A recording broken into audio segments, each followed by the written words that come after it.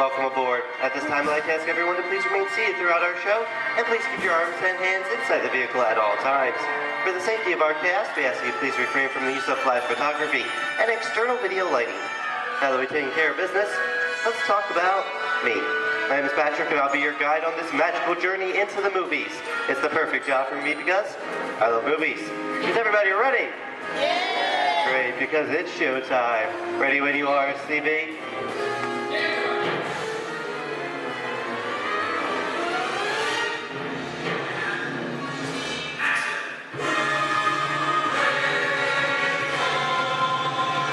And we are rolling.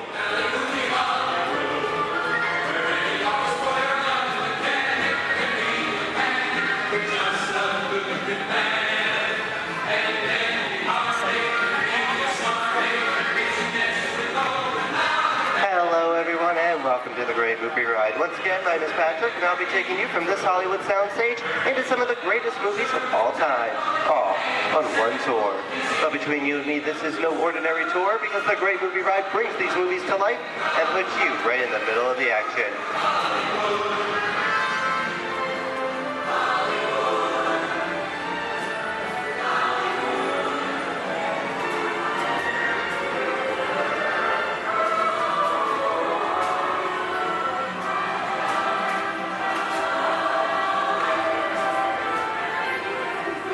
I don't know about you folks, but I just love the great Hollywood musicals of the 1930s.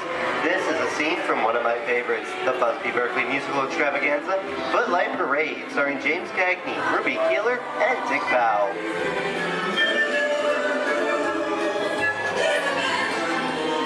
In 1952, Gene Kelly was Singing in the Rain with Debbie Reynolds and Donald O'Connor. Did you know that Gene Kelly co-directed this movie? Who can tell me what movie this is? That's right, it's Walt Disney's Academy Award-winning film from 1964, Mary Poppins, starring Julie Andrews and Dick Van Dyke. Julie Andrews won an Oscar for her portrayal of the nanny, who is practically perfect in every way.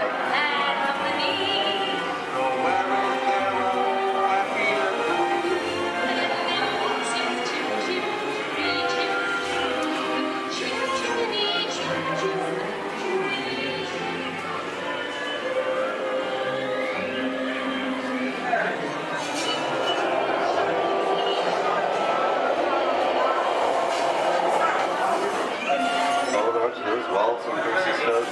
This doesn't look like a very good neighborhood. It looks a lot like the underworld. This seems such classic gangster films as The Public Enemy, starring one of my favorite tough guys, James Cagney. The working title for this movie was Beer and Blood, and in the United Kingdom it was known as Enemies of the Public.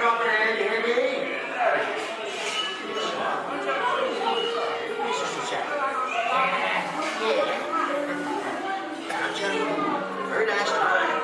Judge comes around, he's going to leave you some beer. We're going to check it. And you're going to kick in with the dog. If you don't, somebody's going to drop by here and kick your teeth out one at a time. With me? I get you.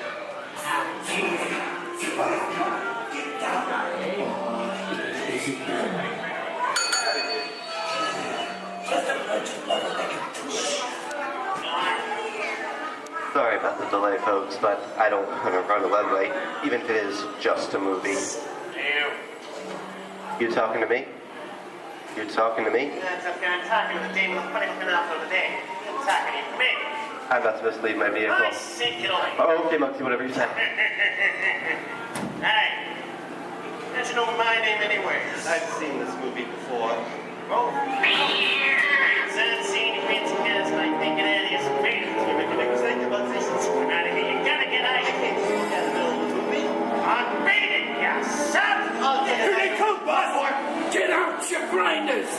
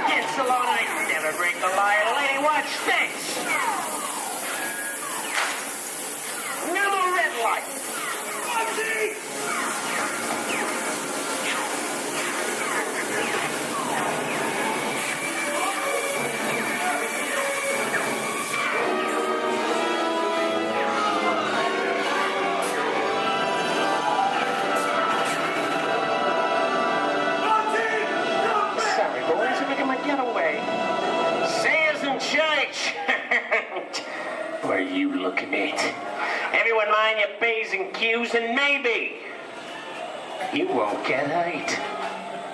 What is this? Jay-Z?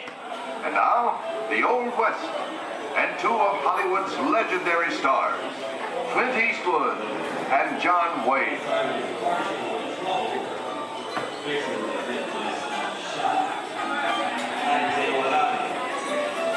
Go right ahead, if that's what you're inclined to do. A long time ago, I made me a rule. Let people do what they want. Sleepy little bird. That's some mighty tough territory you're heading into, Pilgrim. I'd think about turning back if I was you. That is, if you want my opinion. Now the words are clear. It's a perfect time for me to collect up all your valuables. Starting with the jewelry, going on to the cold hard cash. Perhaps work around. Hey! It's the bank robber. Don't let him get I don't like this neighborhood, Kappa! This is nuts. Nuts! Tell us I'm getting out of here. Do it, woman. Get yourself up. Looking at this one. Easy on me. Can't get any worse.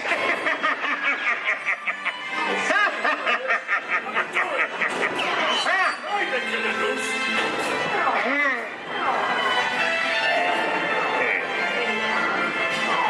Okay. It's twice.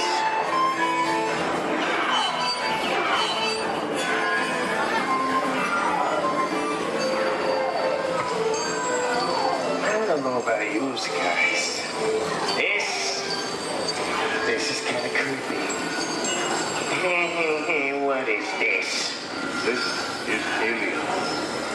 You are with Sigourney Weaver aboard the spaceship Nostromo. Something has gone wrong.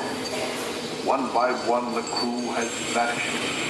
And somewhere in the ship, a terrifying creature waits to claim its name. Well, I ain't no victim. Warning, remain in your vehicle. The area you are entering is extremely dangerous. Proceed with caution.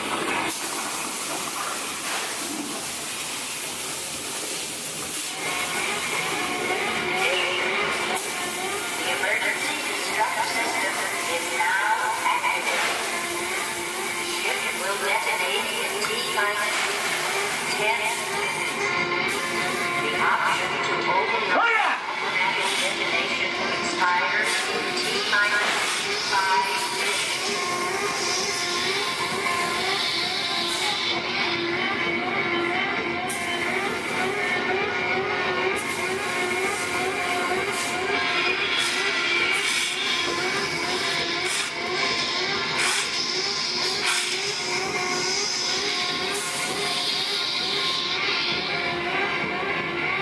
There it is again! Okay, that's enough creepy crawly things for one day, right? Wrong! Here in Raiders of the Lost Ark, amid 1,000 deadly snakes, Indiana Jones unearthed a great treasure. Will Harrison Ford escape with his discovery?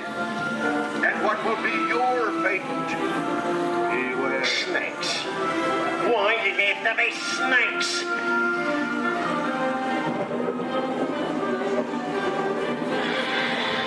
The dust of 3,000 years lies undisturbed in this ancient burial chamber.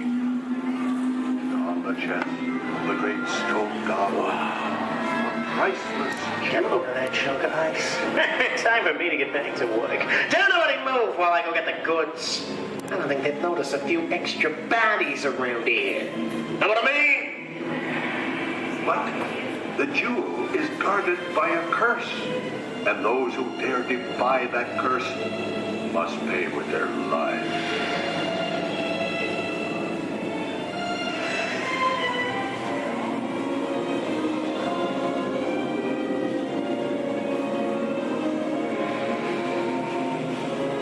Halt, unbeliever. Disturb the treasure of the gods, and you shall all pay with your lives.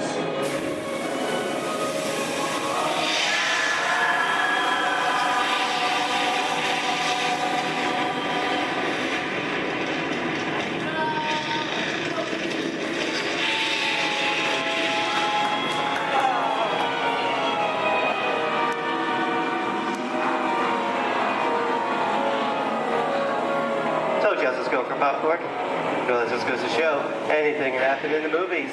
Now, let's get on with the show.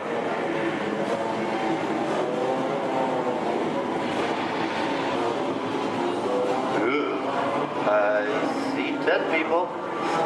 The horror movie is my all-time favorite genre. Some of the best horror films were made back in the 1930s and 40s, but monsters, mutants, and maniacs are still audience favorites and continue to haunt us today. And that's what I call a wrap.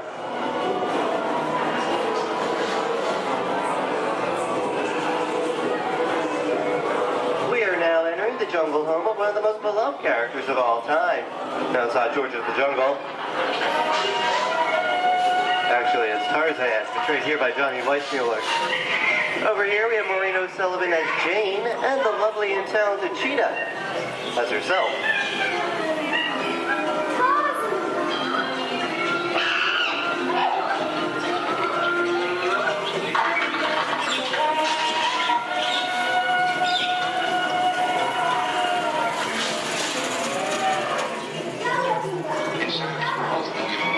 Zoe, I think this is the beginning of a beautiful friendship. Best last line of a movie ever. Humphrey Bogart and Ingrid Bergman in the classic romance, Casablanca. Always have passed. You didn't have me. You lost it until you came to Casablanca. You got it back last night.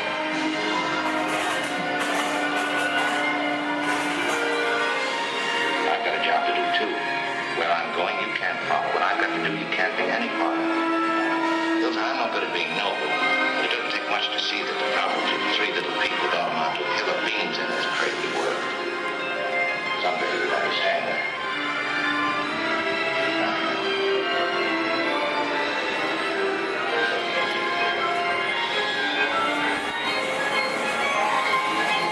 And here's one of my favorite movie stars, Mickey Mouse, in one of his greatest roles, the Sorcerer's Apprentice in Fantasia.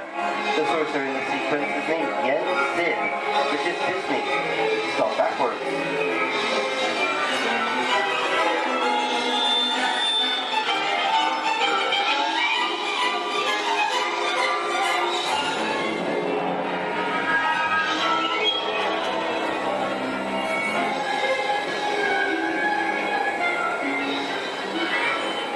Toto, I have a feeling we're not in Kansas anymore. How often do you get to say that? I'd say we are definitely somewhere over the rainbow in one of the most beloved movies of all time.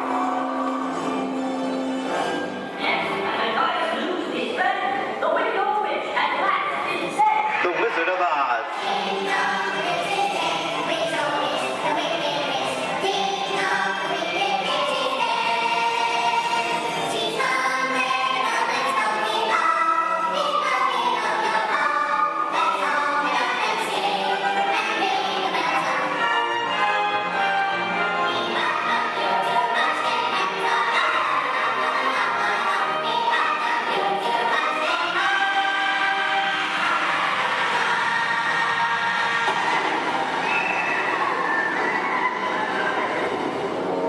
Who killed my sister?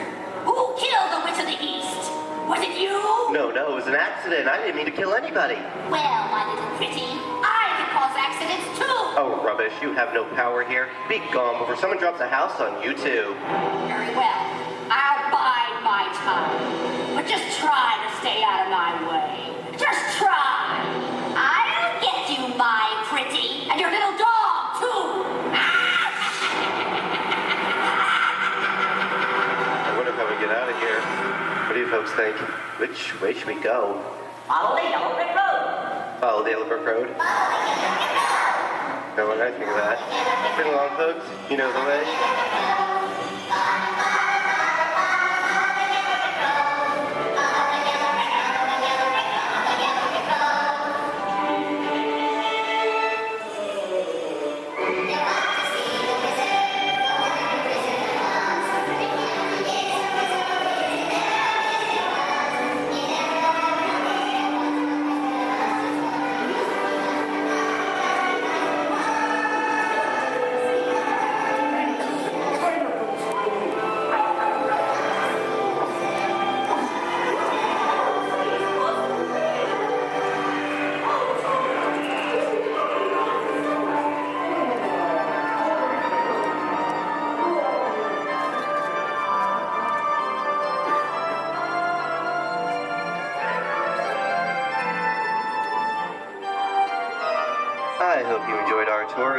great moments at the movies, but we've only scratched the surface of what Hollywood has to offer. There are thousands of great movies out there just waiting for you to discover. And here are just a few of my favorites.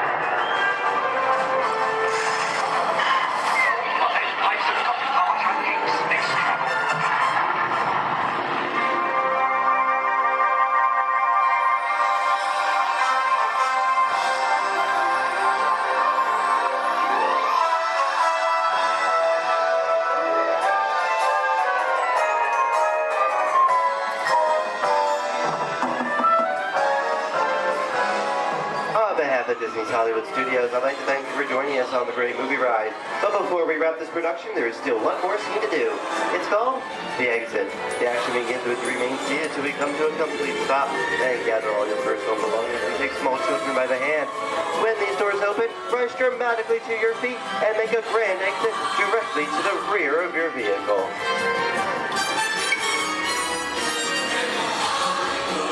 Oh, and one more thing. When I yell action, don't forget the thunderous applause for yours truly. All right, places, everybody, and action! Thank you, thank you. Have a wonderful day here at Disney Hollywood Studios, and we'll see you at the movies. The stuff movies are made of. Goodbye, everyone.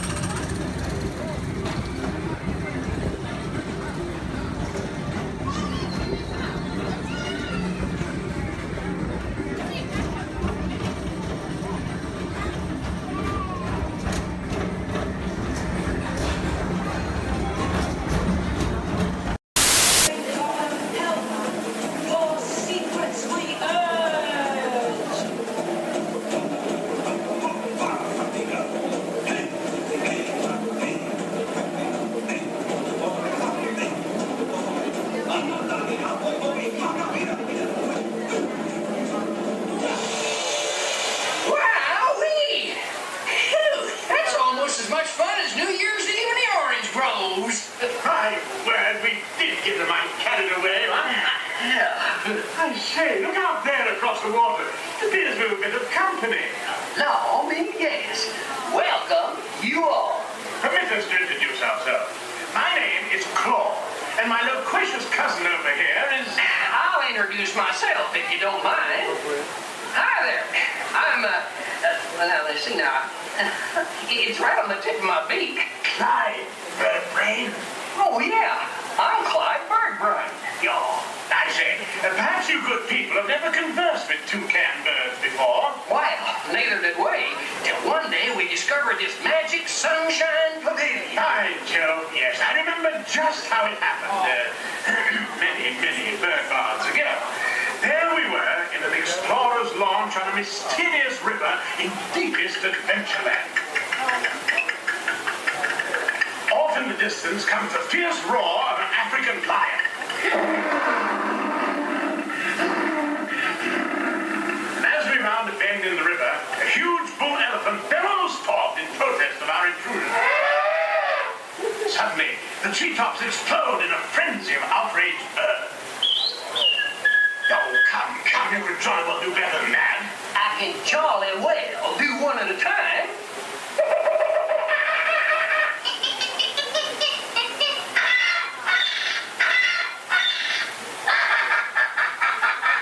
Meanwhile, shifty-eyed crocodiles lurk by the water's edge.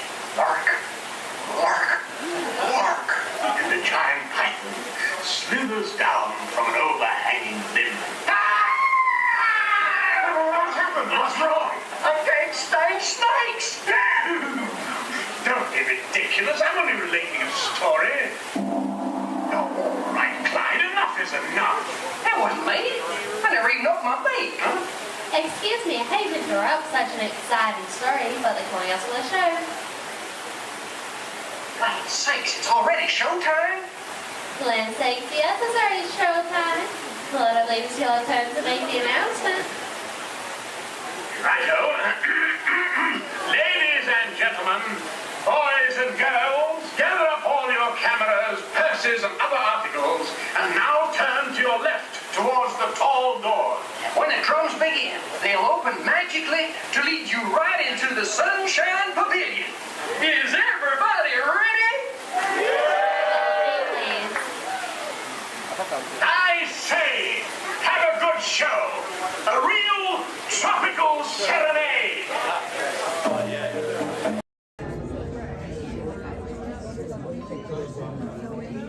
Hello and welcome to Storage. My name is Patrick and I'll be your chief flight attendant today. We'll begin boarding in a few minutes, but first I'd like to acquaint you with some important safety information. When the doors to your flight open, please take a seat and store all carry-on items in the underseat compartment. This includes cameras, purses, hats, and of course, these little beauties. Next, fasten your seatbelts, inserting them into the buckle on your left.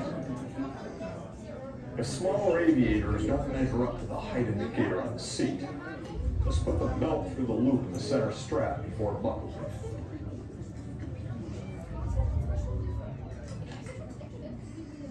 That's where it's about. Soon you will be airborne. So if you or your little aviators have a fear of flying or of heights, you might want to wait for your party to arrive. Okay, let's review. That is seatbelt, carrying items, safety strap, fear of heights, keep your hands and arms inside at all times. Anything else? Yeah. Have a nice flight.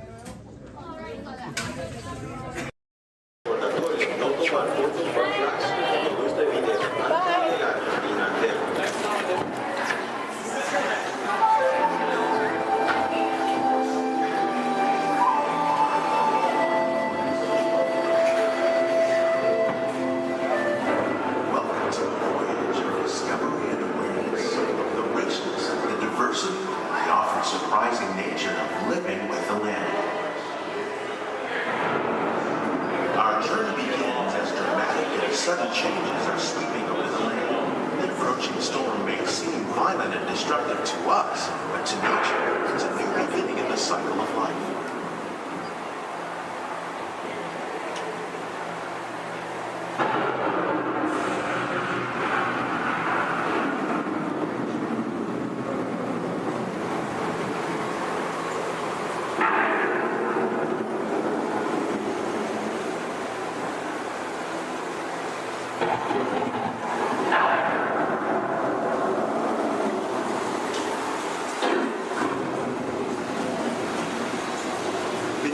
surface of the land, roots trap water from the flowing mud, extracting precious nutrients and minerals.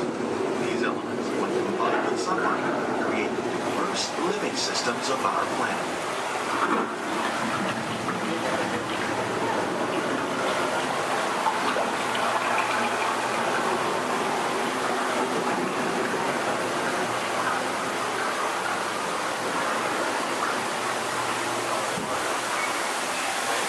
One of those living systems is the rainforest, home to the most amazing concentration of life on our planet.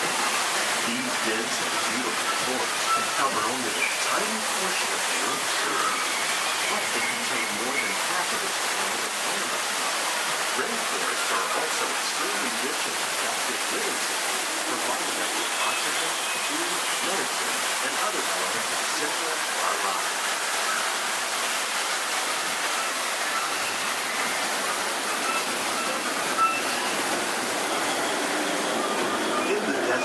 Nature has created a very different, no less beautiful living system. And while this arid landscape may seem lifeless, it is very much alive. The plants and animals that have learned to survive in these harsh conditions make use of what little water they can find and avoid the scorching. The American prairie once appeared as desolate as the desert, but over time, rainwater and nutrients gradually penetrated the hard surface of this land. Even the hooves of the mighty buffalo helped create the rich soil that would one day become home to the American farm.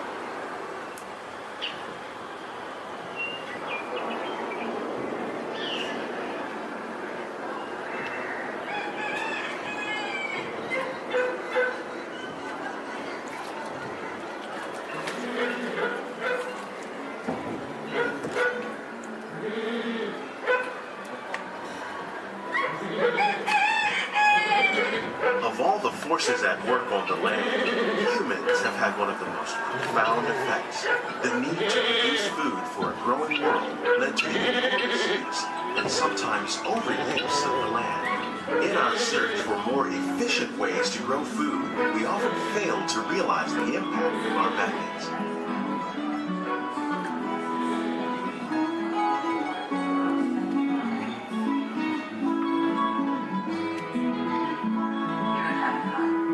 Today, we're learning to live with the land, discovering better ways to grow food that will assure both human and environmental well-being. In Japan, we're learning that by adding composted leaves and other plant material to our soil, we can reduce the need for fertilizers.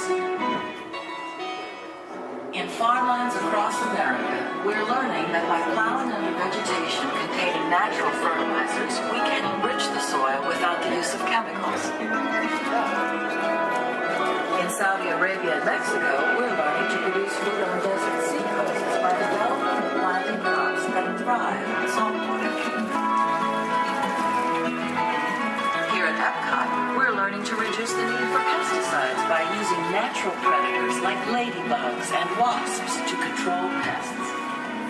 How will we meet tomorrow's growing needs for food production, yet still respect the needs of the land? Some of the answers are being discovered just ahead. To help us maintain these carefully controlled ecosystems, and for your safety, please remain seated in your boat at all times.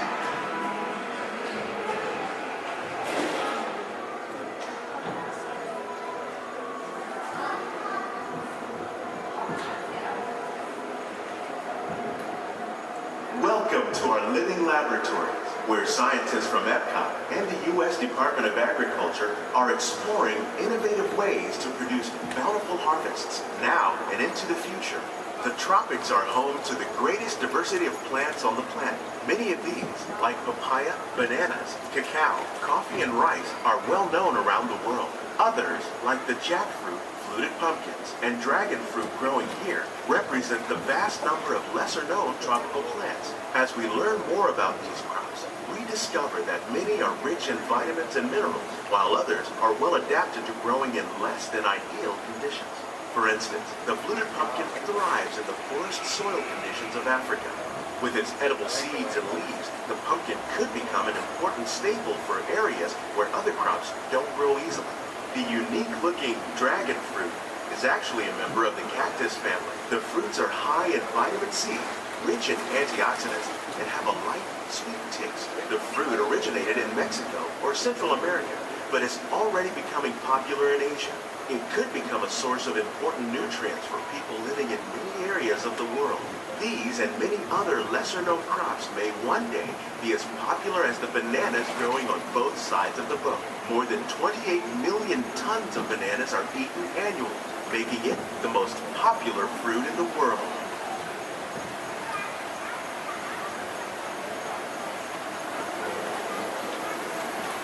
When we mention farming, you probably don't think of fish, but fish farming, or aquaculture, is an innovative way to increase harvests, protect wild fish populations, and produce a healthy crop, like these sturgeon that grow to over 300 pounds.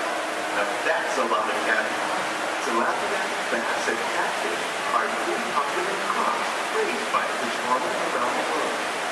Most are grown in open ponds, but innovative recirculation systems like ours conserve water and more than 200 different species of aquatic animals and plants have been successfully farmed.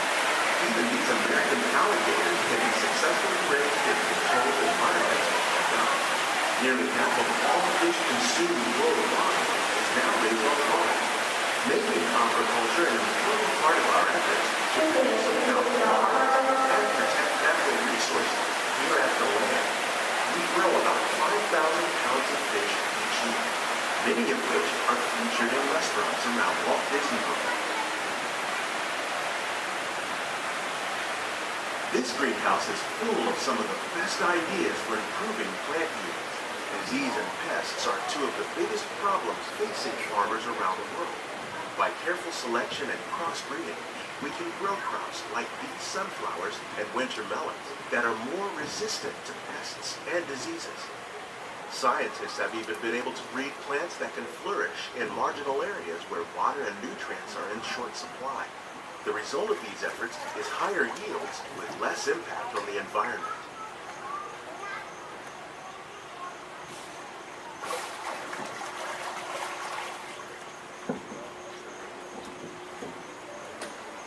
These plants are definitely on their way up. Innovative growing techniques like the ones you see help to increase yields while more efficiently using resources like water, fertilizer, and pesticides. We're growing these nutritious sweet potatoes above ground. This method increases yields, produces larger potatoes, and can be used where rich soil is in short supply. We're growing lettuce using our nutrient film system. This technique precisely controls and recycles water and nutrients. With it, we can produce over 27,000 heads of lettuce a year in this one small area.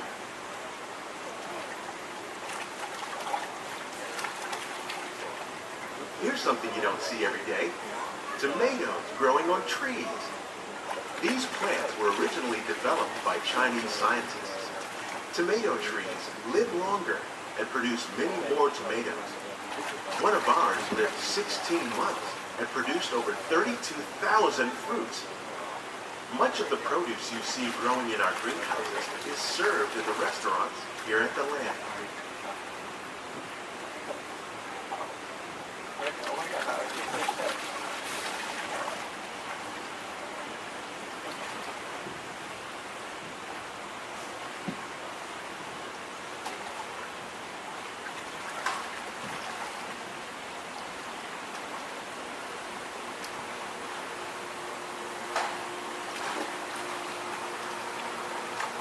The future of agriculture includes some high-flying ideas like the ones you see here.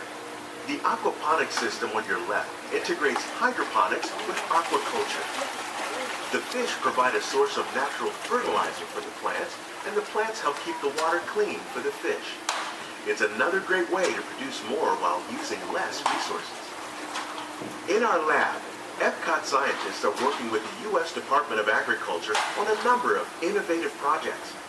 The goal of these efforts is to produce higher yielding and better quality plants.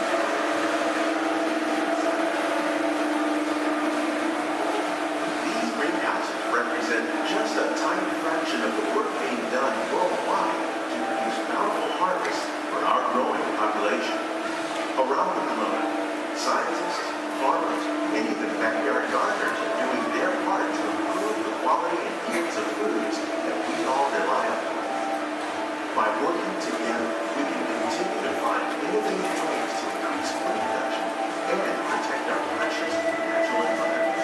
Only then will we truly be living with the land.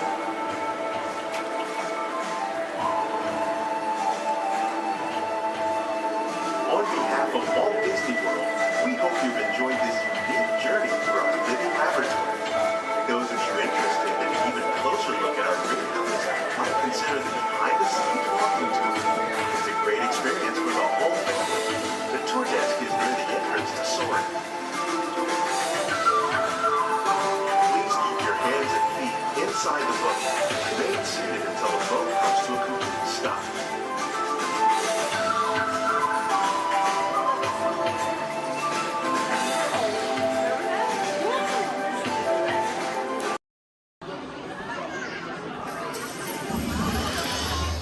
If you have just joined us, greetings, Terrans.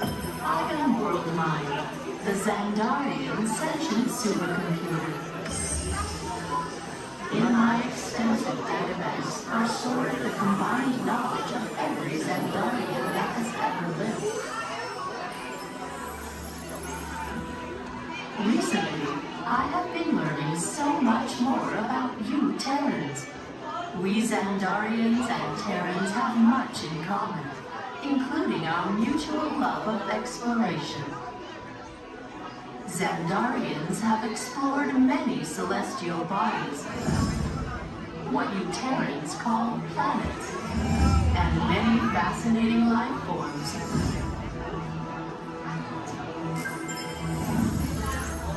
In the past, when you witnessed our homes, you referred to our ships as unidentified flying objects, or UFOs. Peter Quill told me that many of you Terrans still believe that these UFOs are flown by little green dudes with big eyes and small mouths and antennas and whatnot. In your Terran year of 1977, your scientists launched spacecraft on an exploratory mission.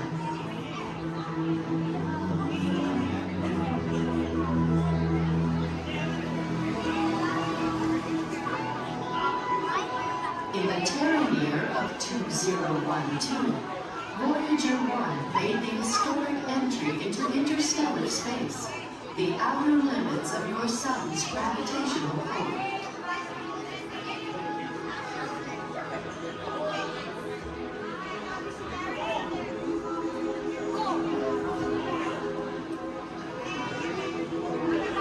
Voyager 2 entered interstellar space 6 years later, and I detect that both are still sending you data about their surroundings.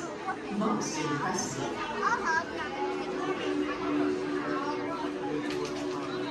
What I find intriguing is that not only are your Voyagers receiving and sending data, they are also serving as ambassadors, carrying greetings from you Terrans to the universe.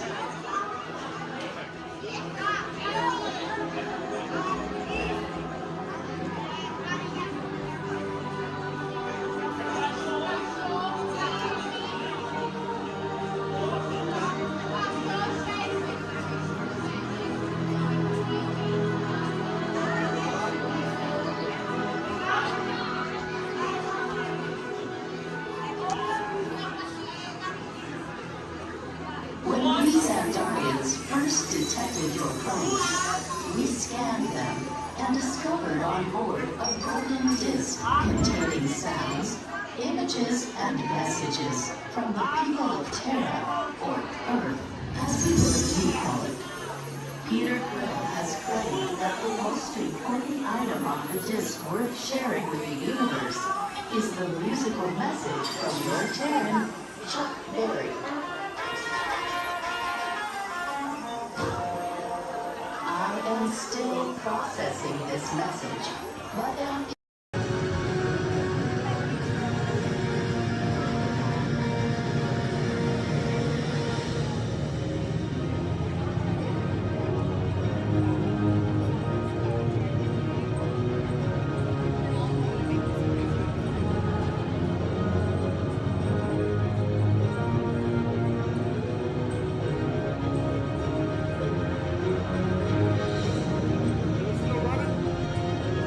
Still running?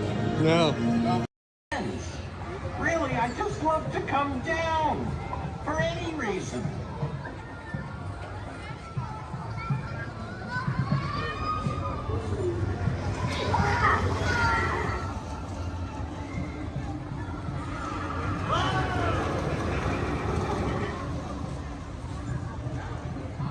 World in the Outer Rim territories. Join the festive Buddha holiday celebration in the streets of Mos Espa. Then head to the arena and cheer for your favorite pilot in the annual Punta Eve Classic. Or set sail on the Doom Sea in a luxurious sail barge. Then rent a land speeder and head over to the colorful outpost of Mos Eisley. No visit is complete without having a drink at Tatooine's infamous Mos Eisley Cantina, where you will never find a more wretched hive of scum and villainy. That's right, a Tatooine vacation has everything under the sun. So call Star Tours and book passage to Tatooine today. Here reports of Troy being bumped and kicked back. I can honestly say that I have not seen a thing. Honestly. As if anything would ever get past me.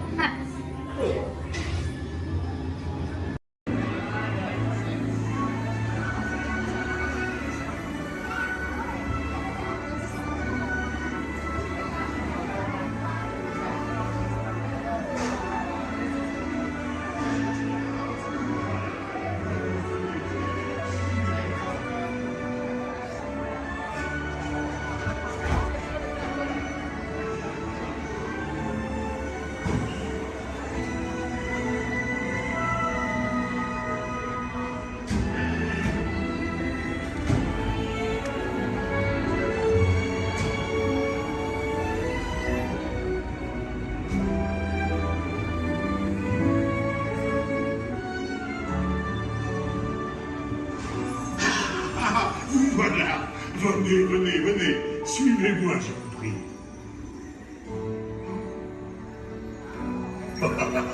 Chef Remy is waiting for you. This way.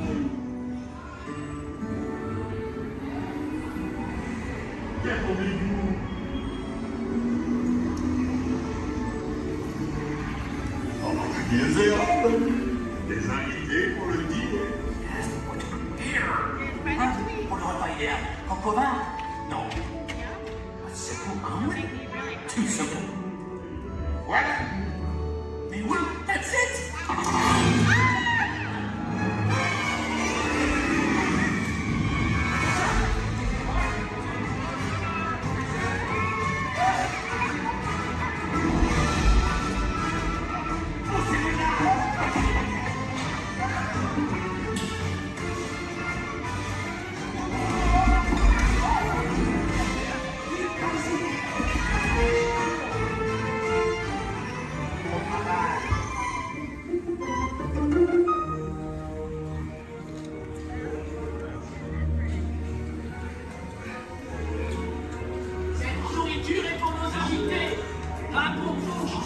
Hey guys, the food is for them, not you.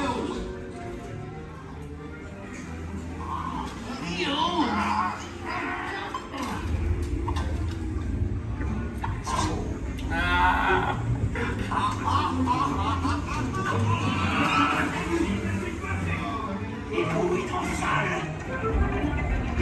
Et oui, what are you doing? Que manigancez-vous? Out of my way.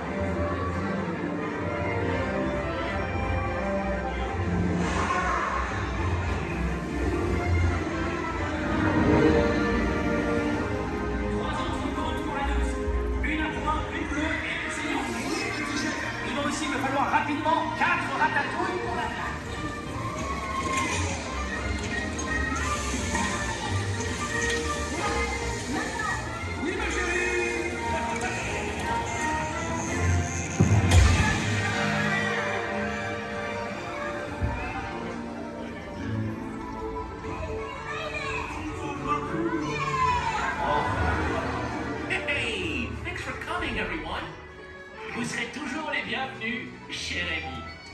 À bientôt et bon appétit. Mino. Au revoir.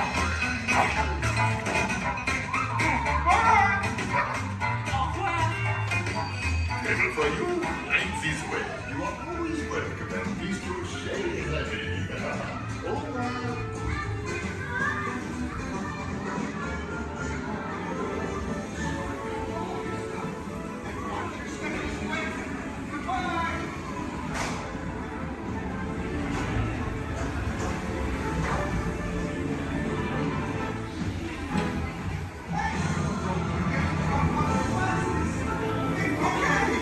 Be sure to grab all your stuff and watch your step as you exit.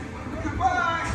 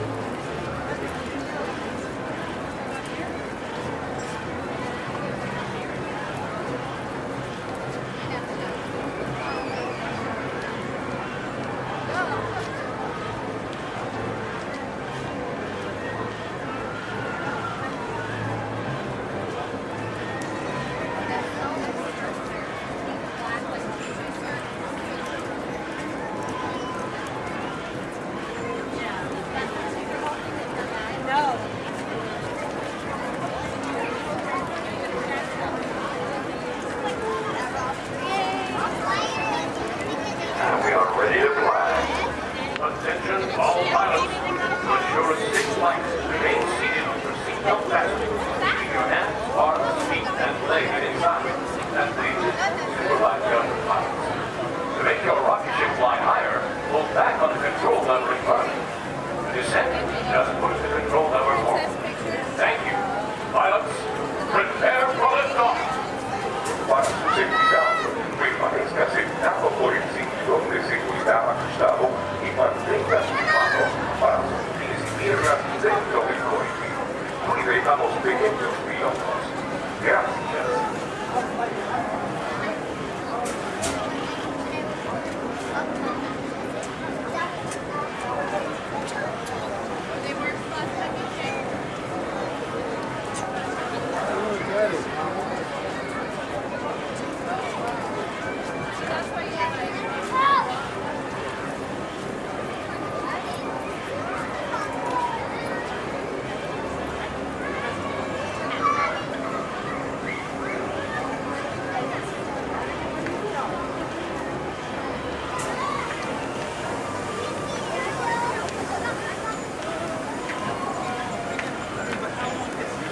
Attention pilots. Rocket ships have initiated landing procedures. Please remain seated until your rocket ship comes to a complete stop. Then follow the arrows to the flight deck. Happy landing.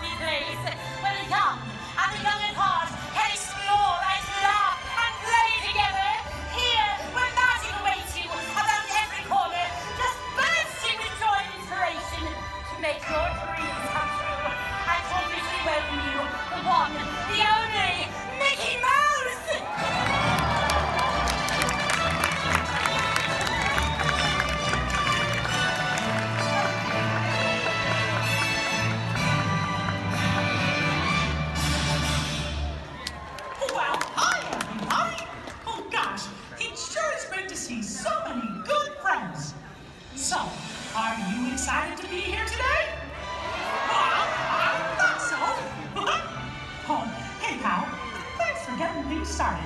And now that we're all together, I've got a surprise for you.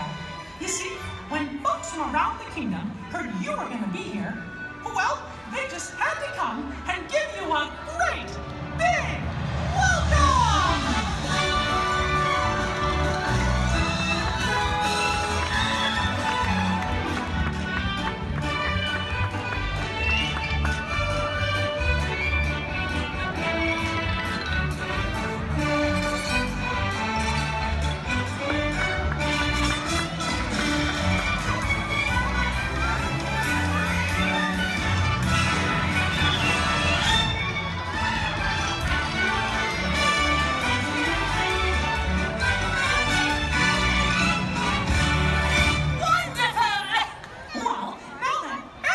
Here, I think it's time to start the day. And that means it's time for just a little bit of magic.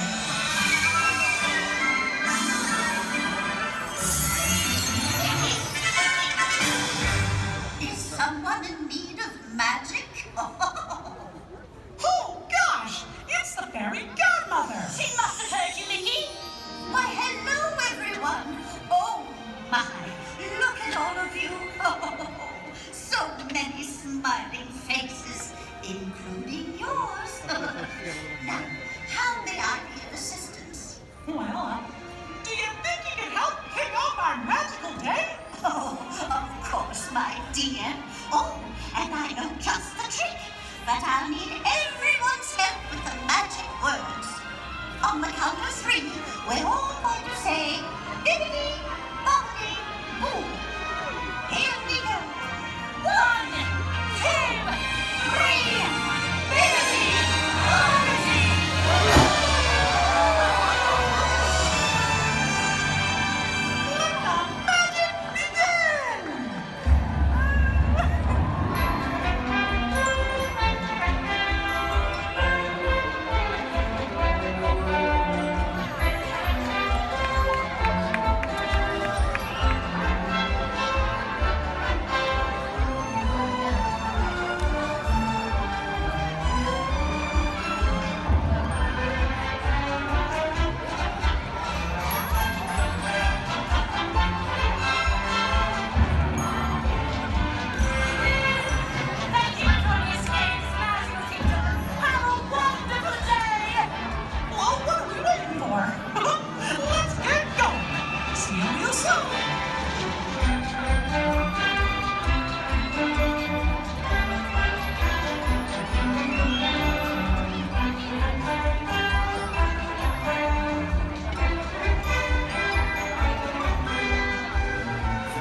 Safety and the safety of those around you, please walk slowly and carefully to your first destination.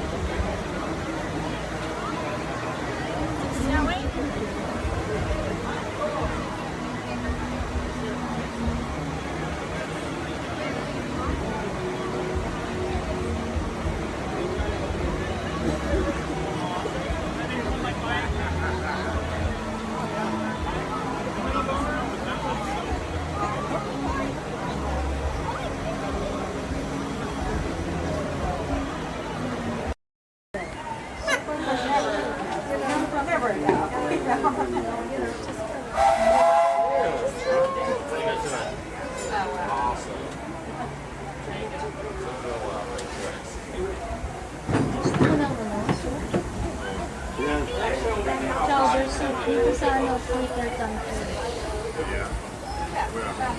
Burgers, chickens, and salad. Barbecue. Hello, folks. Welcome aboard the Disneyland Railroad. We're now embarking on a grand circle tour of the Magic Kingdom, with stops at New Orleans Square, Mickey's Toontown, and Tomorrowland, followed by a visit to the Grand Canyon and Tiny World. We got a lot of traveling ahead of us, so remember, for a safe trip, you need to stay seated, keeping your hands, arms, feet, and legs inside the train. And please, watch your shoulder. Bienvenidos a bordo del Disneyland Railroad. Para su seguridad, permanezca sentado y tenga las manos, brazos, pies y piernas dentro del tren. Y puede escoger. Gracias.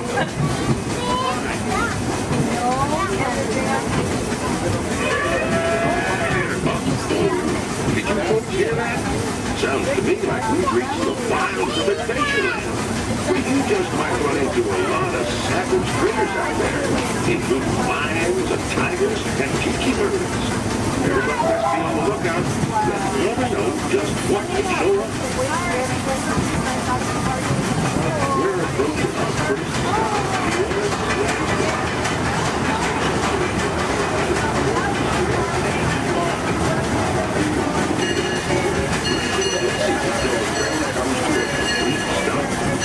Watch your step, don't get lost.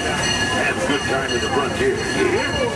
For those of you continuing on with us, we'll be resuming our trip in just a moment. This is New Orleans Square. Take a drink.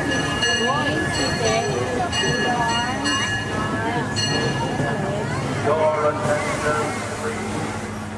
The Disney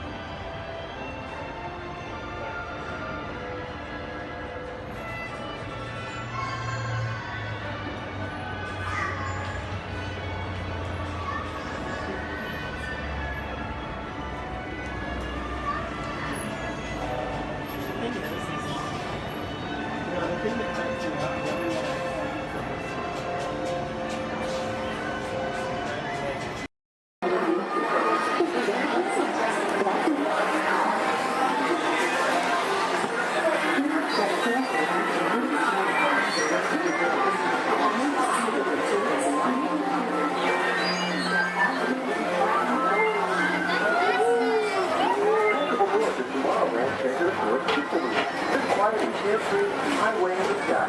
We invite you to sit back, relax, and enjoy your Grand Circle Tour tomorrow. Along the way, you can preview many of the exciting places you want to be sure to enjoy today while visiting this land of tomorrow.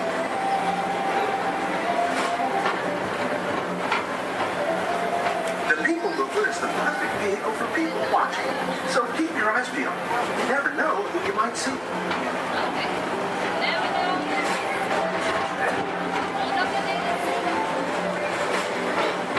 Coming up, Stitch's Great Escape, where you can report your duty as a security agent for the Galactic Federation.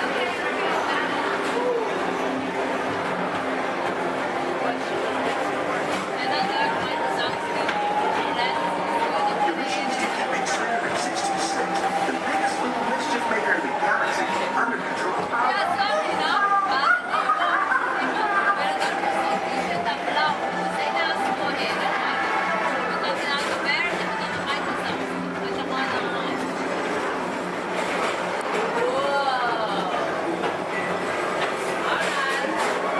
And now, the Tomorrowland Transit Authority proudly presents Progress City, Walt Disney's dream for an experimental prototype community of tomorrow. Progress City was the inspiration for Epcot, and many of its forward-thinking ideas have been realized throughout Walt Disney World.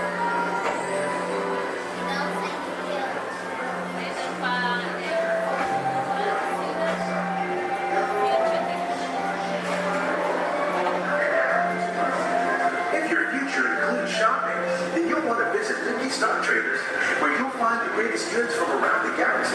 That's right. It's out of this world. Come on.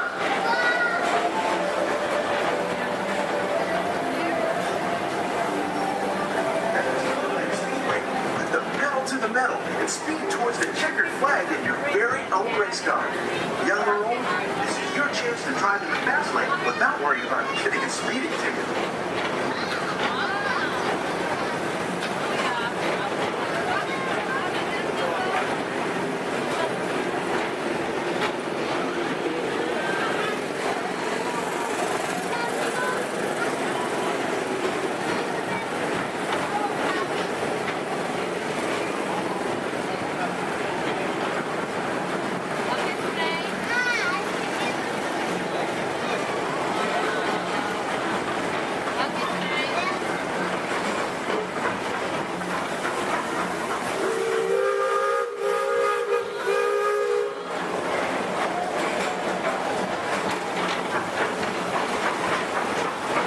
We're now entering one of the real wonders of our world, Space Mountain. Blast off on a high-speed outer space adventure and complete the cosmos.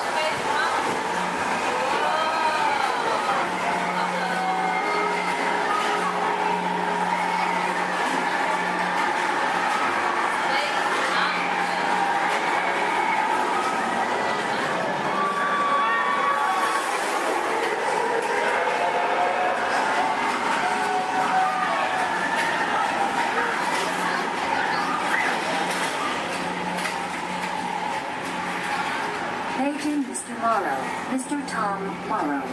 Please contact Mr. Johnson in the control tower to confirm your flight to the moon.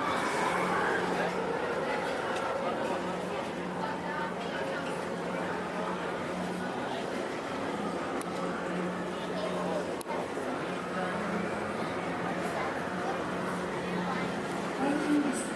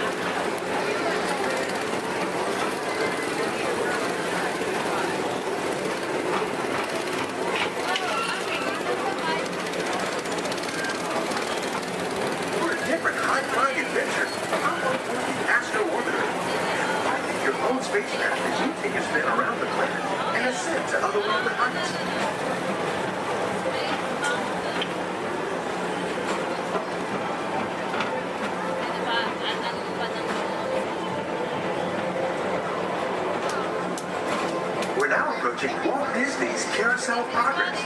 Inside this rotating theater, more families welcome you into their homes of yesterday and today, starting way back at the turn of the 20th century. First presented at the New York Folks Fair, this legendary circular theater celebrates the progress that has made our lives better. It's a perfect reminder that there's always a great, big, beautiful tomorrow shining at the end of every day.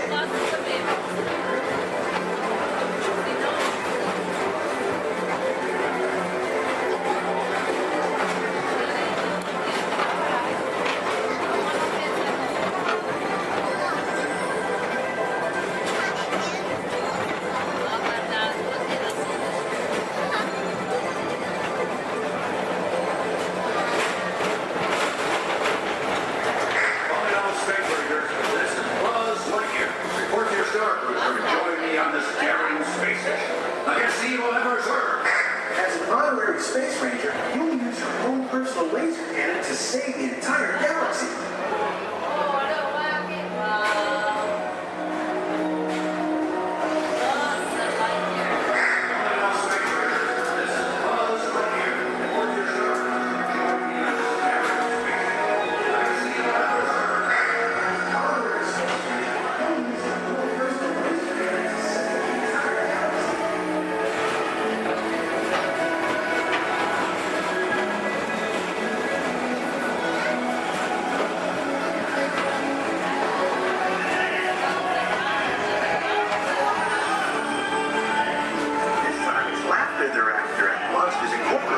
So drop in and join Mike Wazowski and all his pals at Monsters Incorporated platform. Share the fun.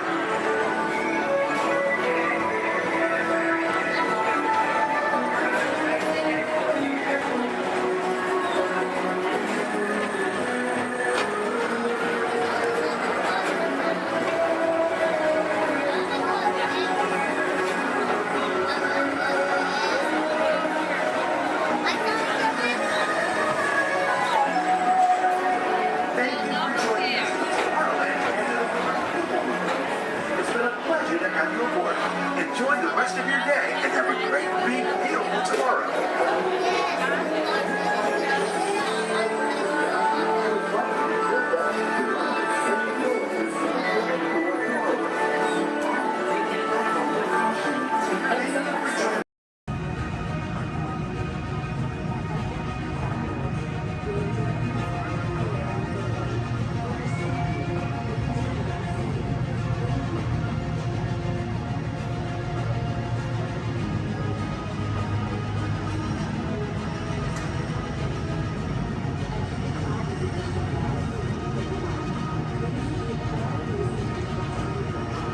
Please remain fully seated.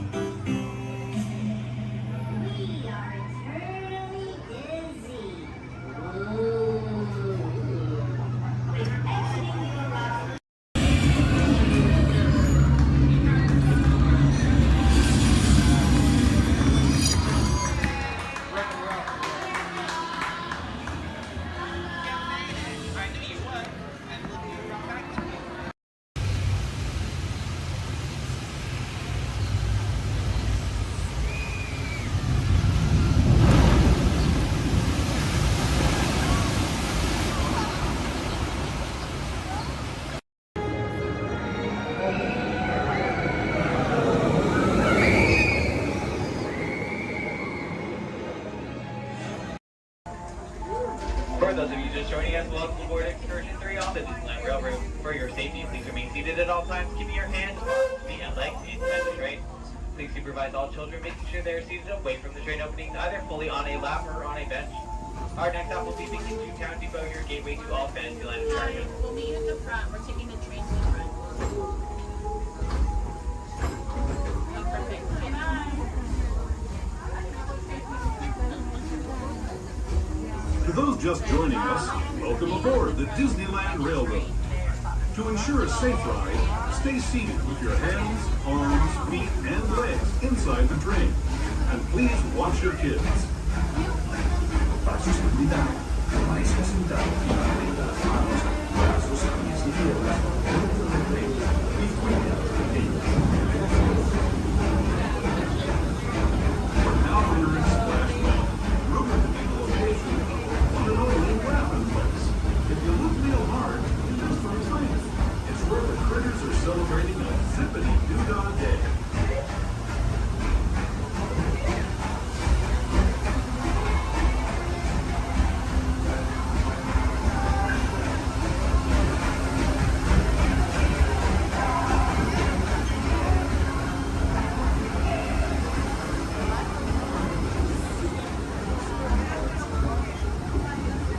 Speaking of critters, this place we're passing over is home to a whole bunch of them.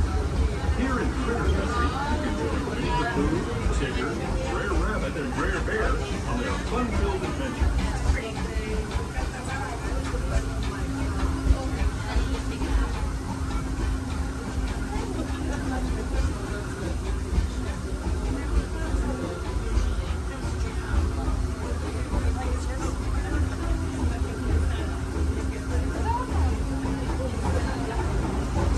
As we steam past Hungry Bear Restaurant, the last outpost in these parts, we're now joining up with the rivers of America and entering the frontier as it looked more than a century and a half ago. This is my favorite part of the journey. Around every bend, there's natural beauty as far as the eye can see.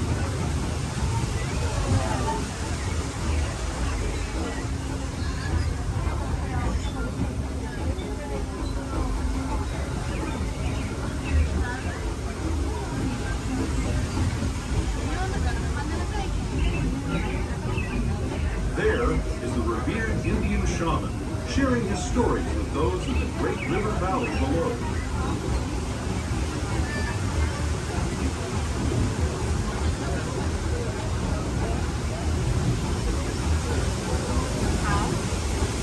People like me have been riding these rails since the 1800s, traveling through nature's wonderland in a matter of days, rather than the months it used to take by mule or stagecoach.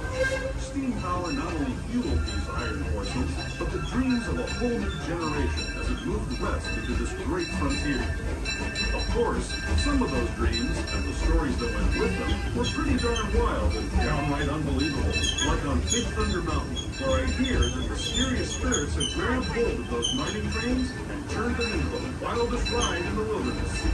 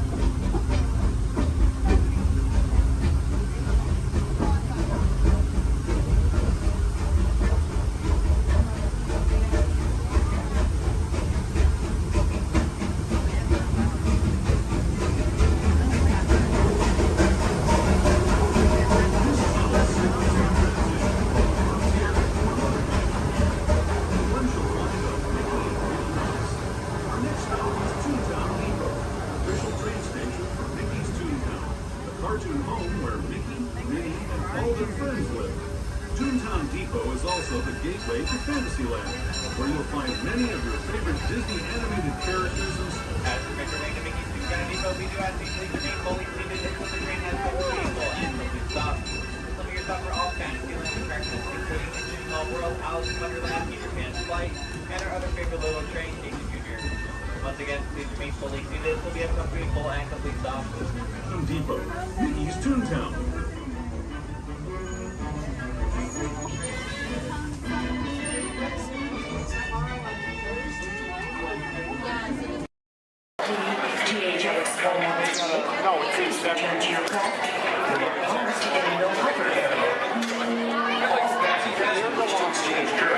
Prior to their departure, are invited to visit the exchange office or in daily or irregular flight hours.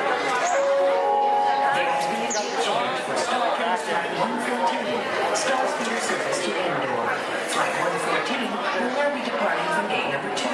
This is a gate change only.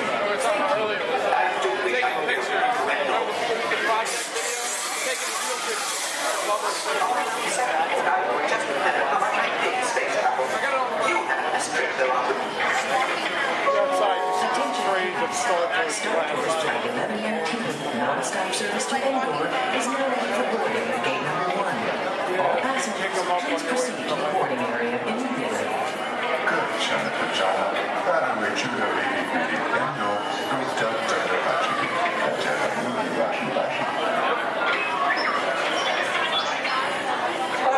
Just walked in. Good day. Get back to work before they deactivate you. Yes, I think they would. And hurry up. They'll be needing this console any moment now.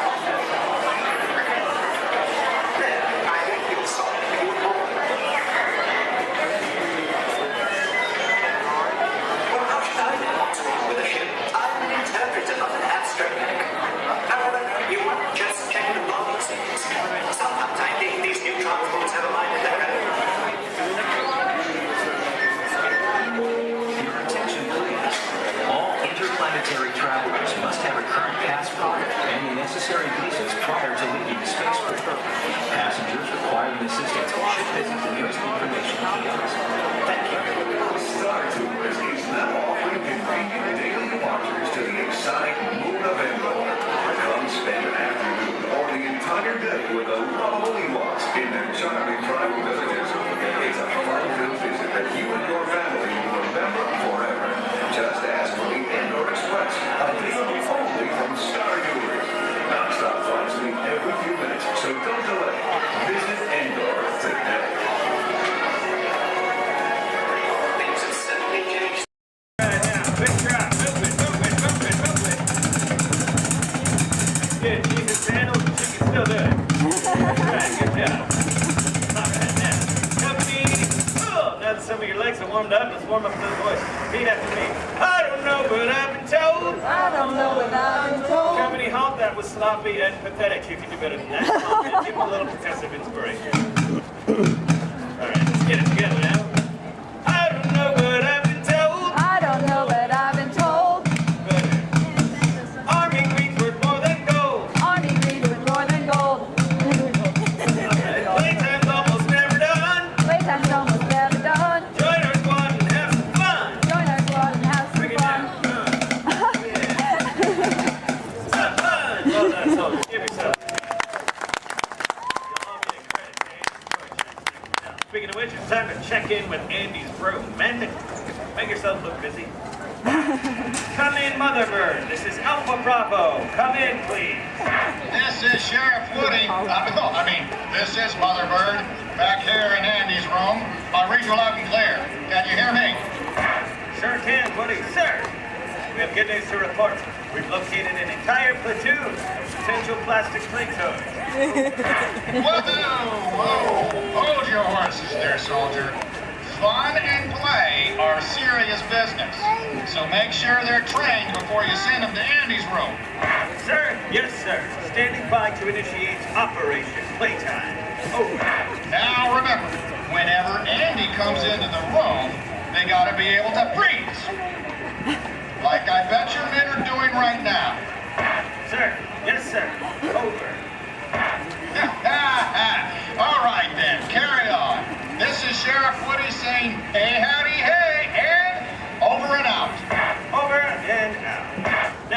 what he just mentioned, becoming a toy requires a very specific set of skills. For instance, you need to be able to freeze whenever Andy, or anyone else for that matter, enters the room. They cannot know our secret toy business. Next, we will commence Operation Freeze, but first, my men will demonstrate. Put your hands together. Come on, Playtime's all about having fun now.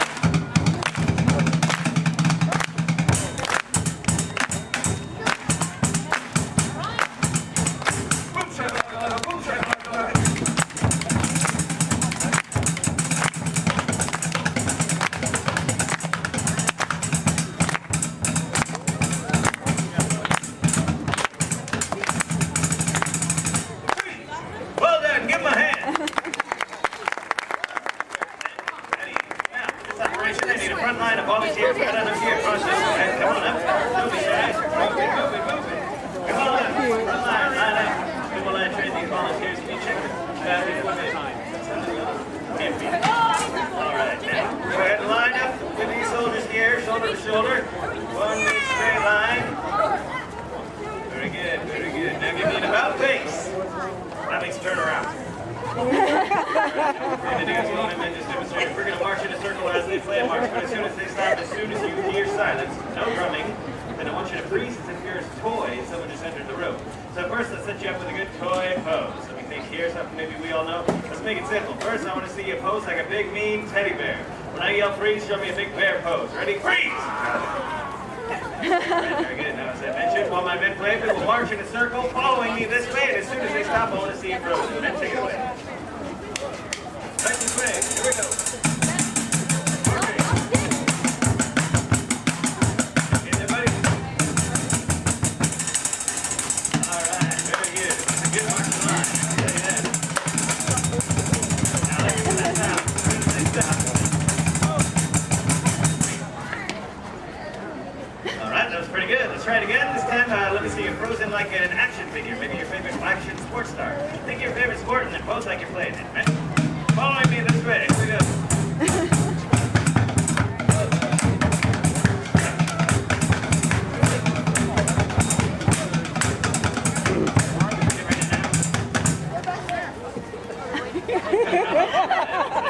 Got some soccer, some baseball, and some freestyle walking. Very nice. I want to see you frozen like a green army man.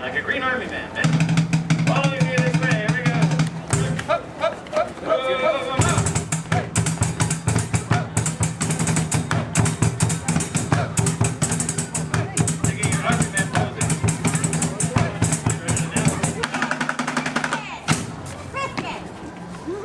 All right, pretty good. Give me a round of applause. Let's stay where you are for our next operation. We call Operation Flip Top. Men prepare. Now, what we're going to do is practice something that is very important to Green Army men and women everywhere, and that is target practice. You must have your aim home at all times. You never know when you're going to need it. So, for Operation Flip Top, you will be presented with a target. This red barrel here is to filled with monkeys. They got out. It's a very sad day.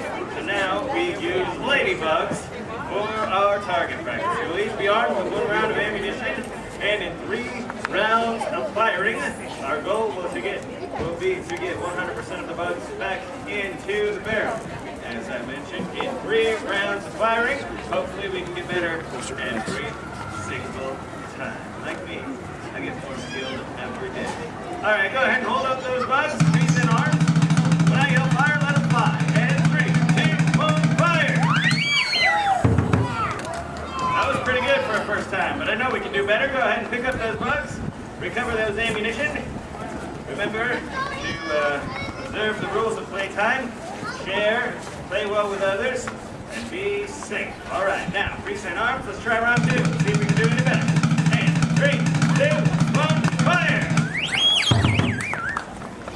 That was a little better that time. We're getting closer to 100%. Let's try the 3rd and final round of firing. As I said, our goal is to get 100% of the bugs into the barrel. I have faith in you.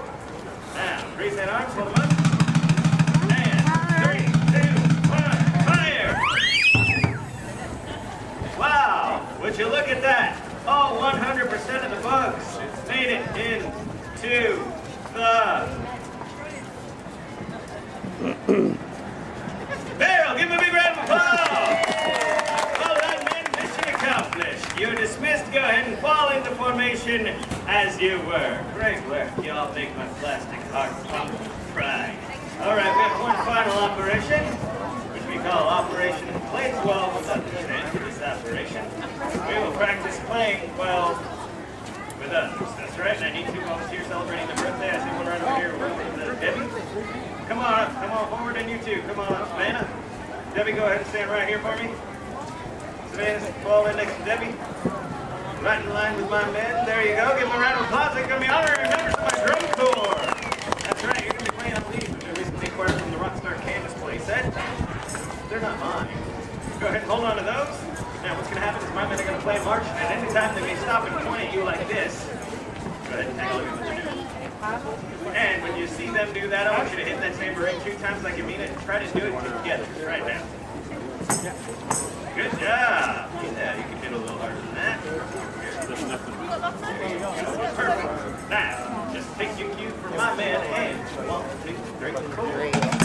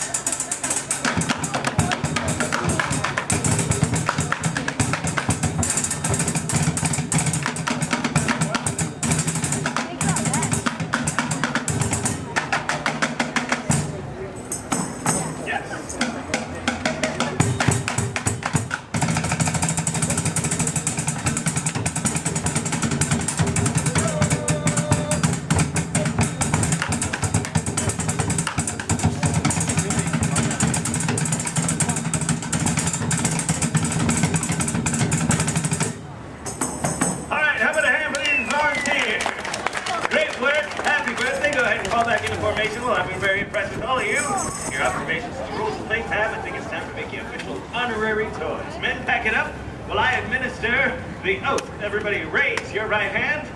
That's in order. And repeat loudly, and I mean loudly, after me. I state your name. You solemnly promise to be a faithful and loyal toy. To follow any and all orders from my superior officers and or my parents. You can thank me later. And above all, my mission is fun. F-U-N. Now give yourselves a big hoopah! Congratulations, soldiers. You're now official honorary toys. Your first official order of duty is to enjoy the rest of your day. Stay out of the sun as much as you can because you are honorary toys. And after all, plastic melts. All right, men, mission accomplished. Let's head back to the toy bin. Great work, everyone.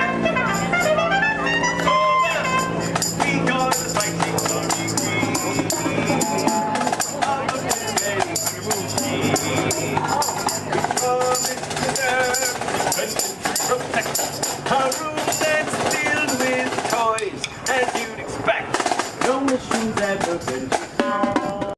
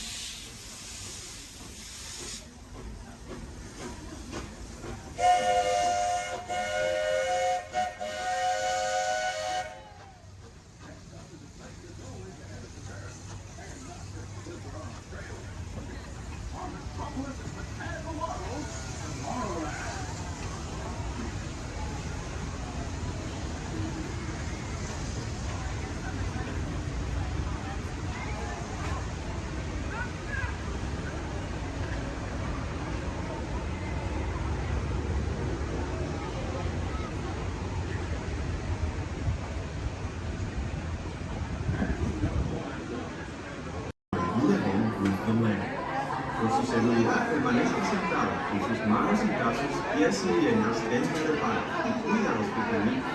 A manera de recordatorio, no tomar fotos con flash y luz de video antes de llegar al nivel.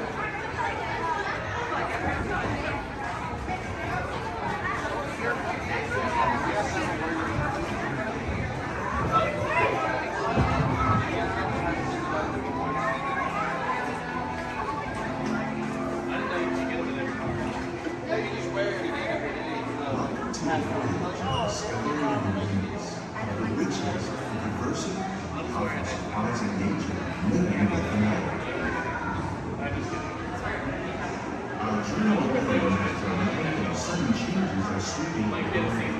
The approaching storm may seem violent and destructive to us, but to nature, it's a new beginning in the cycle of life.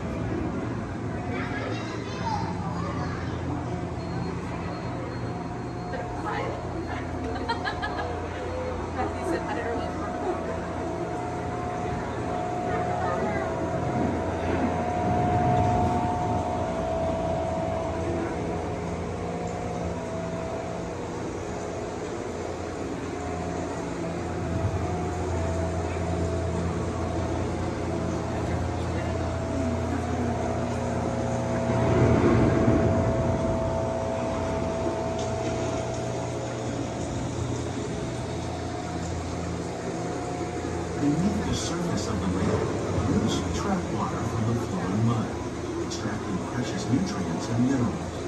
These elements, when combined with sunlight, create the diverse living systems of our planet.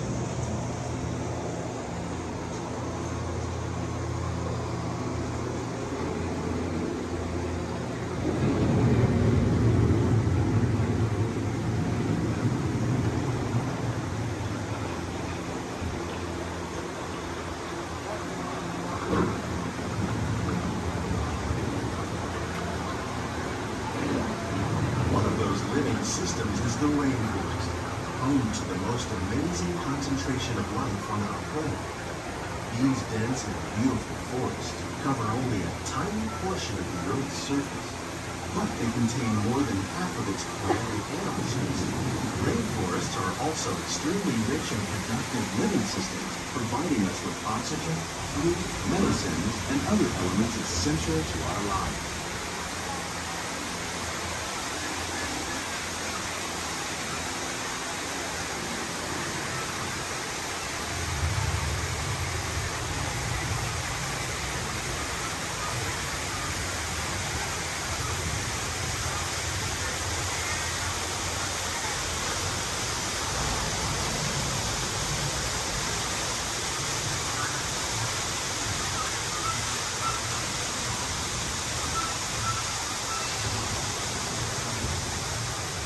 In the desert, nature has created a very different, but no less beautiful living system.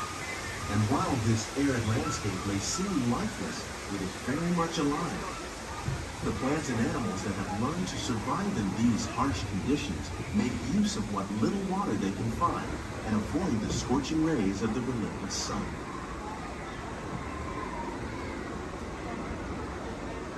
The American prairie once appeared as desolate as the desert. But over time, rainwater and nutrients gradually penetrated the hard surface of this land.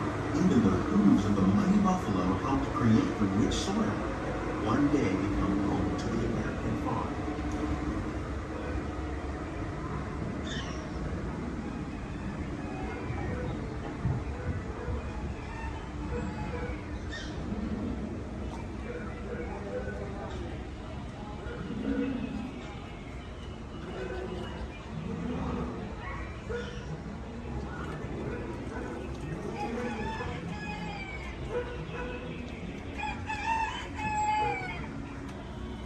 Of all the forces at work on the land, humans have had one of the most profound effects.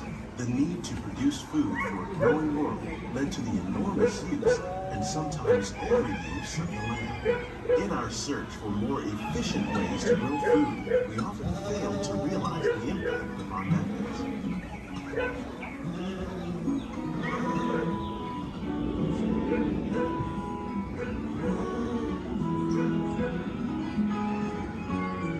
Today, we're learning to live with the land, discovering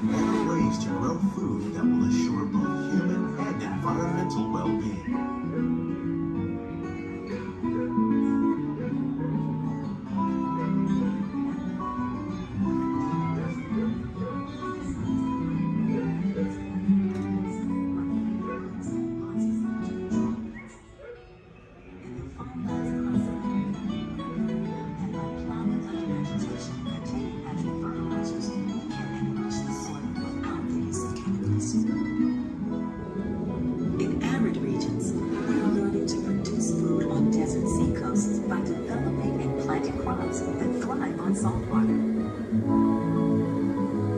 In Japan, we're learning that by mixing leaves and other living materials into our soil, we can make farmland more fertile without the need for chemicals. Here at Epcot, we're learning to reduce the need for chemical pesticides by breeding and using natural predators, like ladybugs and wasps, to control pests. How will we meet tomorrow's growing needs for food production, yet still respect the needs of the land? Some of the answers are being discovered just ahead. To help us maintain these carefully controlled ecosystems, and for your safety, please remain seated in your boat at all times.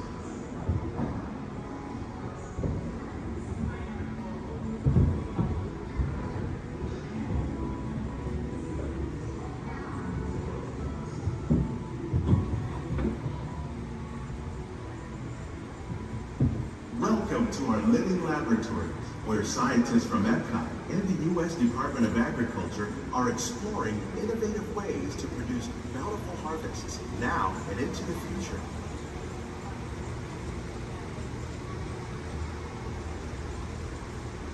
The tropics are home to the greatest diversity of plants on the planet. Many of these, like papaya, bananas, cacao, coffee, and rice, are well known around the world.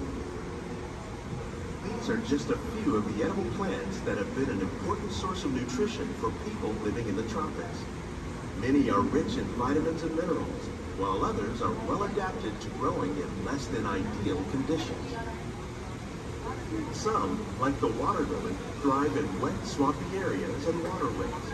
All parts of this plant, even the flower petals, are edible. The starchy root of the plant has long been used to make flour for baking.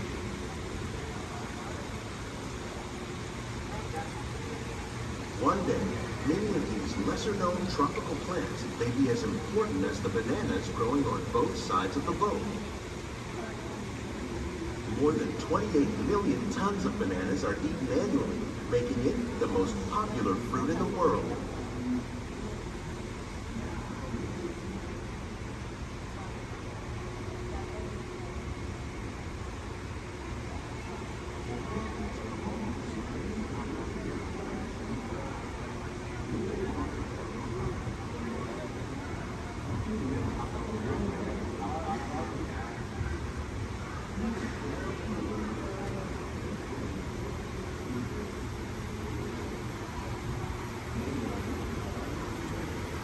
When we mention farming, you probably don't think of fish. But fish farming, or aquaculture, accounts for nearly half of all the seafood consumed globally. Tilapia, bass, and catfish, like the ones you see here, are three of the more popular crops raised by fish farmers. The sustainable system we're using here recycles the water in the tanks. As a result, we're able to save millions of gallons each year. Our small fish farm produces nearly 5,000 pounds of fish each year to serve in restaurants around Walt Disney World. Innovations like this one can play an important role in our efforts to produce bountiful harvests and still protect natural resources.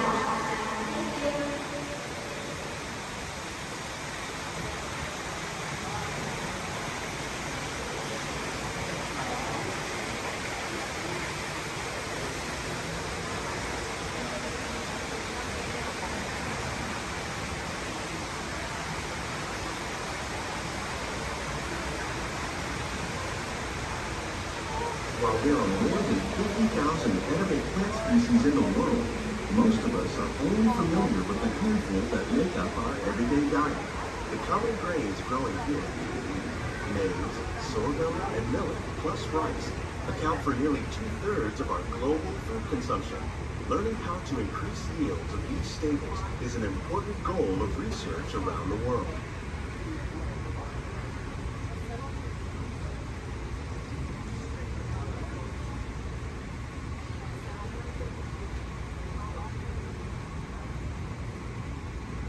These plants are definitely on their way up. Innovative growing techniques like these increase yields while more efficiently using resources like water, fertilizer, and pesticides. Another innovation at work here is our integrated pest management program. By populating our greenhouses with beneficial insects that prey on harmful pests, like aphids and flies, we are significantly reducing our reliance on conventional pesticides. We're growing these crops using our nutrient film system. This technique precisely controls and recycles water and nutrients. With it, we can produce over 27,000 heads of lettuce a year in this one small area.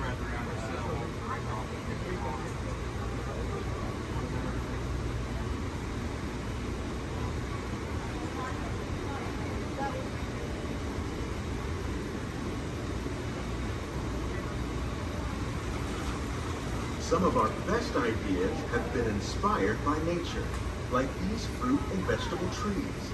By growing these ground plants vertically, we can increase yields and better control diseases. These crops taste as good as they look. In fact, we serve more than 15 tons of produce from our greenhouses in restaurants here at the Land every year.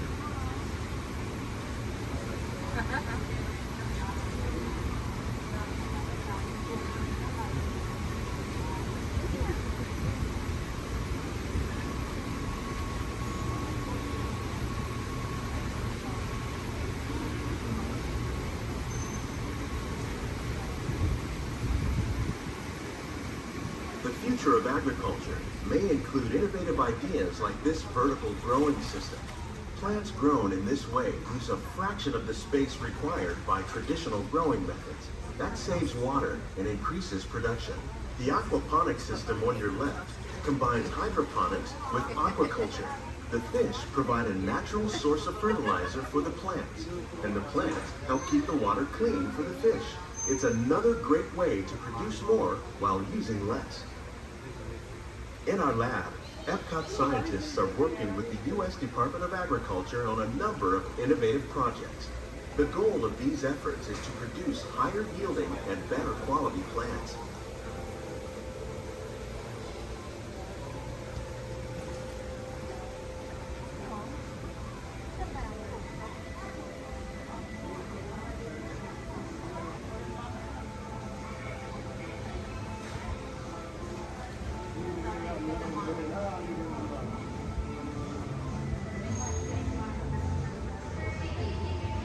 These greenhouses represent just a fraction of the work being done worldwide to produce bountiful harvests for our growing population.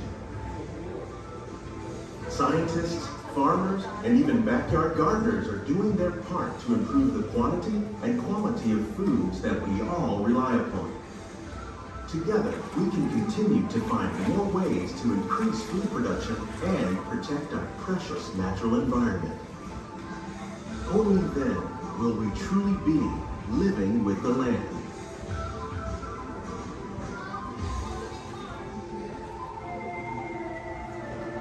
On behalf of Walt Disney World, we hope you've enjoyed this unique journey through our living laboratories. If you'd like a closer look, then check out the Behind the Scenes walking tour. It's a chance for the whole family to get up close and personal with the plants and growing techniques in our laboratory. Please keep your hands and feet inside the boat and remain seated until the boat comes to a complete stop.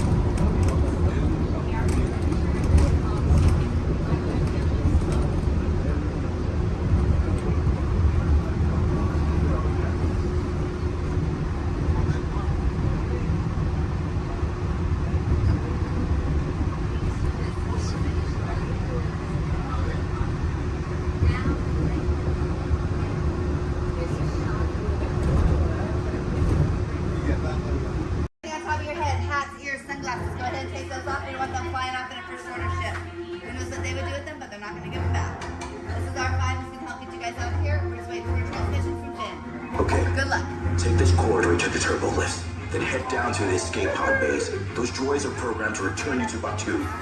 Hurry and don't get caught. Lieutenant Beck will guide you. Recruits, for your safety, stay seated with seatbelts securely fastened. Keep hands, arms, feet, and legs inside the transport and supervise your children. Tell them it's a prisoner transfer. Did it work? Good. Now get a move on. There's a clear path to the turbo lifts at the end of the hallway. Turn right. Probe droid. You're lucky it didn't spot you. Take those turbo lifts and stay out of trouble. Hey, you're not authorized. Wait, go to the prisoner.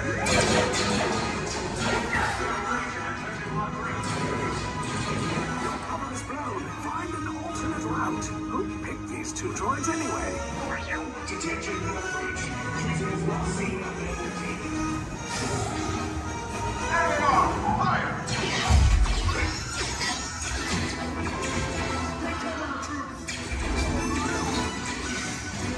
The escape pod just below us. Take out hurry! No, not up! I said down!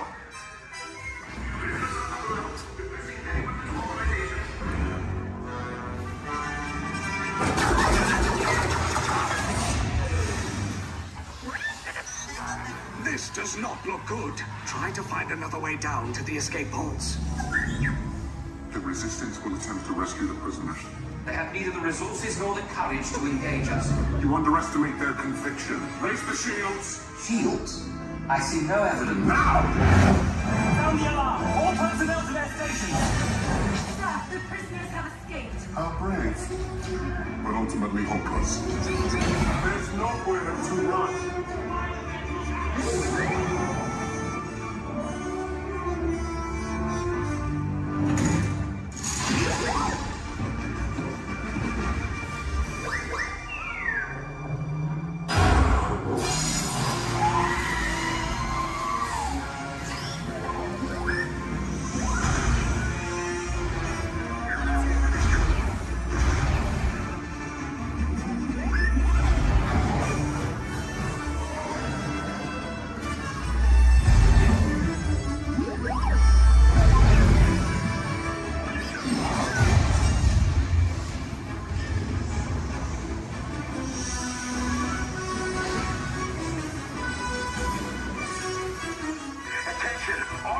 Personnel, abandon ship. I repeat, abandon ship. This destroyer's about. There's no escape.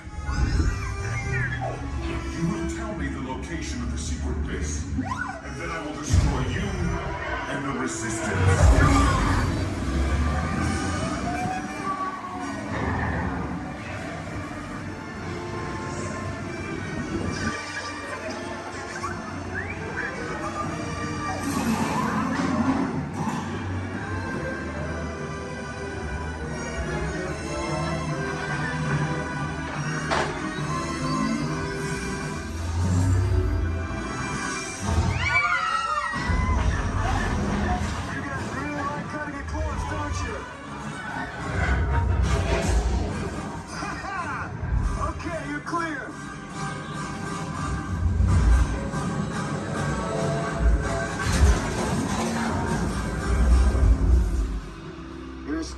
Came in a little off target. Ground crews will meet you outside the wreck. All right, nice job, recruits. Not what you signed on for, but hey, you're Resistance now. I think I have that authority. Right, Beck? Where's the lieutenant? I need eyes on Beck. Line up, scout for his pod beacon. More escape pods down in Sector 4.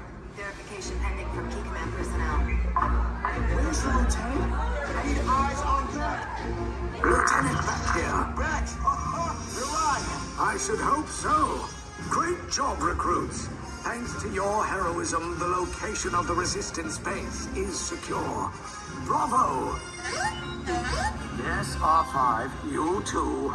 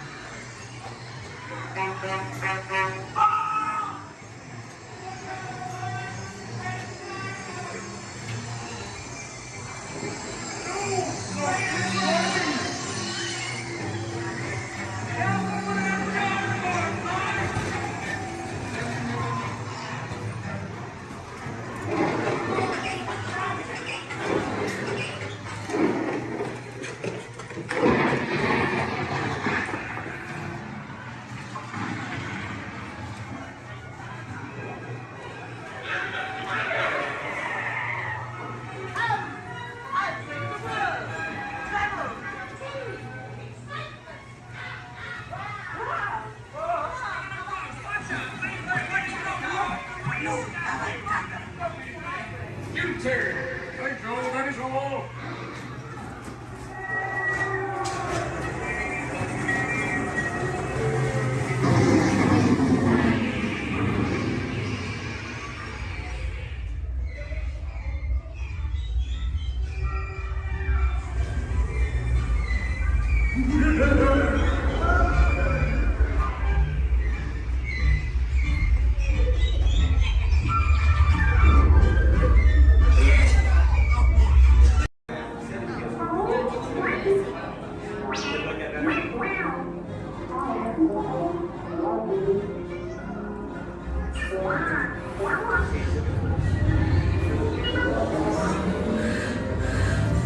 Incoming transmission from Ray.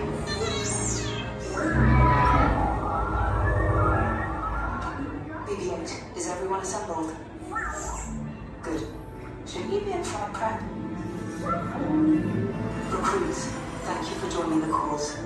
A covert resistance team led by my friend Finn has infiltrated a First-Order Star Destroyer that is now headed to this system. Your outpost on Batu is no longer safe. We have transports waiting to take you to General Organa's secret base on Pucara. I'll regroup with you there. The Resistance desperately needs your help in our fight against Kylo Ren and the First Order. Remember, it is vital that you keep the location of the Pucara base secret. Lieutenant Beck, one of our top commanders, will lead you. Affirmative. Transport is ready. Line up and I shall personally see them delivered. Thank you, Lieutenant. Welcome to the cause. May the Force be with us. Commander Poltan and a squadron of X-Wings shall escort us to the rendezvous point on Pucara. Roger, this is Black Leader. I hear you're a fine-looking group of recruits. Well, no time to waste. Let's get you on your way to the General.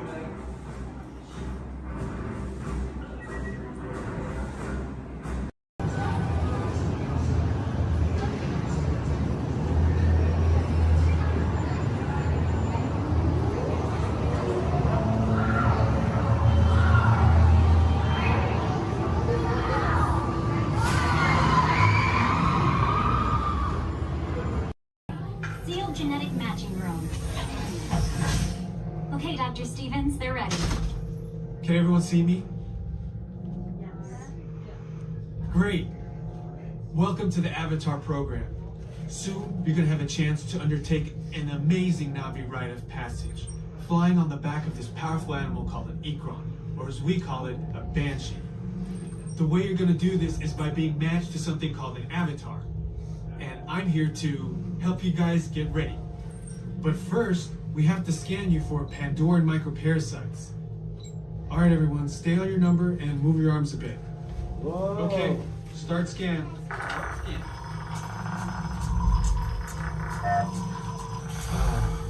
You've all got them. But don't worry, they're very common around these parts. Let's start the decon. Initiating GMR decon. Stand still over your number. You're not going to feel a thing. You're doing great. Almost done here. You're all clear. Great. Now let's go over how all this works. Like I said before, you're going to be matched to these things called avatars, which look a lot like the Na'vi. They're created by blending human DNA and Na'vi DNA. Once we match you to an avatar, thanks to a special link chair, your mind will be able to control that avatar. Using avatars to fly this way was all figured out by my boss, Dr. Jackie Ogden. She leads our science team, which is part of the Pandora Conservation Initiative, and we're here in the Valley of Moara studying banshees and their environment. Over a generation ago, this enormous company called the RDA created a lot of damage to the area through their bad mining practices and conflicts with the Na'vi. Just like on Earth, it can take decades for ecosystems to recover. Okay, to get you flying on a Banshee, we need to find each of you an avatar. Let's prep the genetic sampling. I'm on it. Okay, first we need to find the compatible match of your genetic material with the genetic material of one of the avatar bodies that we already have. Once we do that, you'll be able to link to that avatar and fly. Help us out and move around a bit. Almost. Yes, got him. Now, let's find you your avatar matches.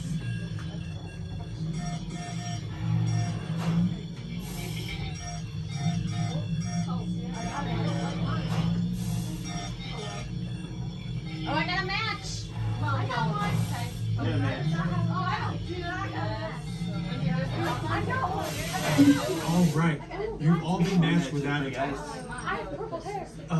Looks like they're ready for you in the next room. When the door opens, please go inside, all the way in, and stand over the same number that you're standing over now. And I'll see you in there.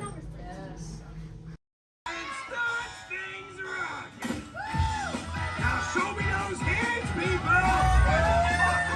You got clearance, let's roll!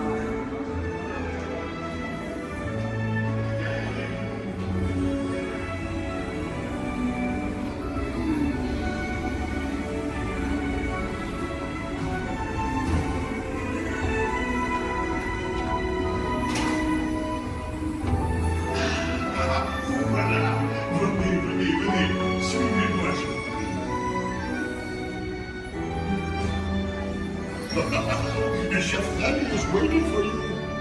This way. Qu'attendez-vous?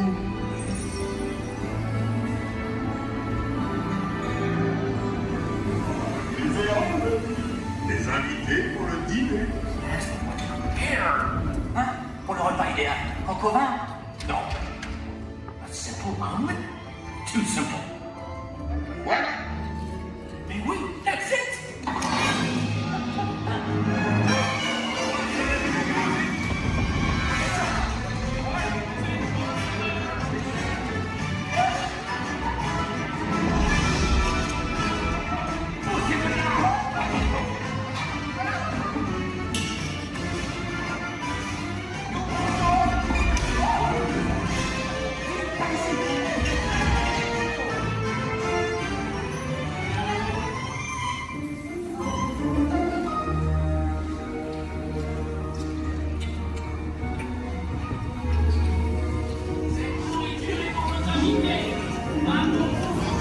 Hey guys, the food is for them, not you.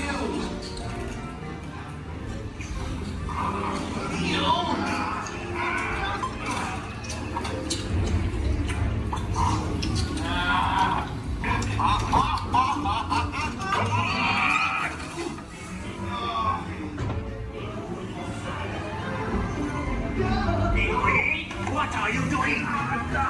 Que manigancez-vous? Out of my way!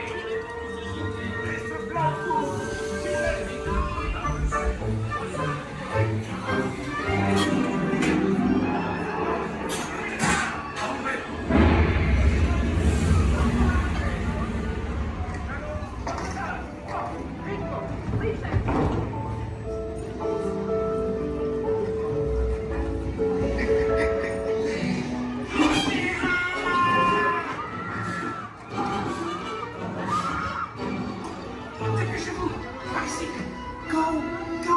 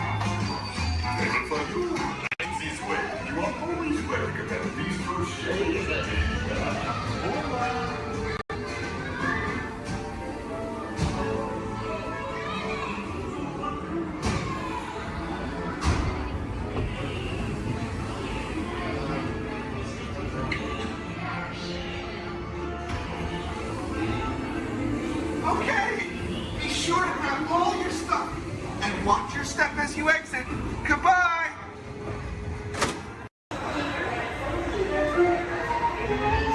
Edna, keep your eye on Jack Jack. No problem, darling. And the baby is gone. Edna? Dash, go get him. Edna, get going. Hold on. 5, 4, 3, 2, 1, go!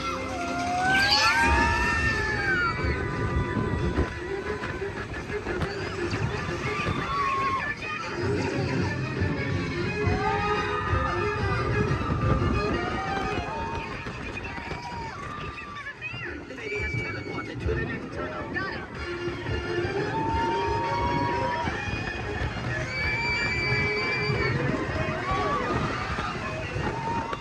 Hey, sweetie, come to mommy. No, don't go, Cody. Oh, Jack,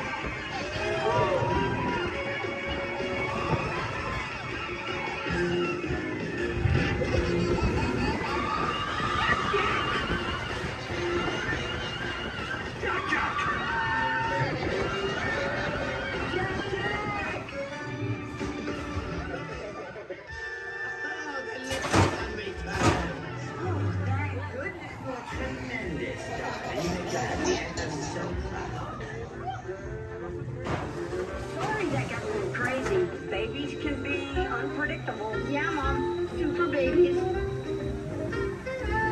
Please remain seated until the coaster comes to a complete stop. Remember to gather your belongings. Your little brother. And safely exit your vehicle. Have an incredible day.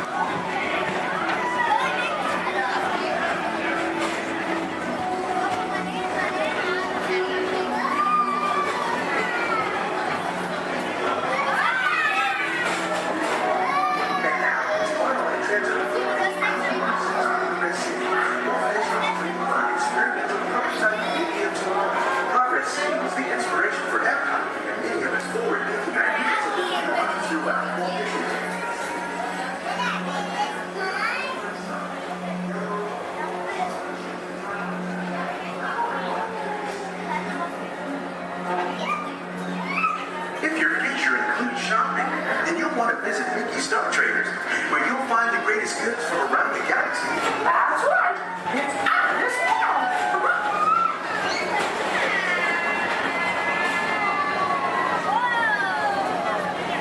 At the Disneyland Speedway, put the pedal to the metal and speed towards the checkered flag in your very own race car.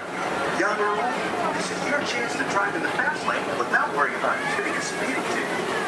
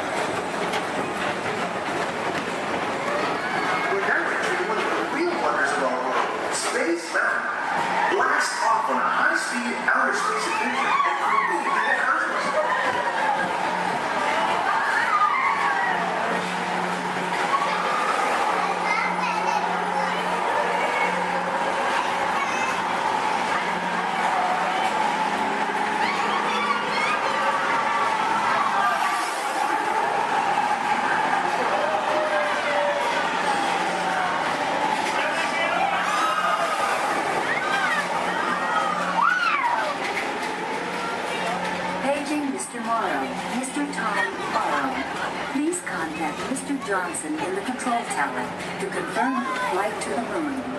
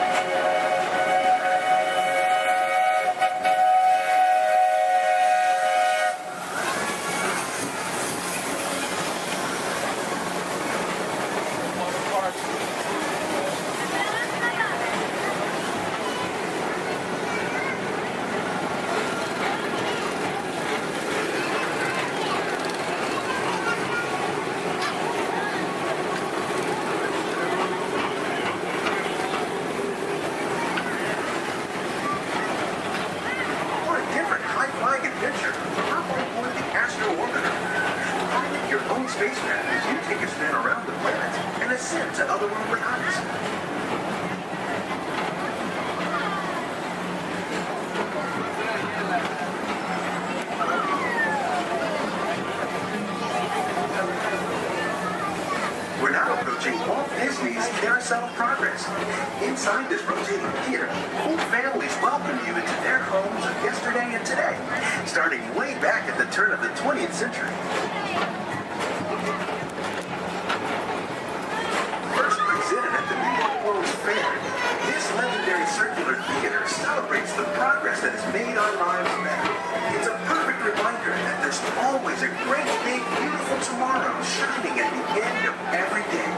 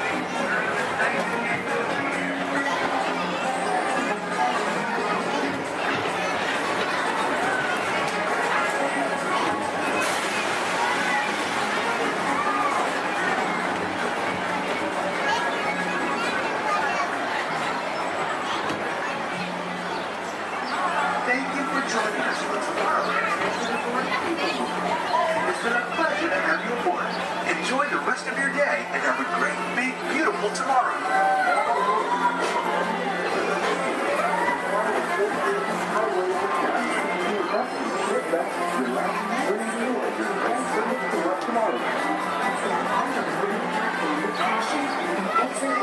Away from the car.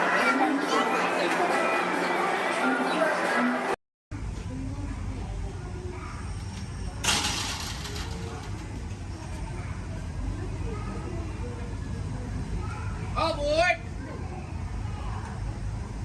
For those of you just joining us, welcome aboard Excursion 3 on the Disneyland Railroad. For your safety, please remain seated at all times, keeping your hands, arms, feet, and legs inside the train. Please supervise all children, making sure they are seated away from the train openings, either fully on a lap or on a bench. Our next stop will be Main Street, but before that, we will travel into the tunnel ahead and journey through the Grand Canyon and Primeval World. While you are more than welcome to take as many photos and videos as you'd like, we do ask that you please turn off all flash photography, video lighting, lighted toys, and accessories, including any lightsabers, light up ears, bubble wands, buildings, and many more.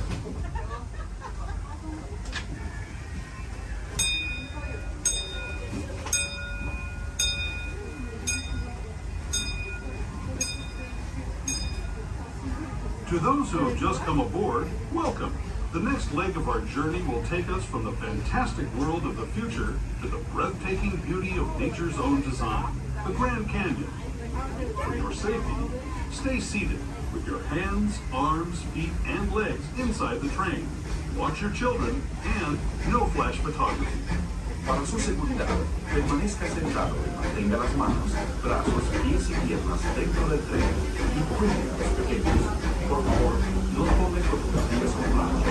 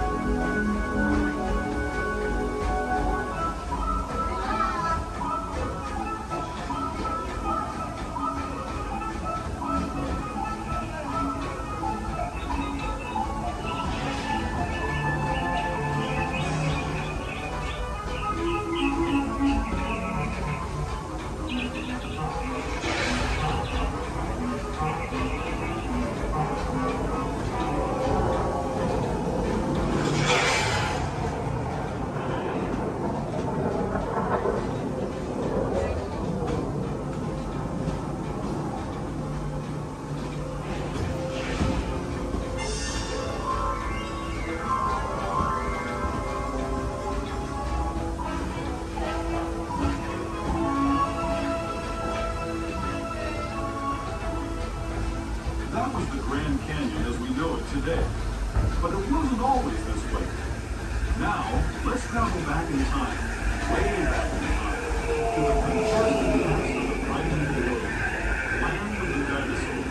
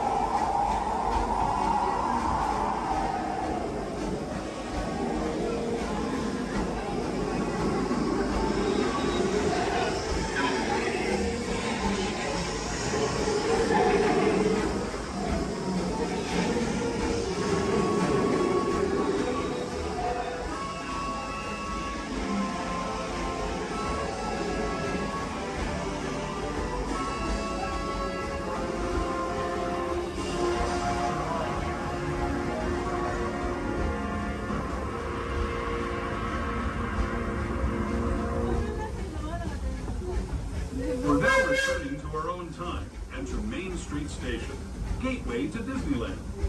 If you're leaving us here, stay in your seat until we come to a full stop. Remember to gather all your personal belongings and step carefully from the train. I'd especially like to thank those of you who've been with me. As you make your way back to Main Street Station, please remain fully seated until the train has come to a full and complete stop.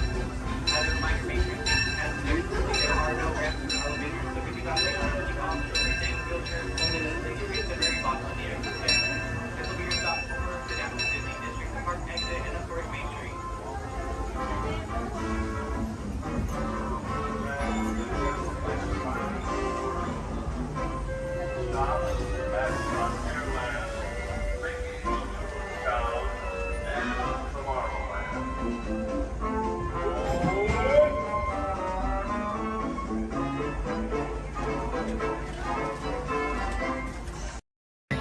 you. Oh, we got company. Wow. All right. How do, people? All right. Hey, don't mind us. We'll be finished in just a minute.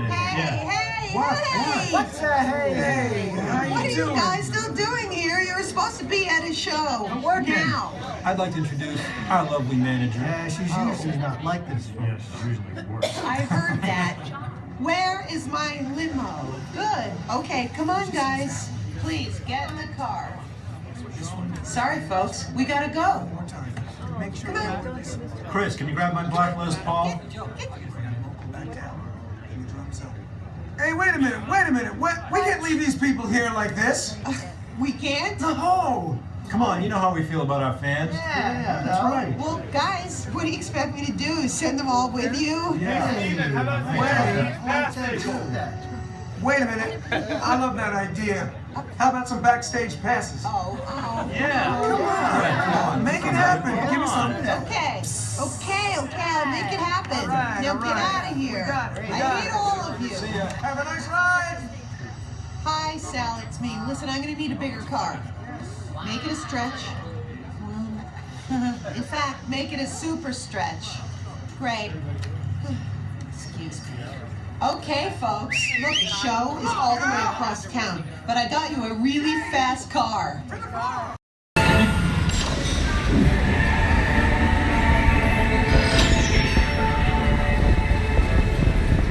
We'll begin with the capability test to see how your vehicle designs perform under challenging weather and surface conditions. Monitoring road surface. Connecting to OnStar. SIM card performance data acquired.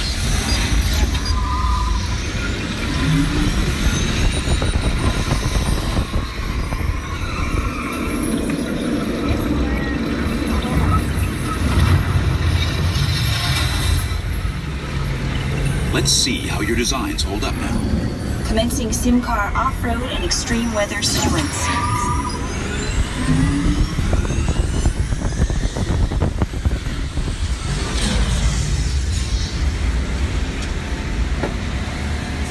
Capability test results displayed and verified. Now let's see how your vehicles can handle when it comes to their efficiency.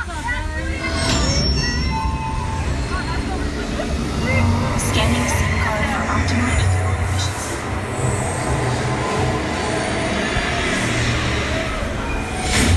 Gauging eco scan for aerodynamic efficiency.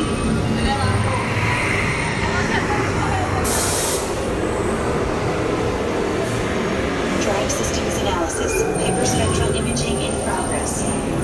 Calculating total environment impact.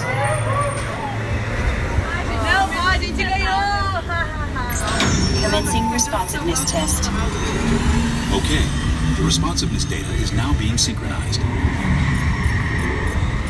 Automated driving technology verified and active.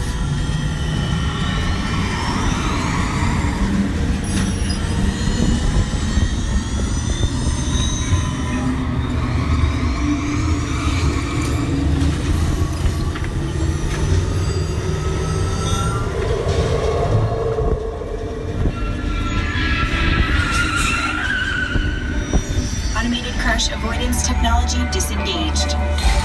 Displaying responsiveness data. Here comes the final test. Energizing for power test.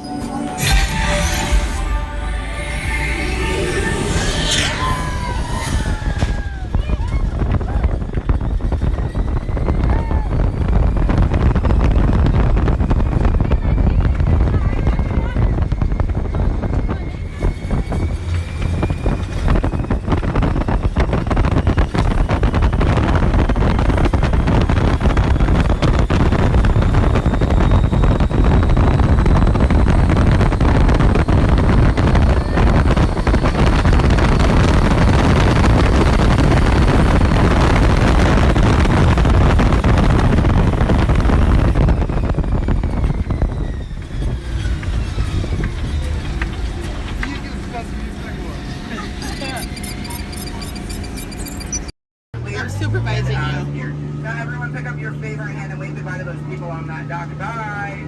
Goodbye. Yeah, you're never gonna see them again. But you don't know them, so why would you see them again, right? Unless that was your family up there, then you know what? You're welcome. I just got you a 10-minute break from them. You probably need it. You've been at Disney World all day with them. But now let's see. Is this anyone's first time on the Jungle Cruise? Can I see a raise of hands? Perfect. Me too. Is this anyone returning to the Jungle Cruise? Can I see a raise of hands? Perfect. I can't wait to be a sore disappointment for all of you and exchange a lot of awkward eye contact. It's already started. How beautiful. But hello everybody, welcome in. My name is Skipper Kevin. First name Skipper, last name Kevin. I'm going to be your best friend, guidance master, dance instructor, tour guide, dragon slayer, and if you don't laugh at my jokes, I'm going to be your swimming instructor. I said that just for you. I said that just for you because I knew you were going to interrupt me. Yeah, thank you so much. I really do appreciate it. Wow. But now here we are in the Amazon rainforest. If you look over to your left-hand side, you're going to see what I like to call an inspiration ball. I call it that because the longer you stare into it, the more it's going to inspire you to go. Oh, deeper into the jungle, of course. Yeah, I don't know about you guys, but that certainly does look like inspiration to me. So much that I now feel inspired to take you guys into the Congo River. So why don't we see how far this boat? Congo. Okay, I'm glad of you if you did not like that. Don't worry, my jokes, they don't get any better yet. So buckle up, we're going to have an amazing time together. And if any of you have not seen the Jungle Book or you'd like to see it again, don't worry, it's right over there in 3D and the box set edition. Yeah, it really was the bare necessities here in the jungle. Oh wow, this is awkward. I'm sorry guys, I was trying to throw you a surprise party, but it looks like no one's here. I can't see anyone. Canoe? Yeah, I cannot. It really is an either or situation if you get what I'm trying to say. I even brought out that giant python snake. I just would not recommend getting too close to him. He will develop quite a crush on you. It's what I like to call a constricting relationship. It never ends well. What in the jungle? Oh, sorry. I hope that did not alarm anyone. Those are just my roommates. Yeah, looks like they got into the explosives, but I'm sure they were just trying to find the bananas. They do find them very appealing. Yeah, they kind of go ape over them actually, but you know, I think we should make like a banana and split. So we're now gonna head down the Nile River, which is the largest river in all of the jungle. It goes on for Niles. And Niles. And Niles, thank you. And if you don't believe me, you are in denial. Disbelief. I bet you believed you had that one. No. Yeah, you did. I heard you say it. But if you look right there, everybody pay attention to this super cool, super rare. It's honestly an African bull elephant. You could even say it is a once-in-a-lifetime opportunity. You will never see one of those again in your entire life. A twice-in-a-lifetime opportunity. You will never see one of those again. How majestic that is to become an African elephant. Okay, but now here we are on our African belt, which has some of my favorite animals on it. If you look up behind those boulders, you're going to see those tall-necked cheetahs. Right here in the front, those are the ones that killed Mufasa. Over there, we have the scary-looking chickens. Look at all those chickens. And then we have that beautiful pride of lions protecting that sleeping zebra. Yeah, who am I kidding? I can't lie to you guys. That zebra's dead. Those lions are chowing down on some lunch right now. But kids, don't worry. I like to call that zebra plastics. There's lots of trust issues here in the jungle, I know. Wow. Okay, this is not something you see. Okay, wow. All right, so, are you all looking like that's what you normally see on a Saturday afternoon? That's concerning, you guys. I'm a little nervous now. I don't know about you guys. I don't think I have ever seen that many rocks on the beach before. Yeah, there's like, what, 200 rocks up there? Maybe 300 rocks, but then again, I'm not a geologist, so what do I know? Yeah, but what I do know is we're not going to look up both the rocks. That just sounds like a lot of paperwork, and I hate paperwork, so instead we'll ignore it and hope it goes away. Yeah. Oh my goodness, there they are. Those are my friends who are going to go to that surprise party. We have Old, Smiley, and Ginger. Just be careful, Ginger snaps. Yeah, she is one tough cookie. And I'm not sure why, but my jokes, they kind of get crummier from here. I guess it's just the way the cookie crumbles. I don't really understand. It's unfortunate. But behold, straight ahead, we do have Schweitzer Falls, named after our famous and beloved founder of the Jungle Navigation Company, Dr. Albert Walt. Yeah, don't worry if you didn't get that. We're going over it later. So I really hope you know how to swim, and if you don't know how to swim, stop being dramatic. Stand up, the water's only 3 feet deep. And really, it's not that difficult. But if you guys are starting to wonder, Skipper Kevin, how on earth did you land your job here? I'd like to say it's plain to see. Yeah, I took a crash course, which was half off, and you know, I've been winging it ever since, but that's kind of the tail end of that story. There's not much to it. And now it does look like we are entering a hippopool, and I need everyone to be very careful. These do look like some dangerous animals. In fact, you could even say they are some hungry hippos. So So if you guys could do me a favor and hold on to your marble. I lost mine a long time ago. That's why that boat's halfway underwater. Oh no, I'm just kidding. The legal team said I can't keep saying that. That's gonna get me fired. Yeah, the last time I took a boat out, I went to a volcano and everybody came back without eyebrows. But lucky for you guys, I took a wrong turn this time. But this is probably the point in the cruise where people start thinking my job is so easy, I let a monkey do it. But I promise you, that's not true. Those are chimpanzees. Yeah, there's a very clear difference between the two. Just don't ask me what it is. I have no idea, and I didn't think we'd actually see any, so that's kind of crazy. But lucky for you, I do have a very fun fact about monkeys. So apparently, humans eat more bananas than monkeys. But I don't know if I believe that, because I don't know the last time I ate a monkey, do you? Yeah, that's bananas. And don't worry, if you don't get that joke, I'll give you about 10 seconds. I got it. You're a late bloomer, you just need a moment to digest that one. You're welcome. Yeah, so please take your time. And it is now the moment that we have all been waiting for. It is the amazing, the colossal, it is the eighth wonder of the world. The backside of water! O2H! O2H! Alright, I got a few chemistry nerds on board. That was the reaction I was hoping for. Everyone else, don't worry, I only tell their jokes periodically. It just gets me my element sometimes, you know. I did have a joke about oxygen and potassium. You could say it's okay. Yeah. I also had one about sodium, but no, you guys don't look interested. So instead, we're going to head down the Mekong River into the ancient Cambodian shrine. If you've never been in there before, be careful. There is a 10-foot drop. So make sure your seatbelts are buckled left to right and tug on that yellow strap. Yeah, if you're looking for your seatbelt, you can't find one, hold on tight. Let me know how that goes for you.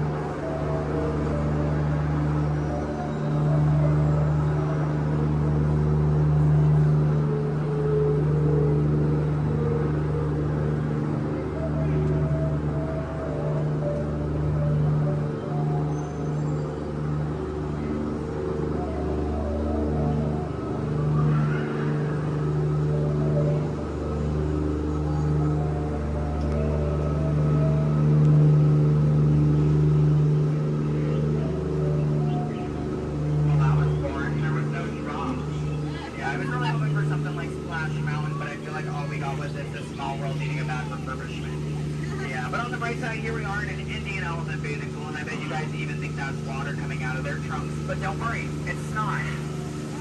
Yeah, and as a double feature, if you look up ahead to your right, you're going to see those two baby elephants playing under a full moon. Yeah, I bet you don't see that very often, do you? No, I'm just kidding. Don't answer that. If you do see that often, I don't want to know why that's weird. Please keep that to yourself, okay? But you know, since we are here in the jungle and there are plants everywhere, I'd really like to take a moment and show you guys some of my favorites. So, that one.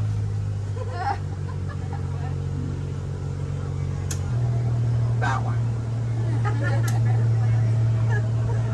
Okay, pay attention everyone. The one right there with the green leaves. The one next to it. That one. Yeah, they're great, aren't they? Yeah, sorry if you wanted their names. I don't know any of them. I barely know how to do this thing forwards. Yeah, so I can only give you so much. What I can tell you is I'm sorry to let you know. We're coming up to the end of our cruise. You know that's happening because look to your left, that's a gift shop. Everything at Disney ends with a gift shop. It's how we steal your money.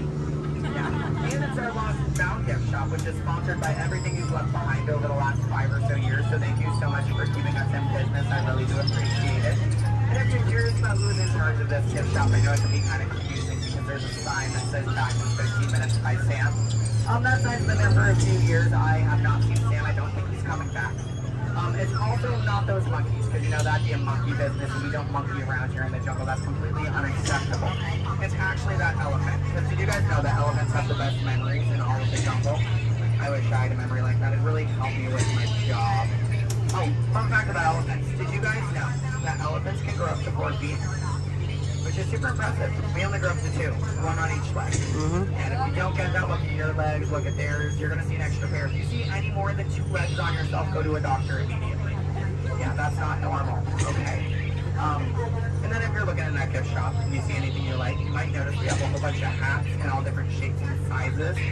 Once you get off the ride, just ask one of us skippers about it because, you know, we're really great at capsizing. It's something I think we've honestly perfected. But what I can tell you is that if you did enjoy your time here today, my name is Skipper Kevin. I'm trying to give you my full name. And I do spell it a little weird, so I'm going to go ahead and spell it out for you. It is spelled H-E-L-P space M-E. Do it that way, you will, okay? If you did not enjoy your time here today, then you know what?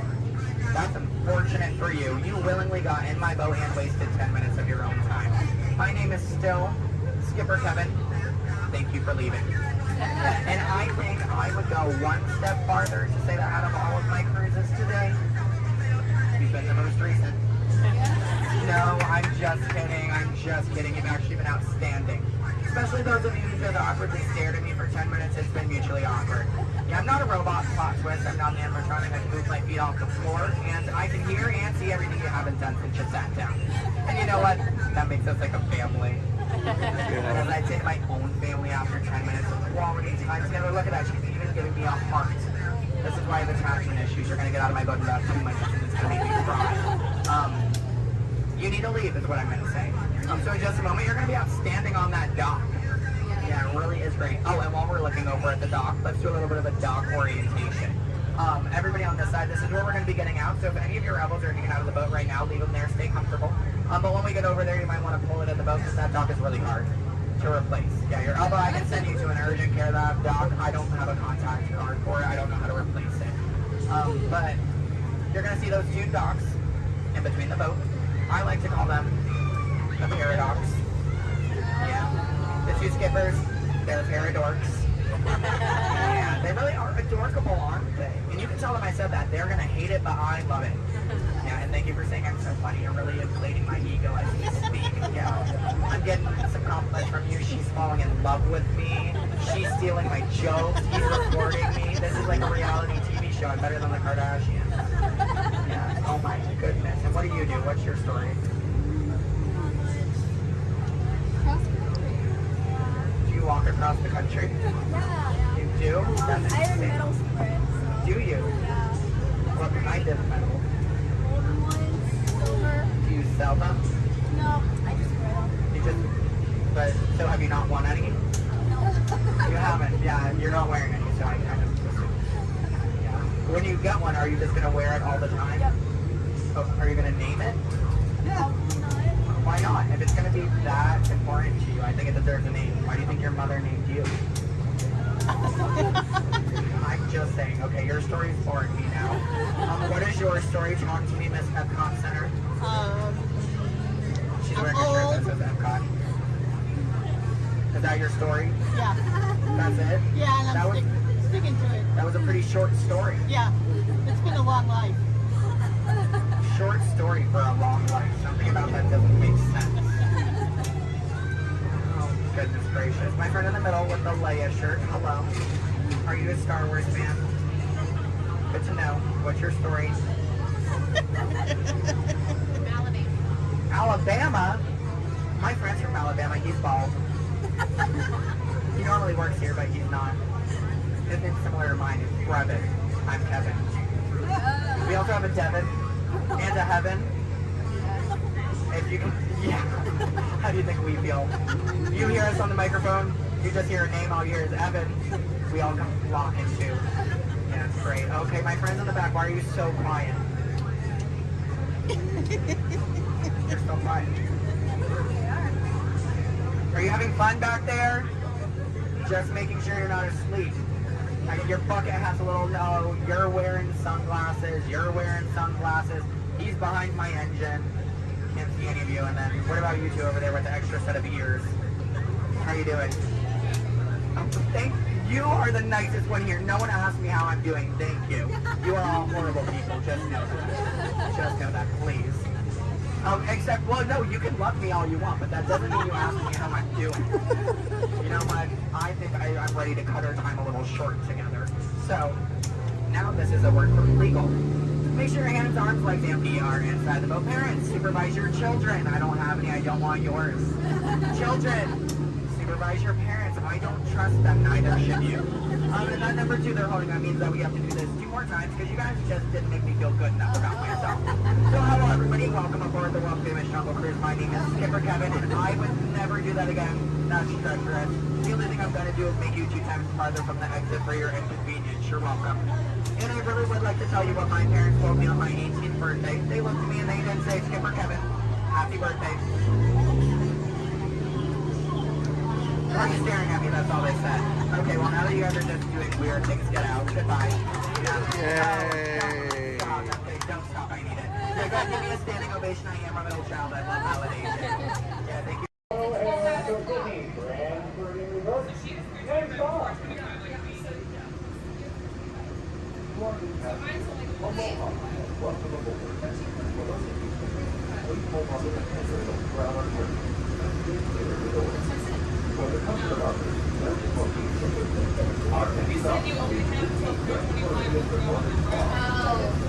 Sorry, I thought we were talking about. Okay, well now I'm confused. Which one should we do first?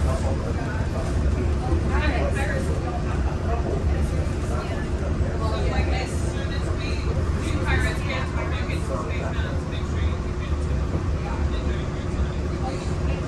get the eye chart to test your vision. Now, all together, if you would please read line 3. With L-I-G-M-E-N-T, you can see things differently. Sure, you can see with your eyes, but imagine what you could see if you used your imagination. Follow the bouncing figment. One spark of light can light your fancy. Your mind sees more than what your eyes see. Your sense of sight can make your fancy fly. There's more to sight than meets the eye.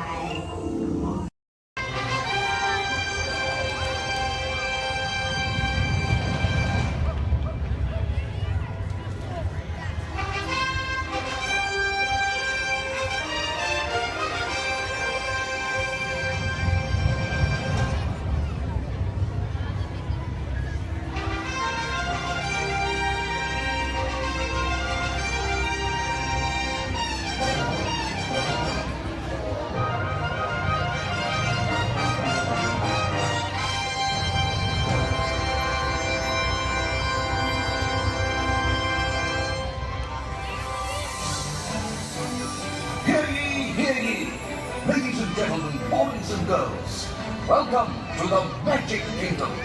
You are warmly invited to join Mickey Mouse and his Fantasyland friends for a magical celebration in the streets. Dreams will come true, hearts will soar, and you will become a part of the magic.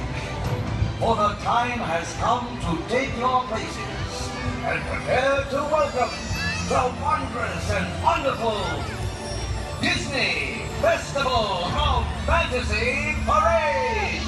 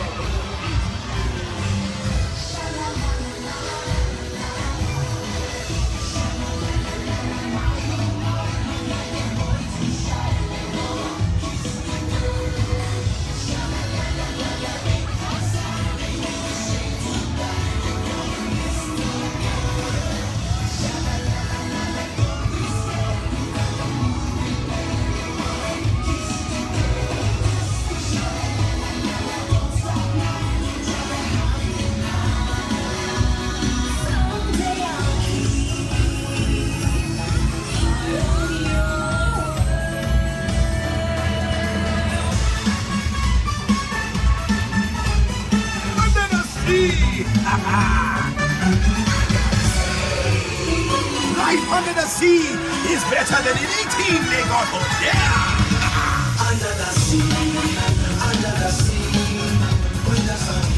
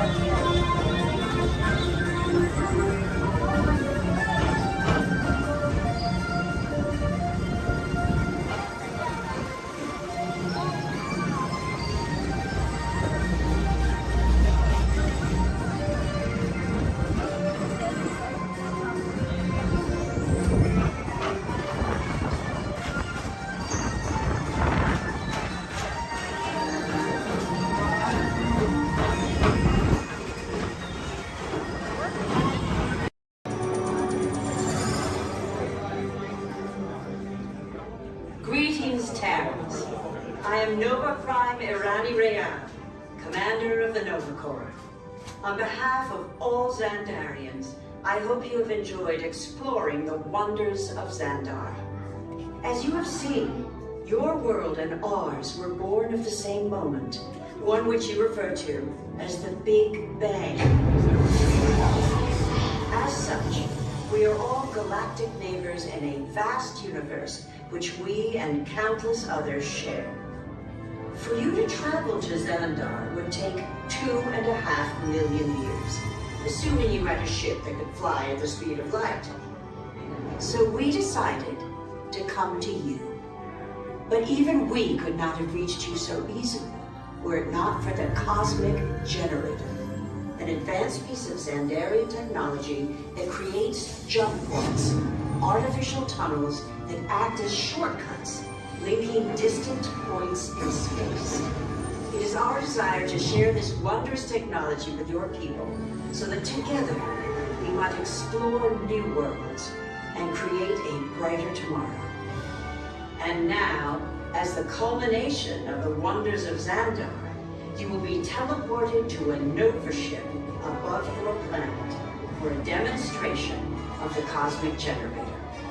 I trust you will find it an unforgettable experience.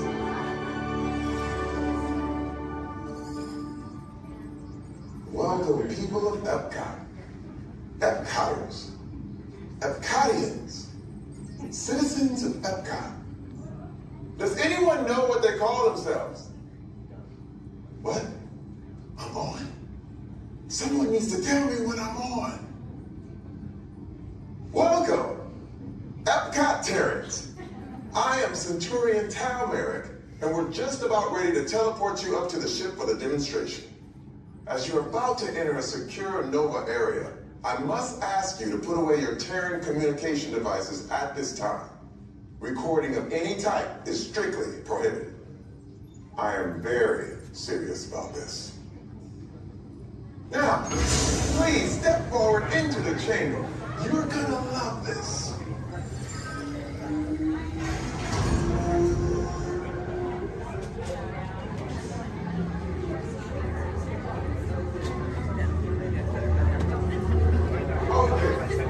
Before we begin, I should warn you that we have never teleported Terrans before. But since your molecular structure is very similar to Xandarians, it should work. It'll work. So long as you are standing inside the lighted ring.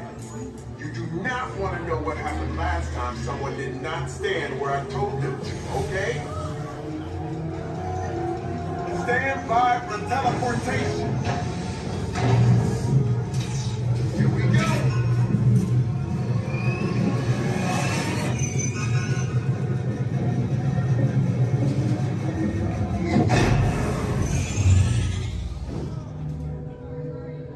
You made it. I mean, of course you did. Nova Prime, they're ready. Excellent.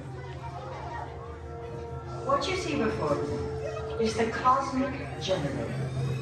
And in just a few moments, we'll be activating it so you can experience for yourselves what's happening. I'm not sure. Our power's out. And the cosmic generator is gone. Cheerio, Monarch. Go to Code Red. Prepare the fleet. And call the Guardians. Now.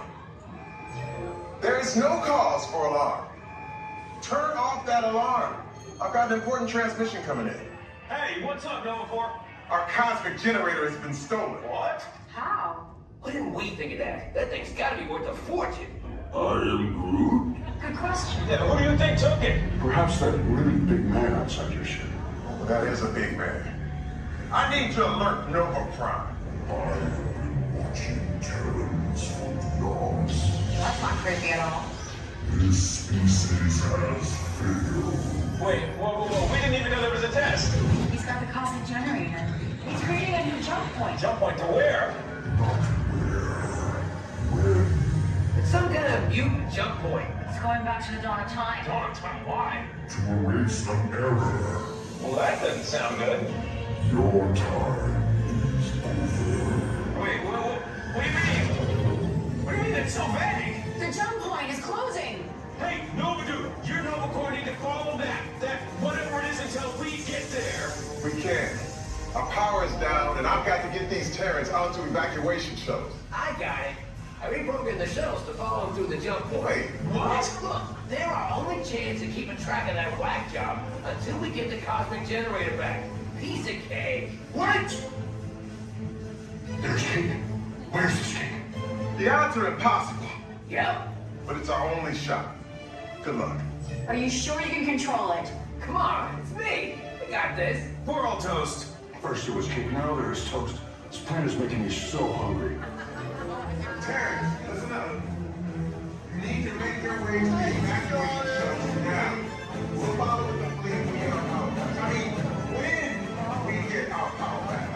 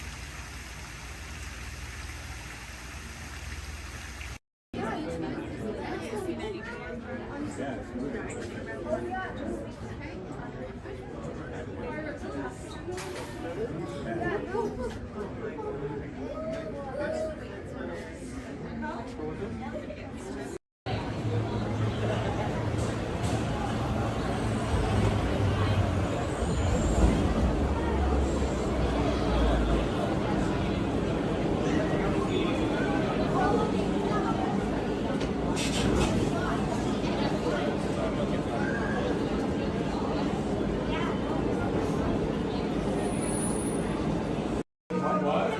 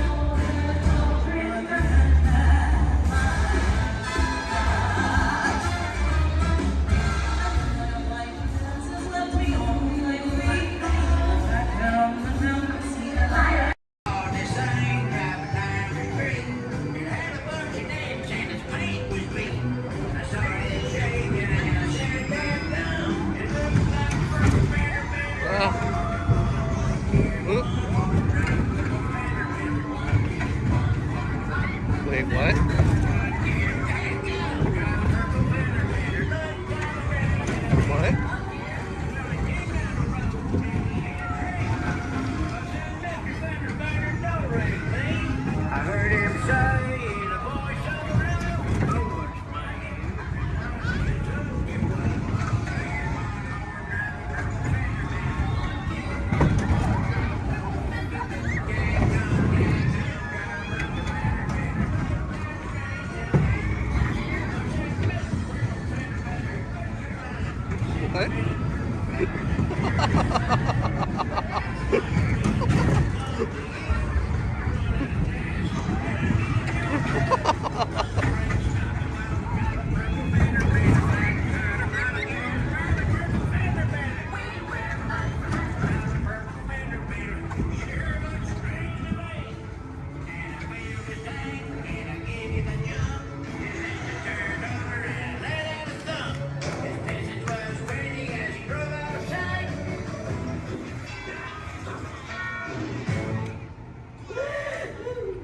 Can you believe that?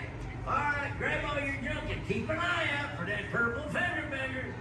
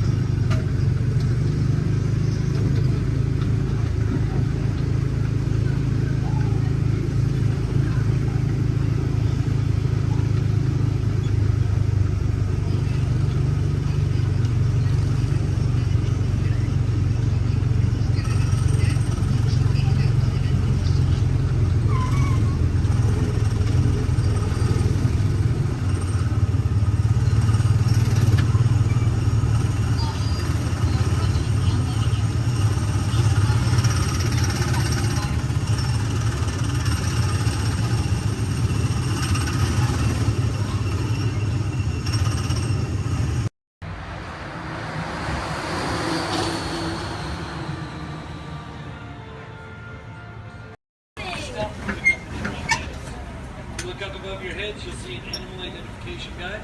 It's going to help you spot some of the different species we may see on our safari. We won't see all of them, but we usually have pretty good luck. Our first stop on Hey, Twin, we have the off-clear twin day. That means let's go. Job over. My name is Derek. I'll be your driver today through the Harambe Wildlife Reserve. Is everyone having a good day so far?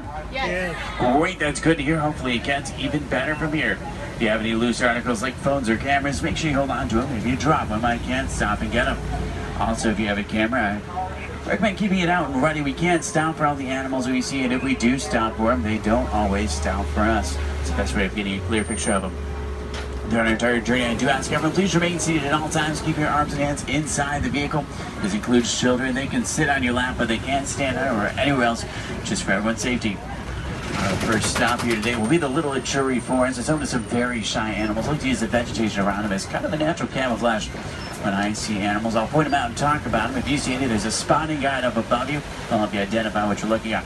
We won't see everything up there, but hopefully we can see most of them. We're going to start off strong out to the right-hand side. There's some animals up on the hill there with striped legs. They kind of look like zebra, but they're not related to zebra at all. Actually, the only living, no relative of giraffe. They're called okapi. They're extremely shy, recluse animals. They're so shy they weren't even discovered by Westerners until 1901. Just like giraffe, they have really long tongues to help them reach their food.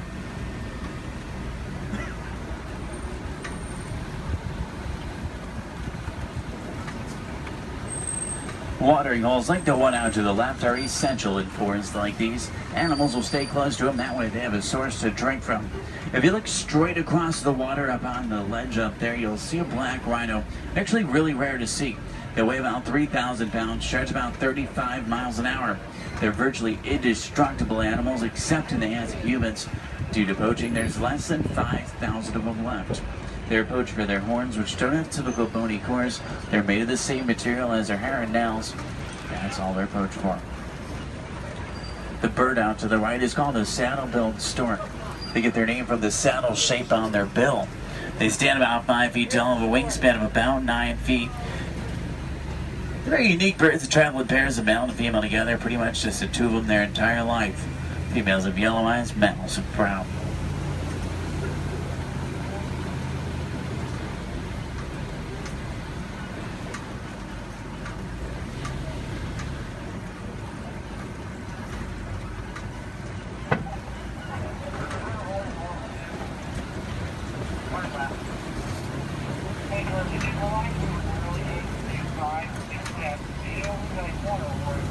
To the left, you'll see some tannish animals. They're called greater kudu. The second largest antelope in Africa. Males have horns, females don't. They're shy nocturnal animals. Next to them are bongo. They're known as the ghosts of the forest because they're so shy and timid. Males and females have very uniquely shaped horns that help them run through the brush without getting tangled. There's even some babies back there. Along the edge of the Ituri Forest runs the Sape River. Sometimes we'll spawn hippos there. Do we have any hippo fans? Awesome. Let's see if we can find any. Hippopotamus means river horse, but they're actually closely related to whales. They weigh about 5,500 pounds, can run about 30 miles an hour. Hippos are nocturnal. At night, they leave the water searching for food. They'll walk up to 6 miles looking for it, and once they find it, they'll consume about 90 pounds of grass each every single night. They can hold their breath for about 8 minutes, and they walk along the ground under the water, which makes it challenging to spot them. You see a blob discoloration or bubbles in the water, it's probably a hippo. Keep in mind, you might not always see them on the surface, but that doesn't always mean they're not there. A group of hippo together is called a bloop. There's two in the water out to the right, you can kind of see, and there's quite a bit more in the water out to the left behind that island there.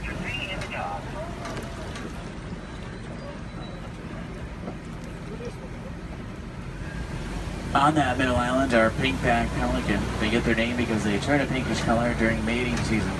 They nest up in trees.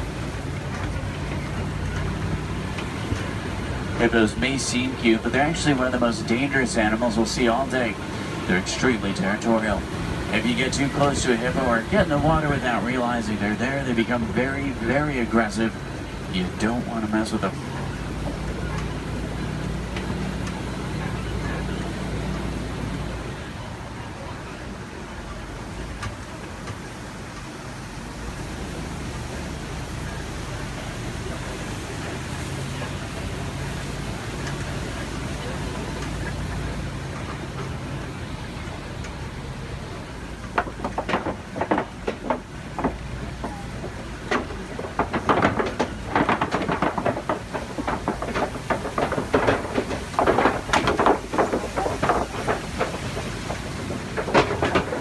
Now, do we have any favorite animals we're looking for today? Giraffe fans? Maybe a few. There's babies out in the reserve. What about elephants? Some elephant fans. Any lion fans? Lions are my favorite. Don't tell the other animals, or they get kind of jealous. I'm sure we're looking for some more. Let's head over to this map. It's an entirely different ecosystem. A great place to start looking for some of our favorites. Now on the right up here, we're going to see a baobab tree. We'll see them all throughout the reserve. They're also known as upside down trees because they look like they're upside down. They do really well in droughts. They store water in their trunks and go about 9 months of the year without leaves, which helps to conserve water.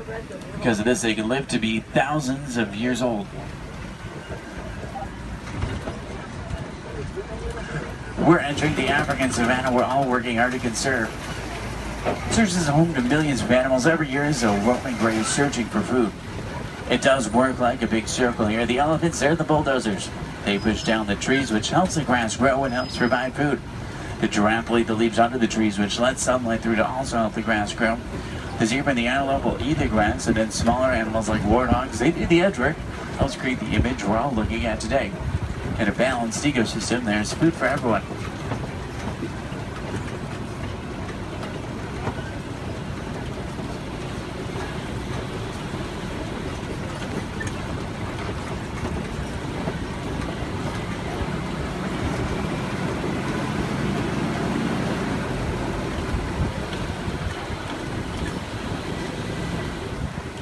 If you look under the big tree out to the left, kind of in the grass there, you'll see painted dogs. They're also known as wild dogs. They're not your typical dog, though. They're actually the most successful hunters in Africa. They're more successful at hunting than the big cats, including lions.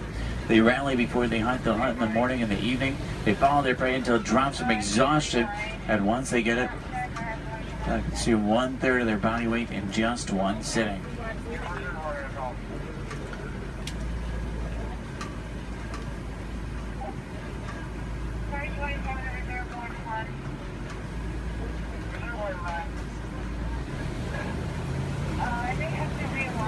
On the left, you'll see Patterson Zealand lying down by the trees back there. They're actually the largest antelope in Africa. They'll stand about 5 feet tall. Their shoulder height can weigh up to about 2,000 pounds.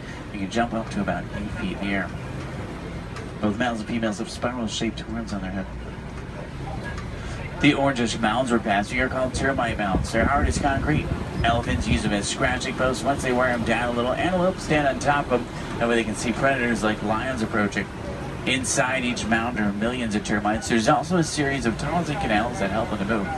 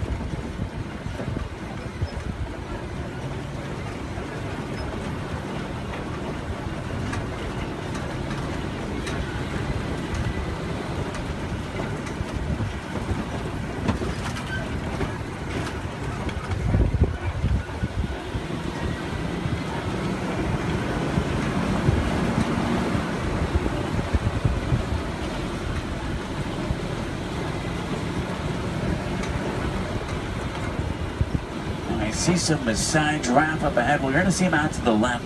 You see them about 20 feet tall. They're tallest. There are some babies on the reserve. They're born about 6 feet tall. In human world, that's pretty big, but in giraffe world, it's really not. A giraffe will spend about 18 hours of their day eating, and they sleep very little, sometimes just about 30 minutes a day. When they do sleep, they typically will sleep standing up. They don't really like to lie down. They're too vulnerable to their predators. They have 7 vertebrae in their neck like humans. A giraffe can run about 30 miles an hour, and they have hearts that can reach lengths over 2 feet long. They're known for their irregular patterns. However, every giraffe's pattern is totally different and unique, like a fingerprint. A group of giraffe together is called a tower. This is a tower of giraffe. I can't stop for them. There's new animals in the area, so I have to kind of roll by them.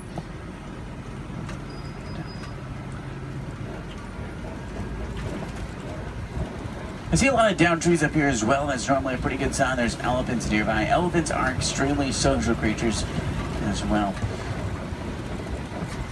Except for adult males, though. Adult males tend to be very solitary. They really like to be alone or with only other males. They weigh about 12,000 pounds. Adult females weigh about 8,000, and each elephant consumes up to 300 pounds of food every single day. When you think about what they're eating, it's mostly grass and leaves, so that's pretty impressive. Start heading towards elephant country. I know the road that will take us there. It's a short drive. We should be there pretty quickly. Maybe we can see one along the way. Left and up, you'll see some mandrills. They're the largest, most colorful monkey in Africa. Males weigh about 100 pounds. Females weigh about 30. Males will be much larger, much more colorful. The leader of the group of monkeys, which is called a troop. To the right-hand side is an African elephant. That's a male. He's alone and larger, which is what gives it away. Try to get a better view of him. Uh-oh. The road I was going to take is closed. I know a different way. There's an old rickety bridge. I haven't been there in a while. What do you say? Should we go for it? Yeah. Let's do it. We're going to see some more elephants, right? If you're not an African, easy way to tell you're looking at an African elephant is from their ears, which look like the shape of Africa. And they flap their ears. Is how they regulate their body temperature.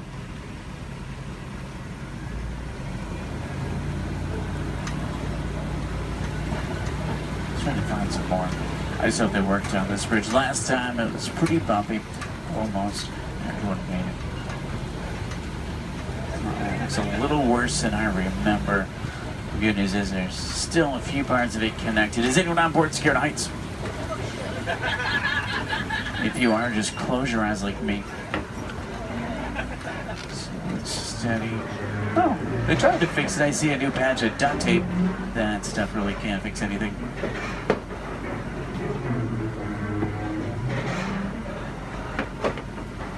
Well, I'm safe. About half of you are. Did everyone make it across with me this time? Yeah. Great, let's try to find some elephants, make it worth the trip. Now you see tusk marks in the clay up here. Elephants will break it off and eat it. It gives them minerals they don't get in their regular diet. It's like a vitamin for them. I think it's pretty cool. For all the moms on board, this fact will be much scarier than average. Female elephants are pregnant for 22 months. I know, that's a long time. Now, young elephants have the second longest childhood to humans, about 15 years. There are young elephants out on the reserve. It's really hard to tell how old they are, though. They grow fairly quickly. We'll try to find the best place to see them up ahead. Hopefully we can find some down by the watering hole. I'm still in that area where the new animals are, so I have to keep rolling for the elephants, too. I can't come to a complete stop, but I can slow down quite a bit. So make sure you have your cameras out and ready so you can get a good picture if you want one. In the meantime, I'm going to try and tune into a local Harambe radio station. I can normally get a pretty strong signal here. That way we can listen to some music while we look for elephants.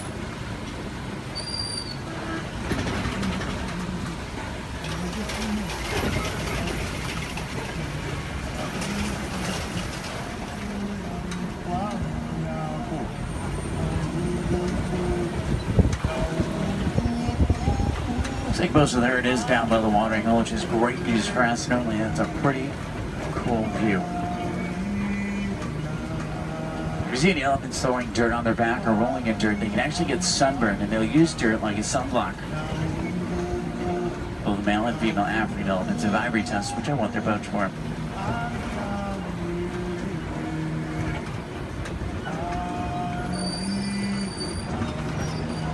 Their trunks might not seem stronger, but they're going to be up to 100,000 muscles in just their trunk. It's actually really powerful.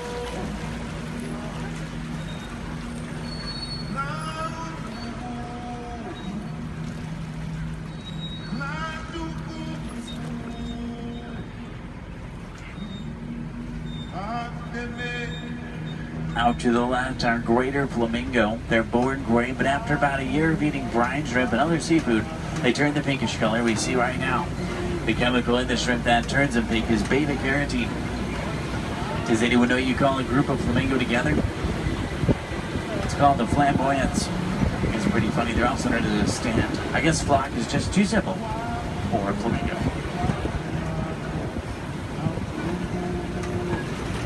Now, I see white rhino markings up ahead here. White rhinos are bigger than black rhino. They weigh about 5,000 pounds compared to 3,000.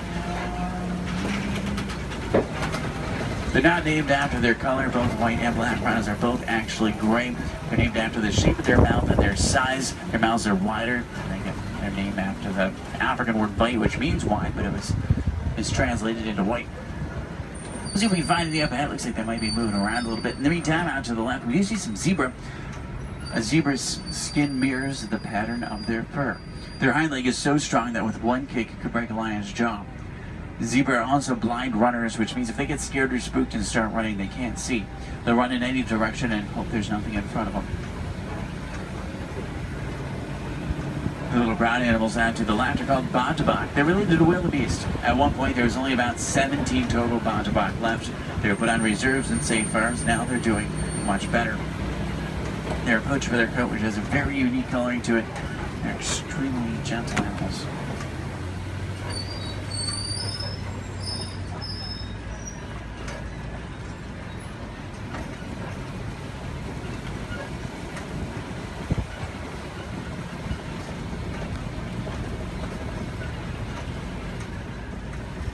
See some spots on the side of the hill here. If you look out to the left and backwards, you might be able to see them. It's kind of a tough angle. There's some up ahead as well. These are a little bit easier to see. These are Cheeto. Cheeto run an average speed of 60 miles an hour. Their daytime hunters have phenomenal vision. It takes them about 3 seconds to reach that 60-mile-an-hour mark. Once they hit it, they can only run it for a short distance. If you look out to the left, you'll see them lying down. It's really hard to see them. They blend in well with the sun and shade combination. Does anyone see them over there? They're kind of, if you look out to the left and then to the right a little bit, you'll see them into the bushes. They're in this direction, this way. Maybe if you see them. I know, they're really hard to see. Part of their camouflage. They're not powerful animals, they're speedy animals. If they come across an animal that is powerful, like a lion, they'll turn around and run the other way. Speaking of lions, I see a Kobe rock formation up ahead, which is a good place to look for them. Lions are inactive about 20 hours of the day. It doesn't necessarily mean they sleep all day, it just means they really like to lay around a lot. You can hear lions roar for up to 5 miles. Females, they're the hunters. Males typically stay back and protect the pride. At night, a lion's vision is 6 times stronger than a human and helps them hunt. They're rabid hunters, so they hunt what they see moving. If there's something standing still, they may not even notice it. In Swahili, lion is Simba. I know, what a coincidence. If there's any wilderness explorers on board, you're on the Simba 1. That's SIMBA1, page 13 of your handbook, Simba 1. There's a crash of rhinos out to the right. You can get a pretty cool view of them. There's even some babies. Babies stay pretty close to mom. Keep in mind, mom weighs 5,000 pounds, can run 35 miles an hour. So if you thought your mom was scary when she's mad, these are a little scarier. Left it up is a pride of lion. There's a male. Look higher, you'll see a female. She's way up on top of the rocks up there. Extremely graceful animals, but they're also very powerful. You get that sense when you're around them.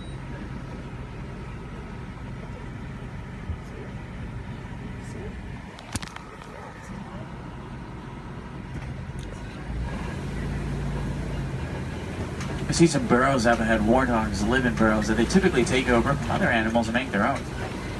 Sleep with their tusks out to protect themselves. The males do actually have warts in the side of their head, so it's not as literal as it sounds. They may seem harmless, but they can run 35 miles an hour, and their tusks are razor sharp, so you don't want to get in their way. On the left and down again up here, we're going to see some ostrich eggs in the dirt. Ostrich eggs are the largest eggs in the world. Each one will weigh around 3 pounds. You can stand on one of them and it wouldn't even crack.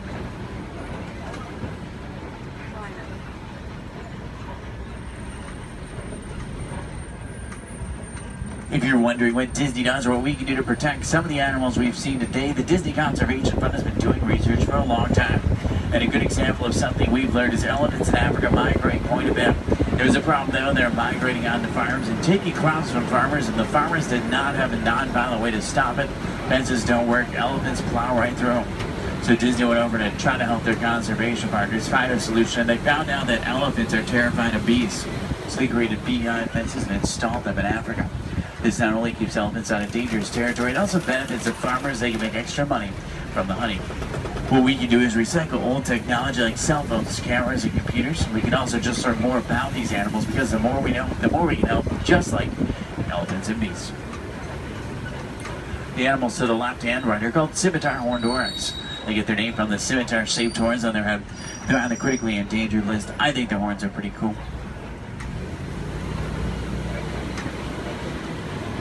If you have any questions about anything we've seen today or anything I can help you with for the rest of your day, feel free to let me know. I would be more than happy to help. In the meantime, we're going to start to make our way back towards Harambe Village. Once we get back, if you're looking for more fun things to do, I recommend the Pangati Forest Trail. You can see gorillas, baby gorillas, naked mole rats, hissing cockroaches, underwater hippos, meerkats, and more. About a 15-minute hike, but you'll get some great pictures and make some great memories. At the end of Harambe on the right is the Festival of Lion King. It's one of the most popular shows at Disney. By far one of my favorites. It's worth the trip. Make sure to drink plenty of water today, otherwise the heat can sneak up on you. Did everyone enjoy the safari? Yeah. Great, that's good to hear. Now the best thing is no two safaris are ever the same. Whether it be a different driver, different animals, or the same animals closer, it's always unique.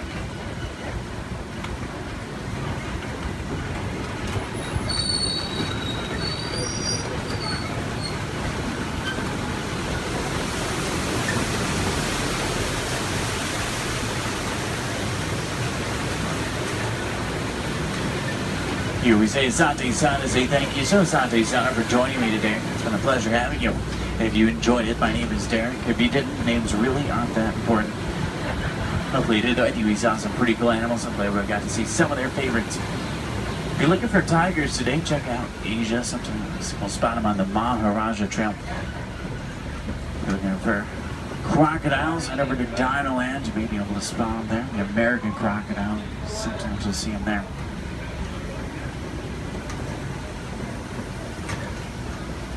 I'm going to take you right back to where I picked you up. It's a short drive back. We should be back in just a few minutes. Personal. It's in the media. It's not my department. Can't touch it. Just saying. Anyway, let's get this game going. You ready, contestants?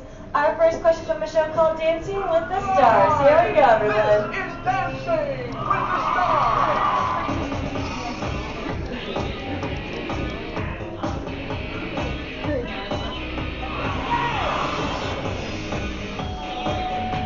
The NFL legend who danced his way to victory in Season 3 of Dancing with the Stars is A. Jerry Rice, B. Emmett Smith, or C. Apollo Antonio. All right, everyone, take it to the contestants. Contestants, what do you think the answer could possibly be? Contestant number 1.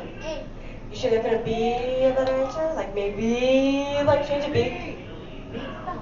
Maybe like to change it to something different? Like maybe you see something. B. Emmett Smith. Okay, how about you, Team 2? What do we think? You sure you don't want to change it to what contestant 1 said? Like, because I think there could be a better answer. Like maybe if you change it. B. Okay, you sure? Last chance. You're sure? All right, contestant 3, what do you think then? B. Emmett Smith. Well, let's find out what we've got. Sharon, let's go, Bobby. Emmett Smith. Good job, contestant 1 and 3, getting a shine started up on your board. Don't worry, still 2 questions left to go. And this one's from a long-time running show. It's called America's Funniest Home Videos. Here we go. Oh.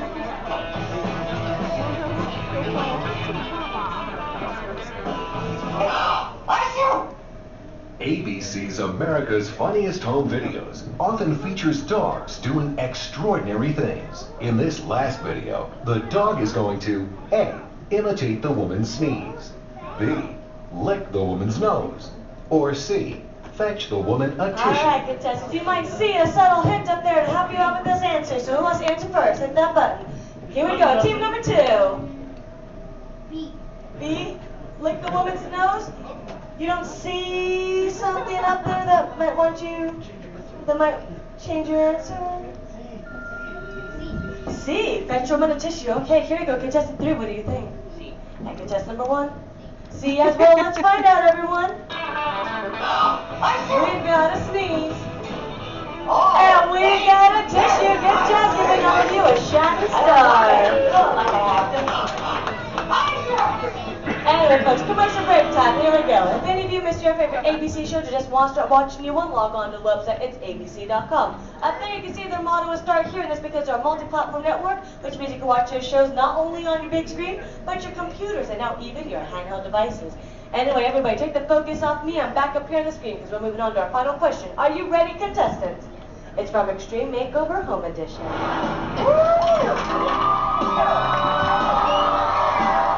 We finished the house! When you want to say with me, bus driver!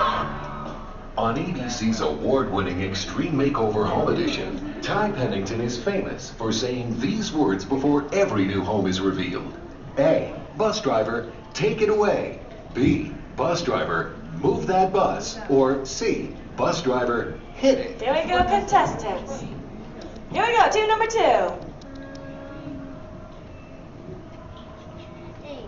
A, take it away. B, move that bus. All right, guess number 3.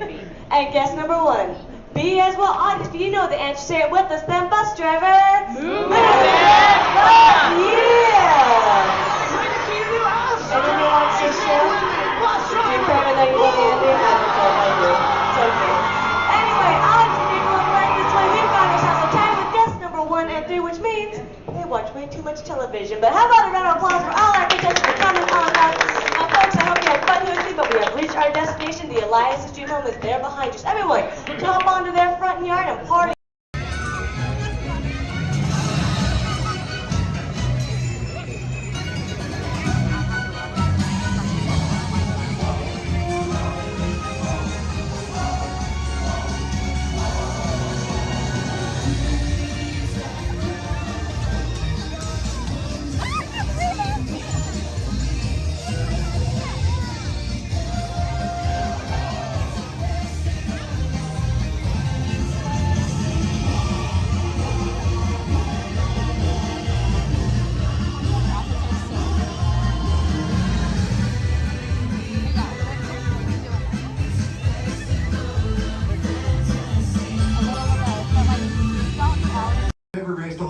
We need to get Dom back on the road.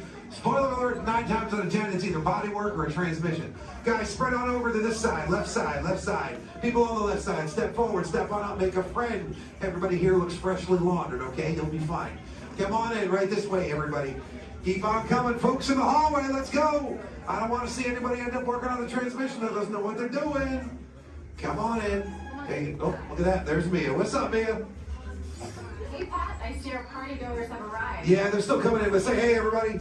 Hey, I'm Mia, Dom's sister. Well, another race just wrapped, and it looks like my brother with another car for his collection. Anybody surprised? Honestly, I don't know why anybody challenges him. It me, the man. Well, we're meeting up at Sullivan's Garage for the after party, and while Tej works on your rides, you guys enjoy the break room. My brother calls this the family room. Oh, here we go. Dom says he doesn't have friends, he has Family.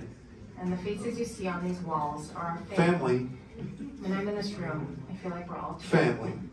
So, welcome to our family. There it is. It's a thing around here. Hey, Tej, how's that Matthew McConaughey impression? All right. What's up, Mia? Get better. Tej, just welcoming these good people to our family. How are their rides coming along? The rides are ready to roll out and roll out inside. Perfect. Let's get the show on the road. I'll let Dom know. You guys have fun at the party. Bye, Mia. Bye. She just called. Okay. All right, Pat. Yeah. Let's get these people on their way. Send them over to the war room. Sounds like a plan. Are you sure, though, Jamie's kind of a piece of work? Right. And he hung up. Okay, so in a moment, those doors are going to open. When they do, head on into the war room with Jamie. That's Tej's new assistant. First day without Tej, so good luck. Be nice. Don't touch nothing.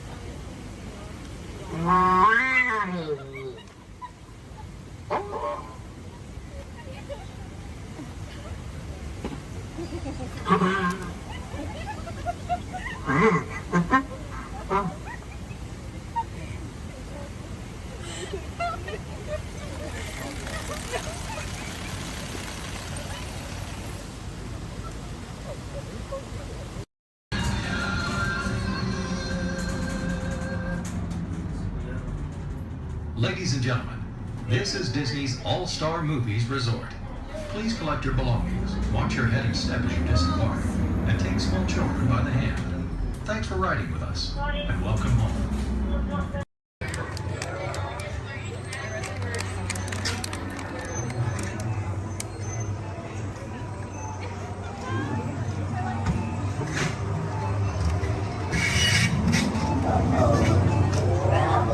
We've got some unauthorized people entering the base.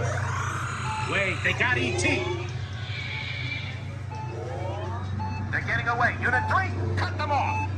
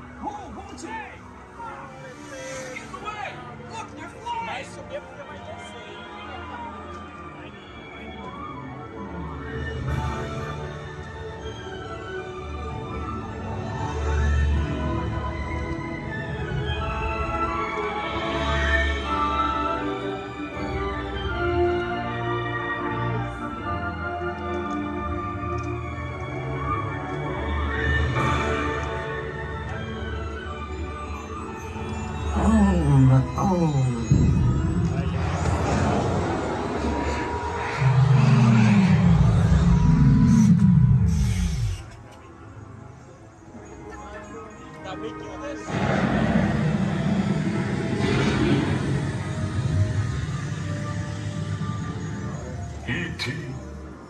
Go to Tickly. Hurry.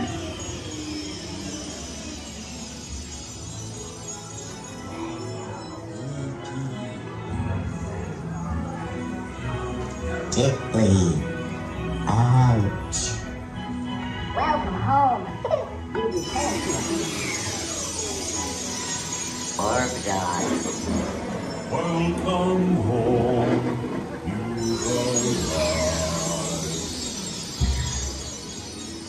Mad dog. You have saved our planet. Come, celebrate with us.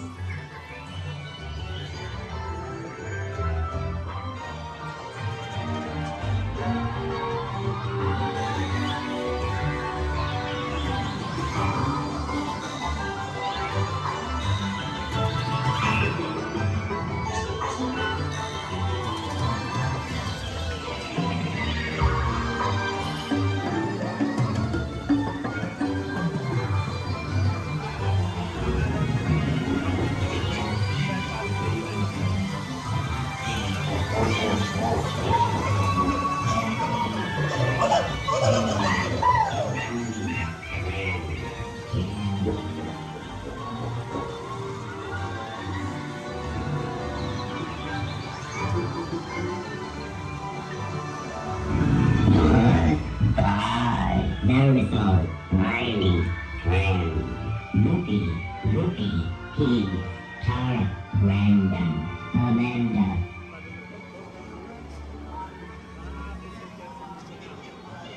Attention, please remain seated, keeping your hands and feet inside the ride vehicle. Make room for everyone. Please offer available seating to those needing special assistance. If you're standing, please hold on to the handrails and stay clear of the doors. The monorail will depart momentarily for the Magic Kingdom. Thank you.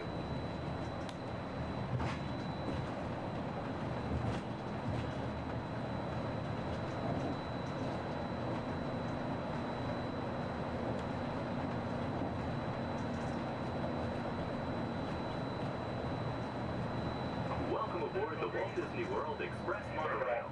Our highway in the sky to the Magic Kingdom. For those of you standing, please hold on to the handrails to start our journey and stay clear of the doors. For the comfort of others, No smoking, please. Thank you. We're circling the Disney-created Seven Seas Lagoon. Rising from the Magic Kingdom on the opposite shore is Cinderella Castle. You can also see Disney's mountain range, Big Thunder Mountain, Splash Mountain in Frontierland, and Space Mountain in Tomorrowland. To the right-hand side on the shores of Bay Lake is Disney's Wilderness Lodge, which carries a record of the National Forest Service lodges built in the West during the early 1900s. Also on Bay Lake, you can enjoy a natural setting at Disney's Fort Wilderness Resort and Campground.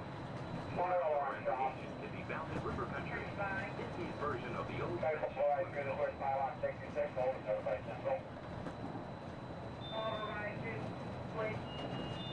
Hold at 66 and notify. 10-4, notify Central. Notify Central. Central 3. Central, Pages radio. Yes, 1.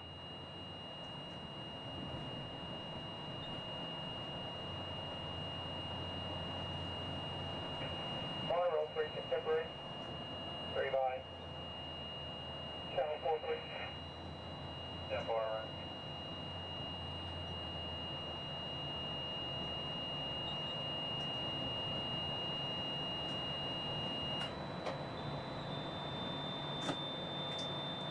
Ladies and gentlemen, welcome aboard Monroe Black. We're going to be holding here just momentarily. At this time, they're bringing out another train off this beam ahead of us. Therefore, we're going to have to wait here until that is complete. Once the train is on this beam and the line is switching back up, we'll be prepared to proceed. I apologize for any delay, and we'll be on our way as soon as possible. Thank you. Colonel Stop, line.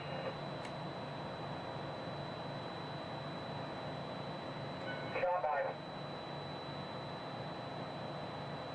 Receiving propulsion in upper display group C, malfunction, wide receiving tower. 10-4, will your train move? 10-4, both groups are picking up. Proceed on previous. 10-4, proceeding on previous.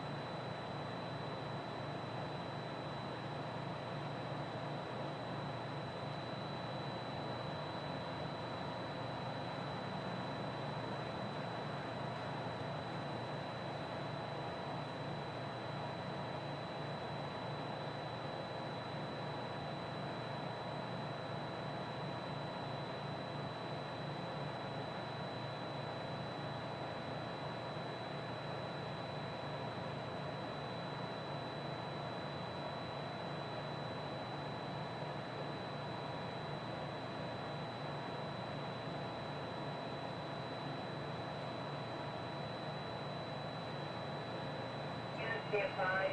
Orange is 10-7, fur line 10-8, exterior. Right, stop. Central, orange. That's right.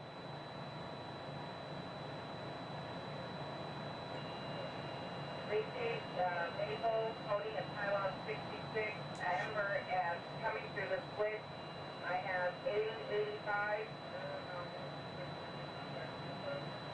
All beam contact, holding at 66, all beam contact has reset. 22 radio, Kingdom, green for normal visual. 23 radio from Kingdom. Green 4. Central stop. Take away. Scan exterior beam, Colorado, with power. Tank by exterior on power, black central. Black.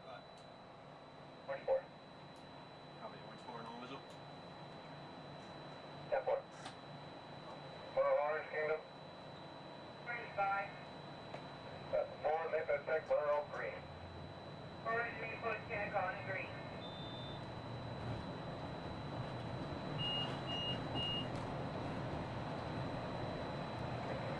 That's 2300.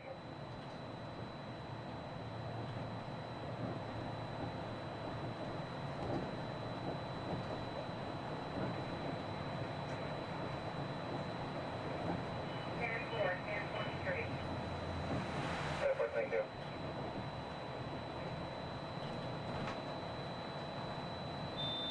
Contemporary, Grand Floridian.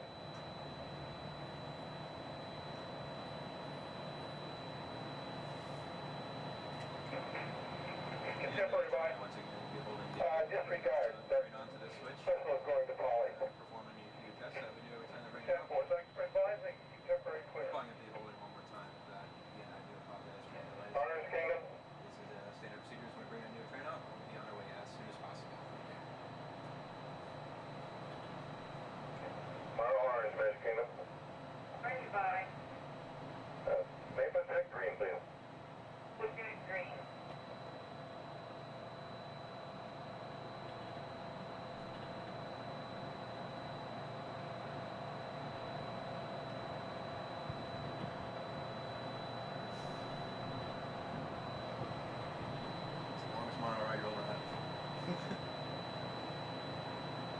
Well, the fun thing is I had the rest of my group on the boat there, and I was telling them I might beat them. That's them on the boat? Yeah. They're gonna be. Hey, Mom, look over by the Contemporary. Central Orange.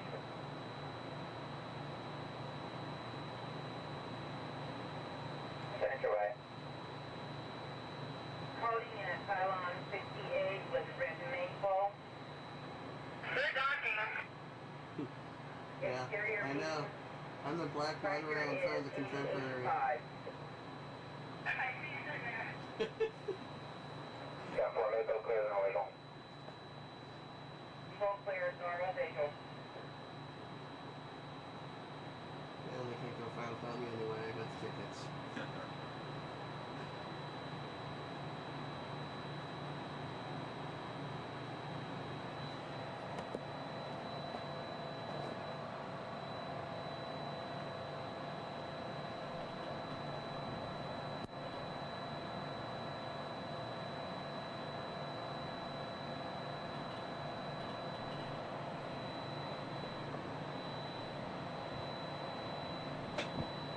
We are entering Disney's.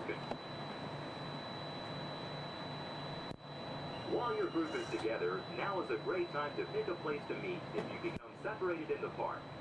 Should you become separated, stop by City Hall on Main Street, USA for assistance. Guest relations at City Hall can also help you plan your day, make dining arrangements, or provide a special guided tour of the Magic Kingdom. As you approach the entrance, please keep your party together and have your tickets ready.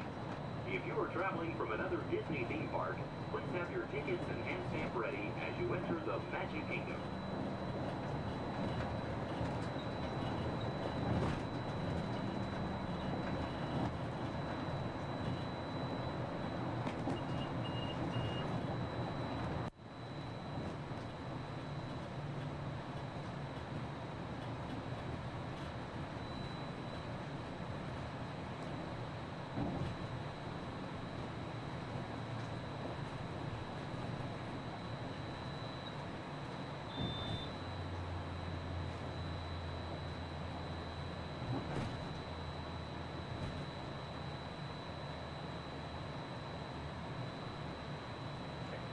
Central Magic Kingdom.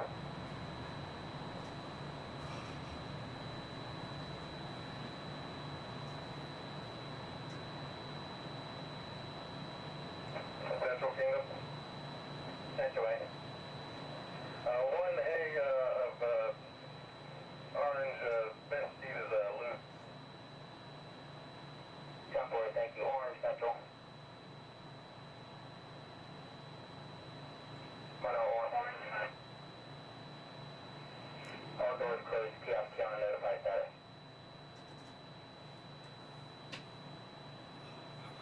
Kiosk counter notified.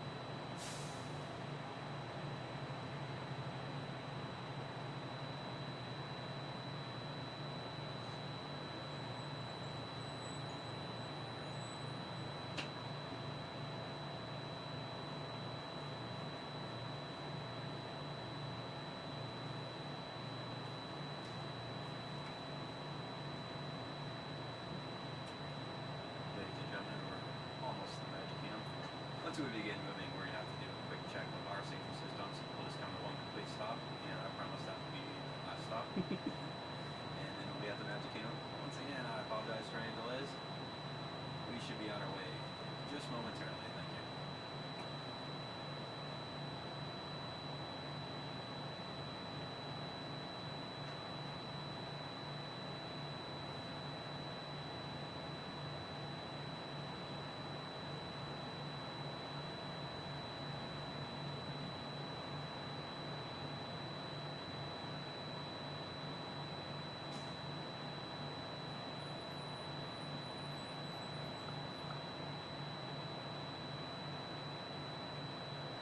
South Central, Monorail Orange, Cab 1 radio check, have you reached? 10-2, I mean. 10-2 also. Reset complete. Propulsion has cleared up in the upper display and monitoring. 10-4, nominal. 10-4, normal visual.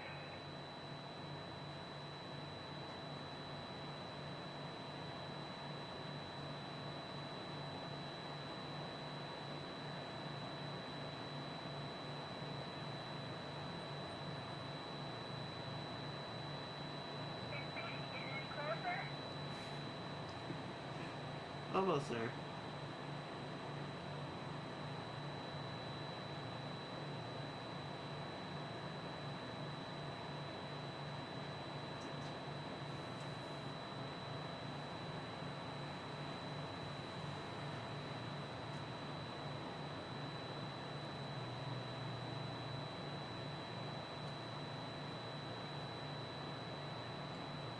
Central 30 hand unit radio check. 10-2, I mean. 10-2, thank you. Pretty clear. Go.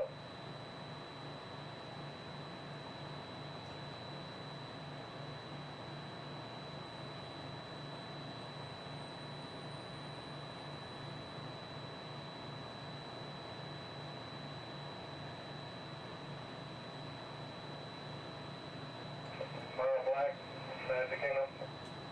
Black 566. And 4-4, Maple Tech cars. Maple Tech.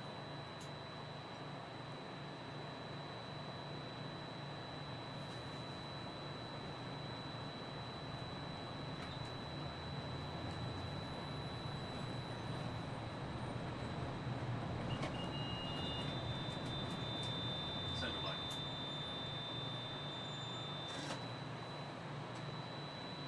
That's right. 69 remaining. Maple clear, no visual. Maple clear, no visual. Orange Central. Goodbye. Reverse Maple Tech. Maple Tech.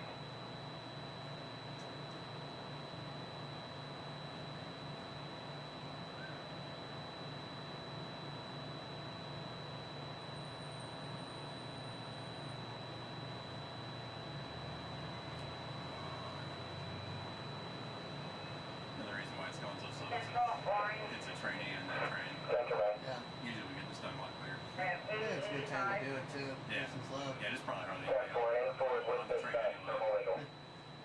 Forward with dispatch, normal visual.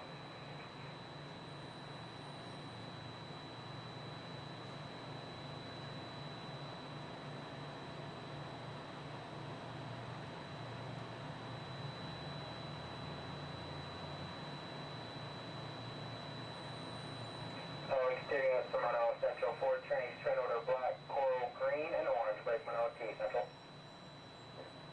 Goodbye. Black, coral, green, and orange on exterior. Black, coral, green, orange.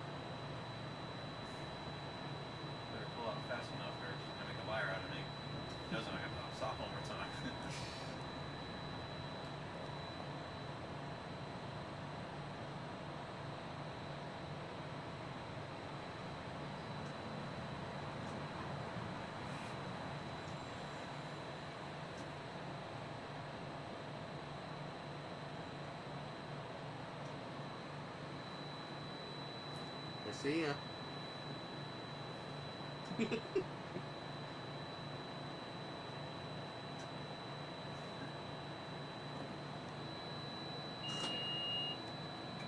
Ladies and gentlemen, we are approaching our station at the entrance to Main Street, USA, gateway to the 7 themed lands of the Magic Kingdom. Smoking is not permitted at the Magic Kingdom except in designated areas. Please consult your guide map or ask a cast member for the location of designated smoking areas. If you are standing, please hold on to the handrails and stay clear of the doors until the monorail stops completely and the doors open. Ladies and gentlemen, this is the Magic Kingdom Monorail Station. On behalf of the cast of the Walt Disney World Resort, we'd like to welcome you to the Magic Kingdom.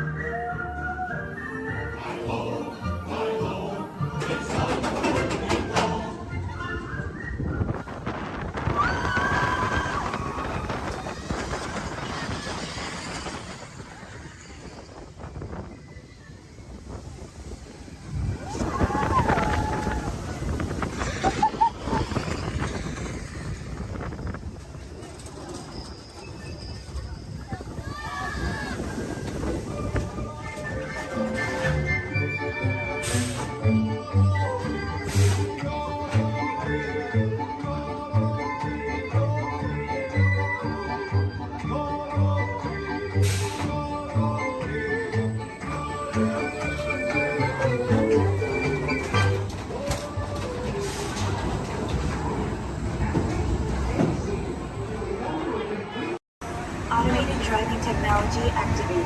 Welcome to the Seed Track.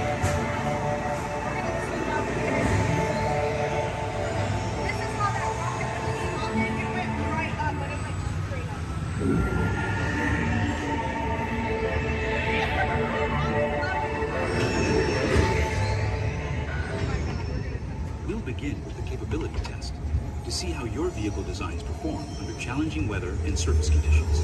Monitoring road surface.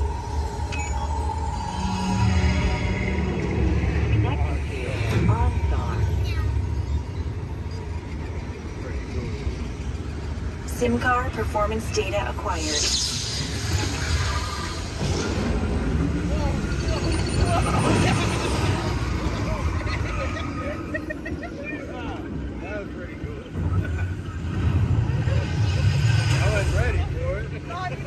Let's see how your designs hold up. Commencing SIM car off-road and extreme weather stunts.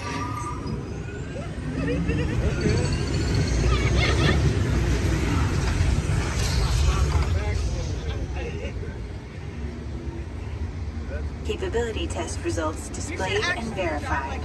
Now let's see how your vehicles compare when it comes to their efficiency. Scanning SIM card for optimal eco-efficiency.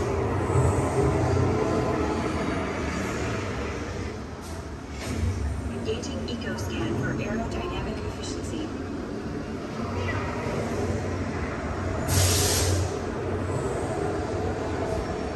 Drive systems analysis. Hyperspectral imaging in progress.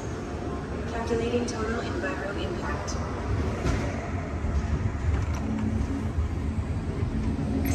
Commencing responsiveness test. Okay, the responsiveness data is now being synchronized. Automated driving technology verified and active.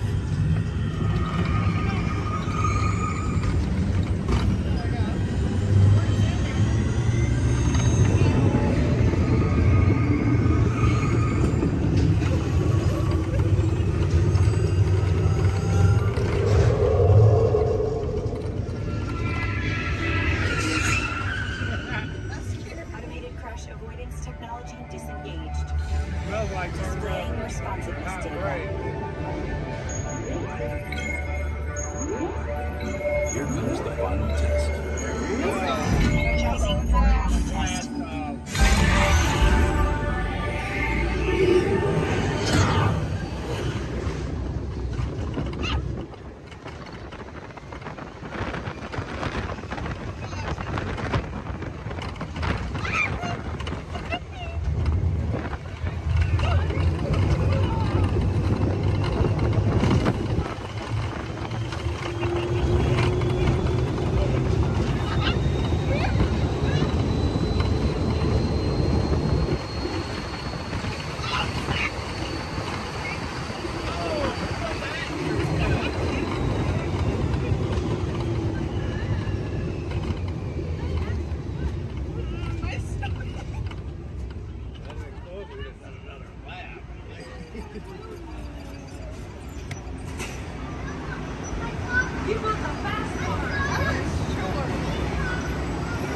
Displaying power test results. SimTrack performance testing complete. This concludes your performance testing. You'll be able to see how your Chevrolet custom concept vehicle designs compared with the sim car after you disembark. Sure is fine in autumn. There's nothing like the breeze and the falling leaves. A blue sky above, the one that you love. I saw a scarecrow smiling, winking his eye as we were walking by. I caught him. Then he looked my way, said, "Enjoy your day. It's the magic that can happen when it's autumn. Changing leaves of red and gold, all is in the air. You can see it on every autumn street. And if you find that someone warms your heart every time you meet, you should remind them that you find them positively sweet."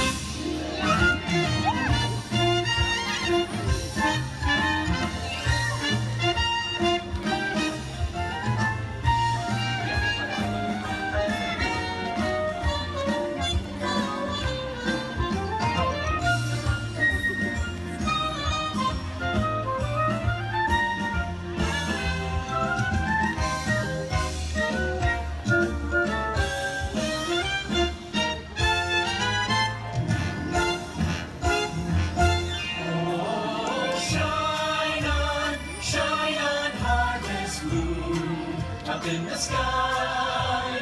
I ain't had no lovin' since January, February, June or July. Snow time ain't no time to stay. Outdoors it's good, so shine on, harvest moon, for me and my gal.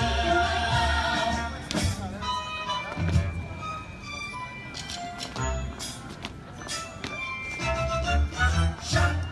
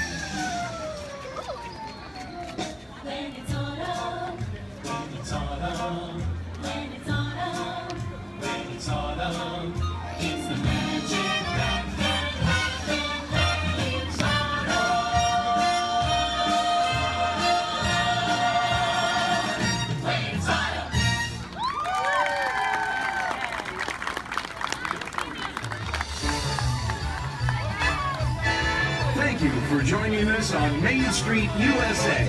And from all of us here in the Magic Kingdom, we hope to see you again real soon.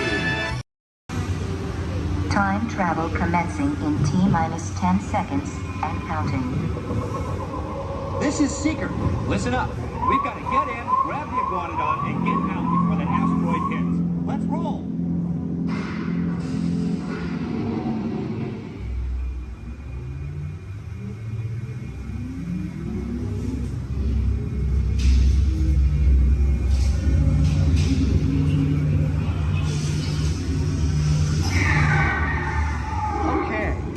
Let's go get that dino. Computer, what are you tracking? Styracosaurus. Not our dino. Warning, meteor shower in range. Just little one. Oleoramus. Hadrosaur. Raptor. Time to get serious. Locking autopilot on homing signal now! Hang on!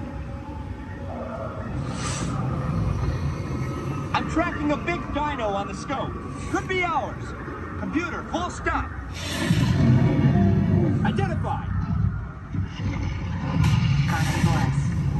Definitely not our dino. Go, go, go!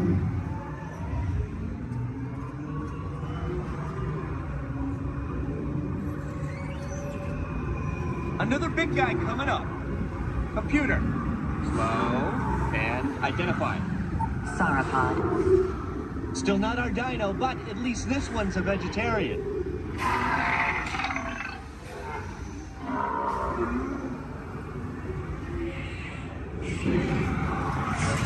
Asteroid impact in 90 seconds. We better move it. Pterodactyl. Incoming! Asteroid impact in 60 seconds. We can't stop now. Keep going, keep going. Compsognathus. Computer, what's happening? Loss of traction. Four-wheel drive, move it! Warning, meteor strike. Evasive maneuver! Left! Right! Left! Right! That was close. Computer, now what? Carnotaurus. That's it! Abort mission! Abort! Abort! Iguanodon. Forget it! Get them out now! Asteroid impact. Brace yourself! This is it! We recently learned that your Terran visionary, Walt Disney, had a similar goal in mind with his early concepts for the experimental prototype Community of Tomorrow.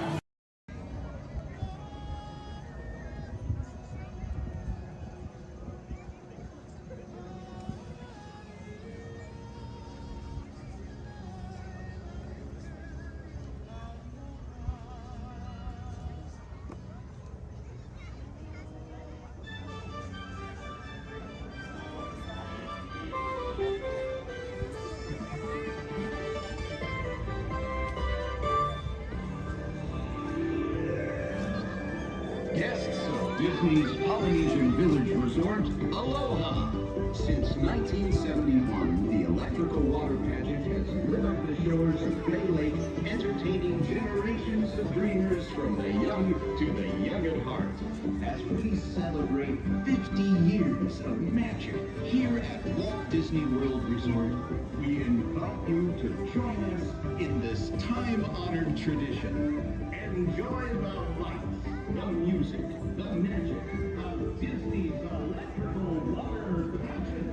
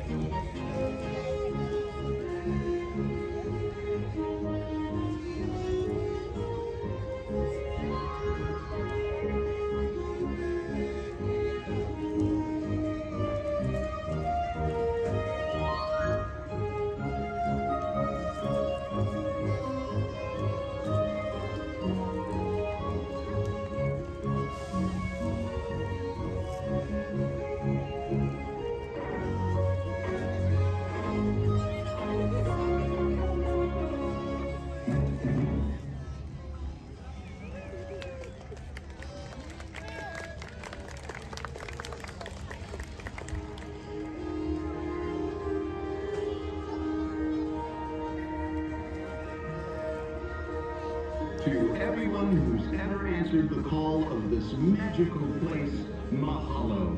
We have shared the breath of magic. For 50 years, you have trusted us with your dreams, and tonight we hope you feel them twinkling in your eyes, enduring like the sparkle of Disney's electrical water pageant. From all of us to all of you here at Disney's Polynesian Village Resort, we bid you aloha and hope you wake tomorrow to find your dreams are even brighter in the light of a new day.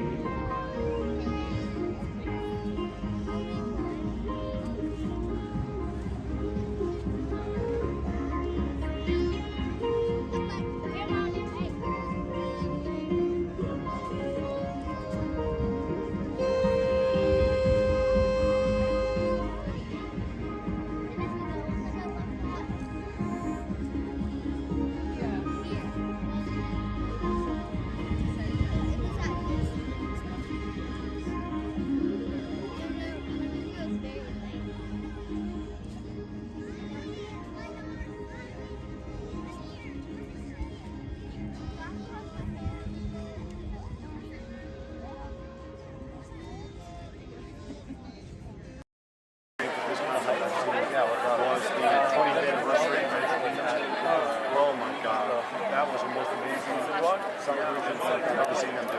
What they do? It was, I think they're sold out dancers, but they still got there's like 200 dancers on it. And then 3 different marching bands.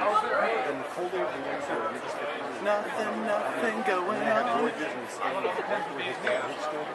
Reading the dedication synced with his dad. That was the only one that got that joke.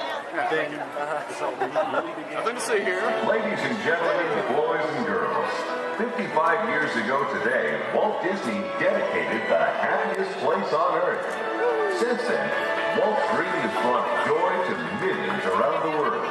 Join us now as we go back to that memorable day, July 17th, 1955. To all who come to this happy place, welcome. Disneyland is your land.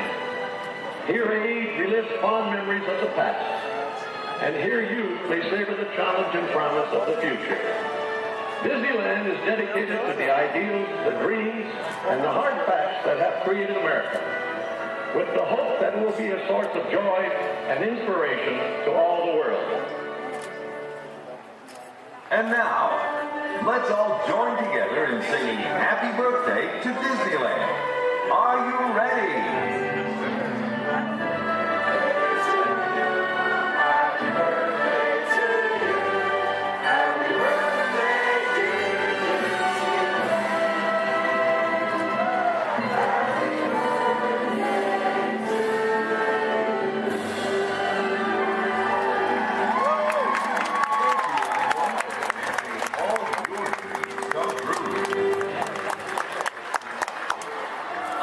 That's it. All right.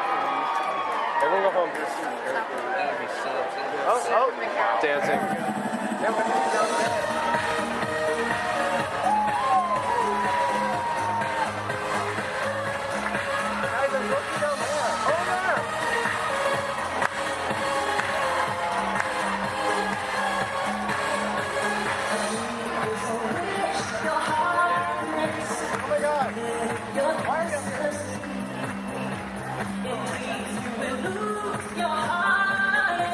Whatever you wish for, you keep.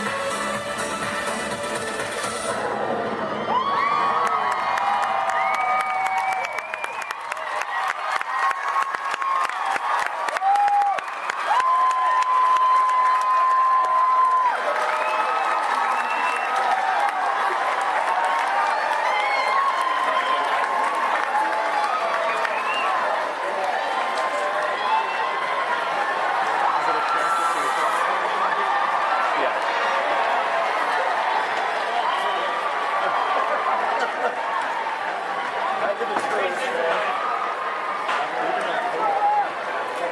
It is a character free for all. Sorry. Minor geek out.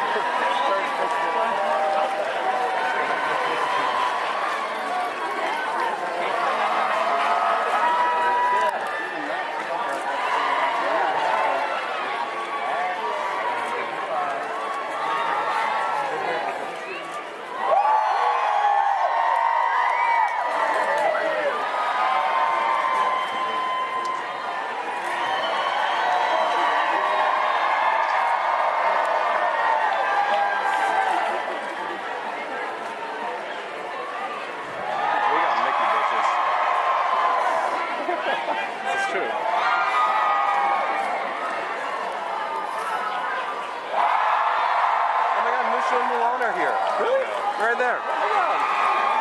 Behind the light post. If you can, like, cool, like, Pluto. We should go say hi to Pluto.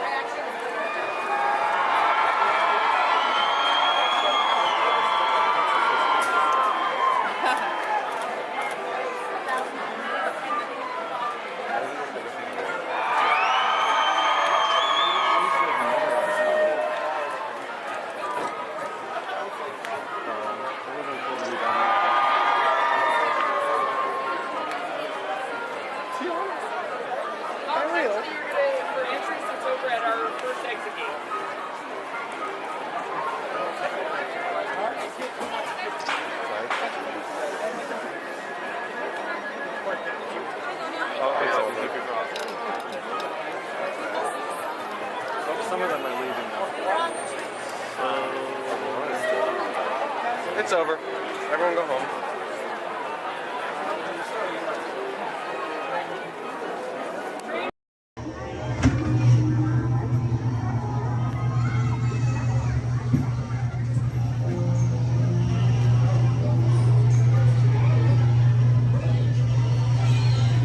My adventures in Wonderland began when I followed the white rabbit down the rabbit path.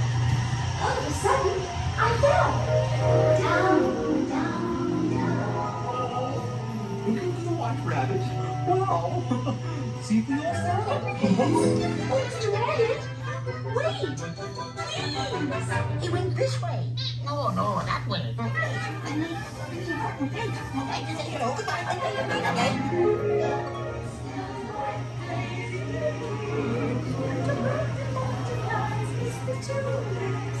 And the sun is like a toy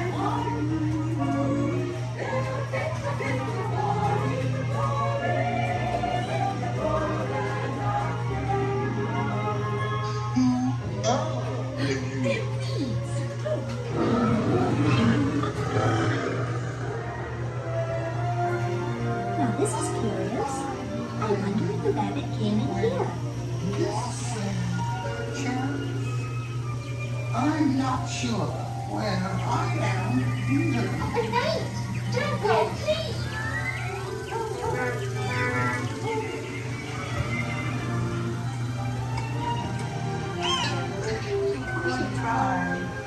this way. They're making the horses red and making a cheery shake. Because we know they'll cease to grow. In fact, they'll soon be dead. Oh, and yet we go ahead making the horses red. You can't prevent exercise. Royal Majesty, the Queen of Hearts, and the King. Shall we play croquet? Rule 42, the Queen will always win.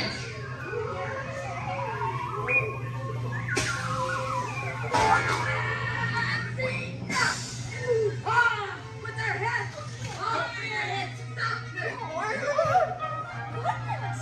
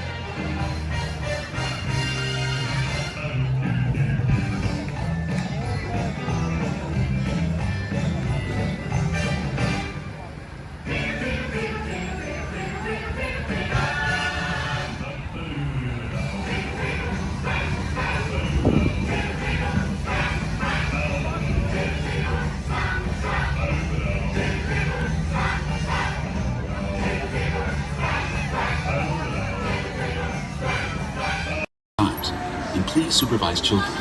Thank you. La estación de control de cinturones de seguridad está a la vuelta de la esquina. Por su seguridad, mantenga sus manos, brazos, pies y Automated piernas driving technology dentro del vehículo. activated. Welcome to the sim track.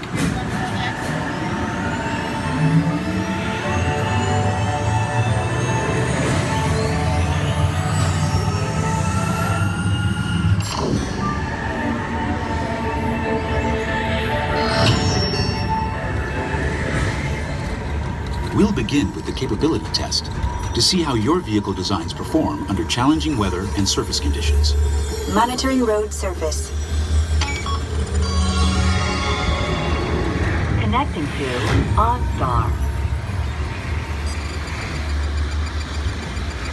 SIM car performance data acquired.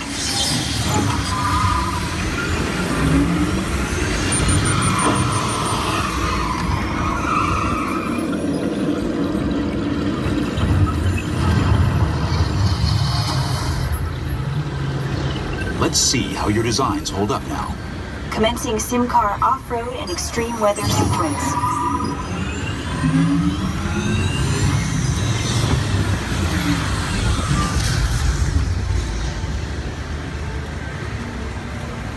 Capability test results displayed and verified.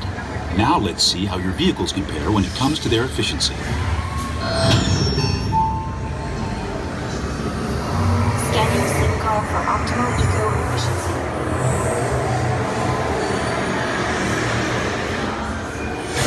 Engaging eco-scan for aerodynamic efficiency.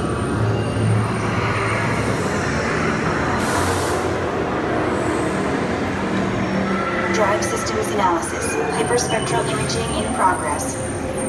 Calculating total enviro impact.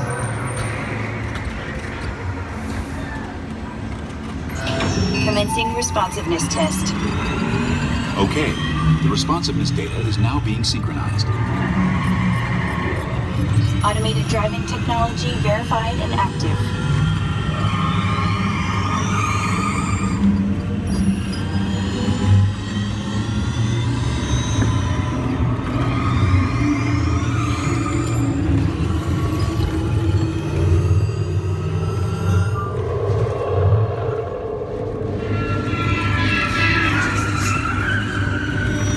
Automated crash avoidance technology disengaged. Displaying responsiveness data. Here comes the final test. Energizing for power test.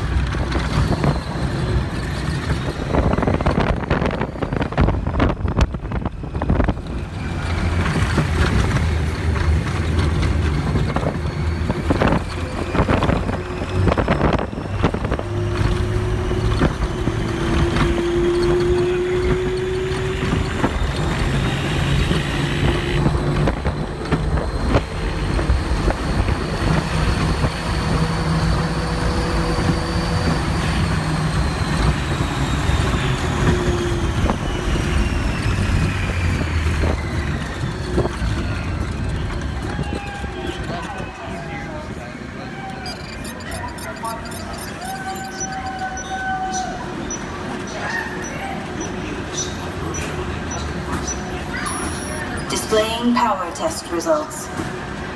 SimTrack performance testing complete. This concludes your performance testing. You'll be able to see how your Chevrolet custom concept vehicle designs compared with the sim car after you disembark. Please watch your step as you exit. And remember, I want you to walk and get that movie star treatment. There you go. That you know you deserve. And you know what? You might look and see. And see. This could be the start of something wonderful.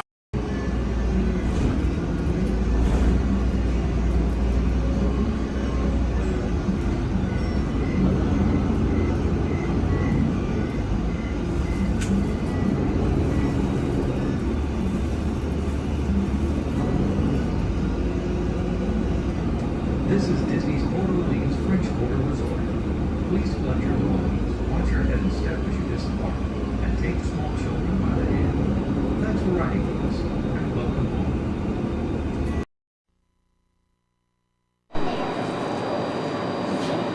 Please stand clear of the doors. Por favor, manténganse alejados de las puertas.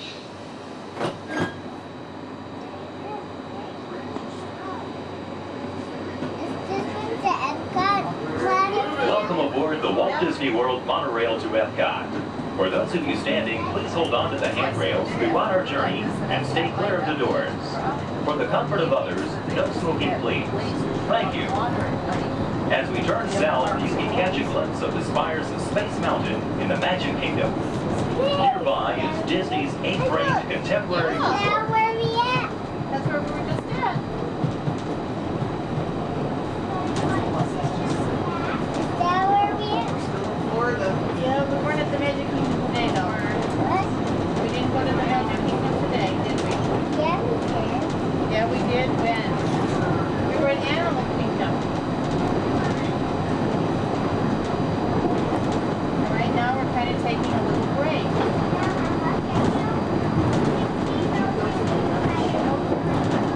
Not today. Yeah, we've seen it. Yeah. Yeah, you saw it earlier in the week.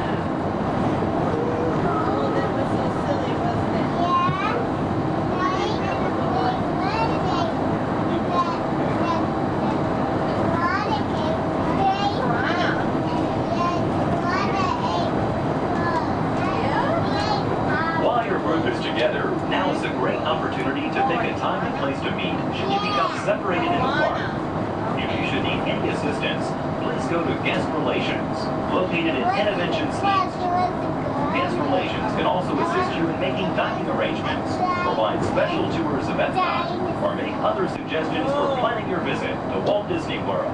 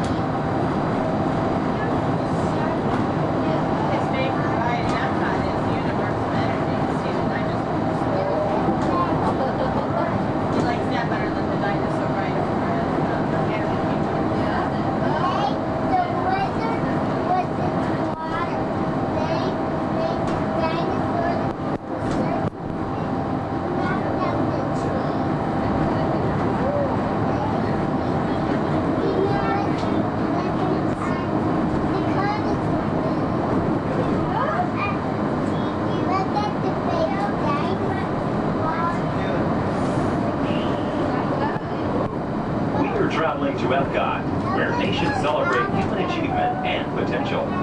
Its 300 acres are divided into two worlds, Future World and World Showcase. Future World offers fascinating explorations into realms of energy, transportation, and imagination. You'll also find adventures in communications, sea exploration, food production, and other vital topics. World Showcase is a community of nations, highlighting the accomplishments and cultures of people around the world. On the banks of the 40-acre World Showcase Lagoon are Mexico, Norway, China, Germany, Italy, the American Adventure, Japan, Morocco, France, United Kingdom, and Canada. Young adults from each nation represented in World Showcase are among your hosts, making this a true international exchange.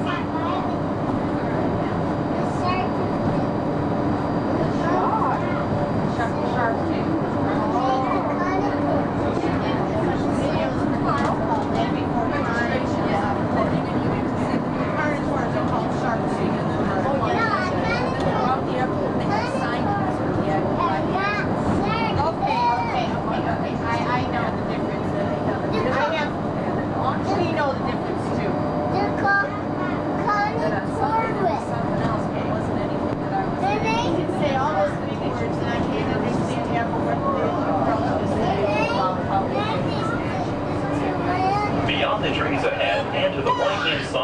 forward motion is Spaceship Earth. This 18-story geosphere marks the entrance to Epcot. Inside Spaceship Earth, time machine vehicles take you through the evolution of human communications, from a distant yesterday to the dawn of tomorrow.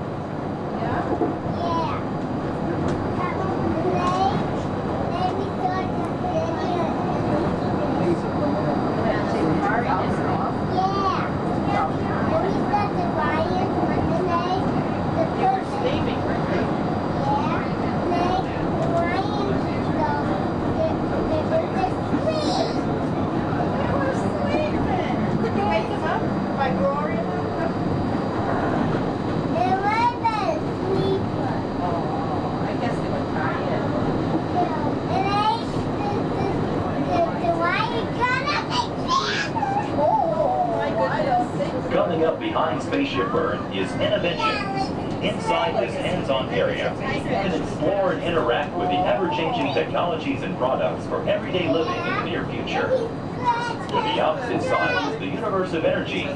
Inside, you'll find Ellen's Energy Adventure, hosted by Ellen DeGeneres and Bill Nye the Science Guy. Next is The Wonders of Life, where you'll discover Body Wars, which takes you on an amazing trip through the human body. In Test Track, you can experience the exhilaration of test driving a vehicle on the fastest and longest ride ever created for Walt Disney World. Coming into view is World Showcase. Directly across from us on the far shore of the World Showcase Lagoon is our host pavilion, the American Adventure.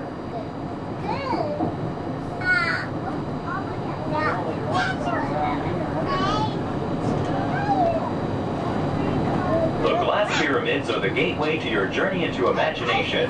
Inside, you can find the 3D adventure, Honey, I Shrunk the Audience. Join Professor Wayne Zielinski as he receives the Inventor of the Year award for his incredible shrinking machine. Next is The Land, where you'll discover creative partnerships between people and the land around the world.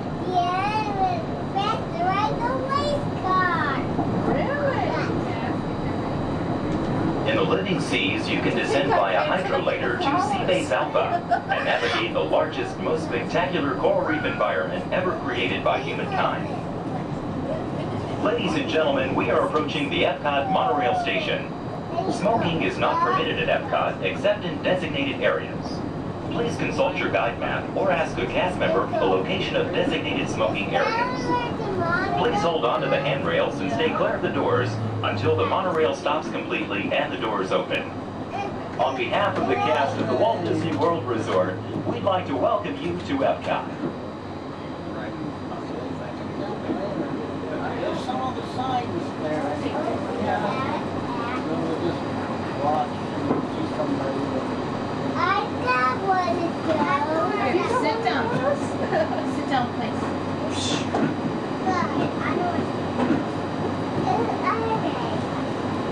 Ladies and gentlemen, please remember to collect your belongings and take young children by the hand. As you exit, please lower your head and watch your step. Thank you.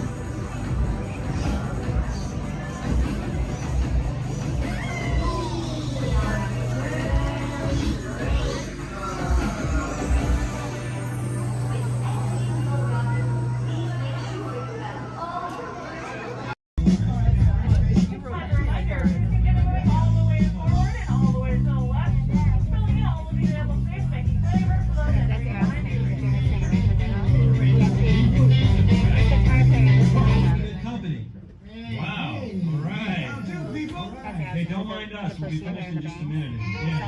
What are you guys still doing here? You're supposed to be at the show. Work out. I'd like to introduce our local manager. Rocket Roller Coaster is a loud, thrilling, high-speed roller coaster test ride that includes sharp turns, upside-down maneuvers, Okay, come on, guys. Please, get in the car. Sorry, folks. We gotta go. Come on. Chris, can you grab my black list, Paul?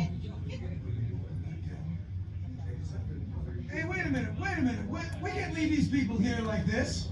We can't? No! Come on, you know how we feel about our fans. Yeah, that's right. Well, guys, what do you expect me to do? Send them all with you? Yeah. Wait a minute. I love that idea. How about some backstage passes? Yeah. Come on. Make it happen. Okay. I'll make it happen. Now get out of here. I hate all of you. Have a nice ride. Hi, Sal, it's me. Listen, I'm gonna need a bigger car. Make it a stretch.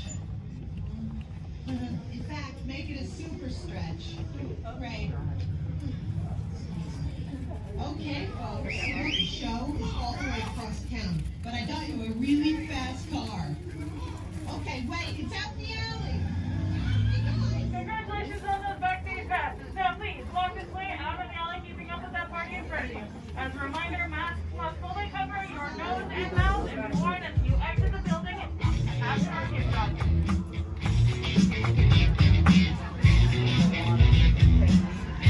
On my desk, everyone, so please remain seated throughout the show. And please keep your hands, arms, feet, and legs inside the vehicle at all times. Oh, don't forget to supervise your children. And for the safety of our cast, we ask that you please refrain from the use of flash photography and external video lighting. Now that we've taken care of business, let's talk about me. My name is Travis, and I'll be your guide for this magical journey into the movies. It's the perfect job for me because, well, I love movies. Is everybody ready? Great, the cameras are ready to roll. Ready when you are, Stevie.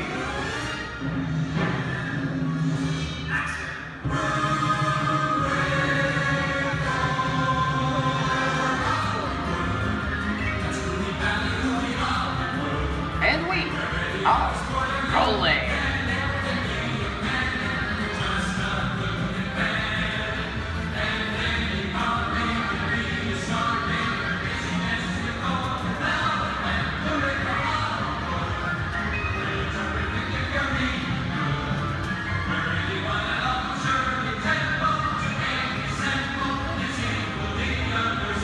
Hello everyone and welcome to the Great Movie Ride.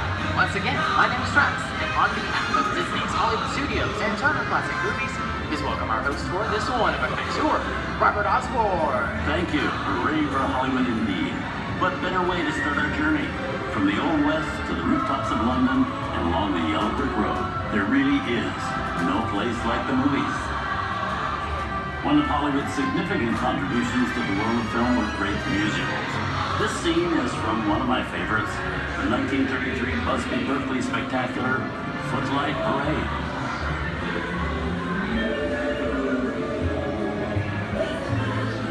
Here's one of the most famous of all dance sequences. It's from the 1952 musical classic, Singing in the Rain. Here's Chick Kelly singing in the rain. Literally.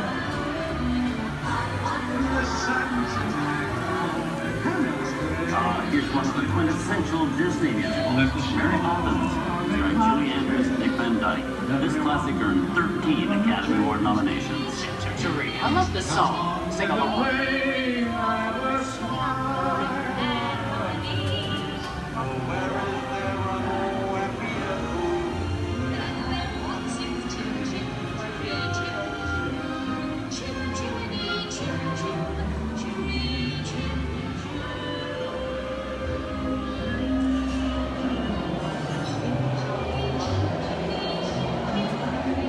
Hold on to those wallets and purses, folks. This doesn't look like a very good neighborhood. Here's the birthplace of the gangster film, the seedy underbelly of Chicago, from The Public Enemy, starring James Cagney. Released in 1931 before strict censorship rules were enforced, Public Enemy is a gritty, realistic, and violent look at the world of gangsters of the Depression era. I love this movie. In one famous scene, James Cagney shoves a grapefruit in Mayflower's face. she can never look at breakfast in the same way again. These tough guys could turn anything into a weapon.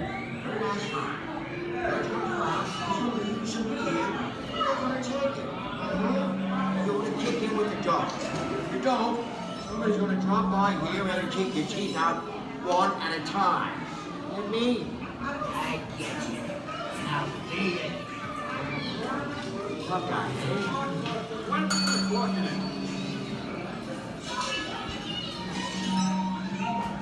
Sorry about the delay, folks. I don't want to run a red light, even in the movies. How to let her leave my vehicle. I think it's time for a visit to a concession stand. Bye. So I was born waiting. Okay, Mugsy, whatever you say. Hey, how'd you know my name anyways?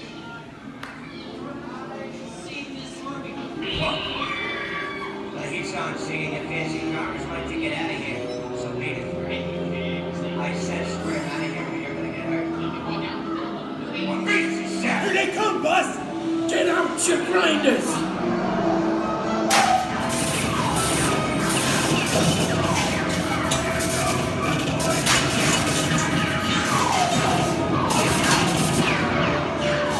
I'm hit! Hey, I'm hit! Foxy! They got spin! Foxy! Foxy! Where's hit? Hey! Feel hey!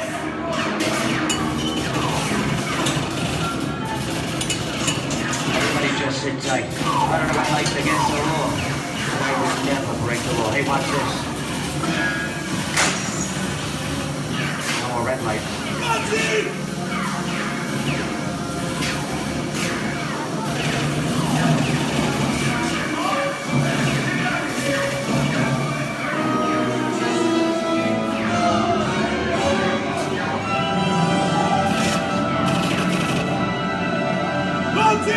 Come back, you rat!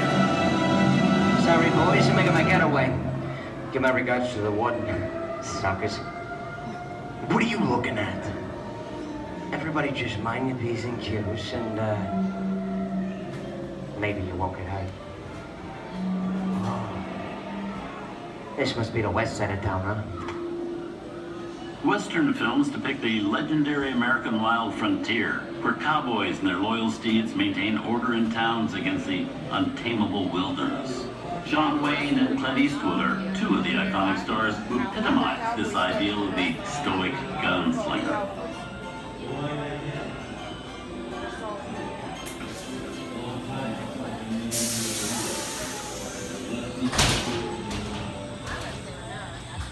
Sleepy little bag, eh? That's some mighty tough territory you're heading into, Pilgrim. I'd think about turning back if I was you. That is, if you want my opinion. But I reckon you... No, we're in the clear. This looks like the perfect time to collect up all your valuables. We'll start with the jewelry and then we'll... What are you talking about? I didn't even order your name, mother copper.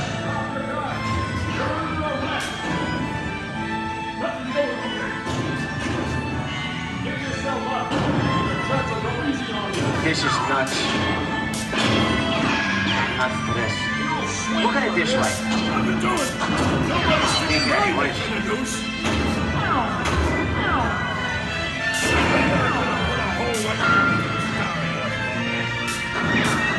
Okay. Twice.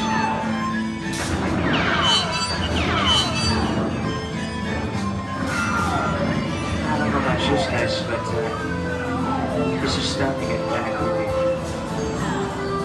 Where are we? JC? Science fiction has been a staple of classic movies, from George Méliès's Trip to the Moon to George Lucas's Star Wars. In 1979, director Ridley Scott and Sigourney Weaver made audiences believe that in space, no one can hear you scream. This is Alien. Hey, you get down, face. How do we get out of here? Warning, remain in your vehicle. The area you are entering is extremely dangerous. Proceed with caution.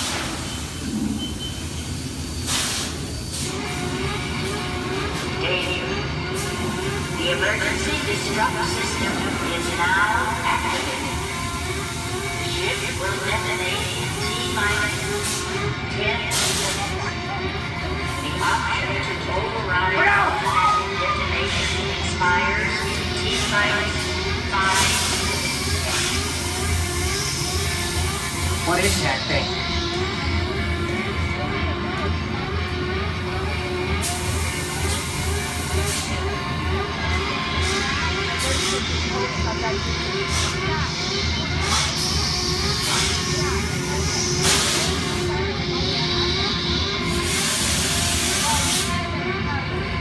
Get it together. I'm getting out of here. That's enough creepy crawly things for one day, right? Wrong.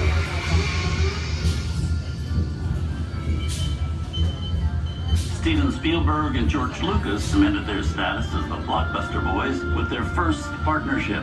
Here from that legendary collaboration is Harrison Ford as archaeologist Indiana Jones in Raiders of the Lost Ark. Snakes. Why did it have to be snakes? Some of the biggest horror stars of Hollywood appear in the ancient story of a cursed Egyptian temple, a priceless jewel that beckons to all, but be warned, temptation always leads to destruction. Get a load of that show, guys. Time for me to get back to work. Good thing I don't believe in ghost stories. Don't nobody move while I go get the goods. I don't think they'd notice a few extra bodies around here. If you know what I mean.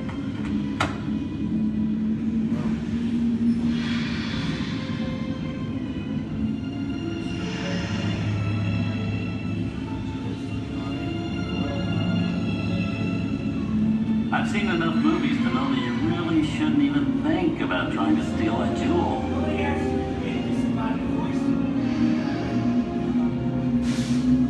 Halt, unbeliever. Disturb the treasure of the gods, and you shall all pay with your lives.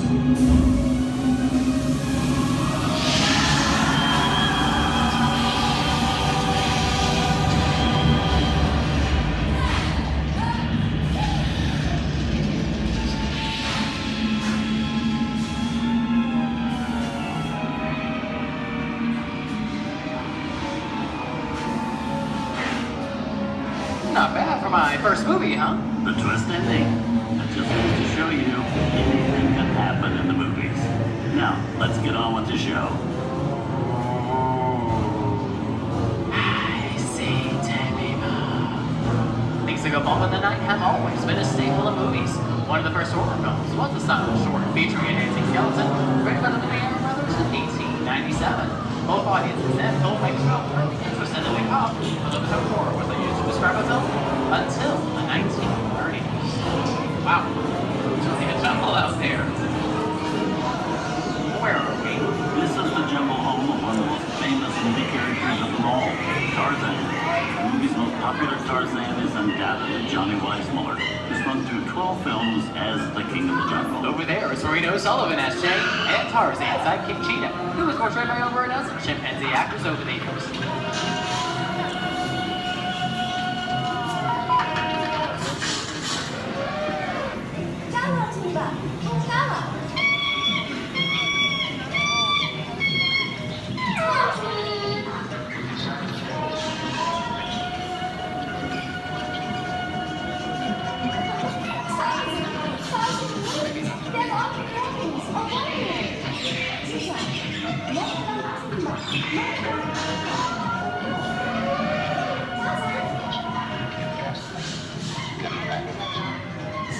Here's Humphrey Bogart in his most famous film role.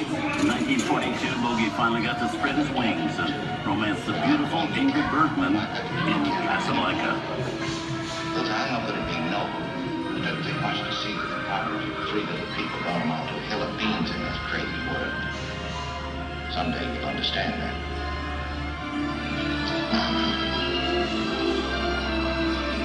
He's looking at you, kid.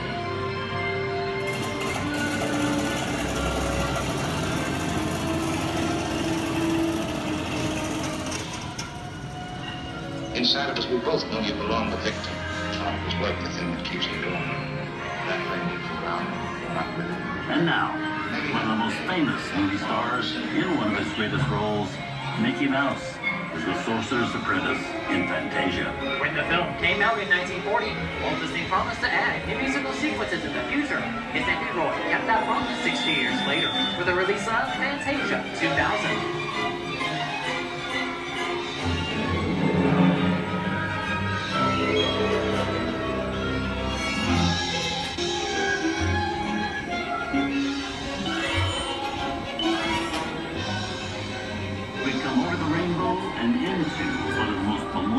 And most watched films in movie history, The Wizard of Oz. Toto, I have a feeling we're not in Kansas anymore.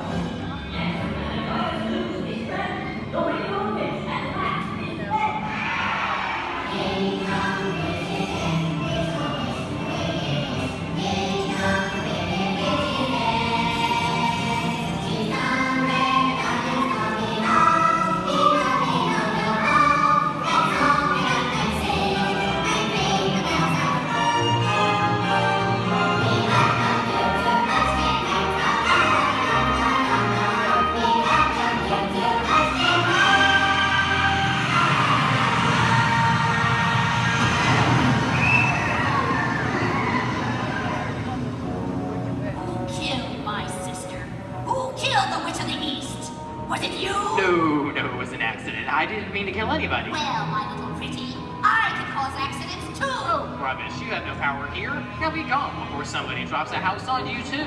Very well. I'll bide my time. But just try to stay out of my way. Just try. I'll get you, my pretty, and your little dog, too. I wonder how we get out of here. What do you folks think? Where do we go? Follow the yellow brick road. Follow the yellow brick road. Follow the yellow brick road. Oh, why didn't I think of that? Sing along, folks. You know the words.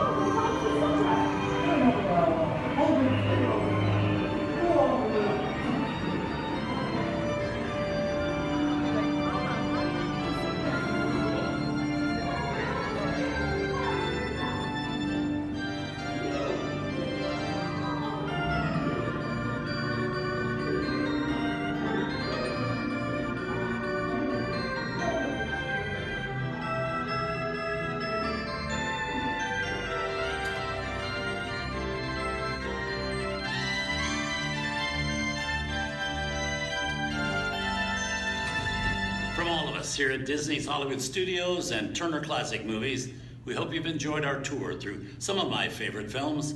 But remember, there are many more adventures waiting for you every day on TCM.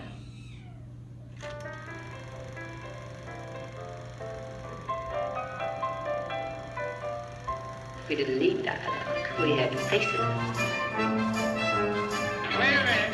You ain't heard nothing yet. Step in time!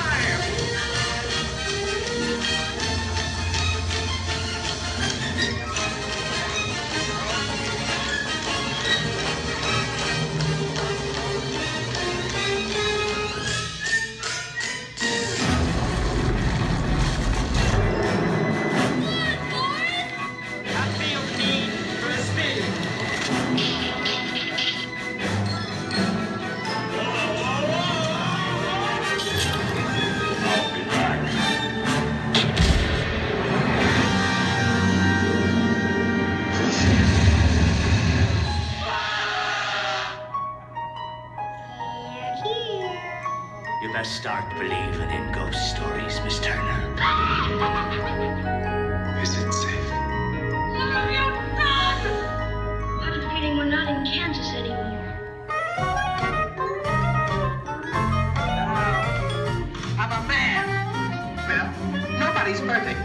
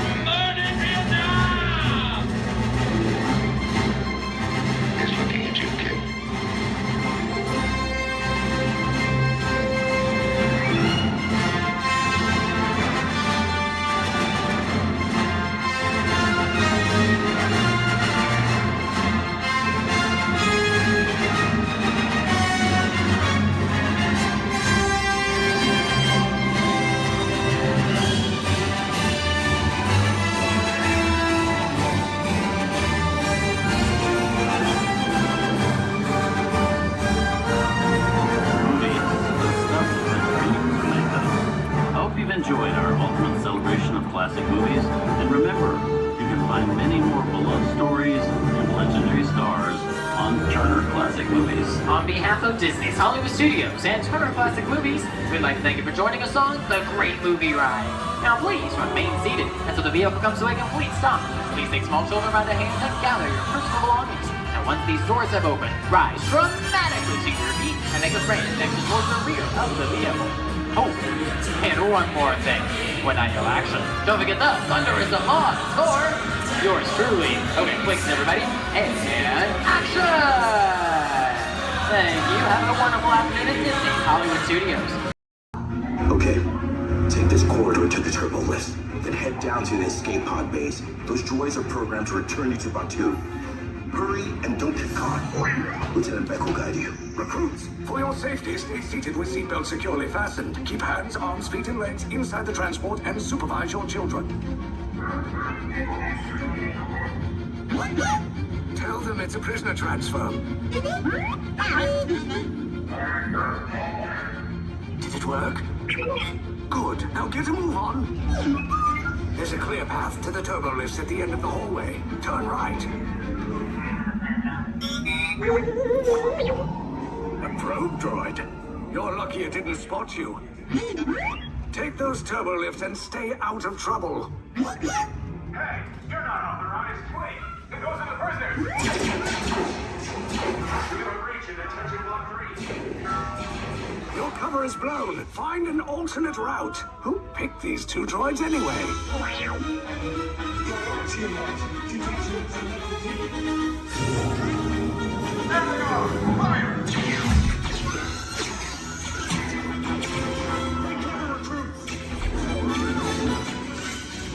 The escape box just below us. Take the lift down. Hurry! Hurry! No, not up! I said down!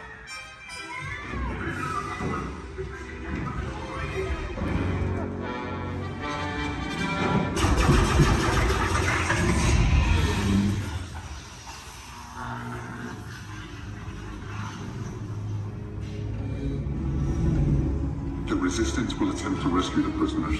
They have neither the resources nor the courage to engage us. You underestimate their conviction. Raise the shields! Shields?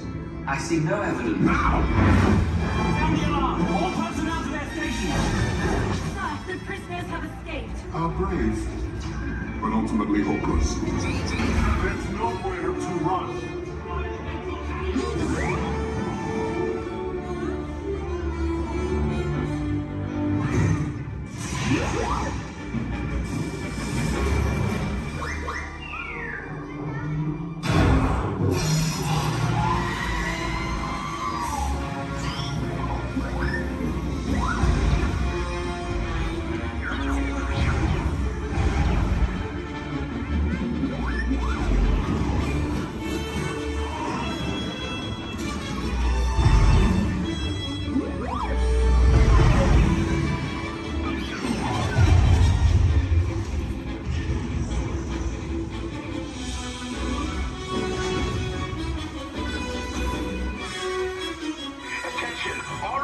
Personnel, abandon ship.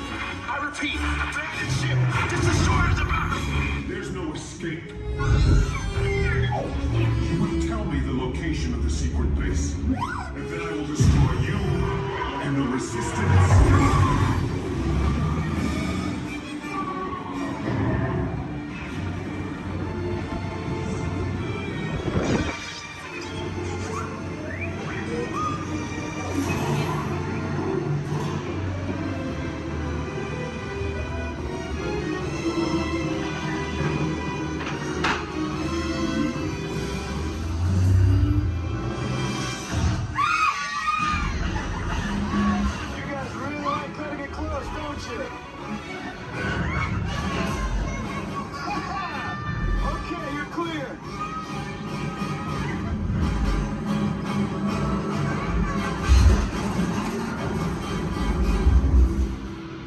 Escape pods came in a little off target.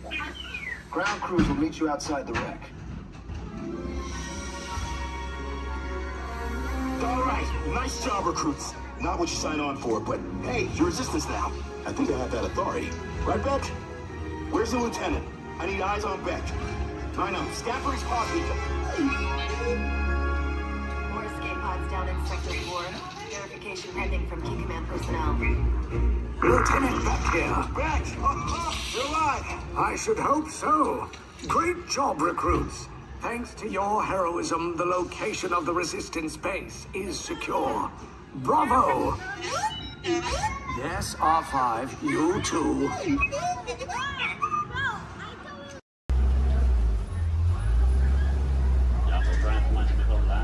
going to be your guide today. Just a quick couple of reminders. A bumpy road, so please stay seated with your arms, hands, feet, and legs inside the vehicle at all times.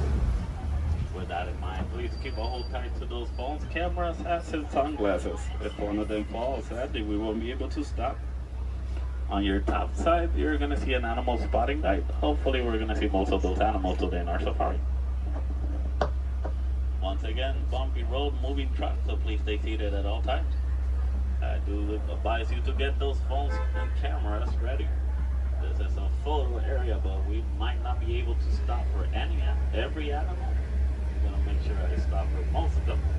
But sometimes they won't stop for us. Just be ready. And 20. So we're going to start off our journey here in the Little Ituri Forest.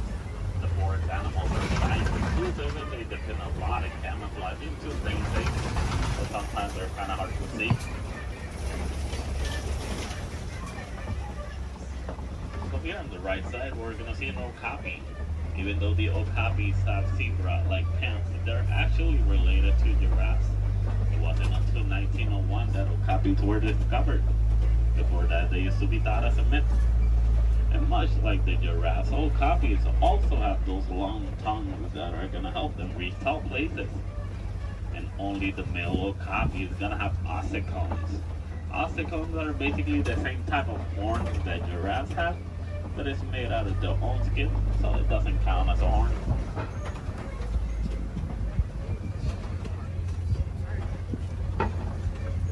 So coming up on our left side, we're going to see some black rhinos. The black rhinos are one of the smallest of their species, weighing up to 3,000 pounds. The shape of the black rhino's mouth is kind of pointy or triangle-like, so that way it's easier for them to feed on the forest. It's also a nice way for them to, also a nice way for us to identify the rhinos. Black rhinos have a pointy-shaped mouth, while white rhinos have a square-shaped mouth. So this one here on the right side, closest to the truck, is going to be a greater kudu. The greater kudus are one of the tallest of the forest antelopes. They can go about 55 inches to the shoulder. That's about 4 feet tall. That greater kudu doesn't have any horns like the one in the picture. It's because this one is a female. Only the male greater kudu is going to have horns. Behind the greater kudu, we're going to see some bongos. Bongos are also known as the ghosts of the forest because they're rarely seen. The shape of the bongo's horn is twisted and it goes all the way towards their backs. So that way it's easier for them to travel around the forest without getting stuck. So as we start exiting the Little Ituri Forest, we're going to head all the way towards our Safi River. Rivers and water spots are great areas to see some of the wildlife that live near the water.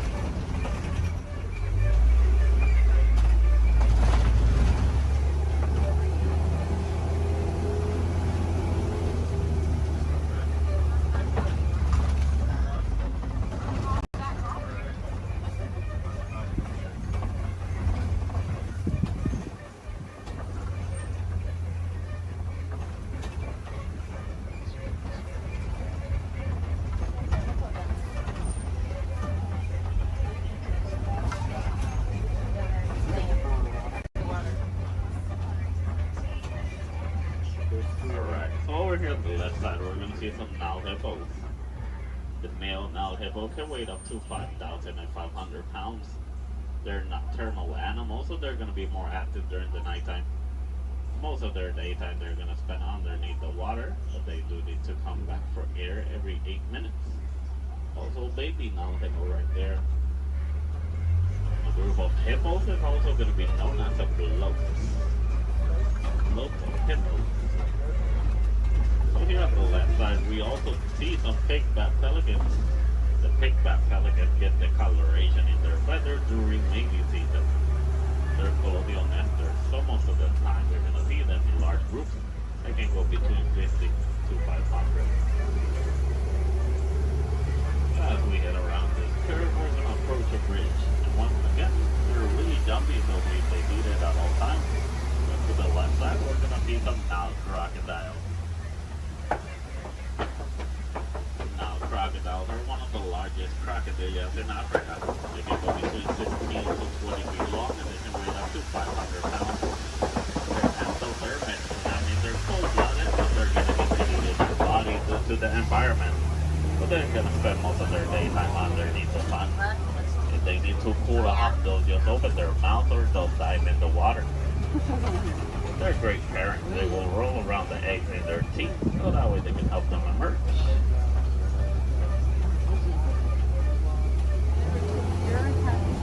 So as we enter the Safi River, we're going to head all of the way towards our savannah. Savannah is going to be a large plain and a great area to see most of the animals in Africa.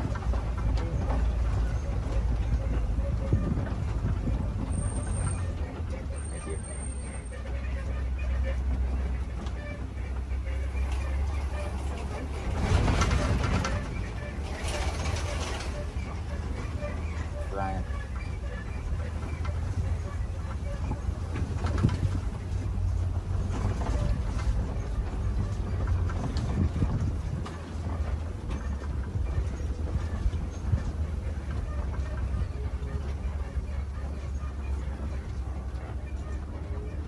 As you can see, the savanna ecosystem is going to be a large plain of grass with tall trees and a lot of termite mountains. Each ecosystem is going to be unique and shaped by the animals that live on them. Between savanna, deserts, rivers, mountains. Most of the animals will actually use the termite mountains as fast crashers. Some of the smaller species like springboks will stand on top of them, so that way they can have a better view. Here on the left side, we do see a pack of African wild dogs. The African wild dogs are also known as painted dogs. They're part of the canine family. A difference they share with wolves and dogs is that they only have 4 toes. But they're a great pack of successful hunters, hunting up to 90% of the food they eat. But verbalizing, the African wild dog won't bark or howl. They'll actually make a squeaky sound that sounds similar to squeaky toys. Here on the left side, some Ankoli cattle. Ankoli cattle are also known as the Watusi cattle, named after the clan that domesticated them. They're a sign of Walt in Africa, where both male and female will have those huge, majestic horns that can go up to 6 feet long. Even though those horns are big and they look kind of heavy, they're actually honeycomb inside. They use the inside of those horns to move blood up and down, so that way they can keep themselves cooled off. Over here on the left side, we also see a sable antelope. Sable meaning brown, they're also the emblem of the Harambe Wildlife Reserve. They're the only type of antelope that in a fight or flight situation they'll stand their ground and they will fight. As you can see, the shape of their horns goes all the way towards their backs, so that way it's harder for predators to jump on them.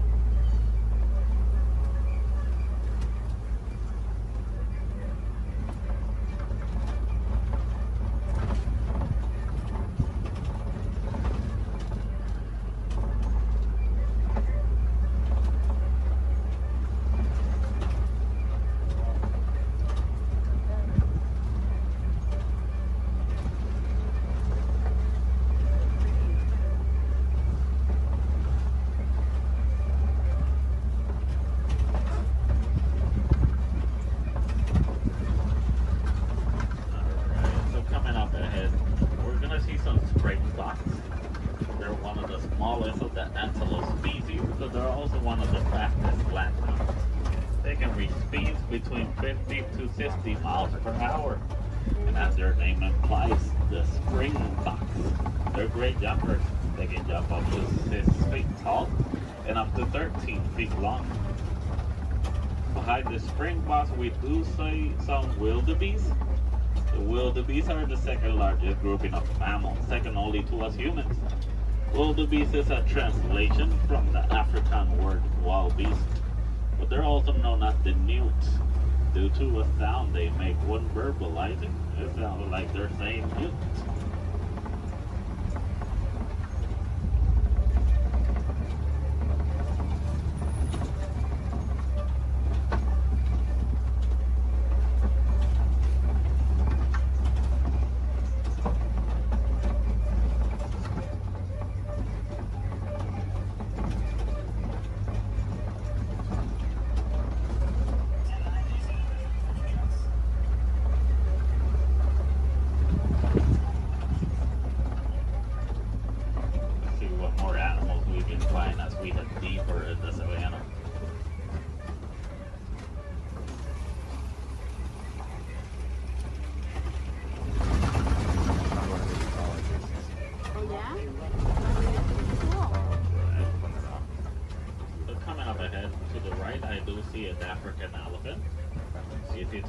Due to their huge size.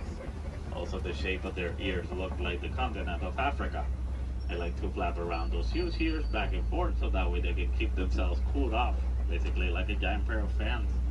Also, to the left side, mandrills, and the mandrills are one of the largest species of monkeys. Male mandrill can weigh up to 100 pounds, while the female can weigh up to 35 pounds. They also have a special pocket in their mouth where they can store food and snacks for later, just like squirrels. So the elephants will also throw dirt on top of their backs so that way the dirt will block them from the sun and also from bugs. They're huge animals with a huge appetite, eating up to 300 pounds in just a day. So a nice easy way to identify a male elephant is because male elephants, whenever they reach adulthood, they like to go on their own. And sometimes they'll join other elephants and they'll form a group known as a bachelor.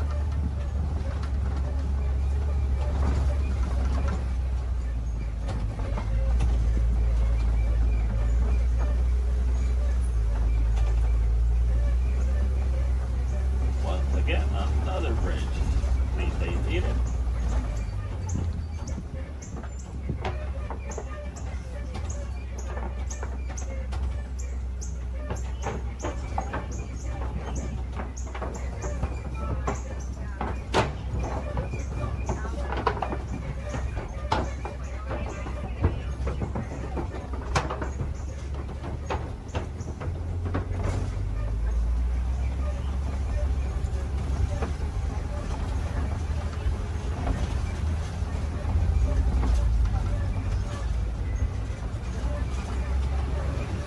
Here on the right side, we're going to see some markings on those red clay.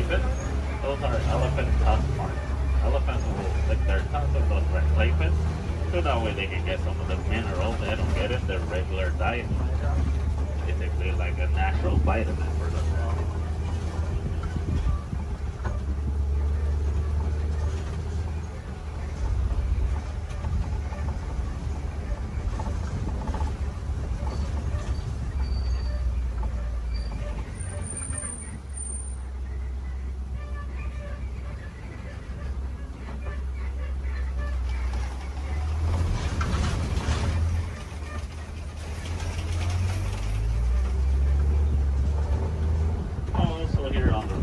We do see some trees that look like they're upside down. They're known as upside down trees, but they're also known as the tree of life. The real name is the baobab trees. And baobab trees can go leafless up to 9 months of the year, so that way they can store inside of them thousands of gallons of water. Some of the animals will actually try and reach that water, like elephants will stick their tongues on them.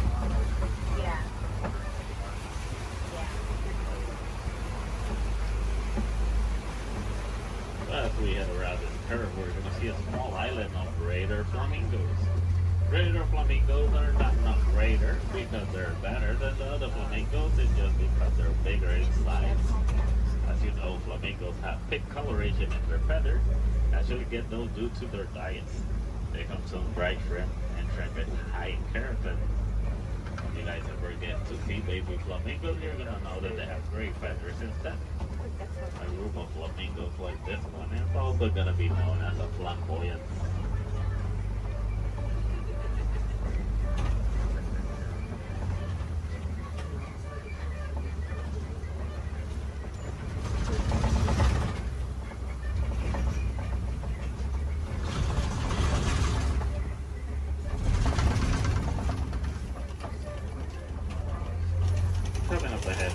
see some white rhinos.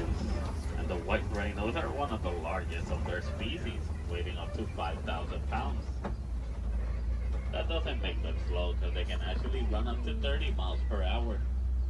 As you can see, the shape of their mouth is kind of squared, so that way it's easier for them to feed on the grass on the floor. And you'll usually find them in the savannah around mud pits. They like to roll around those mud pits, so that way the mud will help them against the sun and also against bugs. It's a nice way for them to stay cooled off. Basically, white rhinos are a different type shade of gray from the black rhinos. The reason they get the name white rhino is not because of their colors. It's actually a mistranslation from the Afrikaans word white. That means wide as in bigger.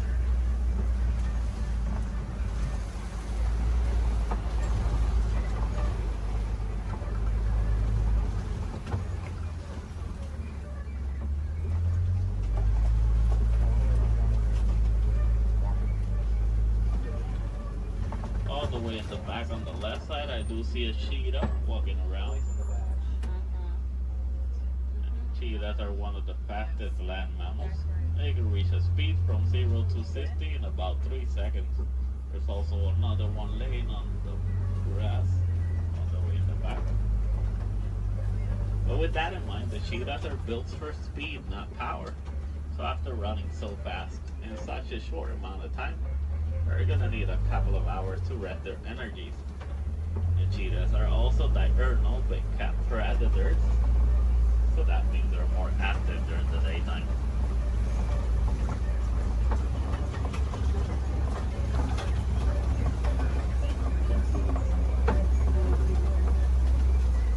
Coming up ahead, we do see some coping rocks, and on top of that coping rock, we do see a lion. Lions are nocturnal big cat predators. They're more active during the nighttime. Most of their daytime, they're actually going to spend sleeping. They can sleep up to 20 hours in a day. So that way they can store all the energies for the successful hunt at night. But while hunting, the female is going to do most of the hunting. Well, the male is usually going to be the stay-at-home dad who's going to take care of their cubs. A group of lions is going to be known as a pride. In the morning, the lion's eyesight is technically as good as ours, but at nighttime, their eyesight are 6 times stronger. That's why they're successful hunters at night.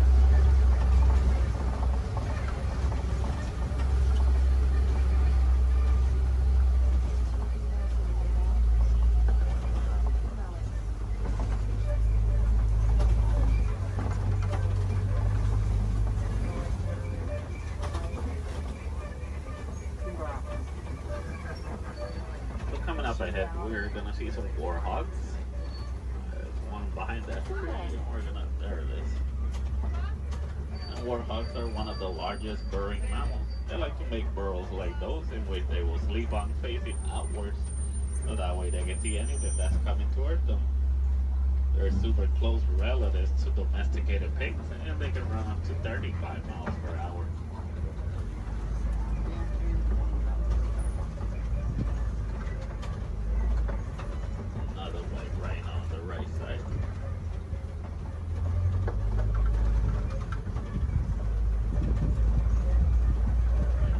We start exiting our savannah, we're gonna head all the way towards the Warden's Post.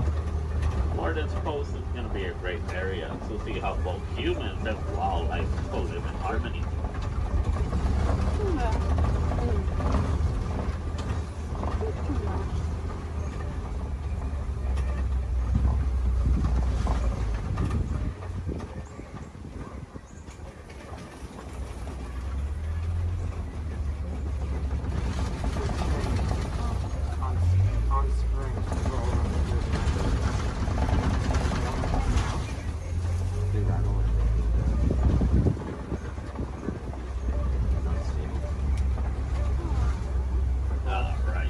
Here in the Warden's Post, we're gonna see some Nigerian dwarf goats. These goats are super cute, but they're also really friendly. great source of milk and cheese, and they're really agile with a great sense of balance. They're also one of the few domesticated wildlife that we have here in our reserve. So next to that yellow barrel, there is a yellow box. The farmers found out that elephants are afraid of bee sounds.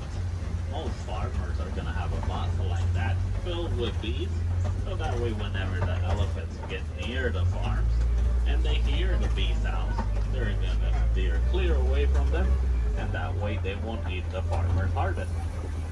It's a nice way for both humans and elephants to co-live in harmony, but it's also a great source of honey. Also, the farmers will actually sell that honey for an extra income. Because sadly, due to a mining of a mineral called coltan, most elephants are losing their habitats and homes, causing them to migrate into human farms and villages more commonly so than it used to. So having bees in a box is going to be a nice technique for both keeping elephants safe, but also staying safe.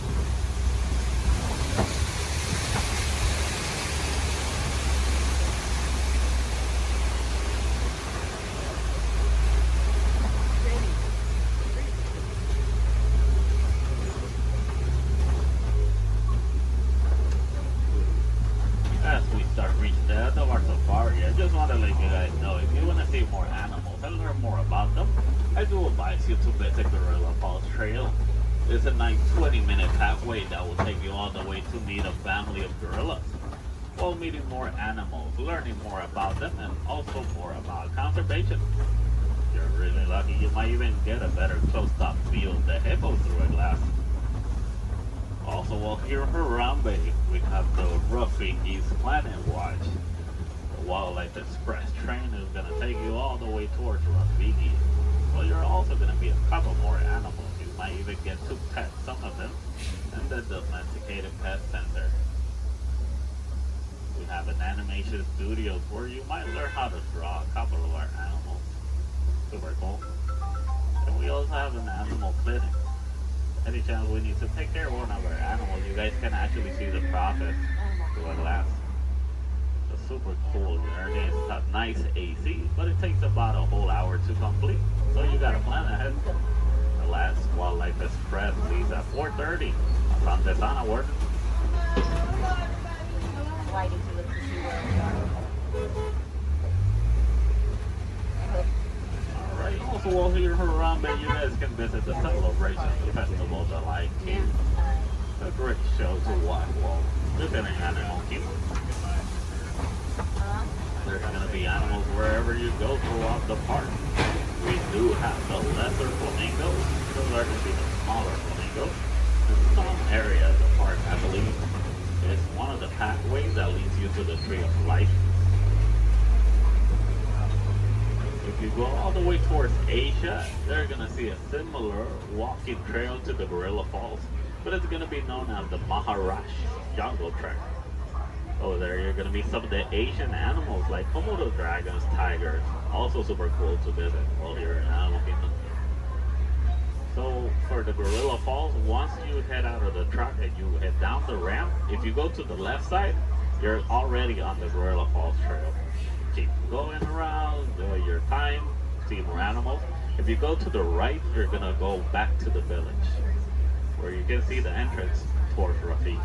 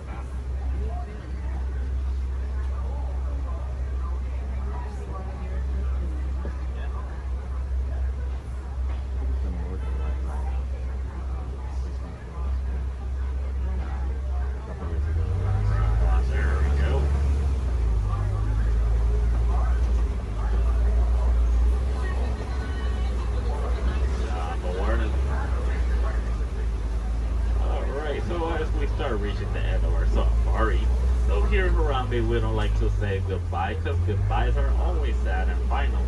We instead say Kwaherini. And Kwaherini does mean to go well. So Kwaherini, guys, go well, go wild, go make a difference out there. Got an important transmission coming in. Hey, what's up, Nova 4? Our cosmic generator has been stolen. What? How? Why didn't we think of that? That thing's gotta be worth a fortune. I am Groot? Good question. Yeah, who do you think took it? Perhaps that really big man outside your ship. That is a big man. I need to alert Miracle Prime. That's not creepy at all. This species has failed. Wait, whoa. We didn't even know there was a test. He's got the cosmic generator, and he's creating a new jump point. Jump point to where? It's some kind of mutant jump point. It's going back to the dawn of time. Dawn of time, why? To erase an error. Well, that doesn't sound good.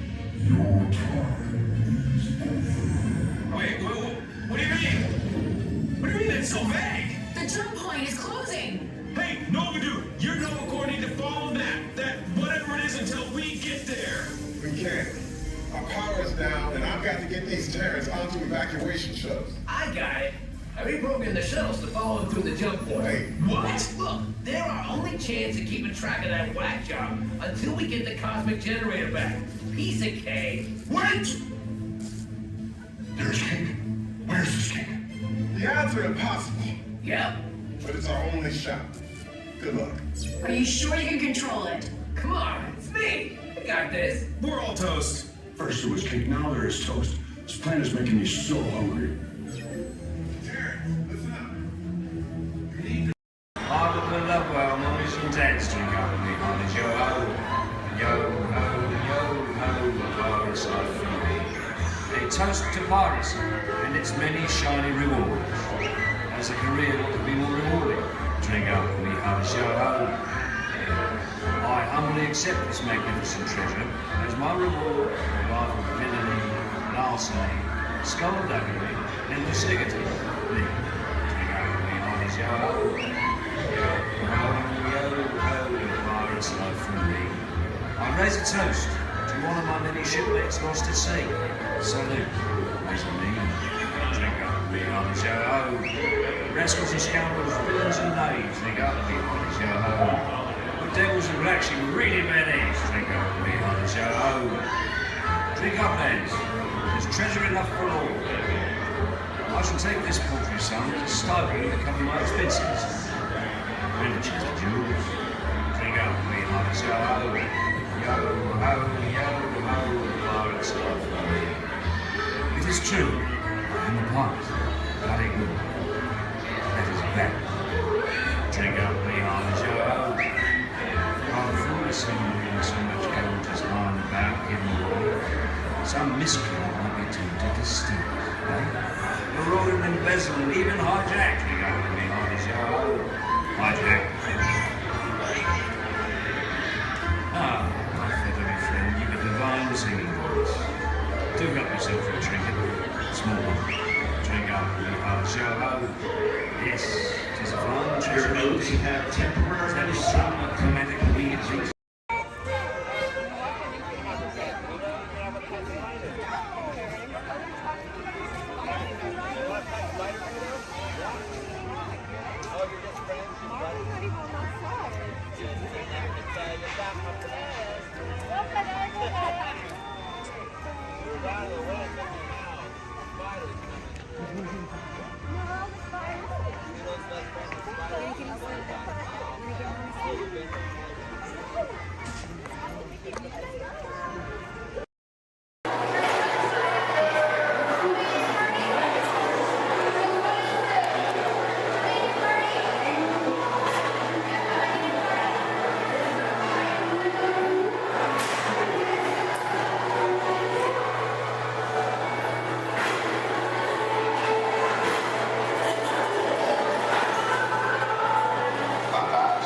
Snow White is the fairest one of all.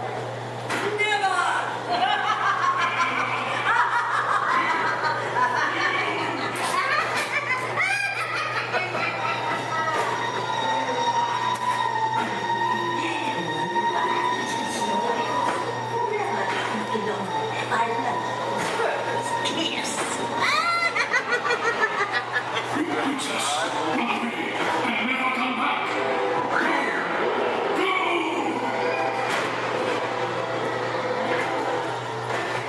find Snow White in the cottage of the Sand.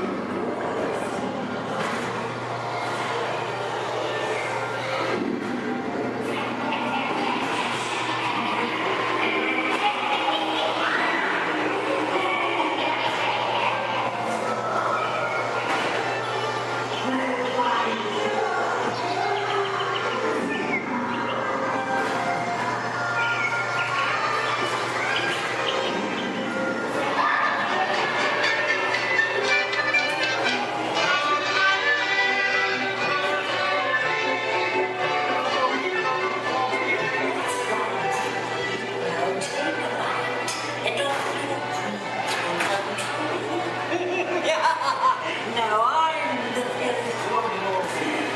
It's the cricket wing, the cricket queen.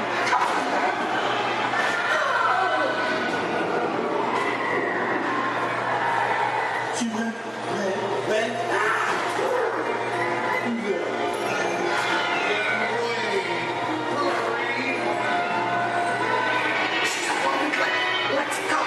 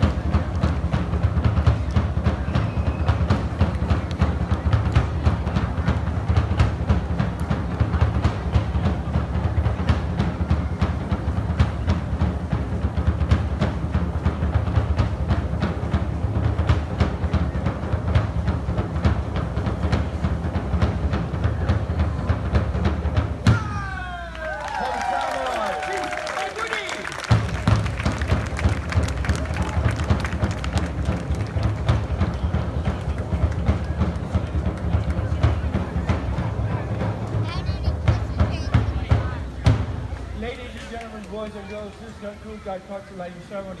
Thank you for attending and please enjoy the rest of the evening. Mahalo and aloha! Aloha.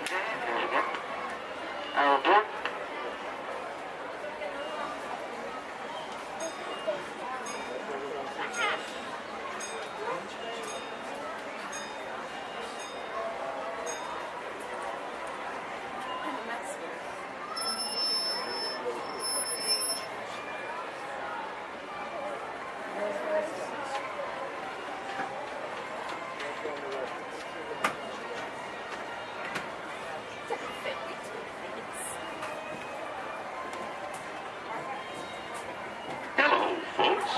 Welcome aboard the Disneyland Railroad. We're now embarking on a grand circle tour of the Magic Kingdom, with stops at New Orleans Square, Mickey's Toontown, and Tomorrowland, followed by a visit to the Grand Canyon and Primeval Room. We got a lot of traveling ahead of us, so remember, for a safe trip, you need to stay seated, keeping your hands, arms, feet, and legs inside the train. And please, watch your children. Bienvenidos a bordo del Disneyland Railroad. Para su seguridad, permanezca sentado y mantenga las manos, brazos, pies y piernas dentro del tren y cuide a los pequeños. Gracias.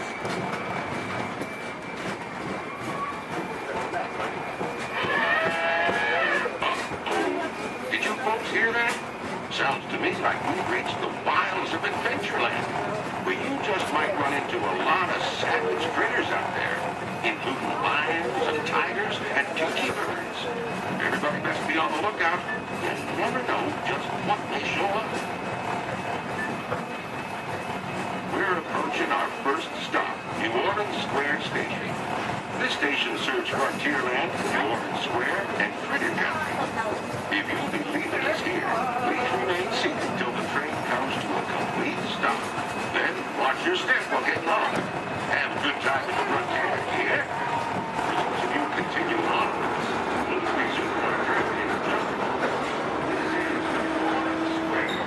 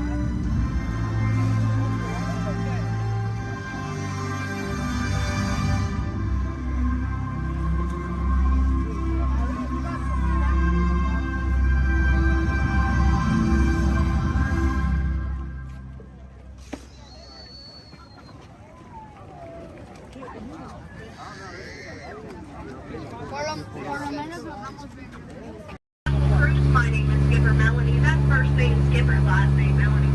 And for the next 5 days and 8 romantic nights, I'm going to be your skipper, your guide, your lion tamer, your dance instructor, and if you don't laugh at my jokes, your swimming instructor. Off to a long ride. We're going to start our journey here in the Amazon rainforest, where it rains 365 days a year.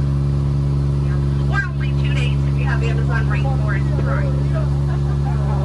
Yeah, that joke's all about the delivery. If you look on either side of the boat, you're going to see our beautiful margarine flies. And I know what you're thinking. I can't believe they're not butterflies. Yeah, me too. Me too. Right over here to the left, we have Inspiration Falls.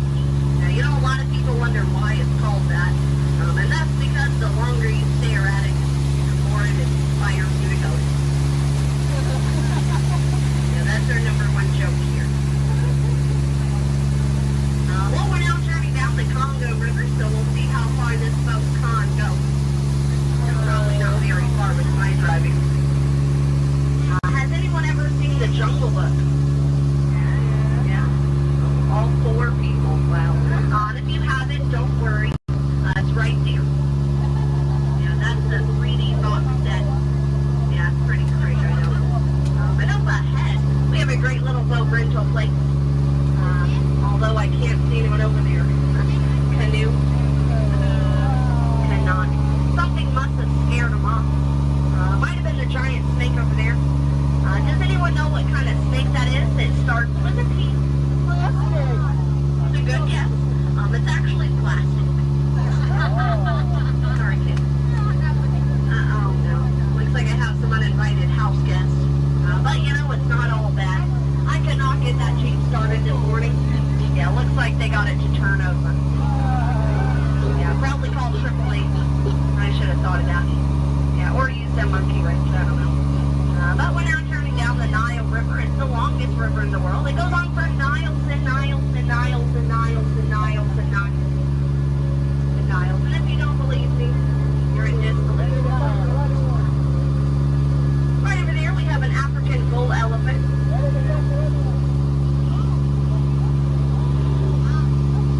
Now that elephant right here is actually the fastest elephant in the entire world. Yeah, he's already over here. Wow, Disney magic, right? And right in front of us, we have the star of the new Jungle Cruise movie. It makes the way. Yeah, we're really excited about it. And we're now in the African belt where all the animals came together. We have some long-necked cheetahs, some 1970s impalas. Oh, look at those lions protecting that sleeping zebra. He's dead. Tired, dead tired. You know, it must be hard to eat a zebra. Yeah, because it's like white meat, dark meat, white meat, dark meat, white meat, dark meat tail. You know? Oh, but there's the lost safari everyone's been looking for. You know, I tried to tell them that they could not outrun the animals here in the jungle, but what a rhino, right? I guess they'll get the point in the end.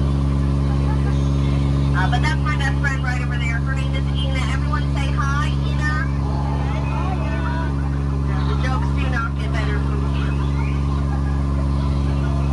But now is a great time to point out some of my favorite plants, so I'll go ahead and get started.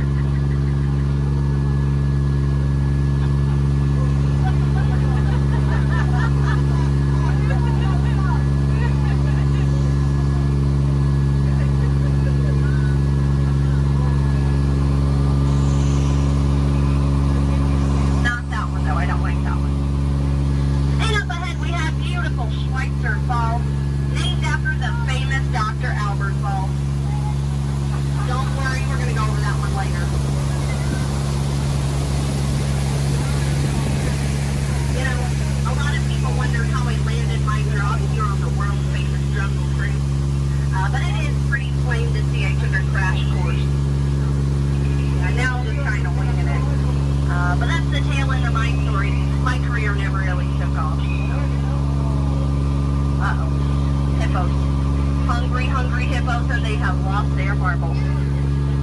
These hippos boats may look cute and friendly, but they can actually capsize a boat just the size of this one. But don't worry, everybody. I have a great technique that'll scare off anyone. I love you. I work at the Jungle Cruise. Yeah, that normally does the trick. I just wanted to live happily ever after, whatever. Someone once told me that my job was so easy a monkey could do it. Yeah, I only halfway believed him. I didn't really find it too appealing, so let's just banana split out of here. And if you look right over here to the right, you're going to see absolutely nothing. Yeah. Well, guys, stop monkeying around. This right over here has been really bugging me. Those butterflies are just not what they used to be. Yeah, caterpillars, Yeah. But now it's the moment you've all been waiting for. It's not the exit. It's the eighth wonder of the world. It's the one, the only, the amazing, the stupendous. It is the backside of heaven!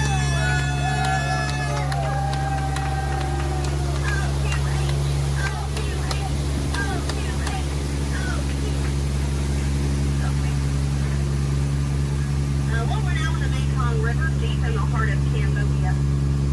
Oh, look at that, a pair of Crocs. I always wanted a pair of Crocs. Said no one ever. I don't know, it looks a little scary. What do you guys think? Should we go in? Yeah. Good answer. 3 people. All right. I don't know what lies ahead. Could be treasure. Could be a dead end. Knowing Disney, it's probably a gift shop. Although it might be painful. It's a root canal.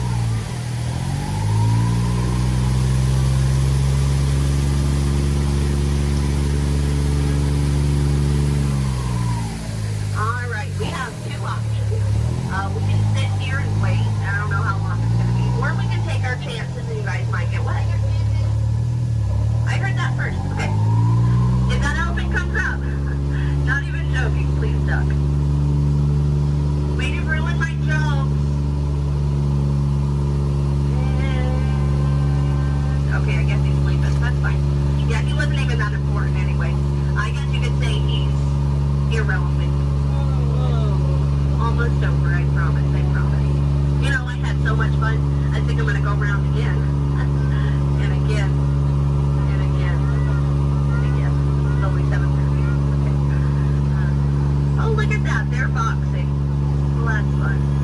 Alrighty, folks. Well, if you laughed today, thanks so much for laughing. And if you did not laugh today, thanks so much for leaving. It's been a pretty awkward 10 minutes for everybody. As we approach drop, try to keep your hands and arms inside the boat. You know, folks, we laugh together, we cry together, we very nearly die together, so it kind of makes us like a family. But just like any family, 10 minutes together is enough, so you know what they say, get out. Oh, sorry, that was rude. Let me try that one again. What I meant to say was, please, get out. How'd you know my name anyways? Well, the eats on seeing your fancy car was about to get out of here, so beat it. You're making a big mistake there, Monkey. I said scream out of here, you're gonna get what you... I can't just walk down the middle of a movie. Go on, beat it, just son. Here they come, Bust! Get out your grinders! I'm gonna go by Mr. Osborne.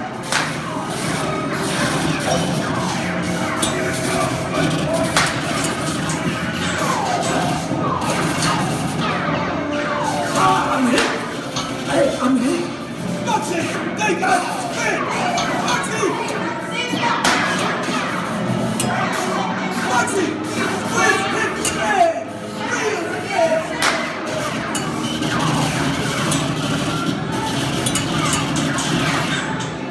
Hey, everybody just sit tight. Run the red lights against the law, and I would never break the law. Hey, watch this. No more red light.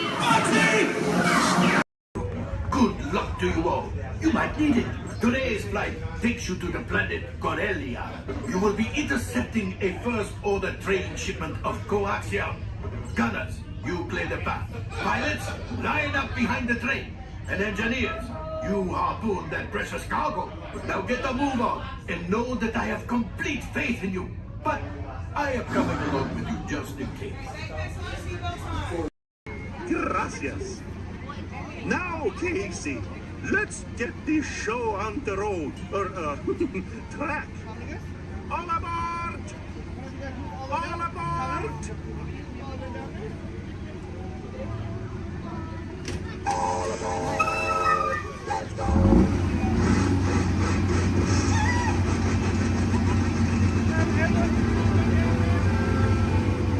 Casey Jim is coming down the track, coming down the track, where the smoke is at.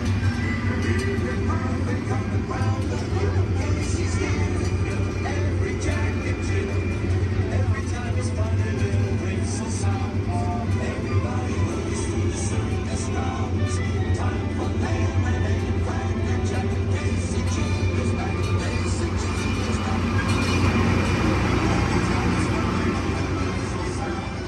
Everybody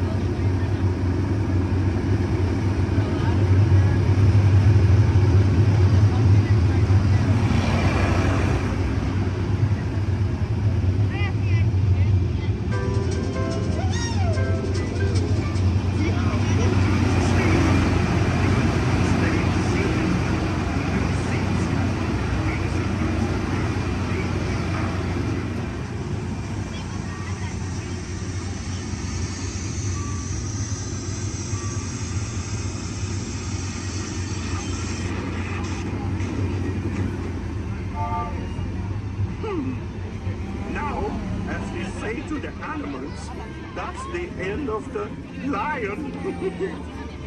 Fantasyland! Fantasyland! We are now approaching our one and only stop to the Mickey and Friends parking structure and the Pinocchio parking area. For your safety, we ask you please remain seated until this tram has come to a full and a complete stop. As soon as that happens, I'll instruct you to lower your head and watch your step and exit to the driver's left-hand side and the driver's left-hand side only. But until then, please do... On top of your head, hats, ears, sunglasses. Go ahead and take those off. We don't want them flying off in a first order ship. Who knows what they would do with them, but they're not going to give them back. This is our 5. This can help get you guys out of here. We're just waiting for a transmission from Finn. Okay. Good luck. Take this corridor to the turbo lift, then head down to the escape pod base. Those droids are programmed to return you to Batu. Hurry and don't get caught. Lieutenant Beck will guide you. Recruits, for your safety, stay seated with seatbelts securely fastened. Keep hands, arms, feet, and legs inside the transport and supervise your children. Tell them it's a prisoner transfer. Did it work? Good. Now get a move on. There's a clear path to the turbo lifts at the end of the hallway. Turn right. Probe droid. You're lucky it didn't spot you. Take those turbo lifts and stay out of trouble. Hey, you're not authorized. Wait, go to the prisoner.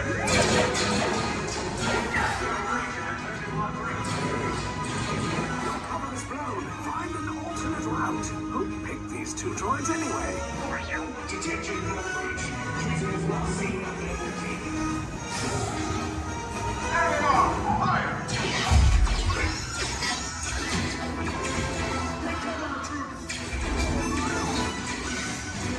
The escape pod just follow us. Take those down. Hurry! No, not up! I said down!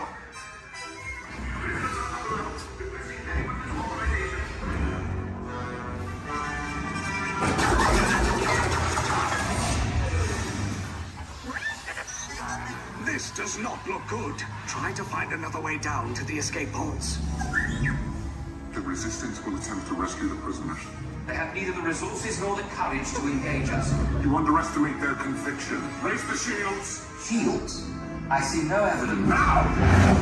Sound the alarm! All personnel to their stations!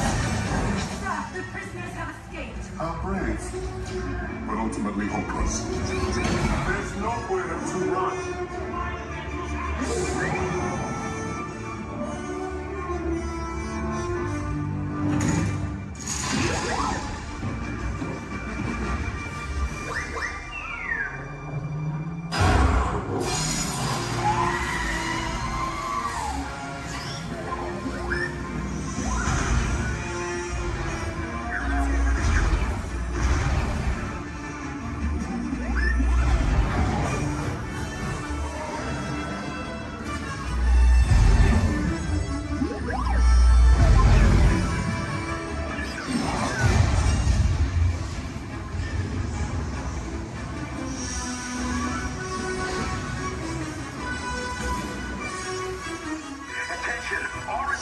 personnel.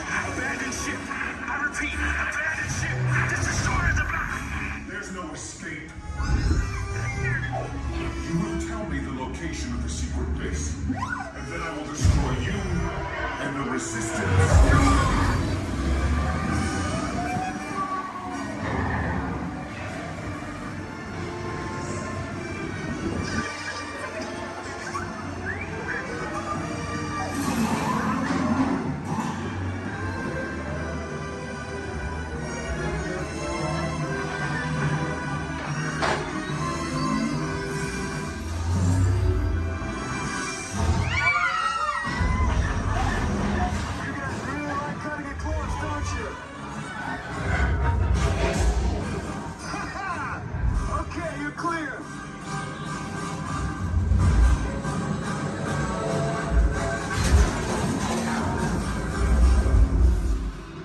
Your escape pods came in a little off target.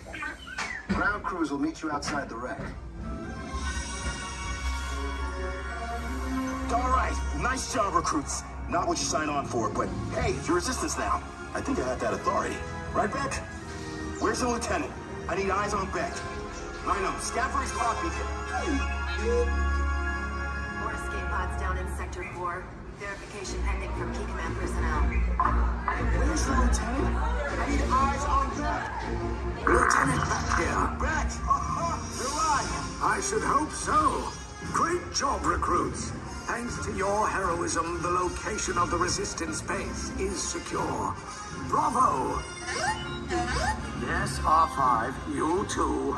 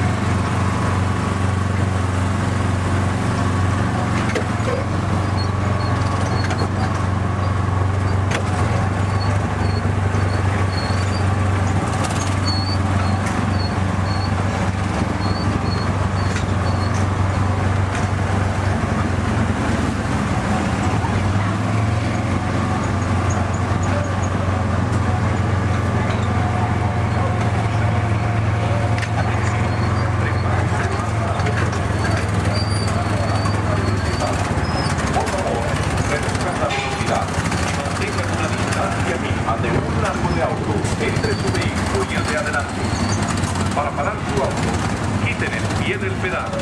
Gracias.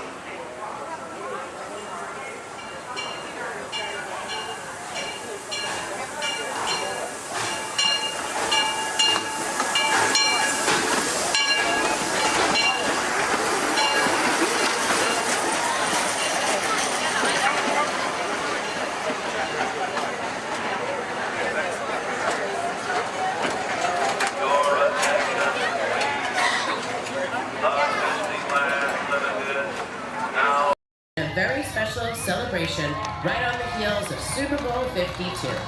From the 2018 Super Bowl champion Philadelphia Eagles, please welcome Nick Foles, Super Bowl MVP.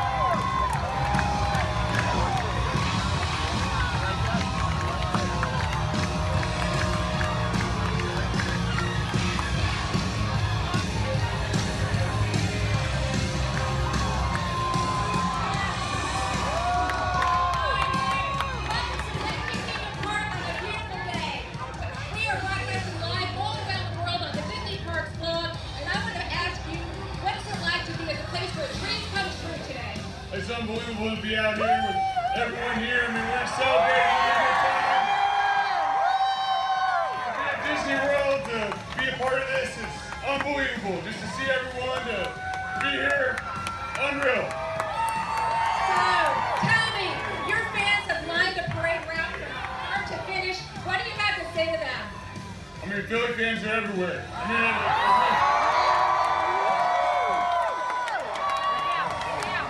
there we go. Hey, yeah, it's all right to yell. We're world champs. It's all right to yell. We're world champions.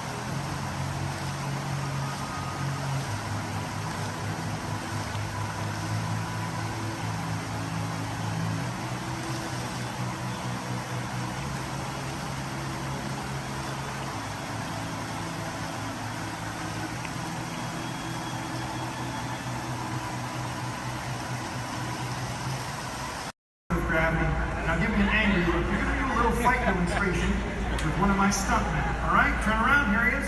My bad. You know what, Steve? I'm sorry. You're just too big for this. Why don't you go get set up with the desert scene? All right. Thank you for one help out. Oh, where are you going? We're not done. We're not done yet. He was a little big, right? Scared you a little bit. Sign that waiver, all right? You're good. You're good. Let me see if I can find you somebody a little bit more your size to pick on. Hey, Devin. Yes, sir. Come on over here. So I'm doing a little fight demonstration for our guests, and I've got a volunteer. RT, this is Devin. Think it's something real simple. Okay. Basic, all right? Nothing too crazy. Just listen to her. Do exactly as she says. I've actually got to go over notes. I'll be right over here if you need me. No problem. I'm like, okay, thanks for helping. So I guess I'm going to show you a few things. I'll make it super easy, but I tell you what, let's turn around. We're going to face this way. And you're just gonna stand right here and facing me. Say, try not to move, I'll do everything, okay? Okay. All right, you guys. Well, when we're doing fight routines, taking a punch, it really is just as important as throwing one. Sorry, okay? I'm so sorry. I know you're okay. Okay, you look alright. Okay. Well, as you guys can see, you really can't get hurt if you don't have the right timing. Sir! Okay, I think I know what's happening. You're moving just a little bit. I don't want to do this anymore. Okay, no problem. I'll wrap it up. Here's your little hat. You see, it just takes guts. Coordination. And a real level head.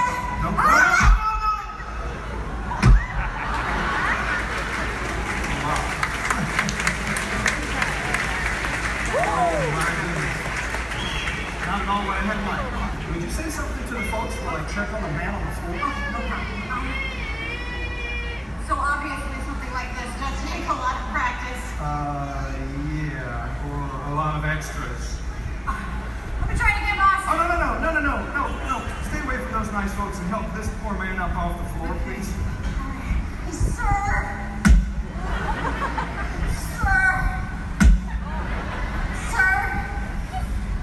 Ladies and gentlemen, that is indeed one of my stuntmen. Give it up for Mr. R.T.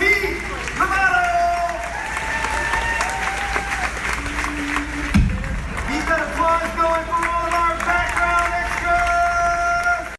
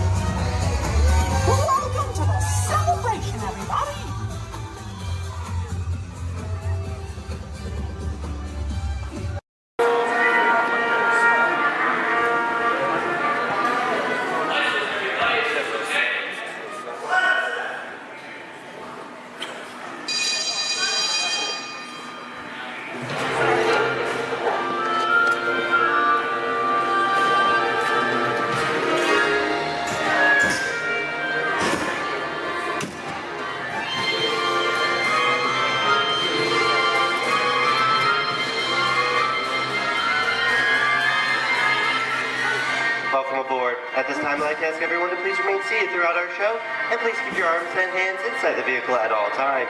For the safety of our cast, we ask that you please refrain from the use of flash photography and external video lighting. Now that we've taken care of business, let's talk about me. My name is Patrick, and I'll be your guide on this magical journey into the movies. It's the perfect job for me because I love movies. Is everybody ready? Yeah! Great, because it's showtime. Ready when you are, CB?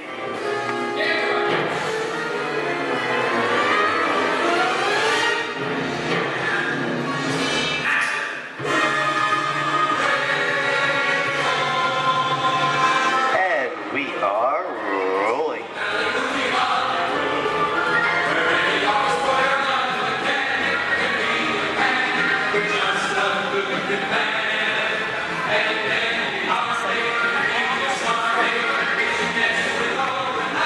Hello everyone and welcome to the Great Movie Ride. Once again, my name is Patrick and I'll be taking you from this Hollywood soundstage into some of the greatest movies of all time, all on one tour.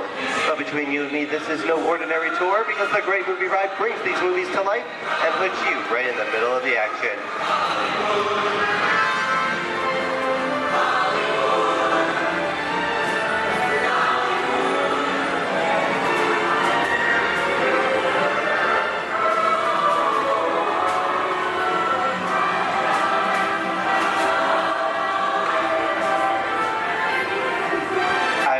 Folks, but I just love the great Hollywood musicals of the 1930s.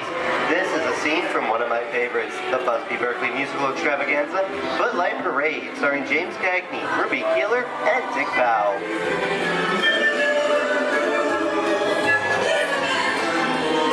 In 1952, Gene Kelly was Singing in the Rain with Debbie Reynolds and Donald O'Connor. Did you know that Gene Kelly co-directed this movie? Who can tell me what movie this is? That's right, it's Walt Disney's Academy Award-winning film from 1964, Mary Poppins, starring Julie Andrews and Dick Van Dyke. Julie Andrews won an Oscar for her portrayal of the nanny who was practically perfect in every way.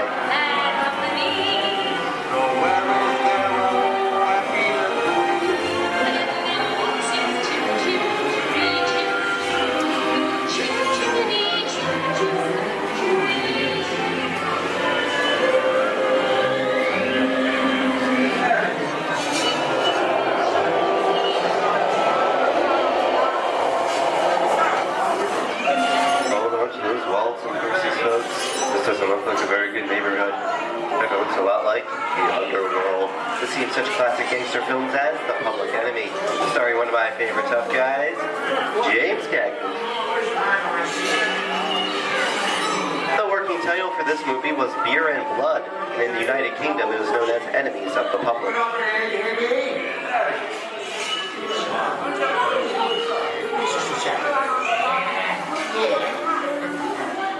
Very nice guy. Your turns around. He's going to leave you some here. You're going to check it. And you're going to kick in with the dog.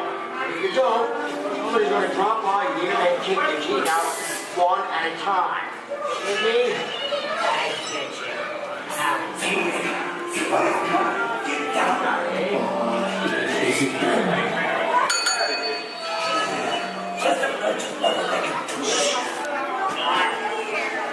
Sorry about the delay, folks, but I don't want to run a red light, even if it is just a movie.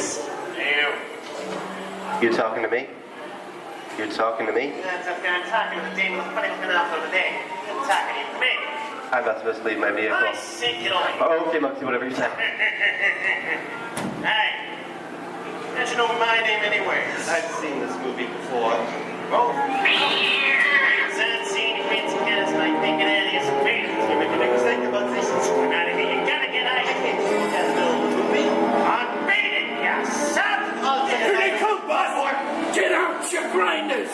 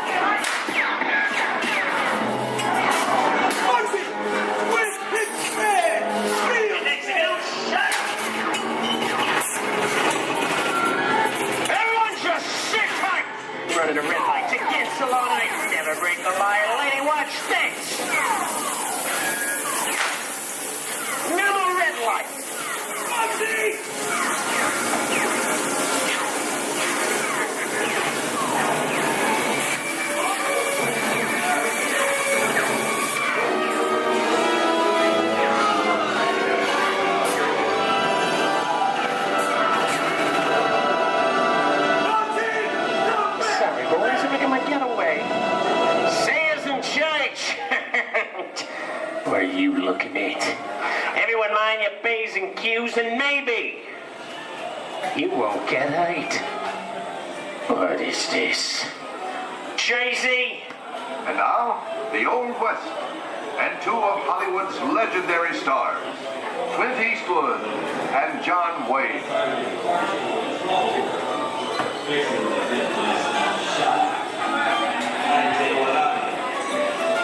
Go right ahead, if that's what you're going to do. A long time ago, I made me a rule.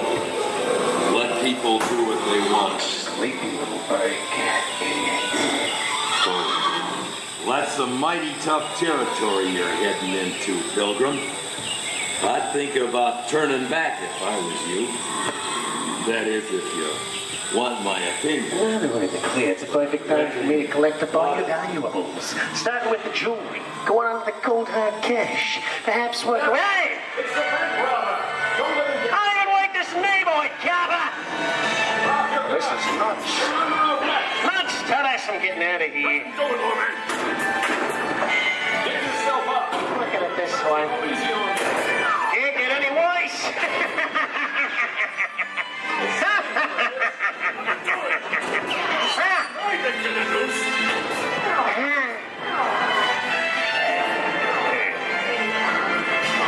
Okay. It's worse.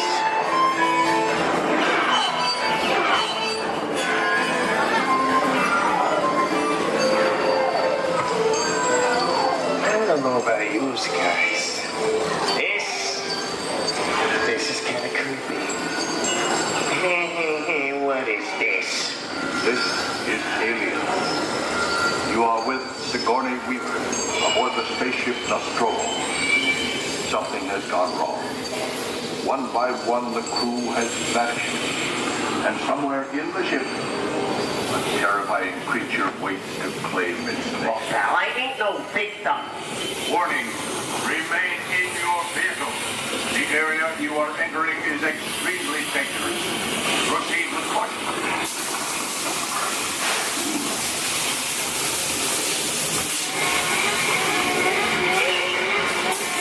The emergency distress system is now active. The ship will detonate in T-minus 10. The option to override automatic detonation expires in T-minus 5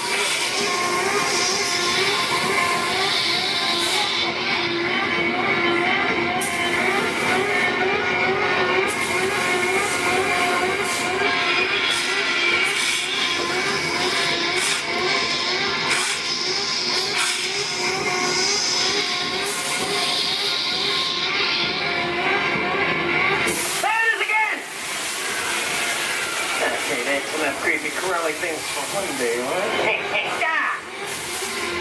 Wrong! Here in Raiders of the Lost Ark, amid 1,000 deadly snakes, Indiana Jones unearthed a great treasure. Will Harrison Ford escape with his discovery? And what will be your fate? Beware. Snakes. Why did they have to be snakes?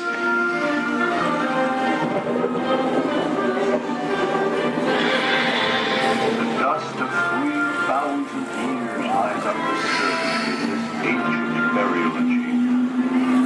On the chest of the great stone god, a priceless Get a load of that chunk of ice. Time for me to get back to work. Don't nobody move while I go get the goods. I don't think they'd notice a few extra bodies around here. Know what I mean? But the jewel is guarded by a curse, and those who dare defy that curse must pay with their lives.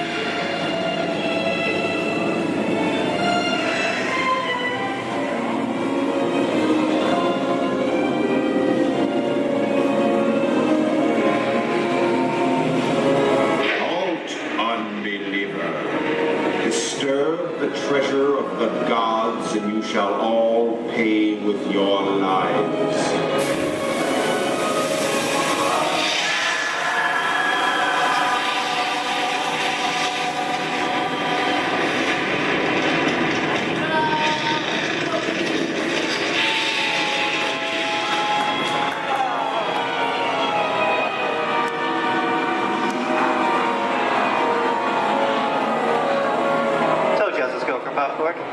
Well, that just goes to show anything can happen in the movies. Now, let's get on with the show.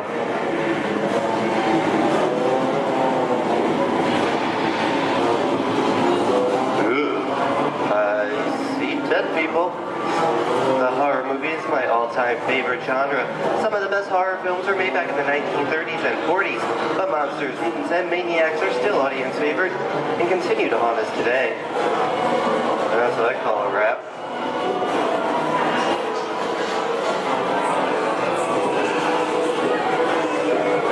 We are now entering the jungle home of one of the most beloved characters of all time.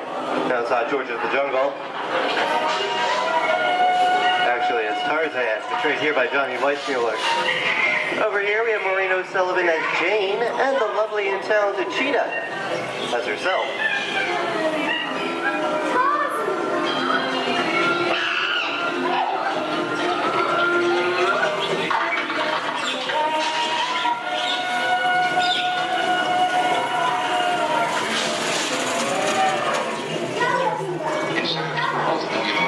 Zoe, I think this is the beginning of a beautiful friendship. Best last line of a movie ever. Humphrey Bogart and Ingrid Bergman in the classic romance, Casablanca. Always have passed. You didn't have me. You lost me until you came to Casablanca. You got it back last night.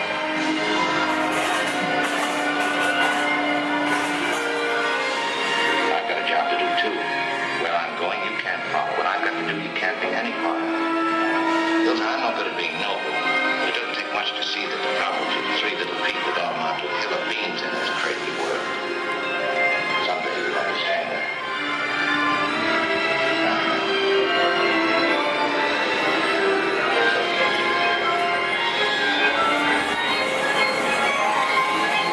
And here's one of my favorite movie stars, Mickey Mouse, in one of his greatest roles, the Sorcerer's Apprentice in Fantasia. The sorcerer in the sequence is named Yen Sid, which is Disney, spelled backwards.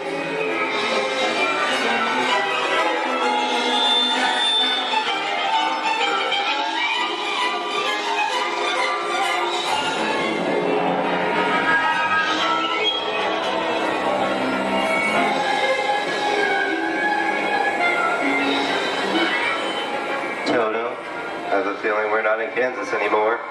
How often do you get to say that? I'd say we are definitely somewhere over the rainbow in one of the most beloved movies of all time.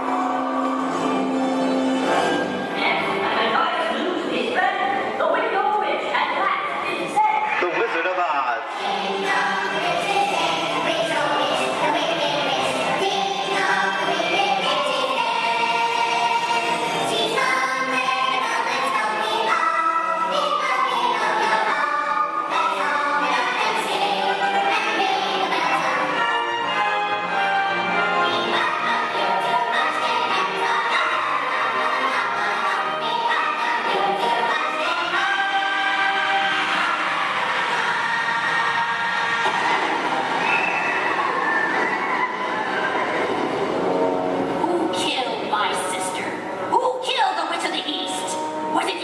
No, it was an accident. I didn't mean to kill anybody. Well, my little pretty, I can cause accidents too. Oh, rubbish. You have no power here. Be gone before someone drops a house on you, too. Very well. I'll bide my time. But just try to stay out of my way. Just try. I'll get you, my pretty, and your little dog, too. I wonder how we get out of here. What do you folks think? Which way should we go? Follow the yellow brick road. Follow the yellow brick road? No, what did I think of that? Bring along, folks. You know the way.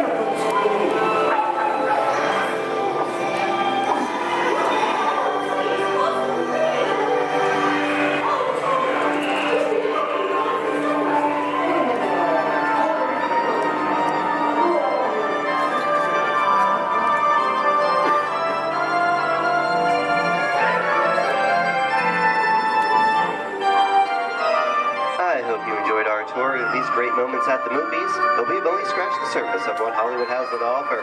There are thousands of great movies out there just waiting for you to discover. And here are just a few of my favorites.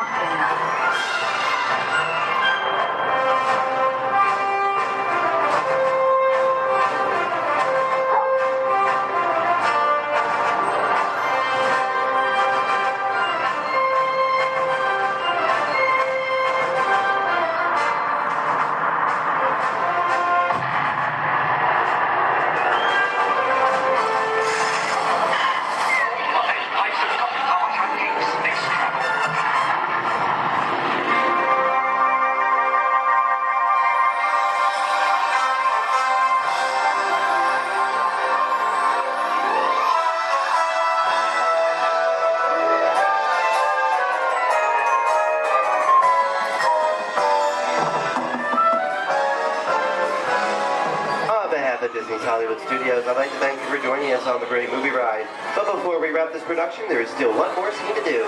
It's called The Exit. The action begins with the remain seated until we come to a complete stop. Then gather all your personal belongings and take small children by the hand. When these doors open, rush dramatically to your feet and make a grand exit directly to the rear of your vehicle.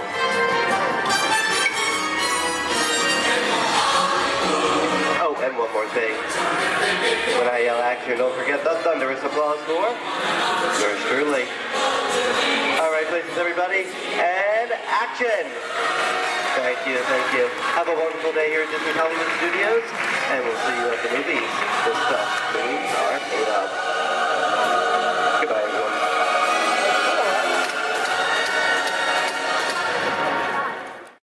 Head out, please remain seated at all times. Please keep your hands on seat legs and elbows inside the vehicle, and please supervise your children. This is a one-way trip to Main Street, USA, and enjoy your ride.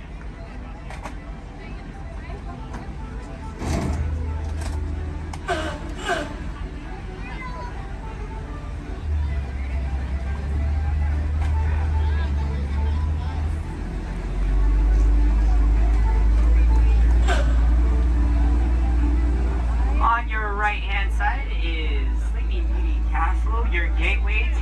Fantasyland.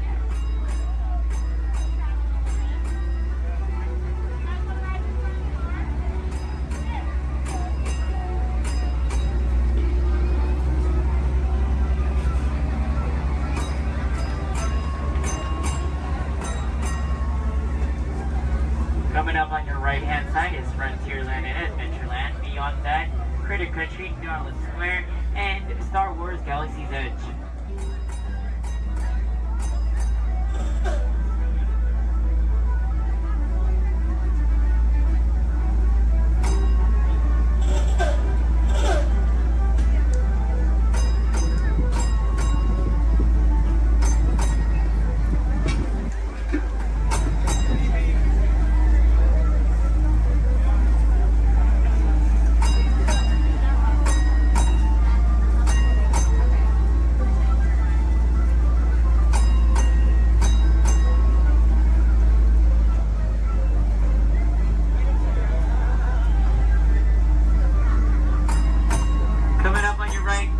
Left-hand side, there's our first aid center, our baby care center, and our lost child center. On your right-hand side, if you enjoy ragtime piano, we got some music going on over at the Coca-Cola Refreshment Center on your right.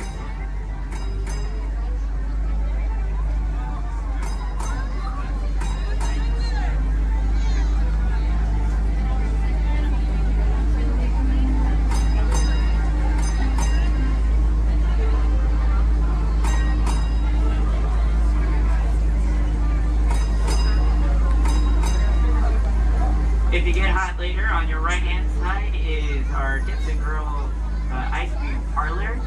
And on your left is Market House, where you can find our Starbucks coffee and tea. Beyond that is our locker station.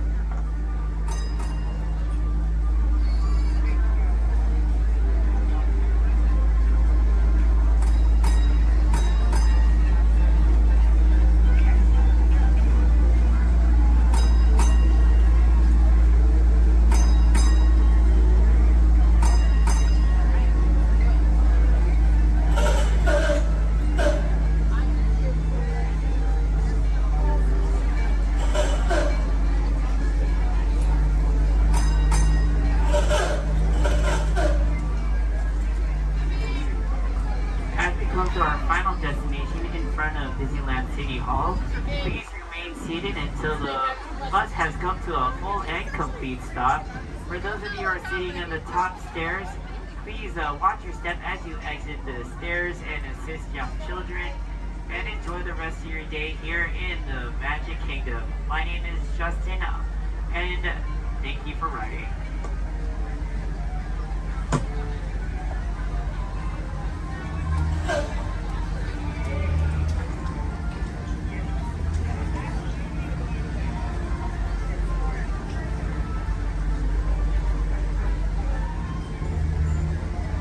Thank you.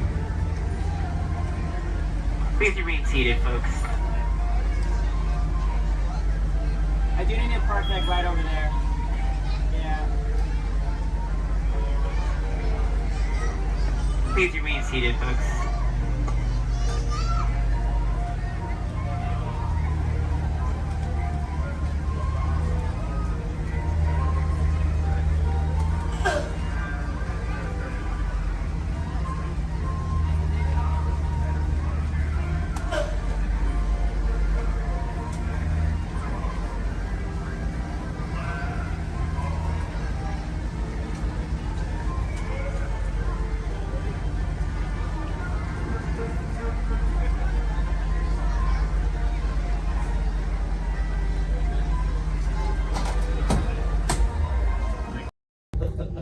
Welcome to the Avatar program. Soon, you're going to have a chance to undertake an amazing Navi rite of passage, flying on the back of this powerful animal called an Ikra, or as we call it, a Banshee.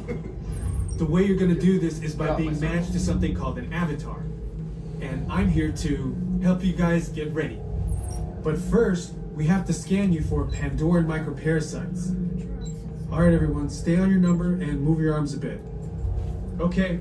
Start scan. I'm here. Oh, I'm red. You've all got them. But don't worry, they're very common around these parts. Let's start the decon. Initiating GMR decon. Stand still over your number, you're not gonna feel a thing. You're doing great. You're almost done here. They're all clear. Great. Now let's go over how all this works. Like I said before, you're going to be matched to these things called avatars, which look a lot like the Na'vi. They're created by blending human DNA and Na'vi DNA. Once we match you to an avatar, thanks to a special link chair, your mind will be able to control that avatar. Using avatars to fly this way was all figured out by my boss, Dr. Jackie Ogden. She leads our science team, which is part of the Pandora Conservation Initiative, and we're here in the Valley of Moara studying banshees and their environment. Over a generation ago, this enormous company called the RDA created a lot of damage to the area through their bad mining practices and conflicts with the Na'vi. Just like on Earth, it can take decades for ecosystems to recover. One way to understand what's going on with an ecosystem is to study what are called keystone species. These are animals like tigers, jaguars, seals. The banshee is one of these important animals. Okay, to get you flying on a banshee, we need to find each of you an avatar. Let's prep the genetic sampling. I'm on it. Okay, first we need to find the compatible match of your genetic material with the genetic material of one of the avatar bodies that we already have. Once we do that, you'll be able to link to that avatar and fly. Help us out and move around a bit. Almost. Yes, got him. Now, let's find you your avatar matches.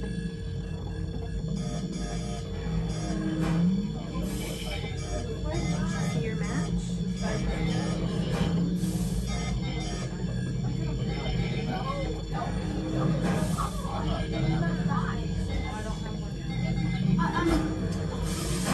All right, you've all been matched with avatars. Looks like they're ready for you in the next room. When the door opens, please go inside all the way in and stand over the same number that you're standing over now. And I'll see you in there. I'll be for me.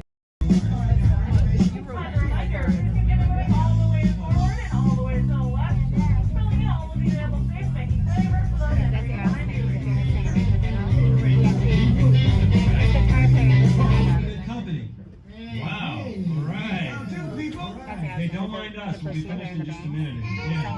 What are you guys still doing here? You're supposed to be at the show. Where now? I'd like to introduce our local manager. Rocket Roller Coaster is a loud, thrilling, high-speed roller coaster test ride that includes sharp turns, upside-down maneuvers, Okay, come on, guys. Please, get in the car. Sorry, folks. We gotta go. Chris, can you grab my black list, Paul?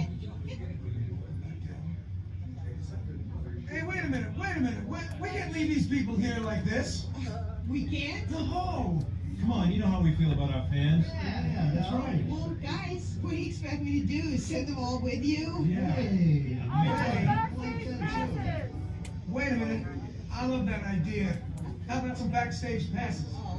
Yeah. Come on. Make it happen. Come on. Okay, I'll make it happen. Now get out of here. I hate all of you. Have a nice ride. Hi, Sal, it's me. Listen, I'm gonna need a bigger car. Make it a stretch. In fact, make it a super stretch. Right. Okay, folks, the show is all the way across town, but I got you a really fast car. Okay, wait, it's out in the alley. Congratulations on those backstage passes. Now please, walk this way out of the alley, keeping up with that party in front of you. As a reminder, masks must fully cover your nose and mouth and be worn as you exit the building after our kickoff.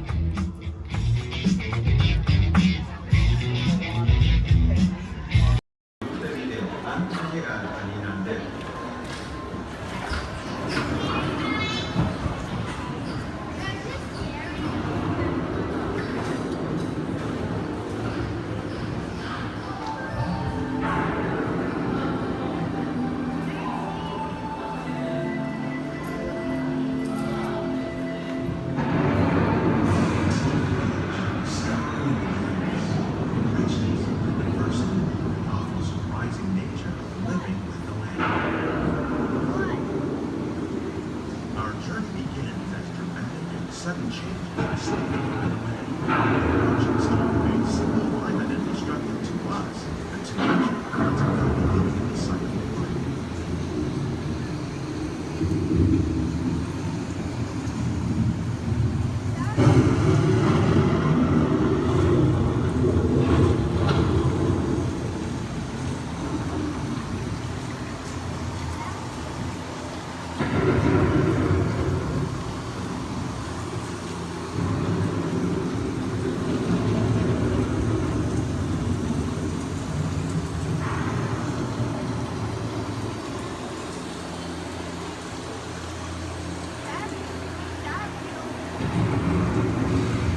The surface of the lake to trap water from the flowing mud, extracting precious nutrients and minerals. These elements, when combined with sunlight, create the diverse living systems of our planet.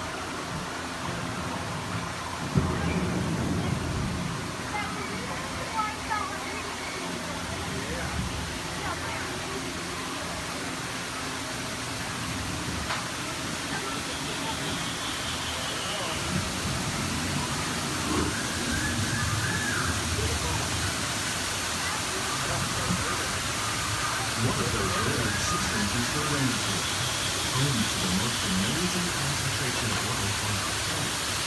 These dense and beautiful forests cover only a tiny portion of the Earth's surface, roughly between more than half of its planet and Atlantic Sea. Rainforests are also extremely rich in protected living systems, providing us with oxygen, food, medicine, and other forms essential to our lives.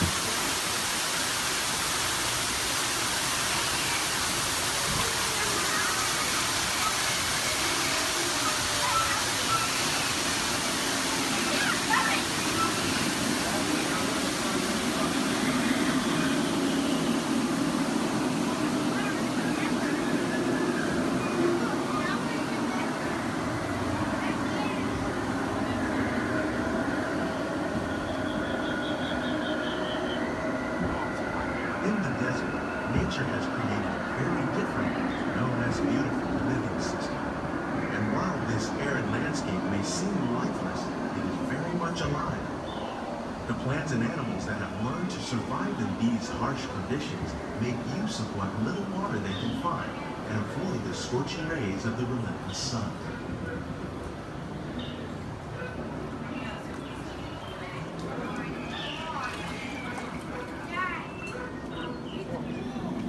The American prairie once appeared as desolate as the desert, but over time, rainwater and nutrients gradually penetrated the hard surface of this land. Even the hooves of the mighty buffalo helped create the rich soil that one day become home to the American farm.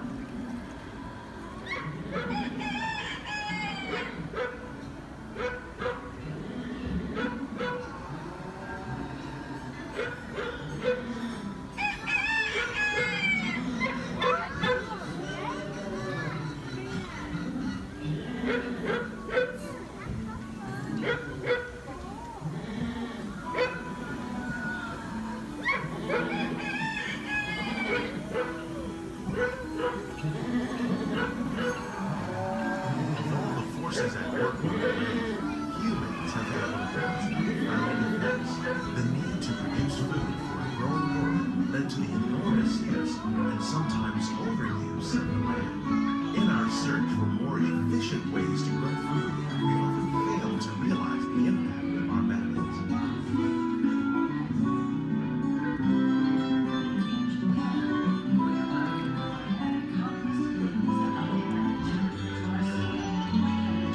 Today, we're learning to live with the land, discovering better ways to grow food that will assure both human and environmental well-being.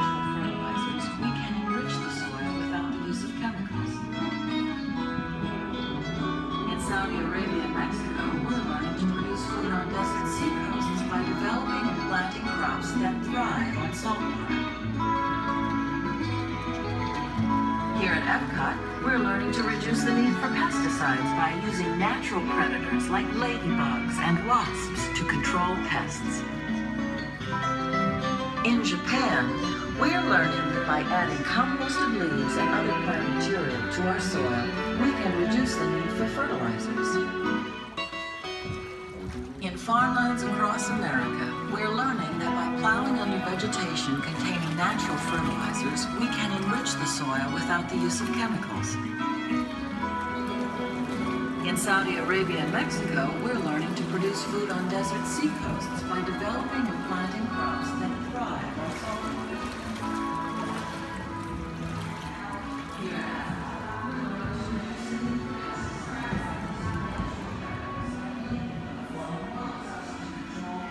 How will we meet tomorrow's growing needs for food production, yet still respect the needs of the land? Some of the answers are being discovered just ahead. To help us maintain these carefully controlled ecosystems, and for your safety, please remain seated in your boat at all times.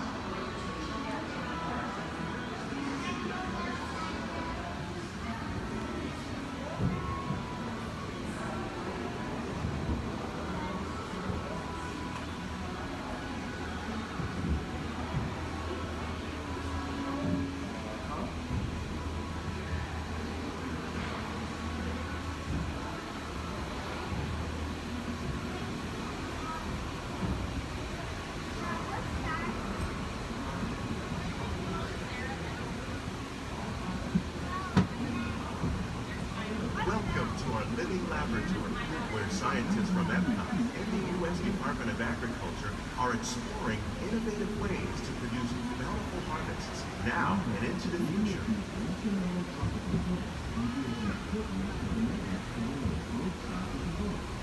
The tropics are home to the greatest diversity of plants on the planet. Many of these, like papaya, bananas, cacao, coffee, and rice, are well known around the world. These are just a few of the edible plants that have been an important source of nutrition for people living in the tropics. Many are rich in vitamins and minerals, while others are well adapted to growing in less than ideal conditions. Some, like the water lily, thrive in wet, swampy areas and waterways. All parts of this plant, even the flower petals, are edible. The starchy root of the plant has long been used to make flour for baking.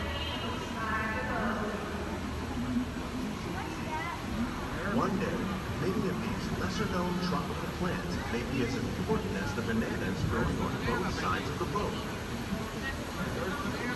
More than 28 million tons of bananas are eaten annually, making it the most popular fruit in the world.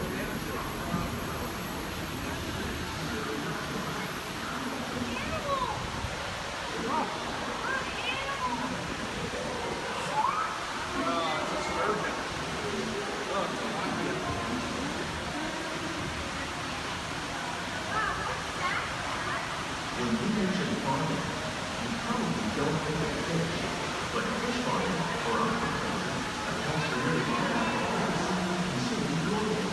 Species of plants and captives, like the ones you see here, are three of the more popular crops raised by fish farming.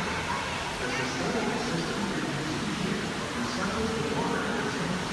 As a result, we're able to save millions of gallons each year. Our small fish farm produces nearly 5,000 pounds of fish each year to serve in restaurants around the nation. Innovations like this can play an important role in our efforts to produce bountiful harvests and still protect natural resources. Shrimp. That's a big shrimp.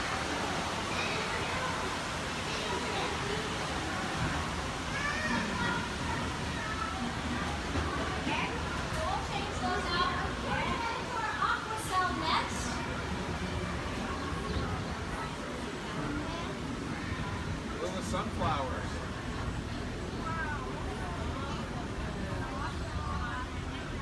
While there are more than 50,000 edible plant species in the world, most of us are only familiar with the handful that make up our everyday diet.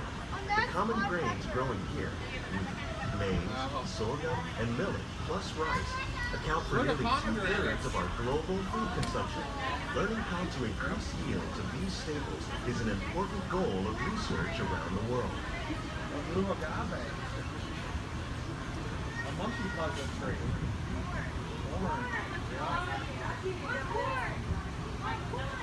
These plants are definitely on their way up. Innovative growing techniques like these increase yields, while more efficiently using resources like water, fertilizer, and pesticides. Another innovation at work here is our integrated pest management program.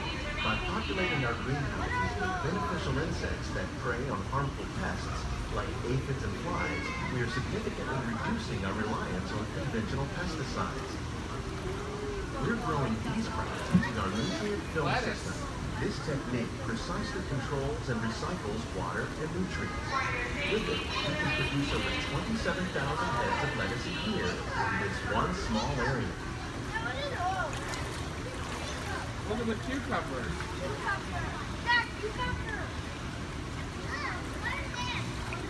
Yeah. Look at the strawberries. Some of our best ideas have been inspired by nature, like these fruit and vegetable trees.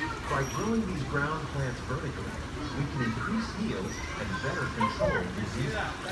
These crops taste as good as they look. In fact, we serve more than 15 tons of produce from our greenhouses in restaurants here at the land every year. Look at the jalapenos. That's a great idea.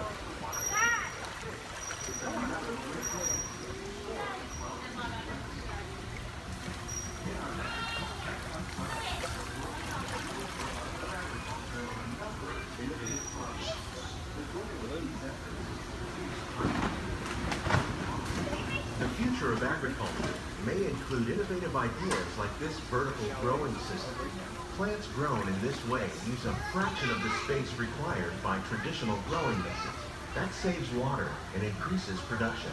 The aquaponics system on your left combines hydroponics with aquaculture. The fish provide a natural source of fertilizer for the plants, and the plants help keep the water clean for the fish. It's another great way to produce more while using less. In our labs, Epcot scientists are working with the U.S. Department of Agriculture on a number of innovative projects.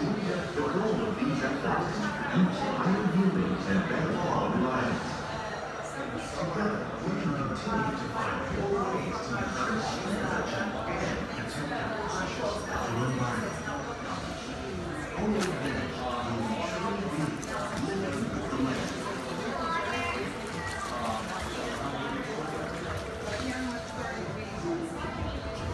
On behalf of Walt, these greenhouses represent just a fraction of the work being done worldwide to produce bountiful harvests for our growing populations. Scientists, farmers, and even backyard gardeners are doing their part to improve the quantity and quality of foods that we all rely upon. Together, we can continue to find more ways to increase food production and protect our precious natural environment. Only then will we truly be living with the land.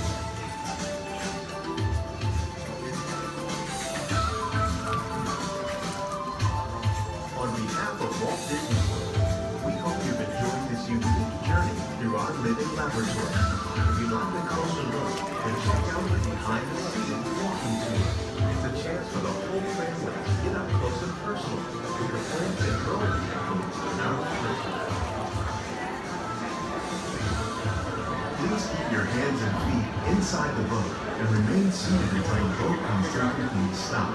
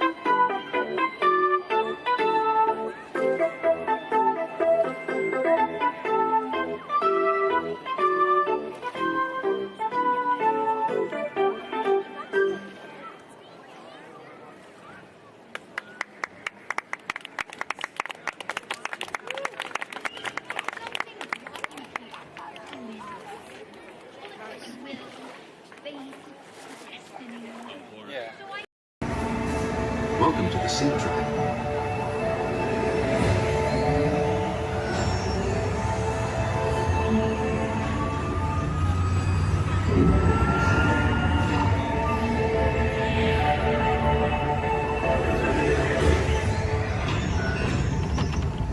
We'll begin with the capability test to see how your vehicle designs perform under challenging weather and surface conditions. Monitoring road surface.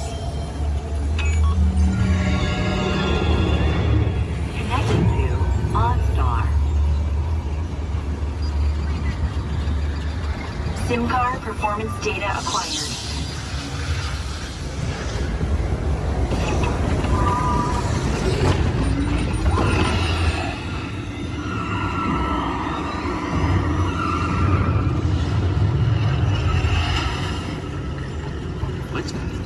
Let's see how your designs hold up now. Commencing SIM-car off-road and extreme weather sequence.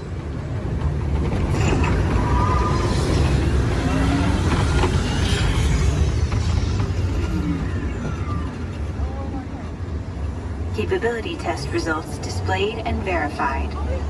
Now let's see how your vehicles compare when it comes to their efficiency.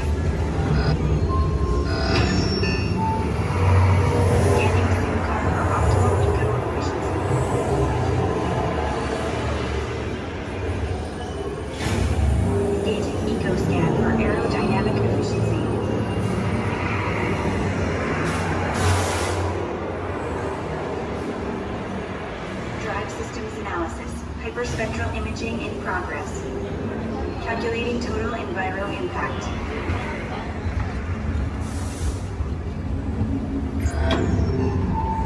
Commencing responsiveness test. Okay, responsiveness data is now being synchronized. Automated driving technology verified and active.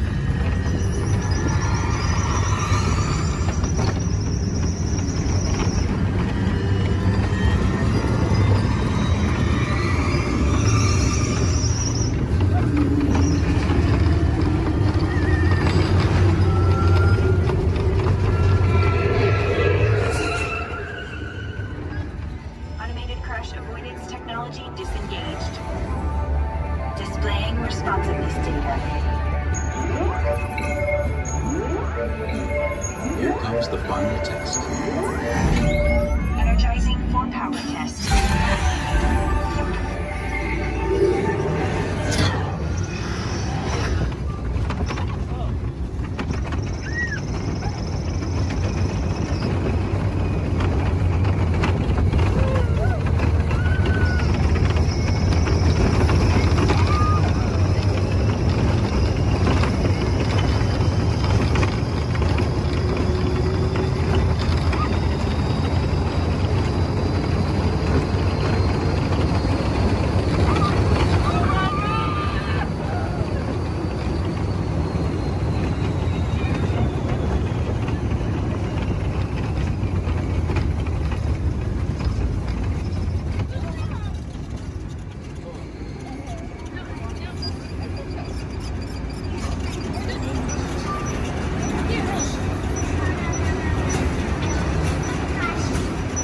Displaying power test results.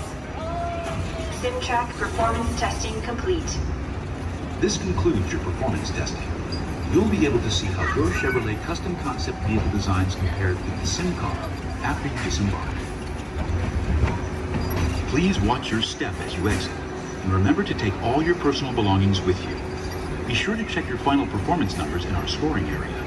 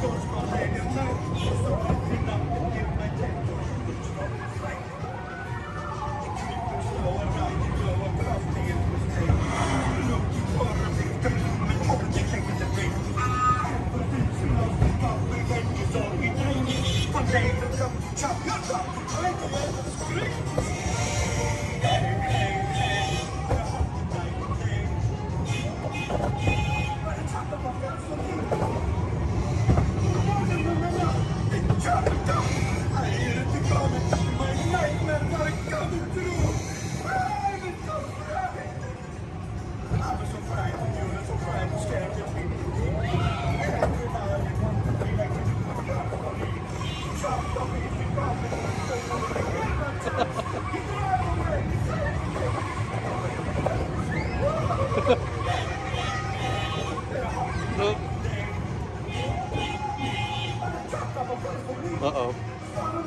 Wow!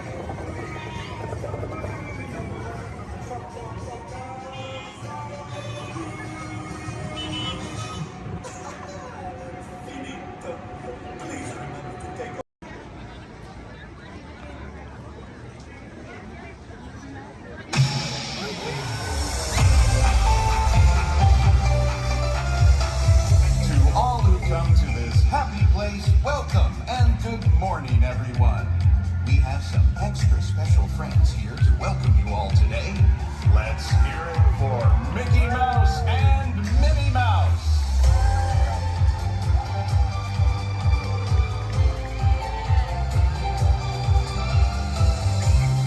Well, hi, everybody.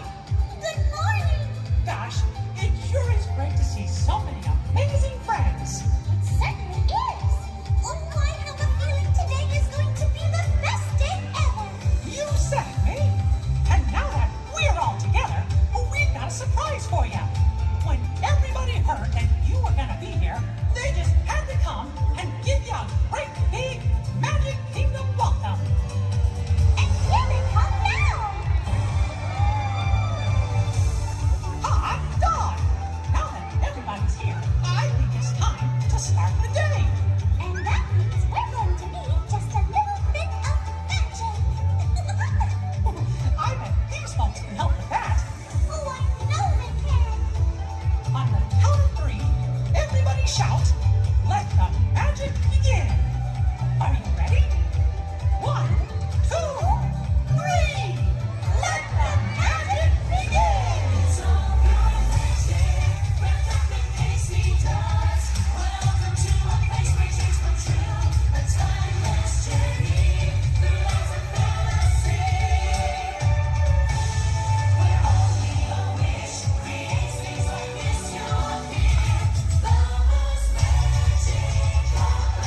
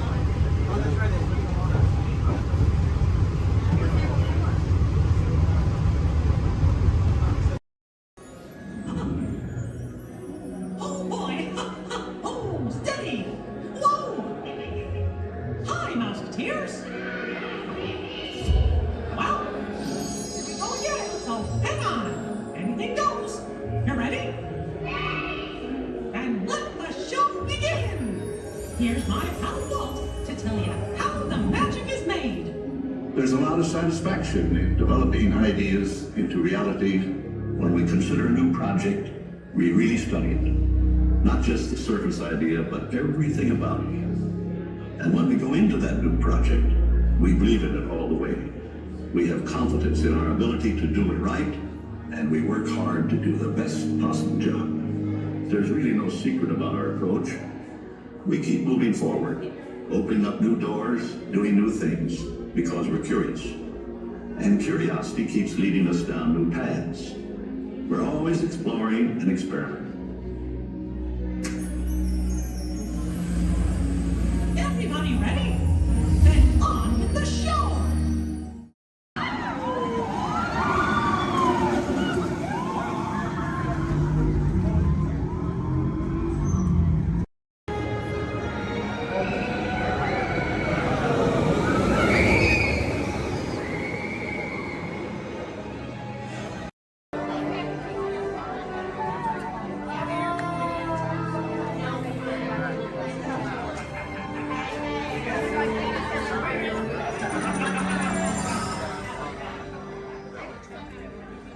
Greetings, Terrans. I am Nova Prime Irani Rayab, Commander of the Nova Corps. On behalf of all Xandarians, I hope you have enjoyed exploring the wonders of Xandar. As you have seen, your world and ours were born of the same moment, one which you refer to as the Big Bang. As such, we are all galactic neighbors in a vast universe which we and countless others share. For you to travel to Xandar would take 2.5 million years, assuming you had a ship that could fly at the speed of light. So we decided to come to you. But even we could not have reached you so easily were it not for the Cosmic Generator, an advanced piece of Xandarian technology that creates jump points, artificial tunnels that act as shortcuts, linking distant points in space. It is our desire to share this wondrous technology with your people so that together we might explore new worlds and create a brighter tomorrow. And now, as the culmination of the wonders of Xandar, you will be teleported to a Nova ship above your planet for a demonstration of the Cosmic Generator. I trust you will find it an unforgettable experience.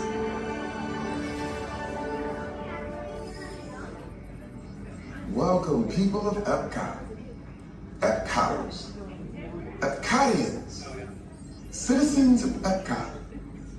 Does anyone know what they call themselves? What? Someone needs to tell me when I'm on. Welcome, Epcot Terrans. I am Centurion Tal Merrick, and we're just about ready to teleport you up to the ship for the demonstration. As you're about to enter a secure Nova area, I must ask you to put away your Terran communication devices at this time. Recording of any type is strictly prohibited. I am very serious about this. Now, please step forward into the chamber. You're gonna love this.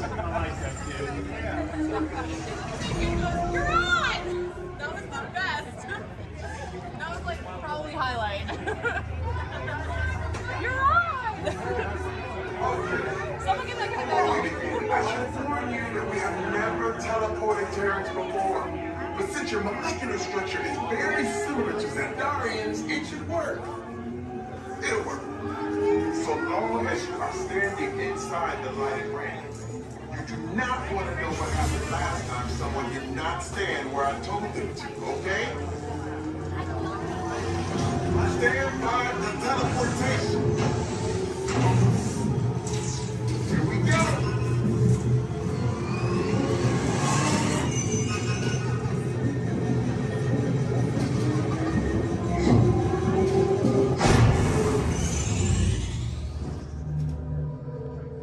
You made it.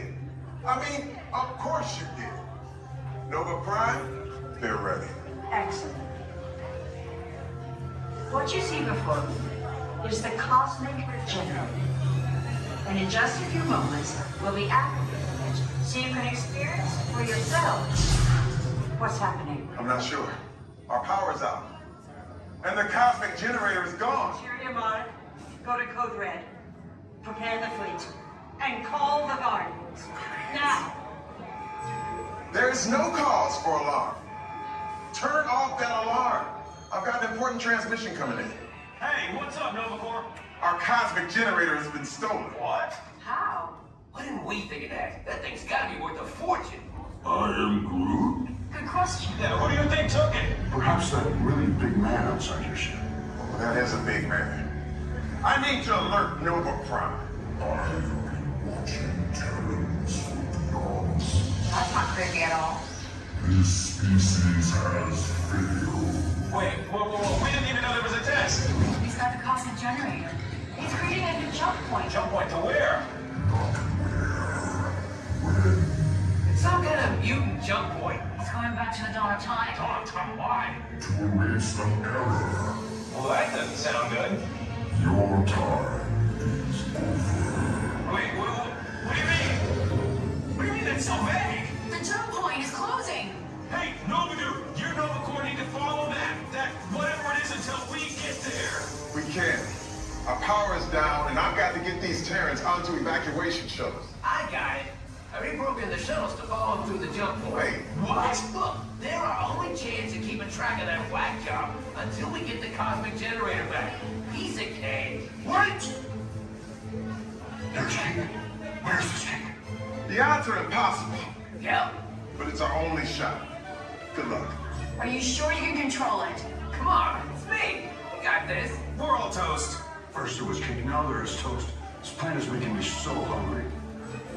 Terrence, listen up. We need to make our way to the evacuation shelter now. We'll follow the fleet and get our power. In the life cycle, there are winners and there are losers. Who are you? Loser.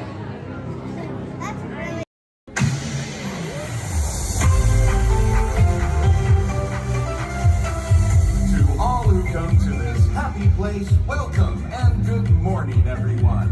We have some extra special friends here to welcome you all today. Let's hear it for Mickey Mouse and Minnie Mouse.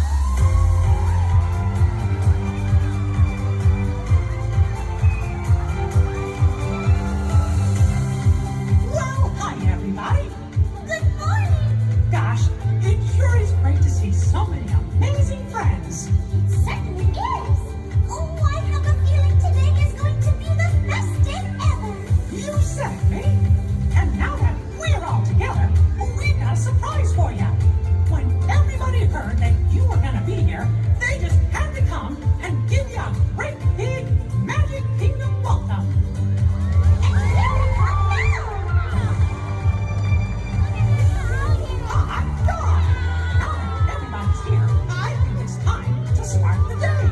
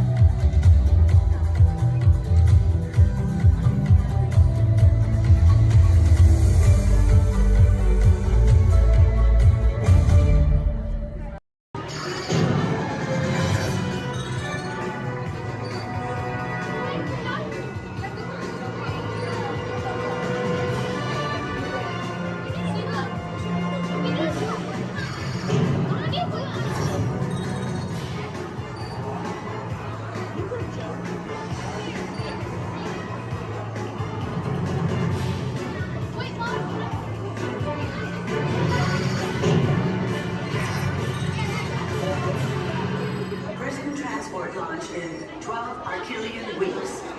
Hold on, people. Stand here. Glad you made it through the quagmire of Florida tourism to be with us today. You MIT recruits. Warning. Warning. Warning.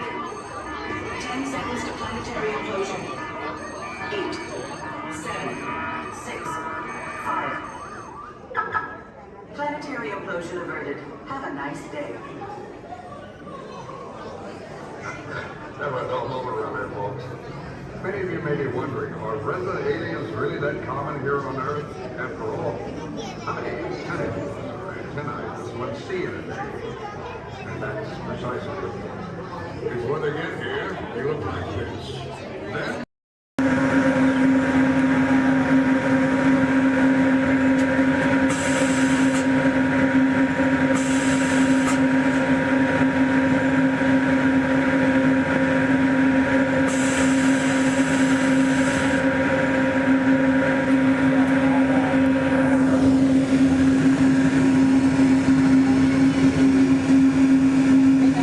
Hello, everyone. Welcome aboard the Disneyland monorail.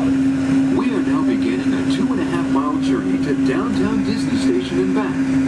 For a safe trip, remain seated, keeping your hands, arms, feet, and legs inside the cabin. Be sure to watch your children, and no smoking, please. Bienvenidos. Para su seguridad, permanezca sentado y mantenga las manos, brazos, pies y piernas dentro del tren y cuide a los niños. Por favor, se ruega no fumar. You're riding aboard a Mark 7 monorail, the latest generation of Disneyland monorails. When Walt Disney introduced this attraction in 1959, it was the first daily operating monorail system in the Western Hemisphere.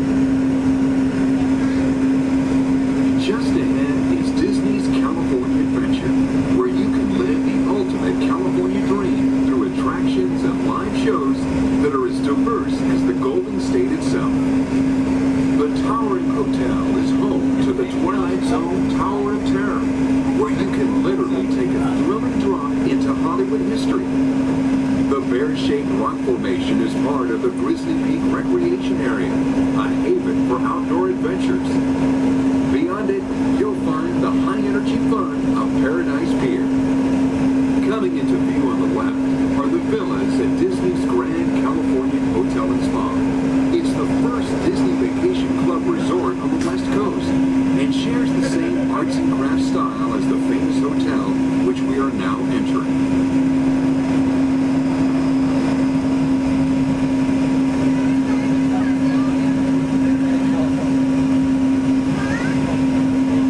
Now arriving at Downtown Disney Station, gateway to the Downtown Disney District and the Disneyland Resort Hotels. If you will be leaving us here and returning later today, please hold on to your park ticket and have your hands stamped as you leave the station. You may reboard the monorail for a return trip to Tomorrowland up until 1/2 hour prior to Disneyland closing. Please remain seated until the monorail comes to a complete stop and the doors have opened. Then, gather your belongings, lower your head, watch your step, and exit to the left of the monorail.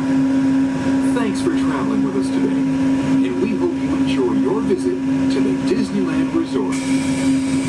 For those of you continuing with us, we'll begin our return trip to Tomorrowland in just a few minutes. Thank you.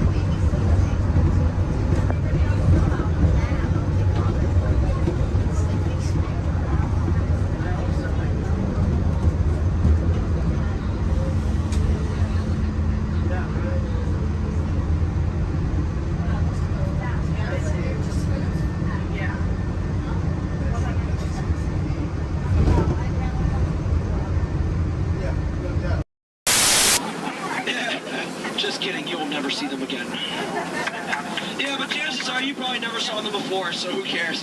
Ladies and gentlemen, welcome aboard the world-famous Jungle Cruise. World-famous for being world-famous. My name is David, and I'll be your skipper, your tour guide, your social director, your dance instructor, and if you don't laugh at my jokes, your swimming instructor for the next 2 weeks. All right, the first river we are entering is the Amazon River, where everything is larger than life. You can tell to the left and to the right of the boat by these butterflies coming up over here. Now, these butterflies, just to let you know, have a wingspan ranging between a mild and tiny 12 inches to a whopping and amazing 1 foot. And over here to the right is Inspiration Falls. Now, people usually ask me in unison, why do you call it Inspiration Falls? How odd of you guys to ask. Well, the longer you stare at it,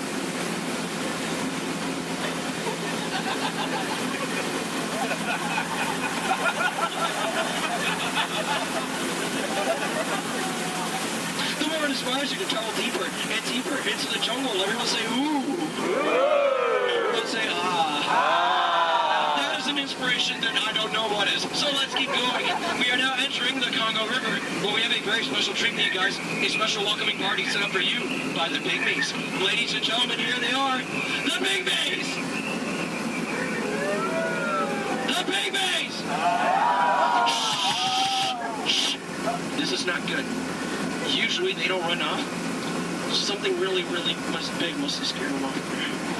Yeah, that's not good. Okay, folks, no need to worry. That is a giant python. It spreads up to 24 feet, and it's actually quite friendly. So friendly, it might develop a crush on you. Now, let's see if we can scare off that bad boy by getting something over here from my cat home. Folks, please do me a favor. For any of you wearing yellow, please do not make us sound like a banana. They find it very appealing. Don't laugh, that's not cool. Yeah, the picture and everything. Okay. All right, folks, we are now entering the Nile River, where it goes on for Niles and Niles and Niles and Niles and Niles and Niles and Niles. And if you don't believe me, well, you're in the Nile. Disbelief, but nice try, though. All right, coming up over here is an African elephant. Now, this elephant is special because I taught it a really cool trick. Watch. All right, Bertha, speak in Spanish. I'm just kidding. I haven't taught him that yet. Over here to the right, you'll see a sandstone formation. Now, I like to point this out because most people take it for granted. Oh, come on, that joke rocks. All right, we're now entering the African belt, where you'll find all sorts of animals such as wildebeest, impalas, zebras, giraffes, and lions. These lions over here are demonstrating the first law of the jungle, survival of the fittest. You're demonstrating it by protecting that sleeping zebra. Yeah, that zebra looks dead. Tired. All right. And folks, it's a very special treat. The second law of the jungle, survival of the fastest, just up ahead. You know, I told these guys over here on the pole, you know, African rhinos, they're just as fast as horses. But they didn't believe me, and it looks like now they're about to get the point. In the end, oh dear. That is my heart in the morning. All right, we are now entering crocodile country, where danger lurks every corner. So please do me a favor. If you have any family members that you want to get rid of, now's the time to do it. All right, over here to the right, on the left-hand side, you'll see Old Smiley. Now, Old Smiley is 75 years old, and he loves to take free handouts. Now, crocodiles are some of the dangers we have here in the jungle. We also have monsoons, whirlpools, hurricanes, rapids, and waterfall, that's right. Ah! Okay, let's see if we can make this right turn over here, folks. All right, just in case anyone wants to lead to the right. Lead to the right, lead. I'm so sorry. Lead to the right. Hey! We're not gonna make it. Okay. All right, folks, thank you very much. Just to let you know, that was Schweitzer Falls, named after the world-renowned professor, Dr. Albert Falls. Now, people usually ask me, you know, David, how did you land your job here at the Jungle Cruise? Well, it's plain to see. I took a crash course, but now I'm just winging it. Yeah. Don't laugh. This is the story of my life. Oh, no. Okay, folks, looks like we're stumbling upon a pool of hippos. Okay. Everyone, please do me a favor. Don't do anything stupid. I'm going to try to scare them off here. Oh, God, go away! Shut up!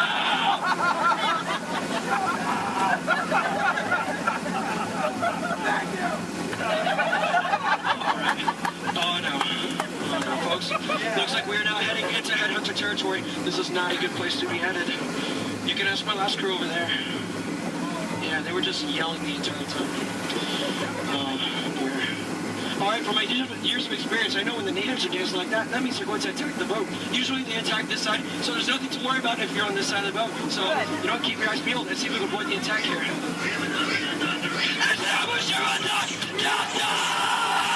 worry about looking stupid, because I'm doing that for you.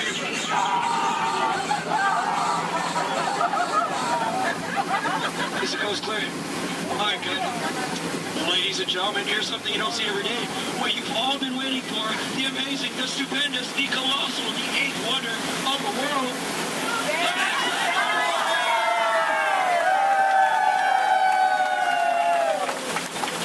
I love you guys.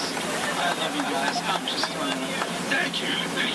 Alright, we are now entering the Mekong River, deep in the heart of Cambodia, where the Khmer Empire used to rule for over 7 centuries, and they used to build temples just like this one. Although I clearly remember the entrance being right here. Okay, I don't like the look of this at all. Alright, this path could lead to danger. It could lead to treasure. It could lead to doom. Should we go in? Yeah! Really? Oh, no? Well, I agree with you, but it looks like we don't have a choice, so keep your eyes open, because I'm going to keep mine closed.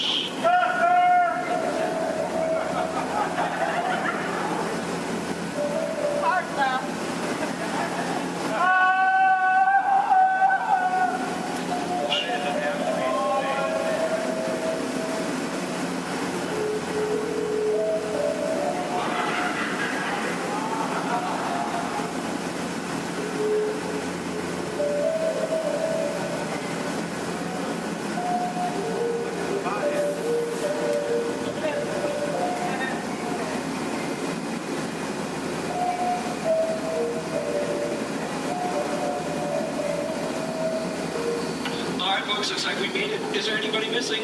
Please raise your hand if you're lost. Oh, cool, me too. Looks like we're on the same boat. Get it? Because we're... Never mind. Okay, folks, looks like we stumbled upon a sacred Indian elephant bathing pool. It's right to take pictures because it looks like they have their trunks on. You know, people usually wonder, is that water coming out of their nose? Well, it's not. It's not. Hey guys, look. On a beautiful night, we have a full moon. All right. Wait, what's he doing? What's he doing? No, bad boy, no! He's gonna try to squirt the boat, so everyone on this side of the boat, get ready to duck. Duck. Ah! That was close. Hey, my friend, everyone on this side of the boat, duck. I'm just kidding, that's an elephant. Alright, ladies and gentlemen, listen up. We are now entering the educational part of the tour, where I love to point out my favorite plant life. Ready? Listen up. Ready?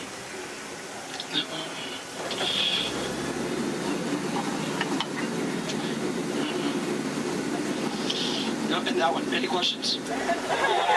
No? Which one's from here? The green one. Alright, now over here is Trader Sam. Now, Trader Sam's a close friend of mine, and he has just been promoted to head salesman. Now, lately his sales have been shrinking, so he has a very special deal for you guys. 2 of his heads for one of yours. Any takers? No? Well, either way you slice it or dice it, you always come out ahead of the deal. Alright, folks, now returning to the sad part of our journey, the return to civilization. So, I know, trust me, I feel your pain. Alright, you want to go one more? I'm sorry. Alright, now please listen up, this is very important. When exiting the boat, please exit the way you entered. Please do not cross these center crates over here. Trust me, it is a tripping hazard.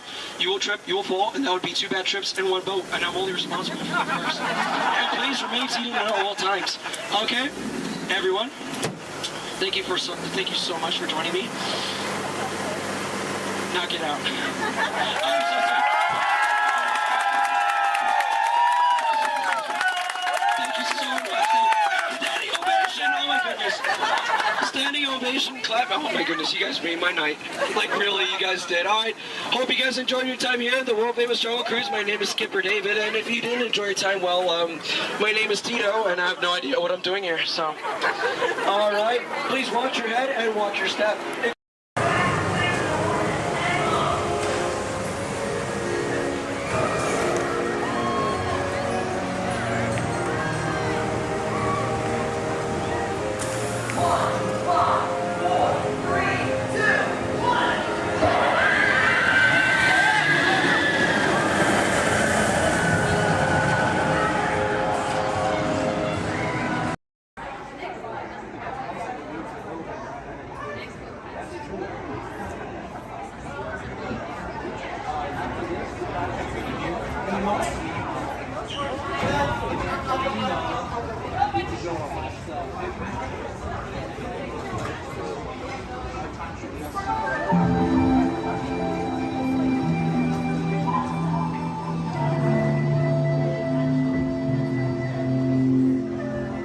Welcome to a voyage of discovery and awareness of the richness, the diversity, and the often surprising nature of living with the land.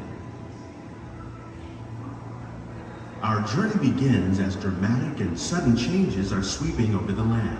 The approaching storm may seem violent and destructive to us, but to nature, it's a new beginning in the cycle of life.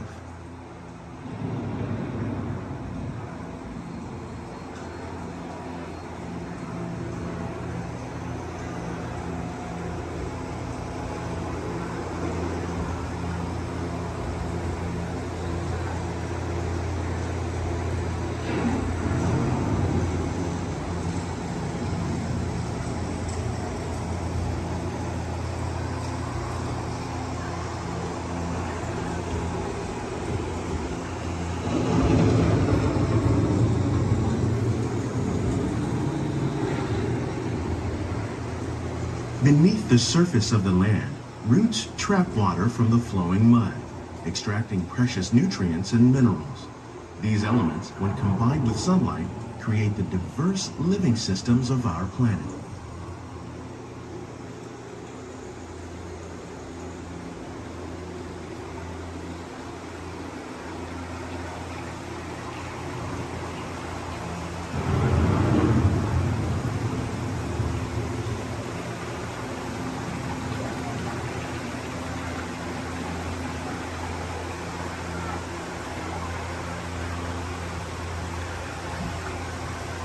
One of those living systems is the rainforest, home to the most amazing concentration of life on our planet.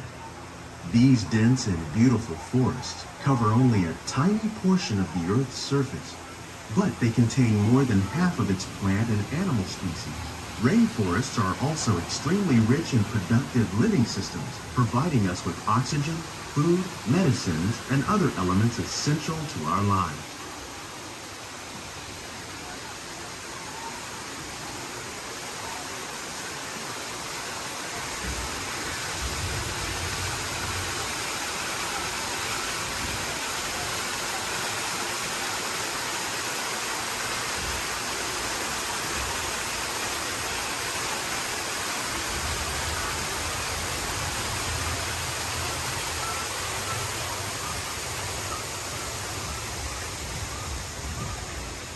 In the desert, nature has created a very different, but no less beautiful living system. And while this arid landscape may seem lifeless, it is very much alive. The plants and animals that have learned to survive in these harsh conditions make use of what little water they can find and avoid the scorching rays of the relentless sun.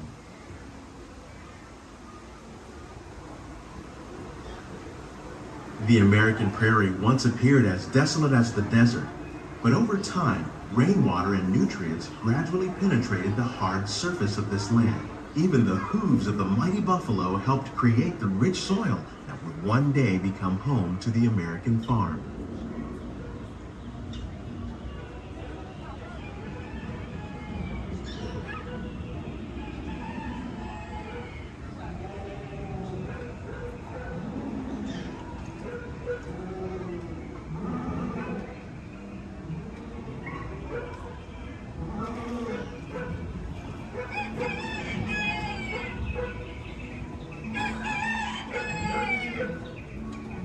Of all the forces at work on the land, humans have had one of the most profound effects. The need to produce food for a growing world led to the enormous use and sometimes overuse of the land. In our search for more efficient ways to grow food, we often fail to realize the impact of our methods.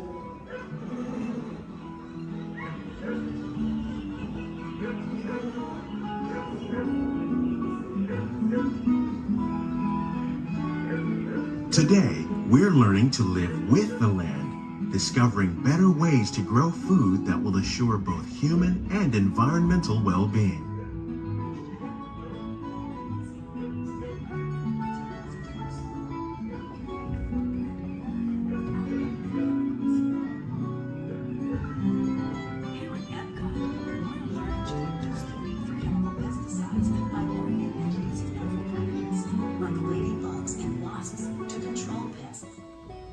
In the farmlands across America, we're learning that by plowing under vegetation containing natural fertilizers, we can enrich the soil without the use of chemicals.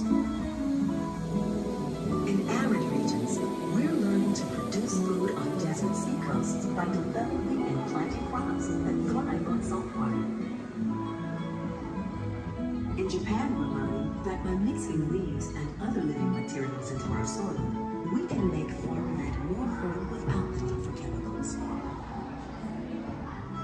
How will we meet tomorrow's growing needs for food production, yet still respect the needs of the land? Some of the answers are being discovered just ahead. To help us maintain these carefully controlled ecosystems, and for your safety, please remain seated in your boat at all times.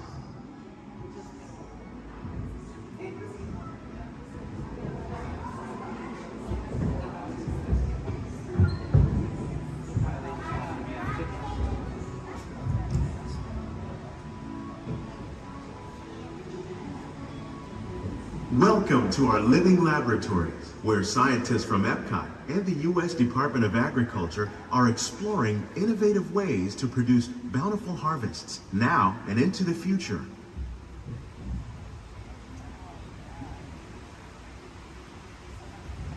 The tropics are home to the greatest diversity of plants on the planet. Many of these, like papaya, bananas, cacao, coffee, and rice, are well known around the world. These are just a few of the edible plants that have been an important source of nutrition for people living in the tropics. Many are rich in vitamins and minerals, while others are well adapted to growing in less than ideal conditions. Some, like the water lily, thrive in wet, swampy areas and waterways. All parts of this plant, even the flower petals, are edible. The starchy root of the plant has long been used to make flour for baking.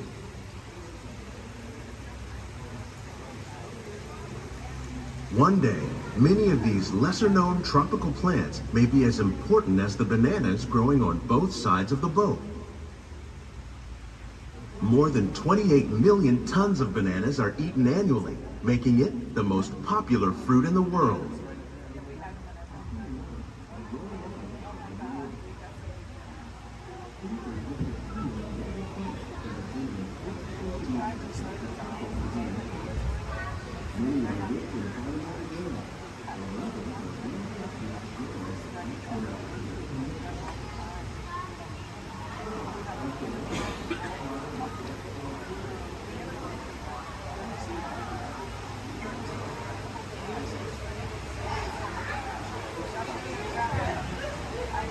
When we mention farming, you probably don't think of fish.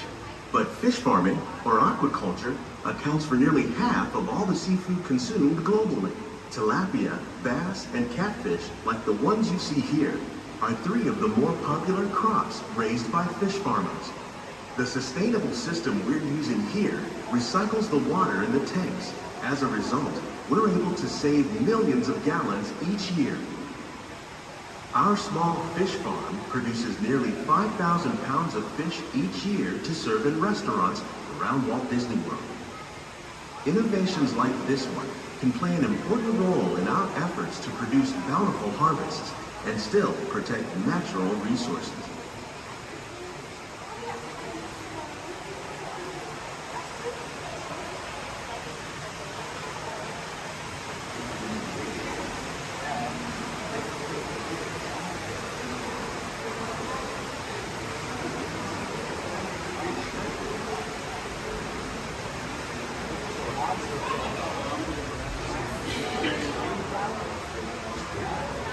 While there are more than 50,000 edible plant species in the world, most of us are only familiar with the handful that make up our everyday diet.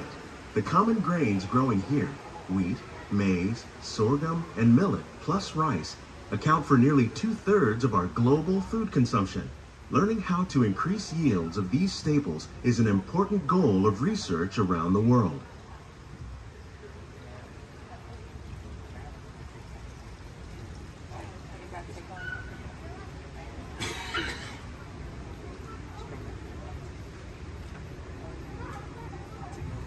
These plants are definitely on their way up.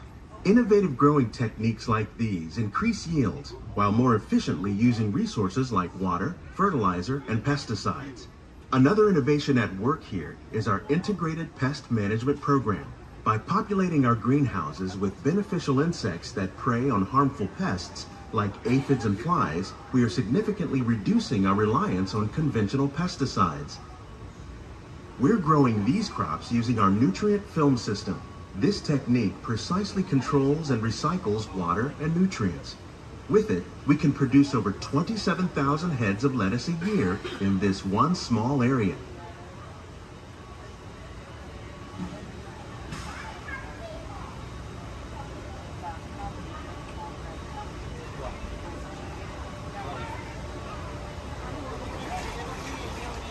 Some of our best ideas have been inspired by nature, like these fruit and vegetable trees. By growing these ground plants vertically, we can increase yields and better control diseases. These crops taste as good as they look. In fact, we serve more than 15 tons of produce from our greenhouses in restaurants here at the land every year.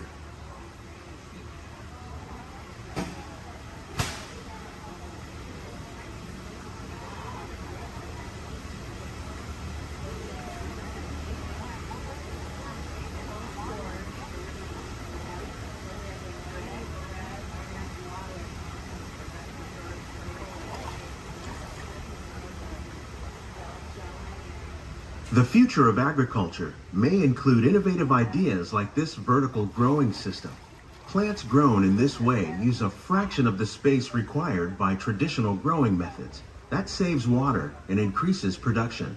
The aquaponics system on your left combines hydroponics with aquaculture. The fish provide a natural source of fertilizer for the plants, and the plants help keep the water clean for the fish. It's another great way to produce more while using less. In our lab, Epcot scientists are working with the U.S. Department of Agriculture on a number of innovative projects.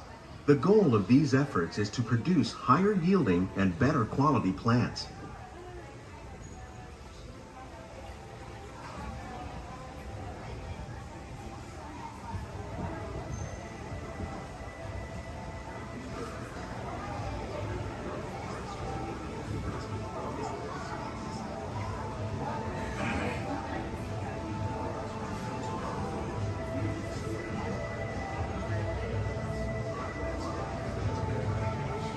These greenhouses represent just a fraction of the work being done worldwide to produce bountiful harvests for our growing population.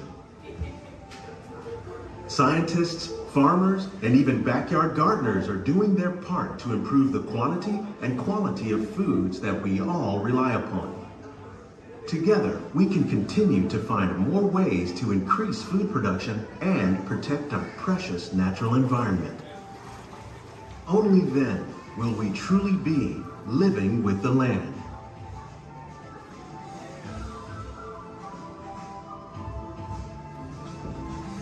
On behalf of Walt Disney World, we hope you've enjoyed this unique journey through our living laboratories. If you'd like a closer look, then check out the Behind the Seeds walking tour. It's a chance for the whole family to get up close and personal with the plants and growing techniques in our laboratories. Please keep your hands and feet inside the boat and remain seated until the boat comes to a complete stop.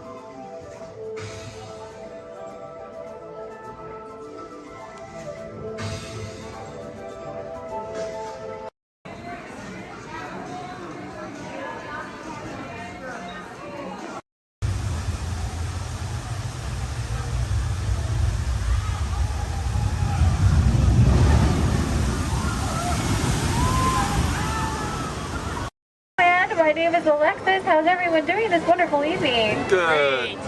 That was the most believable I've heard all night. But we're going to try it again anyways, folks. How's everyone doing this wonderful evening? Great. Woo! All right, once again, my name is Alexis. I'm going to be your storyteller and captain for the evening.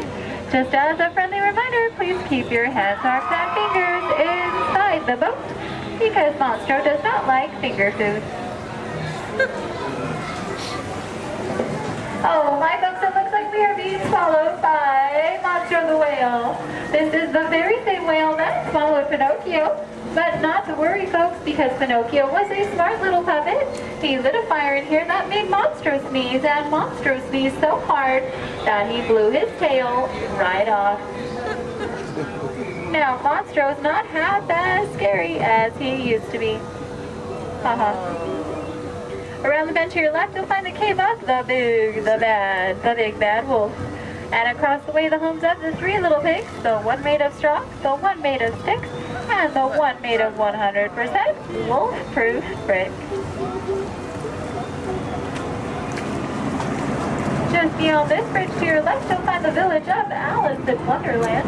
Alice's home is the one in the corner with the thatched roof, and if you follow the small cobblestone walkway, you'll find the home of the White Rabbit.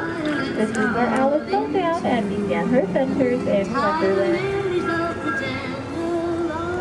To the right, the center of the canal, you'll find London Park, made famous by the film Peter Pan.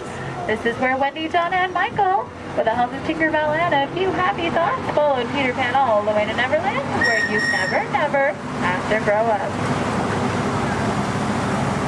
Straight ahead, you'll find the city of Agrabah, city of mystery and enchantment.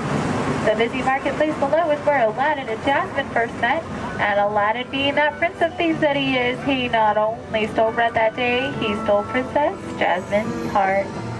Aww. And it's underneath these rose-covered arches where Aladdin and Jasmine took their first magic carpet ride into a whole new world.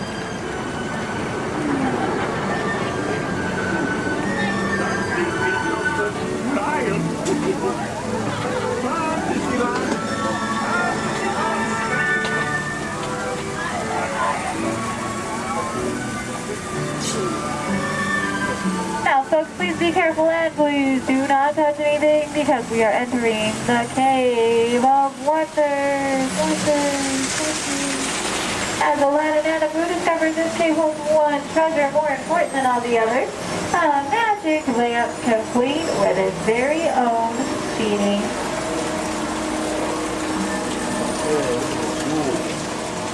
To the right, you'll find the home of Snow White and the Seven Dwarfs.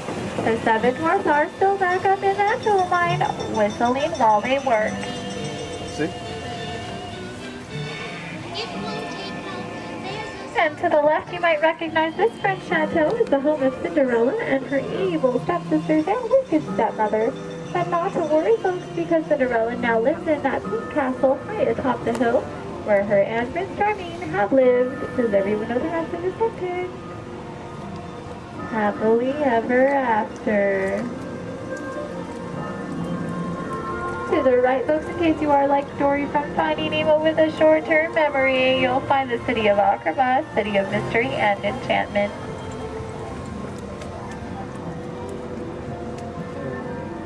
To the left, you'll find the world-famous patchwork quilt. This patchwork quilt is comprised completely out of desert flowers, and it, along with every other plant and tree here in Storybook Land, are 100% real. They have just been miniaturized by a process known only by Tinkerbell and a few of our Disneyland gardeners.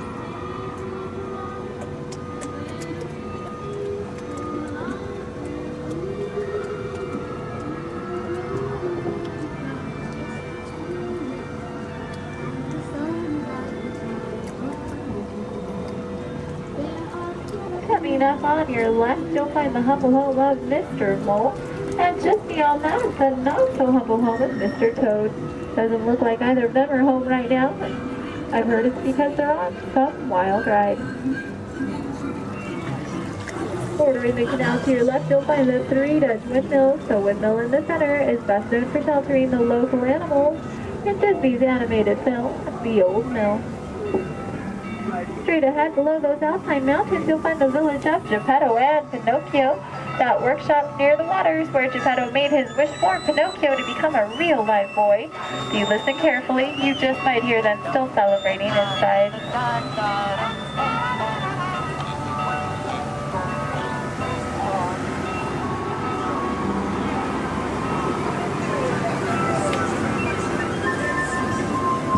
Coming up on your right, you'll see the ship of Prince Eric. The sandy beach nearby is where Ariel took her first steps on land and saved Prince Eric. That castle on top of the beach is where her and, you guessed it, Prince Eric, now lives happily ever after. And it is behind this waterfall that you'll find the Kingdom of Kingdom. This is where Ariel grew up and is still the home of her bunch of Oxford Crackers. Folks, it looks like our journey is coming to an end. For those of you closest to the dock, please remain seated with your hands, arms, and fingers inside the boat. Thank you for joining us here in Storybook Land. We hope you have enjoyed your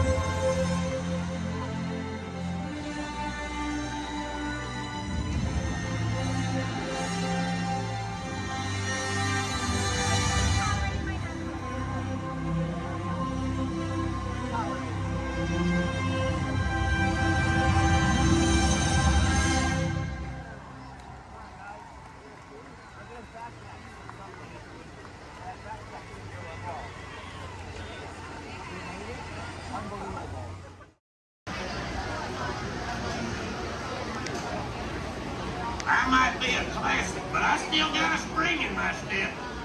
Let's go.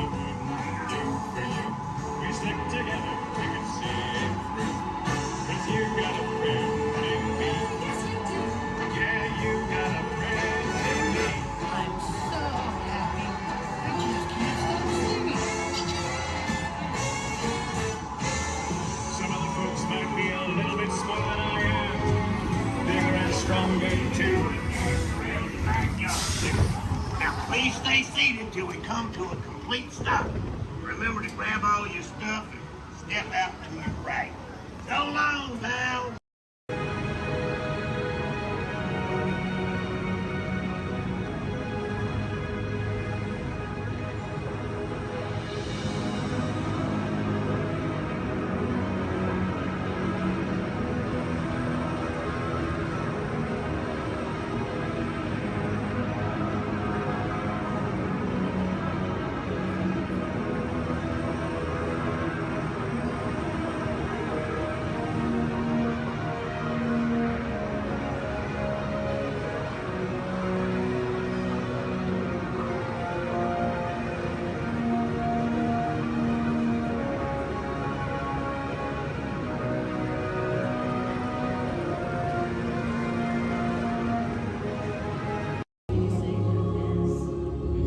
In 1923, a young man from the American Midwest, along with his older brother Roy, started a cartoon studio in the back rooms of a small real estate office in Hollywood, California.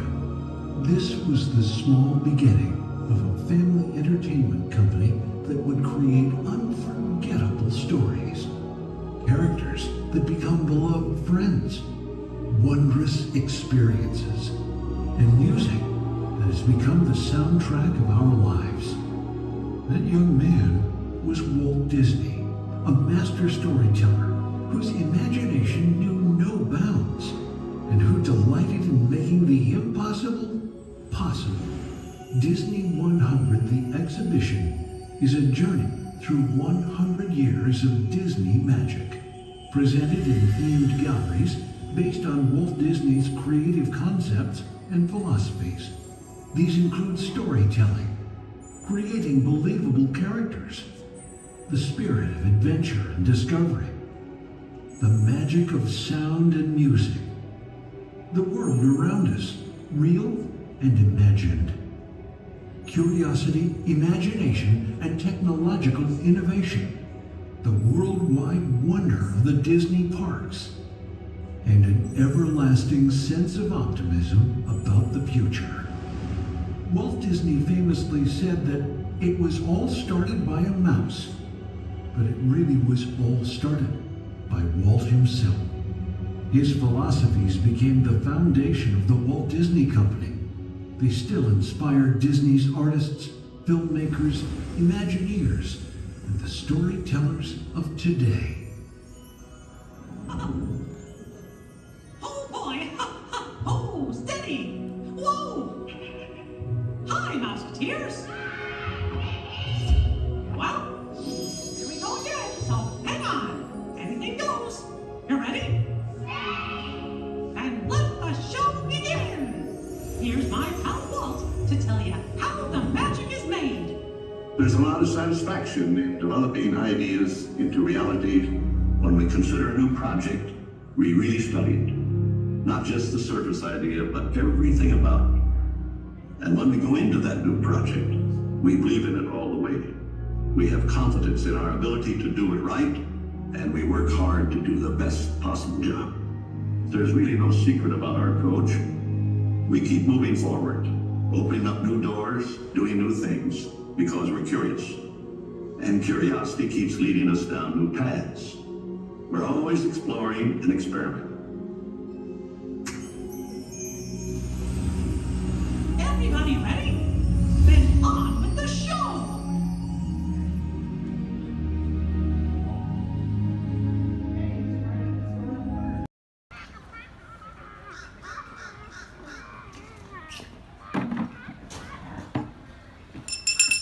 Hear ye! I am James Jefferson, the town crier of Liberty Square. But my friends call me JJ. Come on, everyone, gather round. You're just in time. Come closer, all ye people, gather round and listen well. I've got a satchel full of history's greatest tales to tell. Your hair will stand on end with all the history and such. Unless, of course, you're bald like me, in which case, not so much. Hey, Sam! It's Sam Eagle, everybody! Tell us, Sam, what great American story are we sharing today? Today we shall salute the Declaration of Independence. Ah, a great story story indeed. The people of the colonies, they said, let freedom ring! Declared their independence. And they overthrew the king! There were battles, there was violence, there were spies and traitors too. We won't speak about all that. This is wholesome through and through. Right, let's bring out some friends to help us. Hey there, that's your cue. Welcome! Hiya! Woo! Great moments in history. La la la la la. Great moments in history. And this one features more. And here's what you will take away in all your minds and hearts. Great moments in history. Great moments in history, but just the American parts. Hi-ho, and welcome to Great Moments in History. But just the American parts. That's right, Sam. And as the official Liberty Square historian, I have drafted tributes to every important event in American history. JJ, please remind everyone which great moment we are sharing today. The Declaration of Independence! Excellent! I read it every night before bed, and so should you. And now I will recite from memory the entire Declaration of Independence. When in the course of human... Excuse me, Sam? Kermit, you are interrupting America. Sam, the gang and I were talking, and we had some ideas to make your show more entertaining. Entertaining? Mm-hmm. In a theme park? Yeah. Highly unusual. Aw, please, Sam? JJ, I could use a little help here. Sure, Kermit. Let's put this to a vote. All those in favor of making Sam's story a little more entertaining, say aye. Aye. The ayes have it. Oh, it appears democracy has spoken.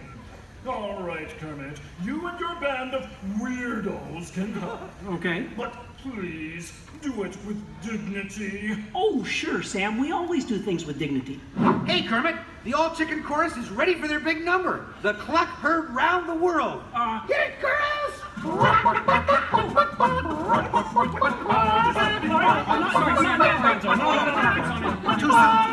to the dressing room. Oh, Kermit! What part will Walt be playing in today's performance? Well, Piggy, this is a story about the founding fathers. There's no part for you. No part for moi? Oh, we'll see about that. Sheesh. Okay, places, everyone. Sam, JJ, take it away. All right, friends, what do you say? Want to help us make some history? Do the patriotic music. The year is 1776. 1776. We are in Philadelphia. Philadelphia? JJ, why are you doing that? I'm the town crier. Well, cheer up and allow me to continue. The year is 1776, and the Second Continental Congress has convened. Roll call, Thomas Jefferson. Hi-ho, Jefferson here. John Adams. Hey, that's me. Woohoo! And the highly quotable Benjamin Franklin. Ah, Ben Franklin here. A penny saved is a penny earned. And if at first you don't succeed, then skydiving is definitely not the sport for you. Let's hear it for your founding fathers. Sam. The delegates are discussing the question of America's independence from England, and there is much debate. Hey, that's you guys. Right. Debate. Debate. Point of view. Opinion. Says you. Argument. Point. Counterpoint. Order. Needle point. I'll take 2 hot dogs with extra mayo. A banana sounds appealing. Waka waka. You get on with it. Okay, Sam. Guys, look, let's get down to business. Does anyone have any arguments in favor of independence? I do. Our continued association with England has grown intolerable. King George has altered our government, enforced cruel repression, and abolished our rights. Wow, nice job, Gonzo. How did you remember all that? I stapled it to my arm. Oh, yeesh. That's gonna leave a mark. Okay, now, does anyone have any arguments in favor of England and King George? Boo! Come on, No everyone! King George! No King George! No King George! No King George! No King George! No King George! Did someone call moi? Piggy, Piggy, what are you doing here? I told you there's no part for you in this show. Of course there is. After all, who better to play royalty than moi? All hail King George! Piggy, women aren't kings, they're queens. Fine. All hail Queen Georgette! Good grief. I protest! This is not historically accurate. The king was not at the Congress. You got a bear playing Ben Franklin. And doing a great job at it. Let's hear it for the bear, huh? Go Fozzie, go Fozzie, go Fozzie, go Fozzie, go Fozzie, go Fozzie. Continue, please. Oh, Sorry. Sorry, Kermit. King George, Queen Georgette, you are not a good ruler. Who? What? Yes, you. You mistreat the colonists. You raise taxes. You are drunk with power. You might even say she's intoxicated. That was pretty good. Queen Georgette, can't you see? The colonists are angry. We are angry. The colonists are irate. We are irate. The colonists are revolted. We are revolting. And say that again. We are revolting. Sorry.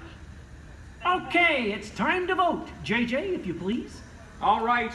All those in favor of declaring their independence from England and Queen Georgette say aye! Aye!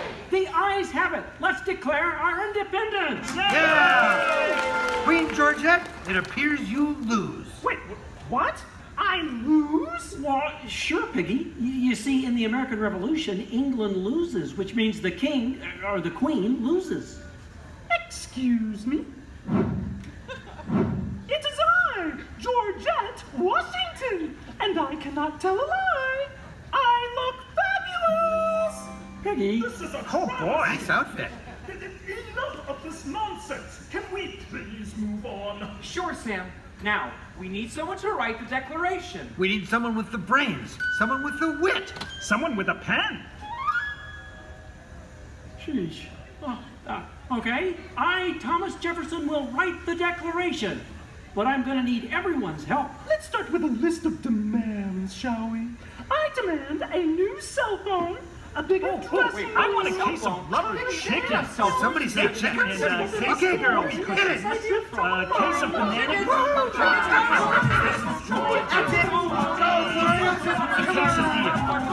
You're doing it, guys.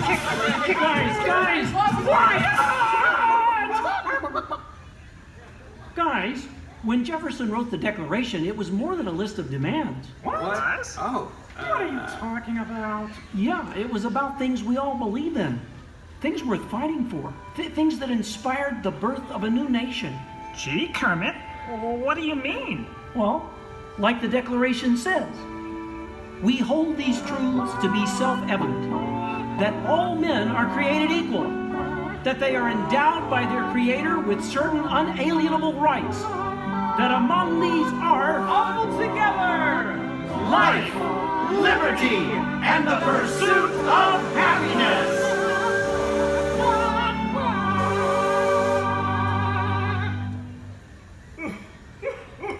Sam, why are you crying? I thought that was pretty good. It wasn't good. It was glorious. Yes! Way to go, everyone. Hey, Sam, looks like now you're the town crier. Just ring the bell. Let freedom ring! Great moments in history, the 4th day of July. Great moments in history, we said King George goodbye. And here's what you will take away in all your minds and hearts. Great moments in history, great moments in history, great moments in history. Great moments in history, with just the American hearts. Thanks, everyone. We couldn't have done it without you. And to England, no hard feelings. You're still one of our best friends. Thank you all for joining us for a great moment in American history. We hope you come by again soon and have a magical stay here at the Magic Kingdom. Bye-bye! Bye-bye! Bye-bye! Bye-bye! So long, everybody.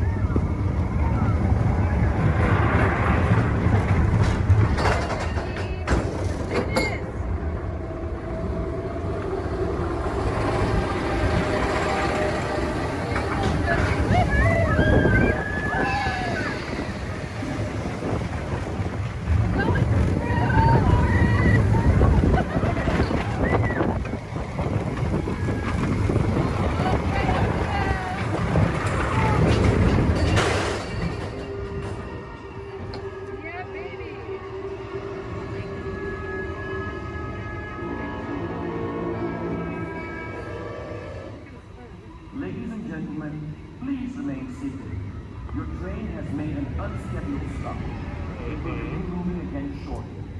Thank you.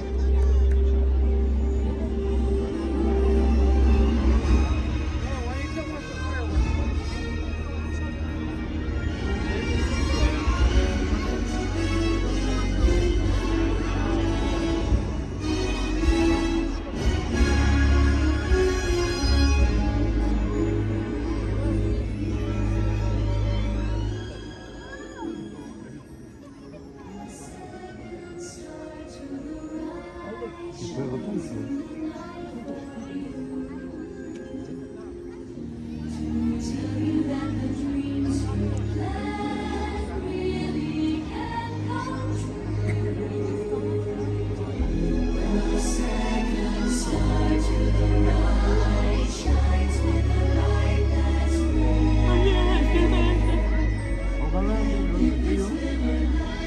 pero por vivir.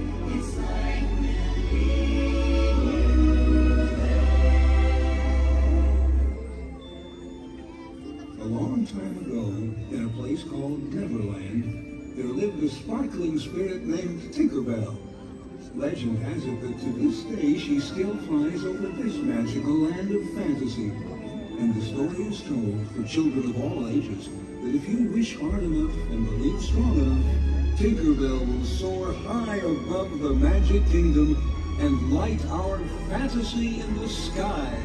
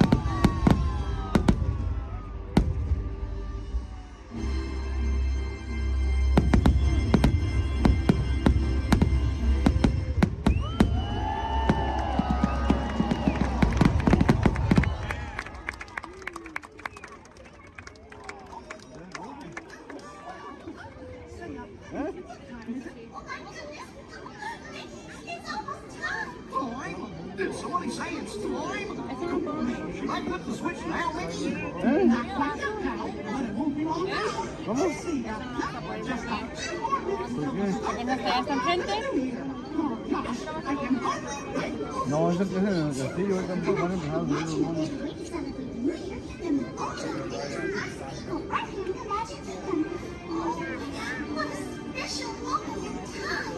Time? Is it time? Now, go over here. Take it easy there, Luke. We still have plenty of time. Oh, no, we don't. Go. This is it. Start the countdown clock. All right, Mickey. Starting the countdown clock. Okay, everybody. It's time to start counting down the new year. Are you ready? Okay, then. Here we go.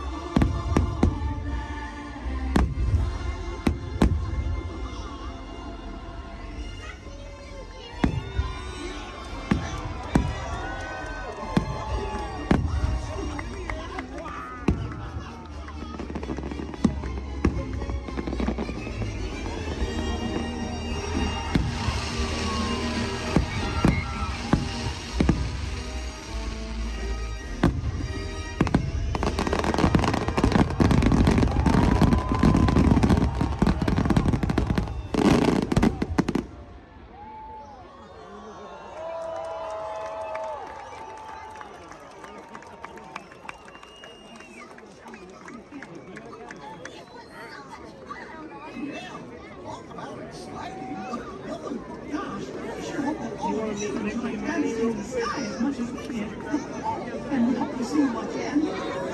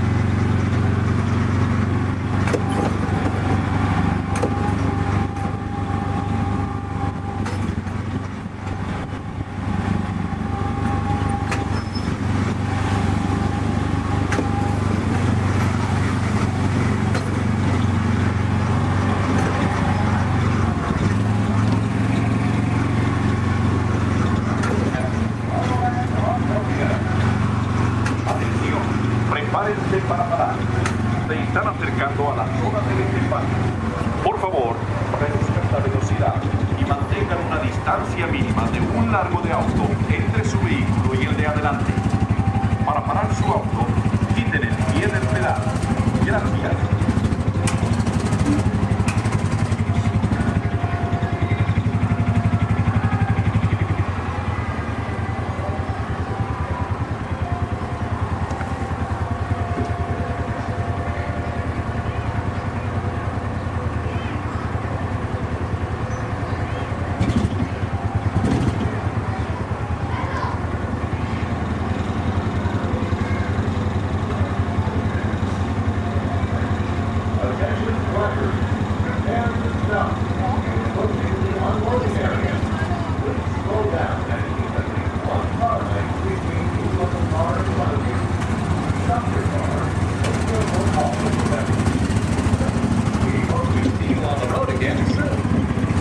Atención, prepárense para parar.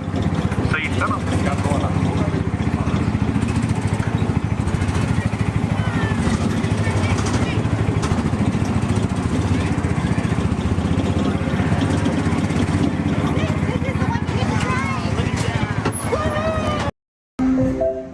This is Starport 75, or as we locals call it, Space Mountain. Our high-speed rocket port to distant deep space destinations.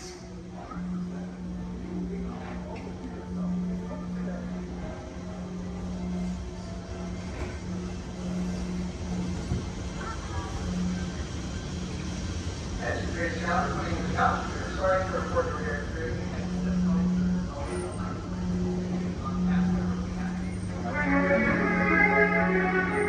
Let relaxation wash over you at the most refreshing retreat in the galaxy, the coral rooms of Pisces 7.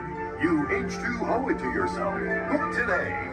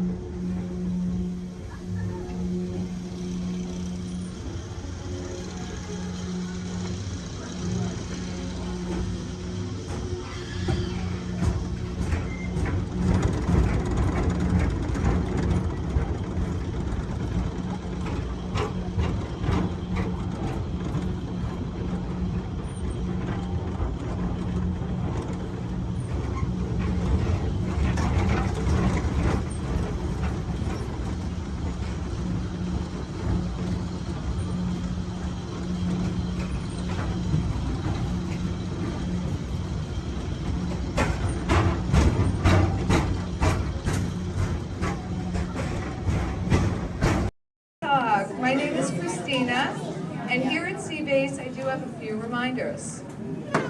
There's no eating, no drinking, no smoking, and absolutely no flash photography. Thanks, guys. The equipment you see here hanging in the water is called a hydrophone. Hydrophones help us to hear things beneath the sea. Today this is going to help us hear a very special guest. Does everybody know who that guest may be? Shout it out.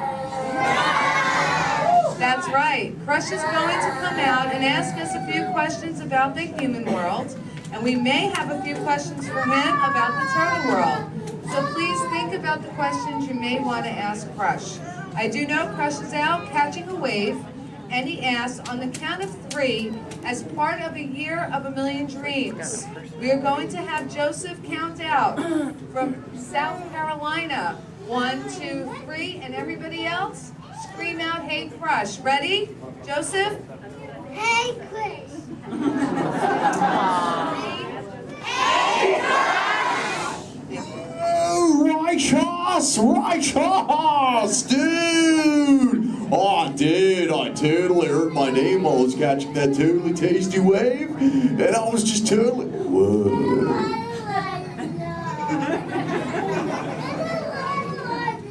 Check out all of you human dudes in the human tank. Hello, dudes! Oh, they live. Hey, dudes! Whoa, there's a little ramen sub-level. Awesome! You know, where there's little dudes and dudettes, I bet there's some fellow moms and pops. Let's hear from all the moms and pops. Yeah! Awesome. Let's meet some humans up close. Hey, there's a dude here with a light lid and a gray shell. Hey, dude. What's your name, Minnie Man? Mitchell. Mitchell. Mighty Mitchell, dude. Where are you from, dude? Kansas. Whoa. Never heard of it. That's cool though, Mitchell. Do you think any of your friends back home knew you would be talking to a turtle? Not really, no. Yeah. Well, dude, if you told me earlier I'd be talking to a human, I'd have been like, no way. Hey, Mitchell, dude, it's really nice to meet you. I'll just assume the feeling is mutual, dude. Totally, dude. Hey, there's more humans on this side. There's someone with a blue lid and an orange shell, I think, right in the front here. What's your name, dude? Michaela. Minnie Michaela, who brought you here today? Your mom. Where's the mom to Michaela, dude? Oh, way in the back. Sorry to get stuck with the cheap seat. Standing room only, dude. Sorry. Hi, name's Crush. What's your name? Shelly. Shelly. Oh, that's the name of my wife. Shelly. Yes. That's your little offspring, Michaela. Do you have multiple offspring? Yes, I have 3. Awesome, dude. Do they ever ask you questions? Yes, I do. They never stop, do they? No. I bet some days you're like, dude. Am I right, dudette? You are very right. Sure. You know what, Shelly? What? From one parent to another, we just shared a moment. Totally did do that, y'all. Because my offspring Squirt, he always asks me questions about all of you humans. So if you dudes can answer some of his questions, everybody here really loud say Chaw! Awesome, dudes! Now, dudes, before we can answer any of his questions, we gotta make sure we're all on the same page, lingo-wise. Do you dudes know what the most important word, dude, in the turtle language is, dudes?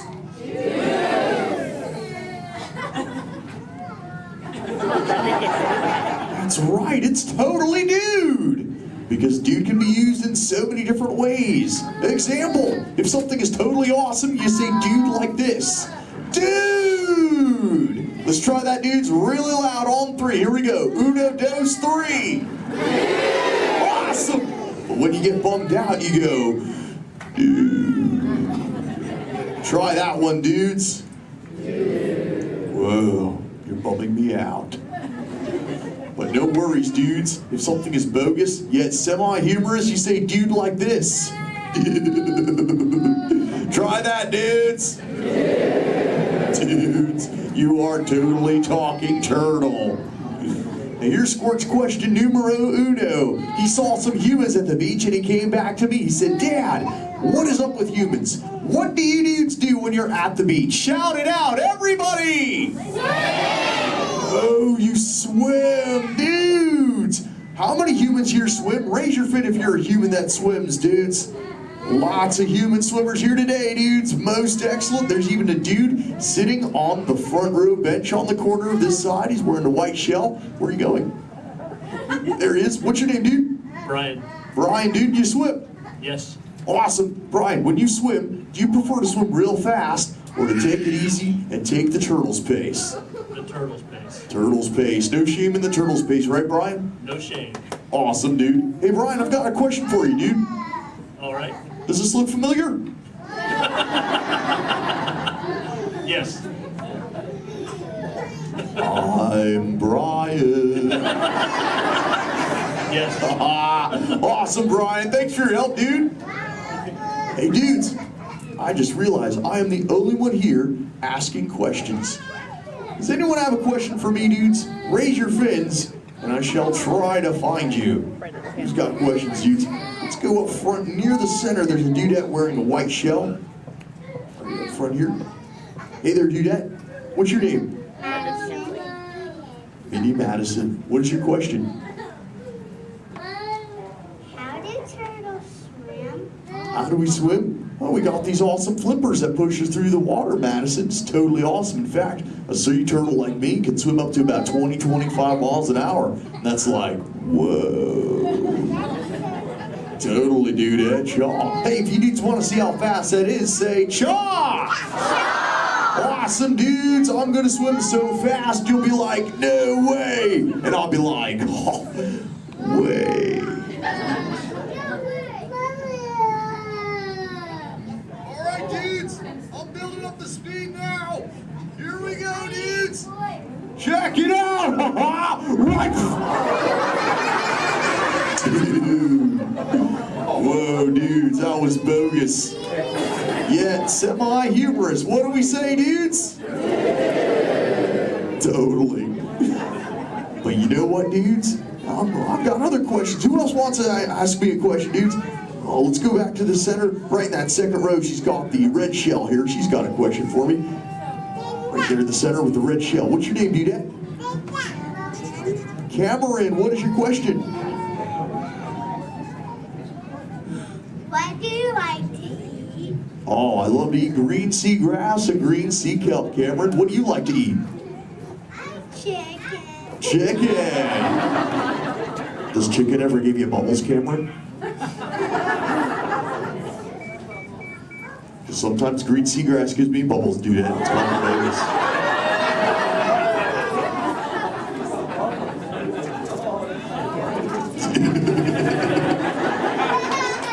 Sorry about that, dudes. Who else has a question for me? Whoa. Let's go over towards this side near the center. He's got the dark shell in that second row. Really dark shell in the second row, sub-level. What's your name, dude? Well, Cameron. Another Cameron? Yeah. Interesting. Guess they're running out of names in the human world. Well, Cameron, dude, what is your question? What is it like in the water? Oh, wet. Cameron, have you ever, what? How do you ever feel in it? How do I, wet. Well, have you ever been in the water, dude? Yeah. How do you feel in it? Good. That's Good. the way. Oh, awesome. Well, oh, and wet. Well, that makes sense. Cameron, dude, what do you wear in the water? What you're wearing now? No, I wear a swimsuit. Oh, a swimsuit, Cameron, dude. Check it out, dude. Squirt said this is called a swimsuit right here. Check it out, dudes. This is what Cameron wears. Awesome, dude. That's what you wear, right, Cam? No, it's a boy one. It's what? It's a boy one. This isn't for boys?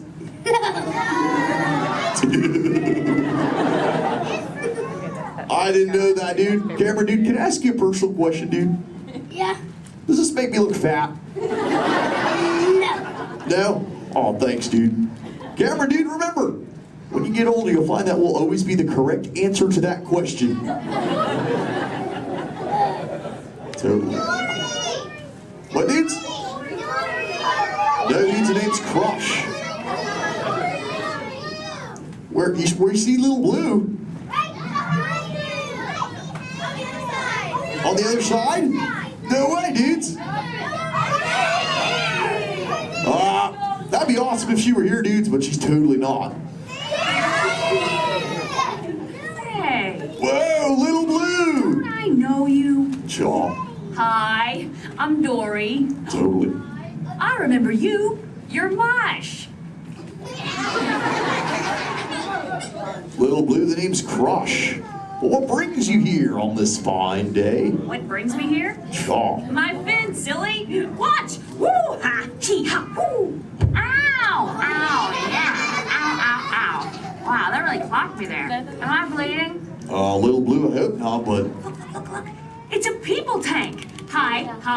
Hola. Bonjour. Welcome. Ni hao ma. Ohio. Hi. You're like a little linguist, little blue. You know, I just taught these human dudes how to talk turtle. It'd be so awesome if someone could teach us all how to speak whale. I can speak whale. Awesome. Okay, everyone, repeat after me. Hello.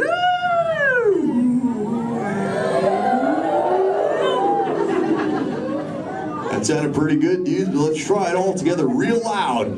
Hello, whale.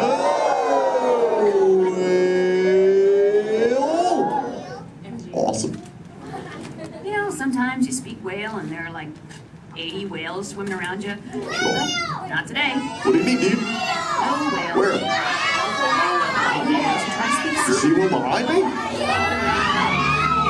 Oh! Little Blue! Oh! Conversation. There's totally a whale, Little Blue. Swim, Little Blue!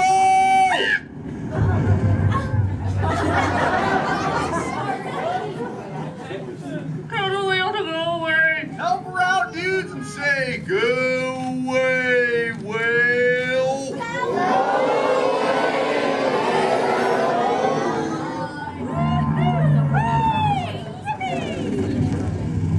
You did it, dudes! You saved Little Blue! Put your fins together. That was awesome!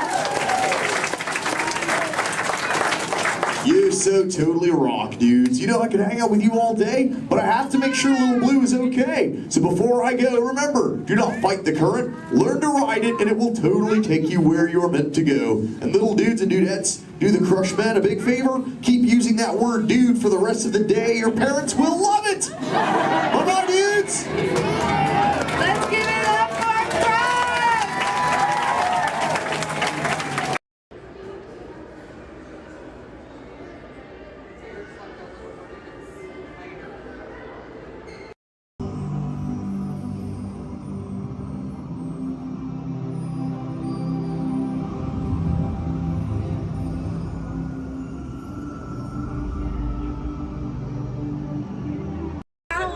That means thank you. Another word that we say here on the reserve is Twin Day, and Twin Day means let's go. Jumbo everyone, my name is Selena. I'm going to be your safari guide here today. Before we get out in the reserve, I do have a few safety reminders. Please make sure that we keep our hands, arms, feet, and legs inside the vehicle at all times so that we remain fully seated throughout our entire journey today. Now, if you take a look above your head, we have an animal spotting guide. You can use that guide to help me spot some animals out here on the reserve. I can't promise that we're going to see all of them, but I usually have some pretty good luck. Now we're going to be heading into the Little Ituri Forest here first, and this area is home to animals that tend to be shy. They like to use camouflage to blend in with their environments, but we're going to see what we can find today. And already see, looks like we're going to see that saddle-billed stork. They're high up on that left-hand side of the road there. And the saddle-billed stork gets its name after the little yellow patch that's on its beak. It's shaped like a saddle. Those birds are 5 feet tall and have a wingspan of 9 feet, about the same width of the canopy that's above your head. Now on that right-hand side there, we have the okapi. And the okapi have stripes on their legs that make them look like they're related to the zebra, but they're not. They're actually related to the giraffe. They have long, prehensile tongues that they use to grab vegetation. Their tongues are so long, they touch their eyeballs and clean their ears. As we're looping around here, you can see we have some greater kudu way up there, as well as the bongo. Now, the bongos are going to have that deep, almost penny color coat to them, with those antlers over there, and then the greater kudu, the tan colored coat right there. Now, the bongos are known as the ghosts of the forest because of how rare they are to spot in the wild. And their antlers, they angle backwards, and that's to help them get through thick vegetation and underbrush very quickly. Now, the greater kudu that we see right there, the greater kudu are one of the tallest antelopes in Africa, or the second tallest antelope here on the reserve. They stand at 55 inches tall at their shoulder, and they can leap about 8 feet forward. Now, coming up here on the left-hand side, we're going to see the black rhino.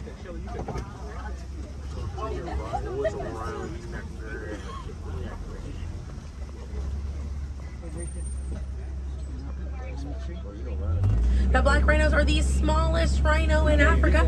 They weigh about 3,000 pounds. Rhinos are poached or hunted for their horns. Some people believe that they have medicinal value, but they do not. Their horns are not valuable at all, made out of keratin.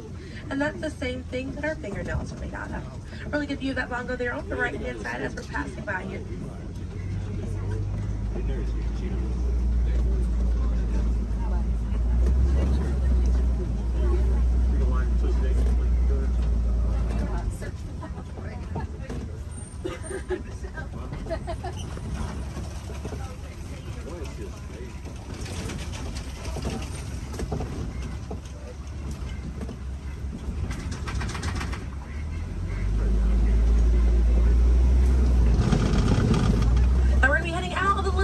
Forest, but we're going to be on our way to the Safi River, and animals in this area like to hang out in and around the water.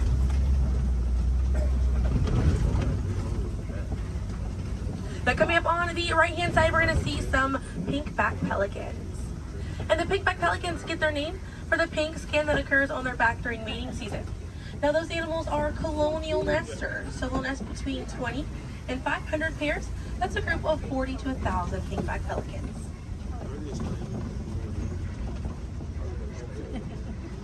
We have a view of the Savi River coming up on the left, and we have some Nile hippopotamuses.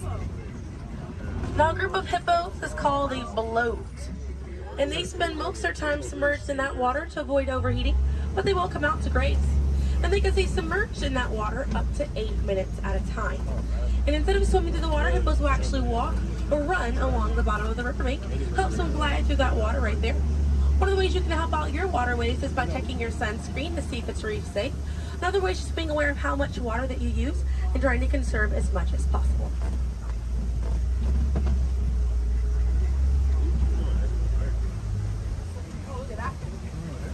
Another one there, taking a nap on that left-hand side.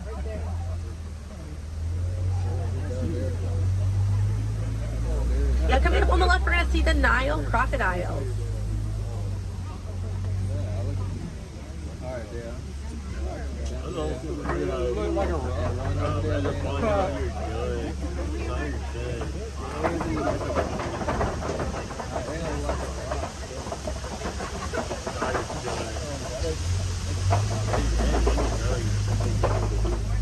Now the Nile crocodiles can eat half their body weight in one sitting, and they can go months without eating if food is scarce. Now mother and father crocodiles are great parents, and they'll gently roll their eggs in their mouth. It softens up their shell, and it makes it easier for their babies to hatch. But we're going to be heading into the savannah now, and the savannah hosts millions of migrating animals every year. And it's home to Africa's most well-known animals, such as zebras and giraffes. I'm hoping that we'll be able to spot some today, but as we're getting out here, we have a pretty good chance to identify some animals with that animal spotting guide. We have lots of wide open spaces. Already see, looks like you can see the elands are out there. Wondering what other animals. I'm hoping it'll be a pretty busy day out there.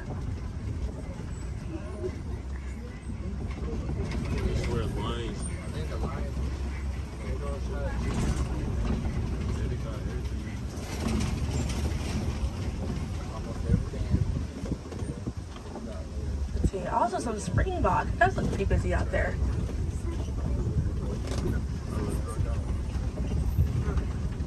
So we're still looking around here. Keep an eye on the right. They're going to be past this kind of rocky area. It's a herd of wildebeest way back there in that pathway. And the name wildebeest means wild beast in Afrikaans. And they'll travel in groups of 1.5 million, and they'll go about 500 to 1,000 miles every year. That's roughly the distance between here and New York. And during a wildebeest great migration, they can kick up so much dust that their dust cloud can sometimes be seen from space. Now, wildebeest are very impressive animals. They're able to run about 15 minutes after they're born. But this group of trees there on the right-hand side, they're all kind of pruned underneath to the same height, and that's about as far as those giraffes can reach. Looking at the vegetation on these trees all around this area here. Now that's going to be the Maasai giraffe, and the Maasai giraffes have an irregular coat pattern. They don't have those clean lines around their spots like the reticulated giraffe that's on your animal spotting guide does.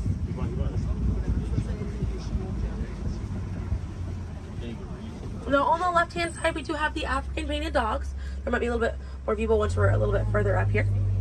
Now, African painted dogs get their name after their fur pattern. It kind of looks like they have paint on them. It's unique to each animal, and that's how they identify each other. African painted dogs are Africa's most successful hunters. They have a catch rate of 90%. Now, right here on the left-hand side, we're going to have a really good view of the Ankole cattle. We're going to sneak on by here. The Ankole cattle are the only domestic cattle breed that we have here on the reserve. They're in the bovine family, same family as buffalo and bison. And their horns right there, they grow about 3 to 4 feet in length, and they're filled with a honeycomb-like structure. It allows for blood circulation, and it helps keep them cool on hot days. Now, further back, that's a sable antelope in that back left corner. And the sable antelope are very special because of the symbol of the Harambe Wildlife Reserve, because of how courageous they are. So in a choice between fight or flight, the sable antelope will choose to fight, just so we should fight to protect these animals and the environment that they live in. And their antlers are angled backwards to deter animals like lions from jumping on their backs. And we have a really good view there of that Maasai giraffe. We're going to have another pretty good view there on the right up ahead too. Maasai giraffes stand about 18 to 20 feet tall when they're adults, and when they're born around 6 feet tall. They have about a 6-foot drop the moment that they're born. And just like the okapi, they do have those long prehensile tongues that they use to grab vegetation. They kind of use like how we use our fingers to grab food.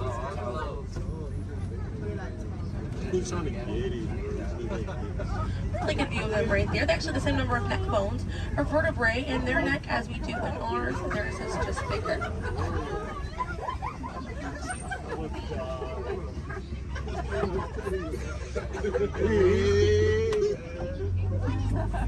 Group of giraffes is called a tower.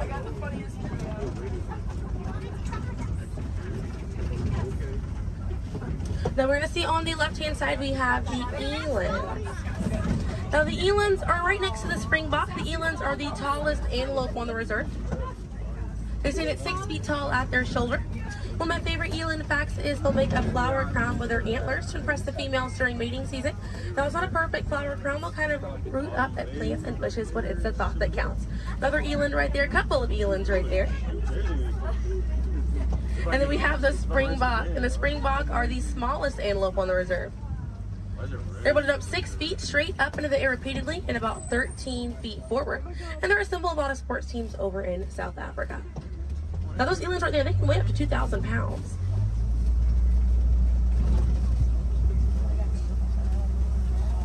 Another view of that Maasai giraffe right there.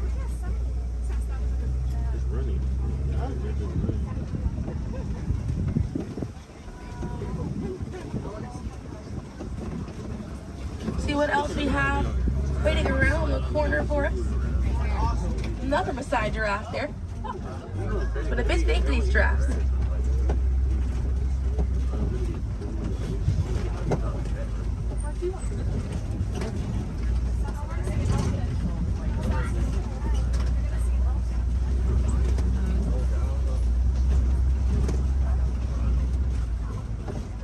We're going to see the African elephant up here. It's going to be on the right-hand side of the truck.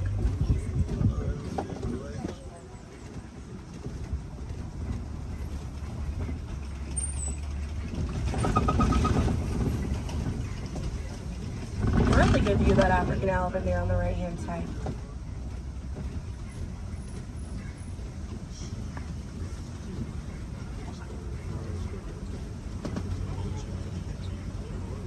And on the left we have the mandrill. That's the male mandrill on the left. Lots to look at right here. Male mandrills weigh about 100 pounds. Females grow up to 30 pounds. And they can bare their teeth at each other as a sign of aggression, but they usually don't. They usually do it as a friendly gesture. So it's kind of like the mandrills are smiling at each other. Now we got to see that elephant back there. And elephants are social creatures. That's going to be the African elephant. The females and their young will hang out in large groups together, and the males will form a loose bachelor group, or sometimes they will kind of hang out on their own, depending on their mood. And the way that African elephants stay cool is by flapping their ears. It runs air over the blood vessels that are dispersed all throughout their ears, and it helps bring their body temperature down.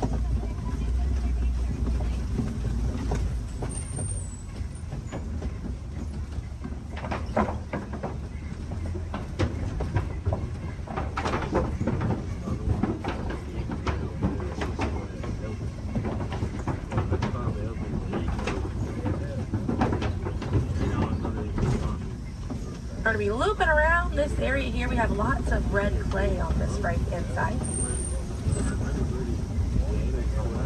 And if you keep an eye out, we're able to see some tusk marks right around the corner here.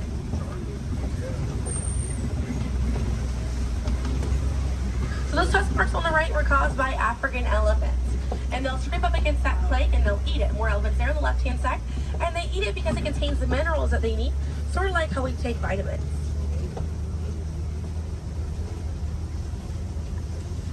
They're way off there on that left-hand side. They kind of look kind of tiny from here. We'll see if we can get another view of them a little bit further up.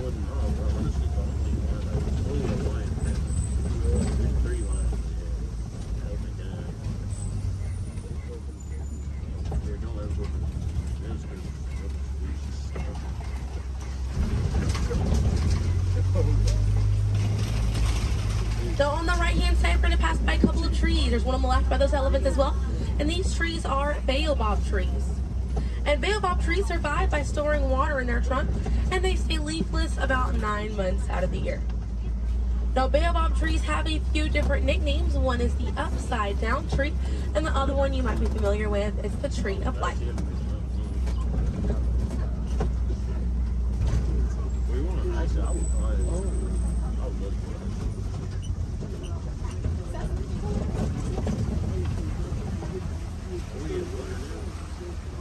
And we're coming up here on a group of flamingos. Group of flamingos is called a flamboyant. So here we have that flamboyant of flamingos. Now this particular species is the greater flamingo species, and they're the lightest colored flamingo in their family. They get their color from the brine shrimp that they eat, and over time it turns their feathers pink. It takes about 1 to 2 years to get that full pink coloring right there. When they're born all gray and fluffy.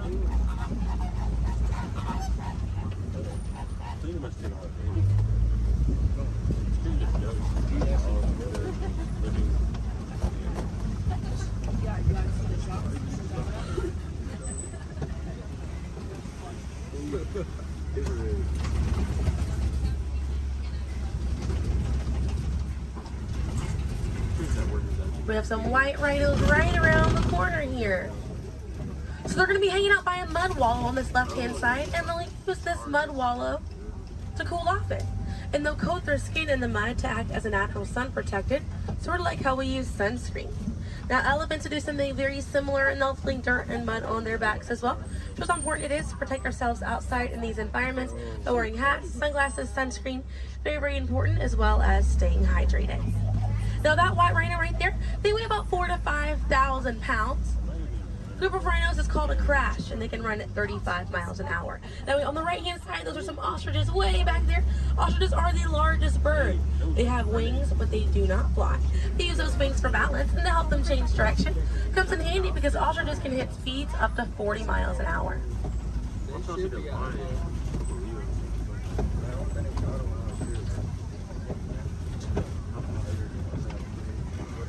You see some cheetahs right around the bend here.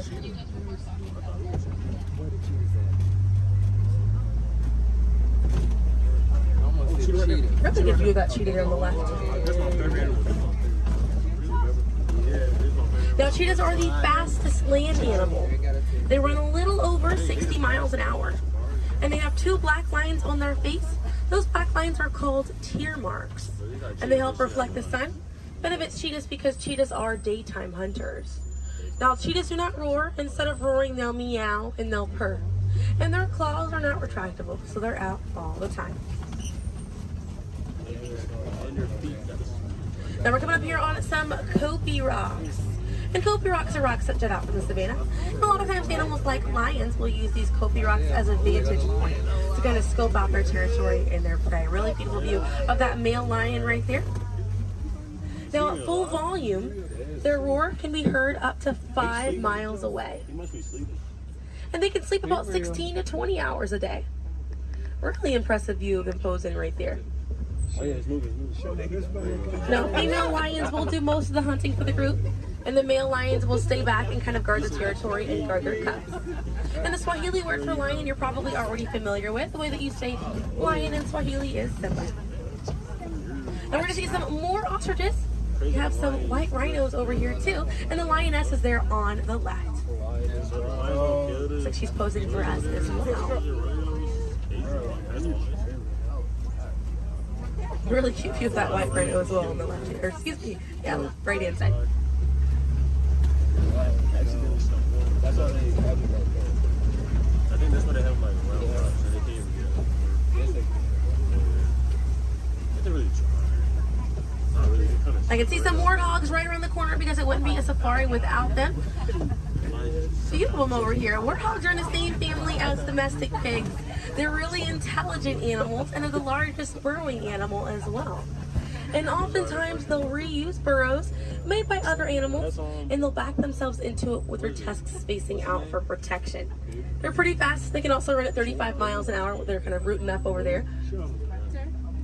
And they also have a mud wall that they use to cool off and to coat their skin in it to get some relief from bugs and insects. We also have a really good view of these white rhinos again on that right hand side.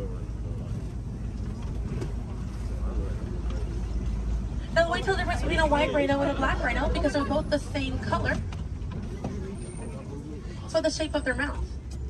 White rhinos have a wide mouth and black rhinos have a V-shaped or pointed mouth. Original word for white rhino was vite.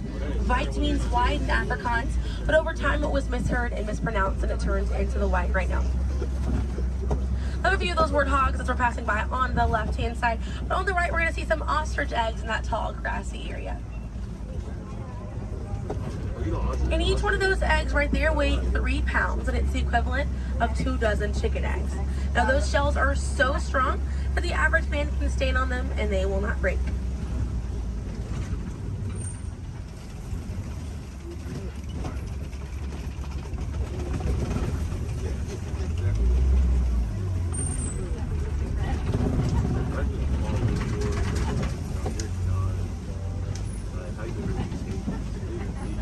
We're gonna see, looks like we have some Nigerian dwarf goats over here.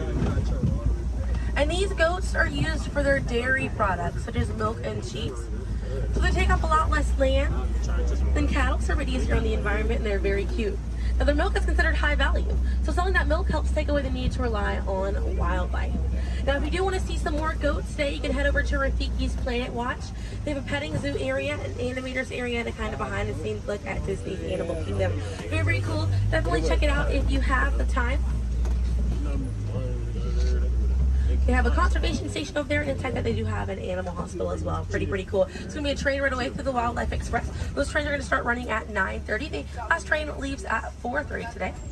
The petting zoo is going to close at 5 o'clock once you're over there, and the animators experience is going to close at 4:45. But we got to see a lot of really cool animals today. If you'd like to learn some more information, you can check out DisneyAnimals.com, or National Geographic is a really good resource. Some ways to help out these animals at home include volunteering at your local nature center, or a conservation organization, or even joining a local beach or river cleanup. Some more simple ways to help out at home include turning off the water while you brush your teeth, or using reusable water bottles instead of disposable ones. Now, those small changes really add up to make a big difference.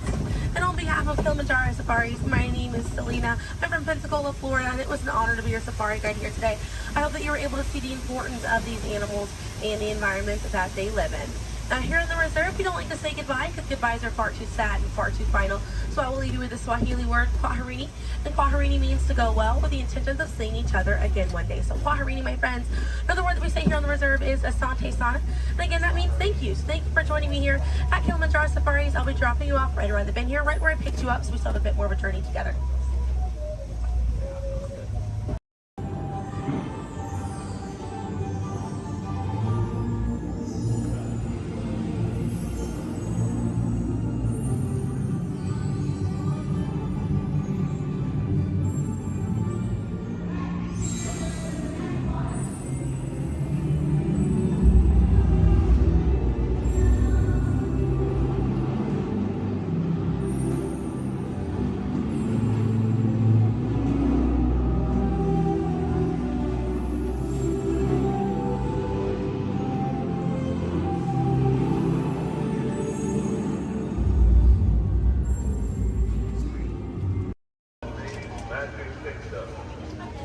Passengers will stand by to board.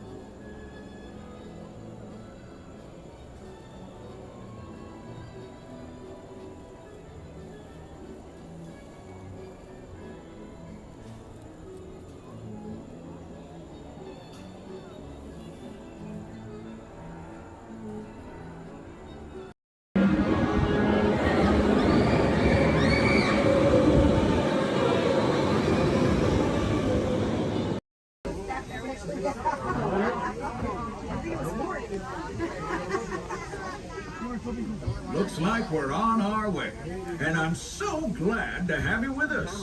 The next leg of our journey takes us to Main Street, USA, We'll head for Frontierland after that. Stay seated and keep your hands and arms, feet and legs inside the train at all times. Oh, and please keep an eye on your children. Para su seguridad, permanezca sentado y mantenga las manos, brazos, pies y piernas dentro del tren y cuide a los pequeños. Gracias. Next up is a place that's always ahead of the curve, and not just because we're on the straightaway. Our metropolis of mechanical marvels, Tomorrowland.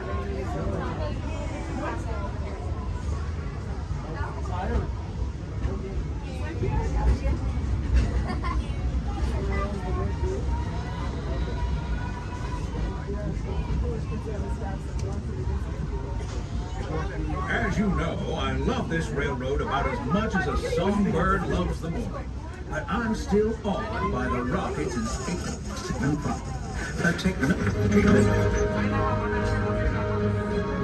Unidentified users detected in upload conduit area. Scanning. Calculating. Locomotive maintaining trajectory. Intervention not required.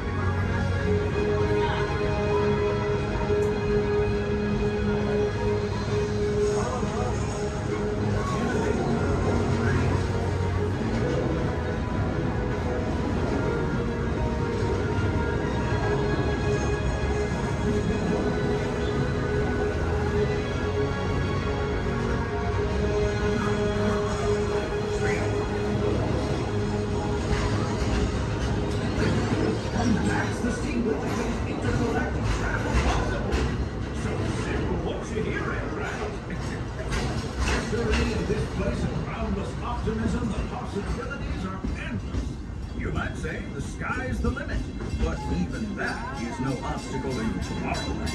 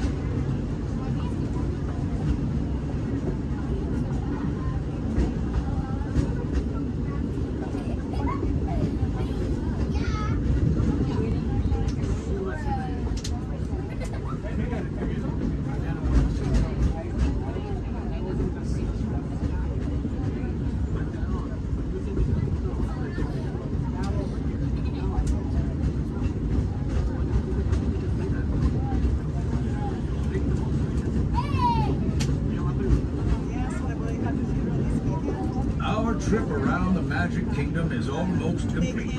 I can't thank you enough for spending part of your day with me. And I hope you've enjoyed your journey as much as I've appreciated being a part of it. We're now approaching our most charming destination, Main Street, USA. A place where the only thing sweeter than the townsfolk is the treats. After our stop, we'll be heading for Frontierland, followed by a visit to Fantasyland. Now, stay seated until our train comes to a complete stop. Then pick up your belongings and carefully disembark. If you have strollers to unfold, please take them all the way beyond the platform so new passengers can safely hop aboard. It'd be mighty kind of. And while we're being neighborly, what say we give our fellow travelers a friendly wave hello? This is Main Street Station. Welcome to Main Street, USA. As we come into Main Street Station, please remain seated until I give the all clear. Please remain seated.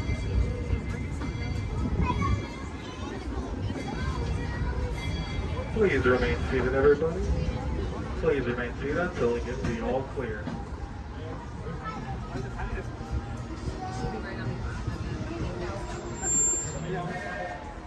We are now all clear to enter Main Street Station. Wait, just kidding. No, we have to stay here for a little longer.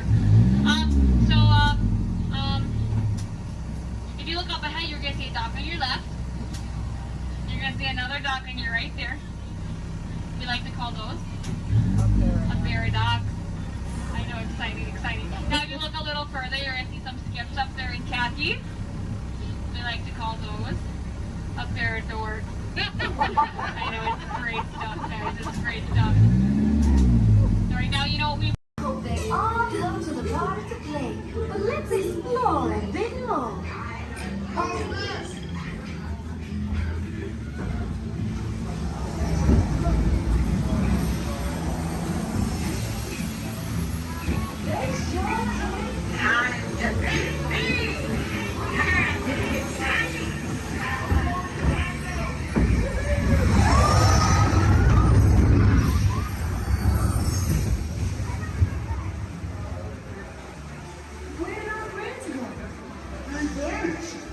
We have to find them.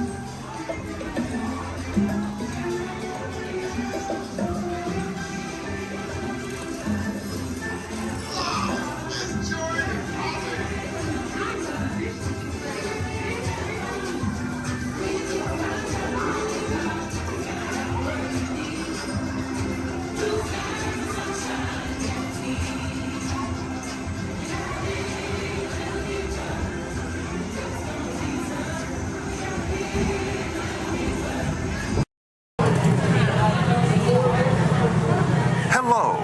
If you are new to the area, the Monstropolis Chamber of Commerce would like to welcome you. While you're in town, be sure... We interrupt this program for a special report. A child is on the loose in Monstropolis. A human child!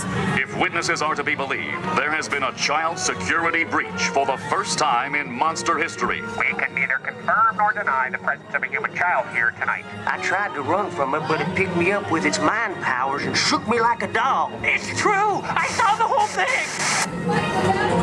Happy birthday, Schmoopsy Poo! Oh, googly bear!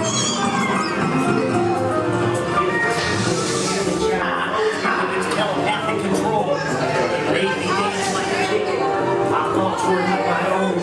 Then it grabbed me with its giant forked tongue and rolled me up and down like a dog. Oh, we gotta get you home.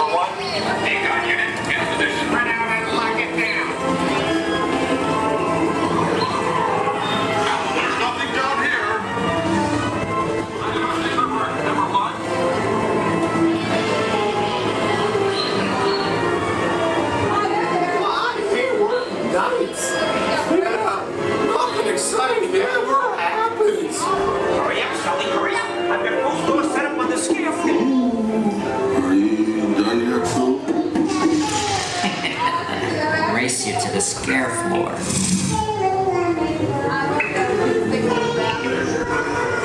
Almost there.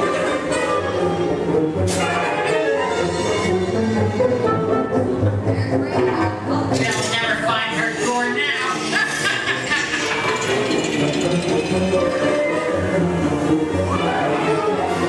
Oh, there's your door. We're almost there, kiddo.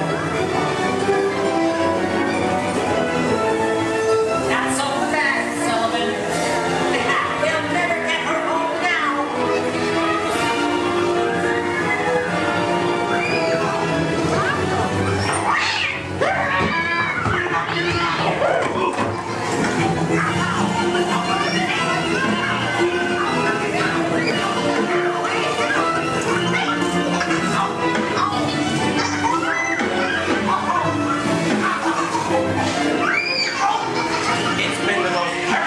day of my life. But I love you, kiddo. Good night. Kitty's gotta go now. Sleep tight.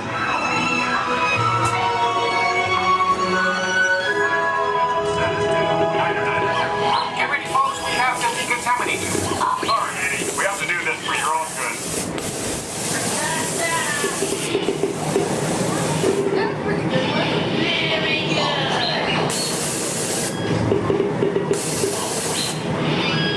Sorry, sir, you're not my type. Yeah. We can either confirm Sir, stop making goo eyes at me. I'm not that kind of girl. Progress and reported to the scene where we immediately we spread out and locked it down. Hey, you left the lens cap on. That's it. Your stunned silence is very reassuring. Duh. Ta-ta.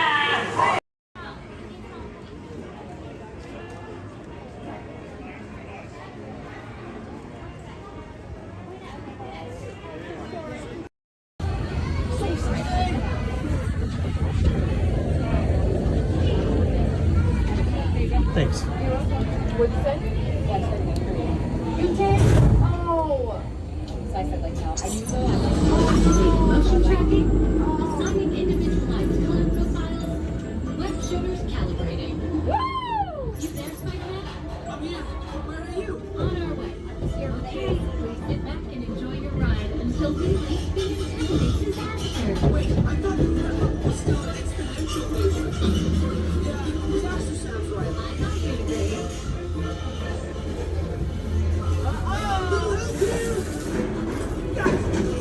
I'm glad to see you guys.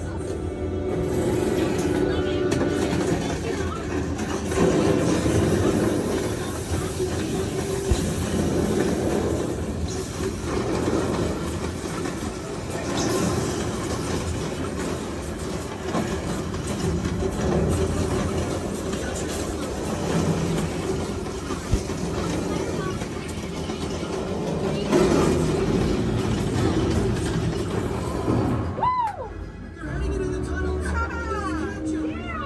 Nice. Elevating threat level to out of control. Should I call for more help now? No. We can handle it. It's our slow down. Actually, we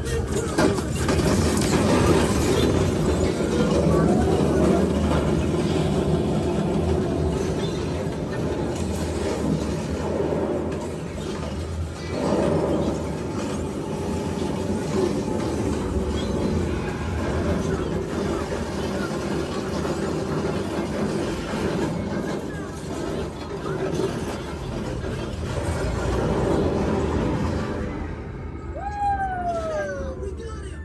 Right? We did! I'm detecting obstacles spots ahead. Right? Sorry. Elevating threat level to legit crazy. Yeah, that sounds right.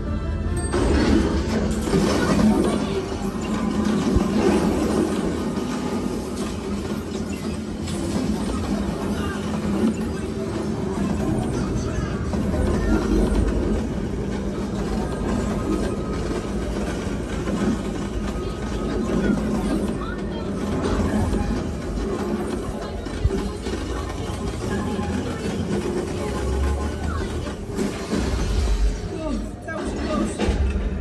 Spider-Man, the threat level's at the worst stage ever. Is that you? Yeah. But those chain reactions did. Wait, the green box exploded. If we intentionally hit those green box, maybe we'll trigger a chain reaction. I think you're right. That should stop it.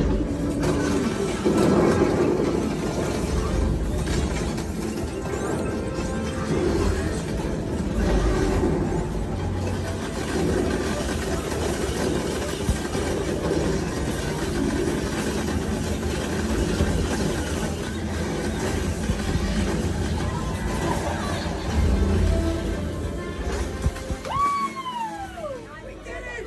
I can't believe the chain reaction thing worked.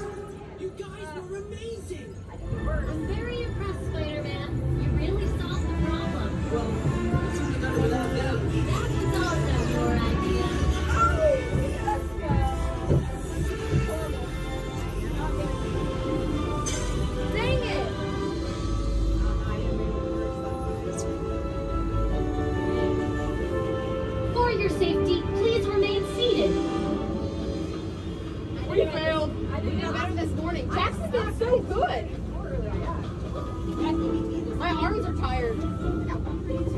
Reinforcements remain seated inside the transport.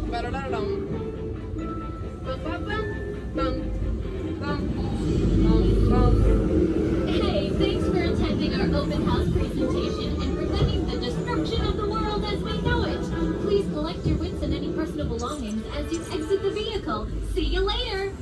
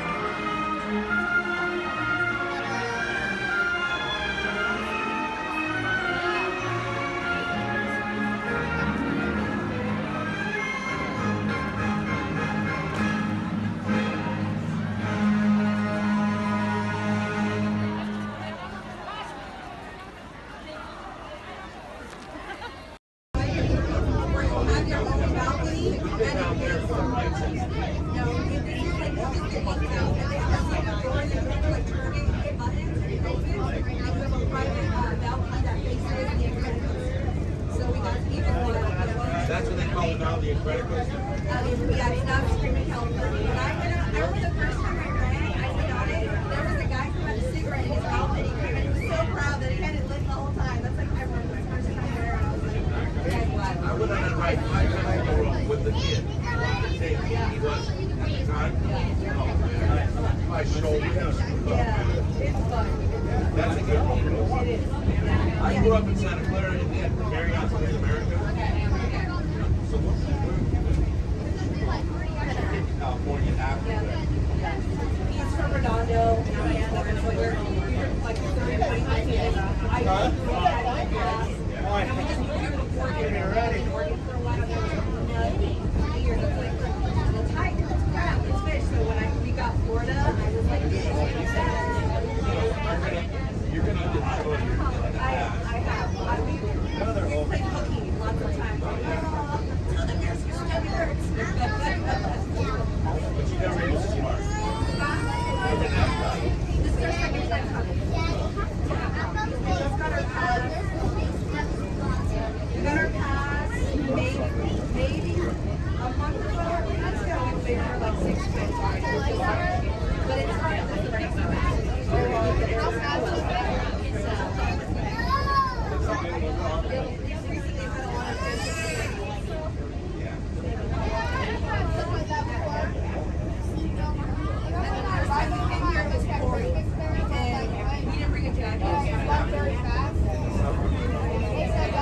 Around 2 o'clock, thunderstorm. We live in Apollo, so that's Any country you want, literally can make it. You'll have to. So you'll be like, pretty soon it'll be like Italy, France, Moscow. Yeah, but that's the rate in order. Okay.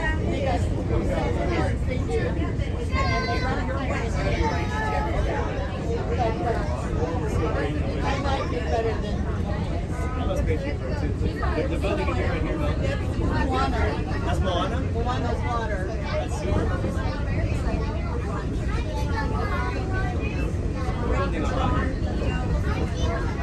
They're building Moana, baby. Shanghai Disney kind of.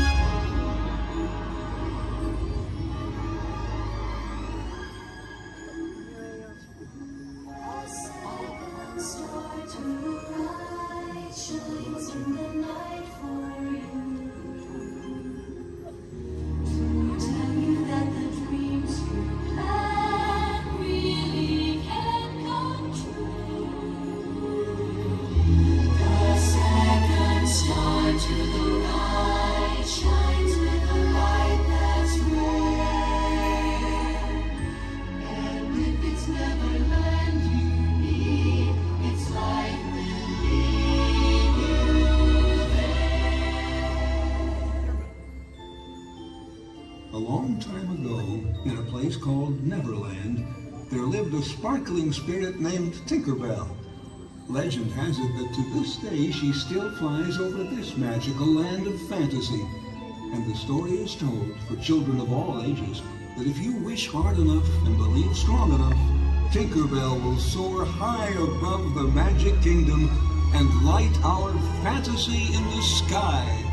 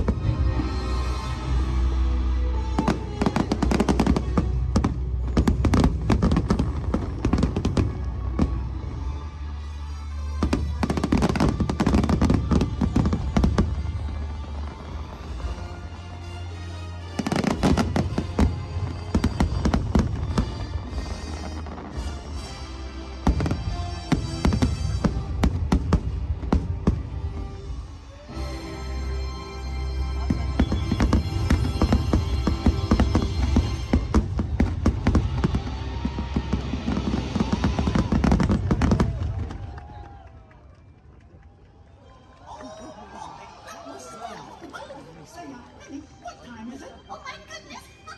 Mickey, it's almost time! Time? Did somebody say it's time? Gosh, should I flip the switch now, Mickey? Not quite yet, pal, but it won't be long now. Let's see, yep, just a few more minutes till we start the countdown to the new year. Oh gosh, I can hardly wait. Oh, Mickey, me too. And I can't imagine a better way to celebrate the new year than with all of these nice people right here in the Magic Kingdom. Oh, what a special moment in time. Time? Is it time? Now? Gosh. Take it easy there, Goofy. We still have plenty of time.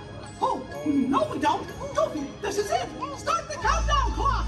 Alrighty, Mickey. Starting the countdown clock.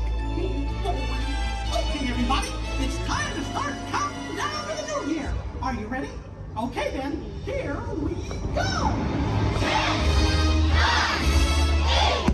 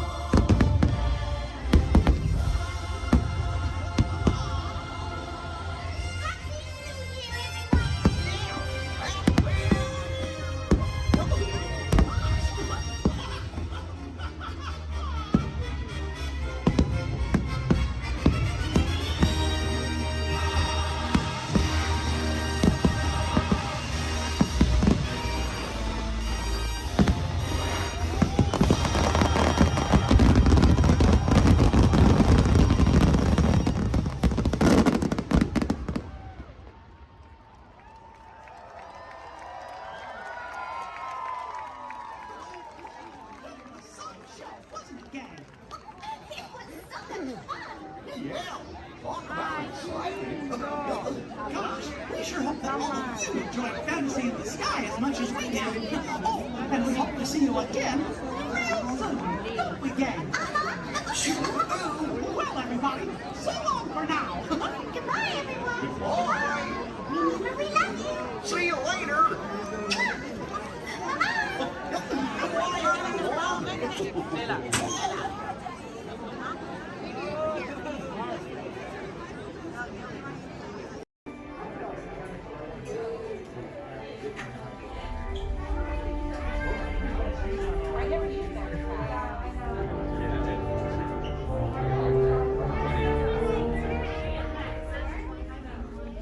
Hello and welcome to Soarin'. My name is Patrick and I'll be your chief flight attendant today. We'll begin boarding in a few minutes, but first I'd like to acquaint you with some important safety information. When the doors to your flight open, please take a seat and store all carry-on items in the underseat compartment. This includes cameras, purses, hats, and of course, these little beauties. Next, fasten your seatbelts, inserting them into the buckle on your right. If smaller aviators don't measure up to the height indicator on the seat, just put the belt through the loop in the center strap before buckling it.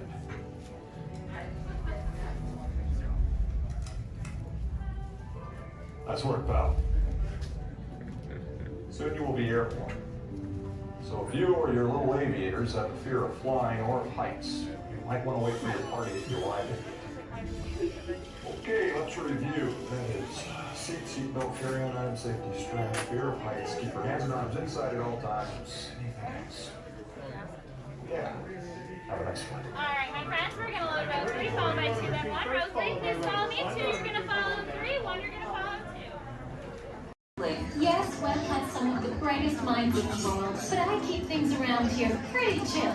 so the kids can create the next big idea that will equip the tools to become the next generation of heroes.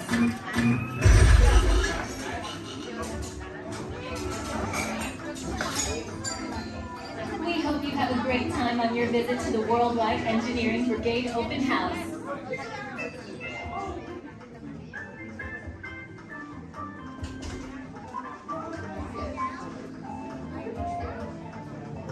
And now, our project lead, the brilliant, Peter Parker. Hey, what's up? I'm Peter Parker. And here at Web, we get access to some pretty awesome tech, like vibranium from Wakanda, or this crazy alien juice stuff. We have Kim particles and Star Tech. It all helps us develop really cool stuff, like these spider bots, for example. Check it out. They have this really cool self-replicating feature. Because? This is awesome. Buddy, you could stop doing that now. But anyway, you guys are here today to help us test the web slinger vehicle. Using onboard tech, you will be able to sling webs just like my buddy Spider-Man. Peter, your presentation is getting away from you. Yeah, I'm aware of that, Sharon. If you could just initiate the safety protocols, that'd be great. Problem with that, So Peter. anyway, if you want to sling a web, all you gotta do is sling your arm in the direction you want to shoot the web, and that's it. It's awesome. Peter, your spider bots are continuing to replicate and are consuming everything in their path. They seem to be stuck in self-recognition mode. If you could just handle that for me, please. On it. Contacting Mr. Stark. Don't call Mr. Stark! Don't call Mr. Stark. Sorry, shout. Just call someone else. Ask them to do it. Okay. Contacting Spider-Man. Here. I'm gonna go find Spider-Man for us all because he's around here somewhere. Okay, goodbye. Spider-Man! As you may have noticed, the spider bots are locked in that awesome self-replication mode. In spite of what you see, they were created to be robotic helpers that can break down raw material and create all kinds of useful tech. But because they are stuck in self-replication mode, the spider bots are currently consuming everything in sight and multiplying at an alarming rate. If left unchecked, my calculations predict this will lead to the devastation of the entire Avengers campus. It should be safe until Spider-Man gets here, as long as they don't get into the alien fluid. This is now a bigger problem. Activating threat level protocols. Hey guys, what's up? I hear you have a problem. I'm here to help. You made it. Great. Threat level is at exponential danger. You might need some help. Perhaps I'll call the Avengers? Don't worry, everyone. I got this. Okay, everybody.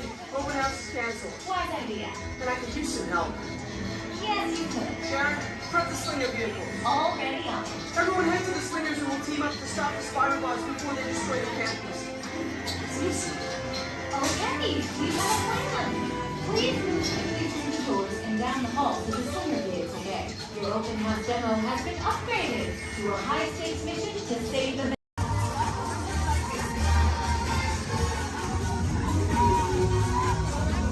It's great to see you. Welcome to the celebration, everybody.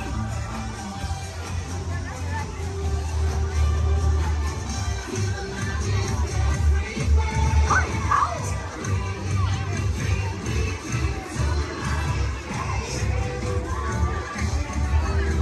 It's great to see you.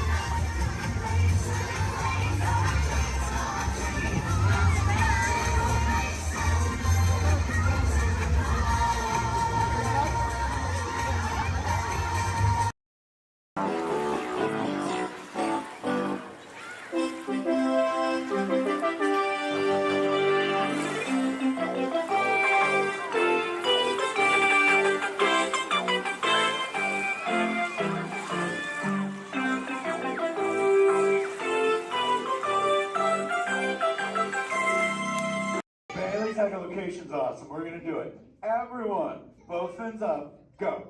Okay, sub-level, really good. Back bench, solid. Grandma, in the corner, this is where we put our fins up. Good job, Grandma. Good job. Fins up, eyes closed, go. How many fins am I holding up now? No, you gotta go. Yeah, you so totally rock. Oh gosh, it's great to have so many friends here. Now we can all dance together.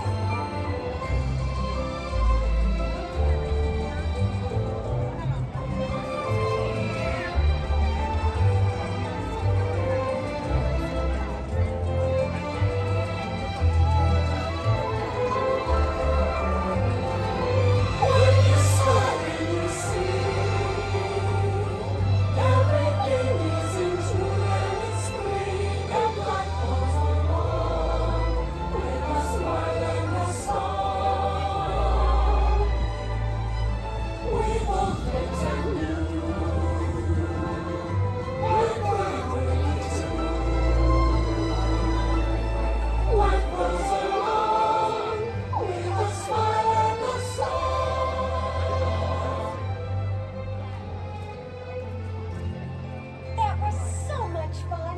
Yeah. Why give her the dance?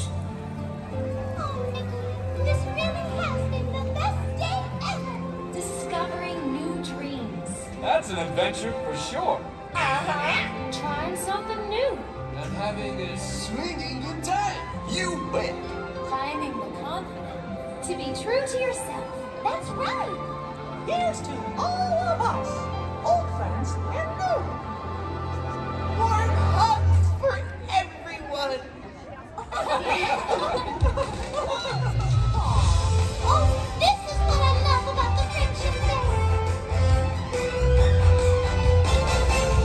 Wherever you are and wherever you're from, we're so glad you're here. The best is yet to come. Today we make history with our friends, family. We've just begun. Once in a lifetime, a chance to explore. The future is waiting, like an open door. Open your wings and off we go to the place we all belong. We're the one missing you and me. We just need to believe. Like a shooting star, in your heart, every dream, breaking free. It's a very night to hold inside. It's a friendship that to unfold. We will celebrate where the magic feels like home.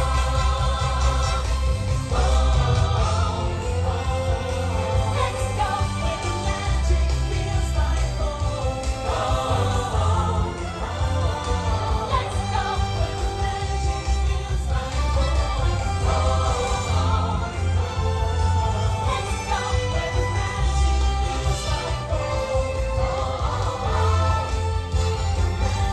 feels like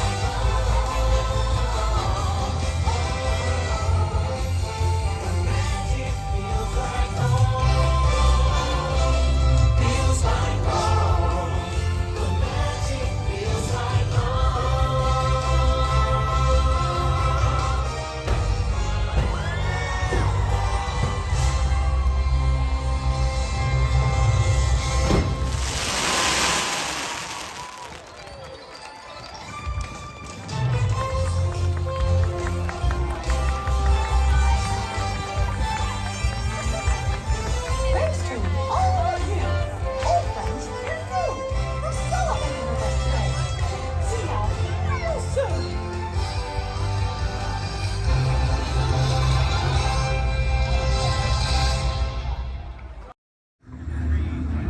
Okay, they're headed for the jump point. This plan is never gonna work. Rocket!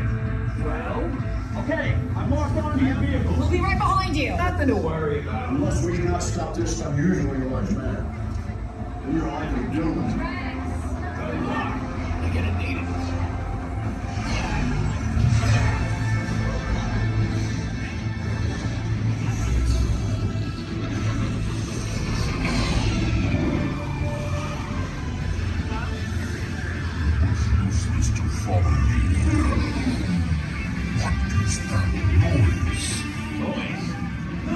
stop rock and roll from existence. What have we done? I think we're just back.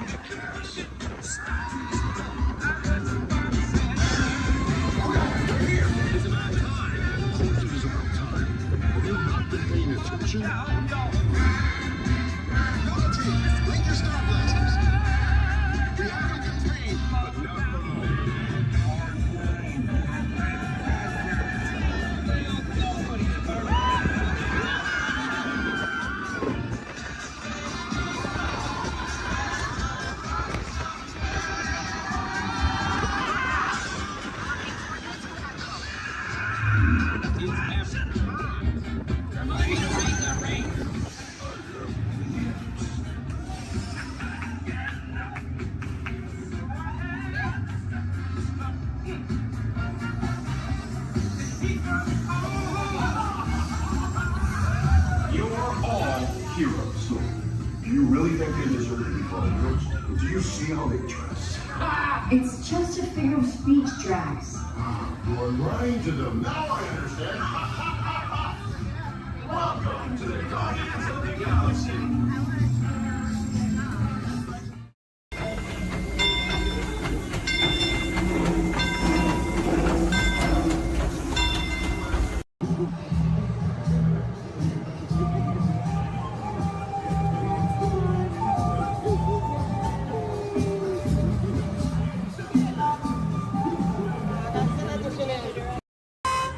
Intrusion alert, level 2. Intrusion.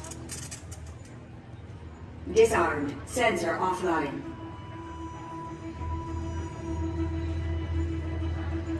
Nothing to see here. Move along.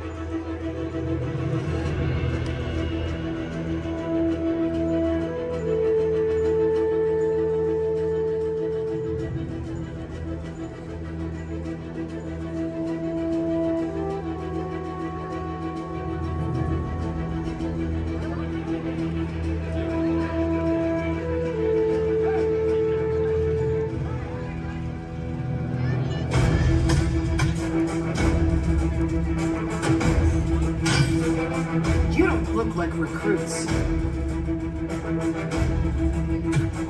I've got this.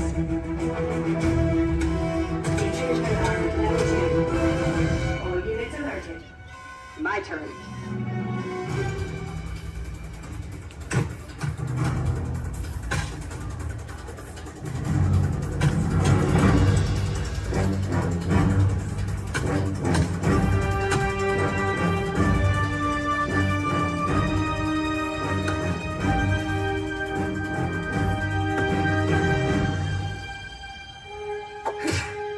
Let's try this again. Who sent you?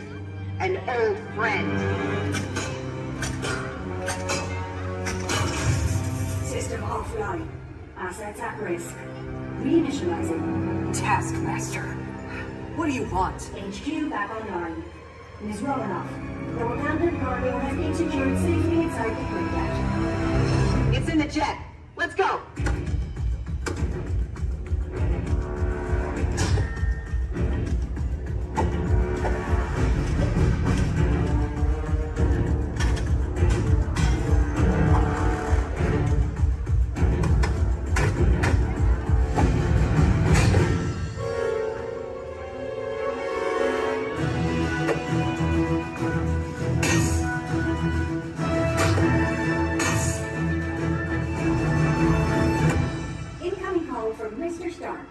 Friday. Don't put him through.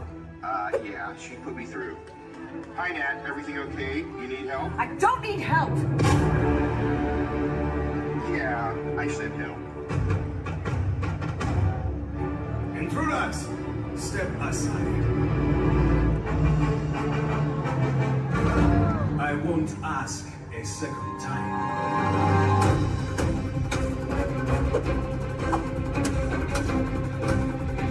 Friday, please introduce our guest. The Taskmaster. Origin unknown. Be ready. Taskmaster has the ability to master and manipulate your fighting skills. It's annoying. This is a fight you cannot win.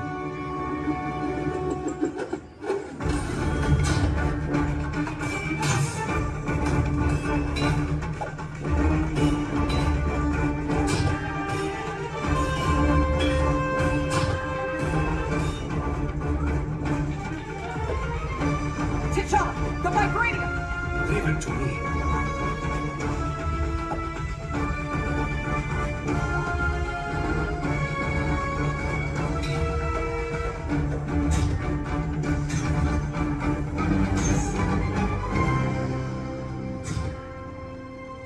We've got it. Let's go. Friday, seal off Bay 94. Yes, Miss Romanoff. Bay 94 secure. This is not going to end well for you.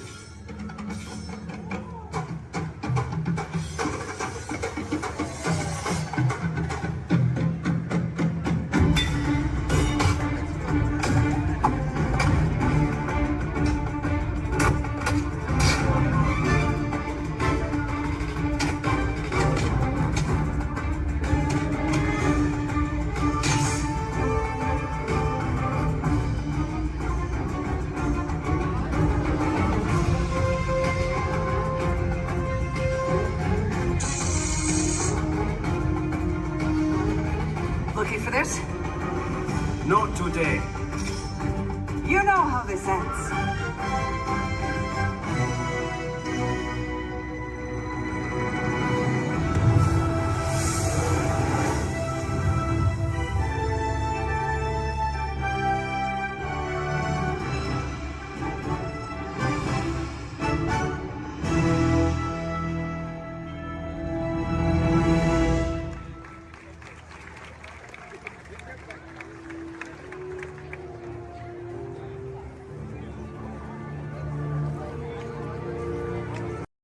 The Grand Canyon in the primeval world.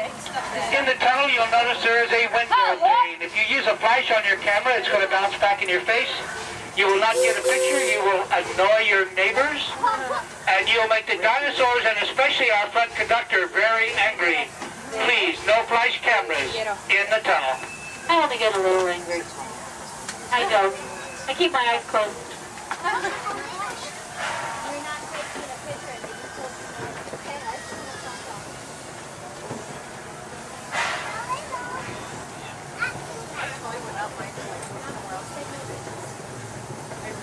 To those joining us, welcome aboard. The next leg of our journey will take us along the rim of the Grand Canyon. It's a mighty long drop to the canyon floor, so for your safety, stay seated with your hands, arms, feet, and legs inside the train. Be sure to watch your kids and no flash pictures, please. Para su seguridad, permanezca sentado y mantenga las manos, brazos, pies y piernas dentro del tren y cuide a los pequeños. Por favor, no tome fotografías con flash.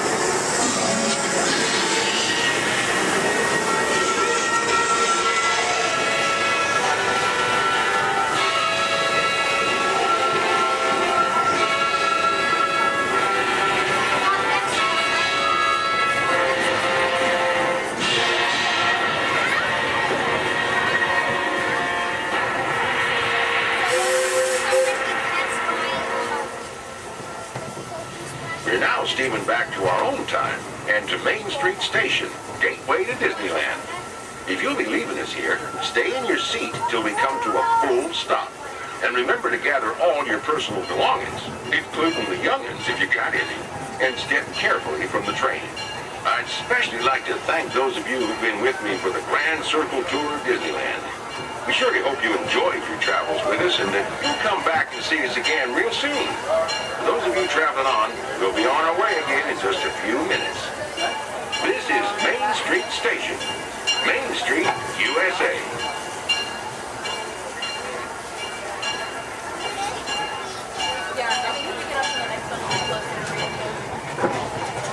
It's amazing that you can drive the train and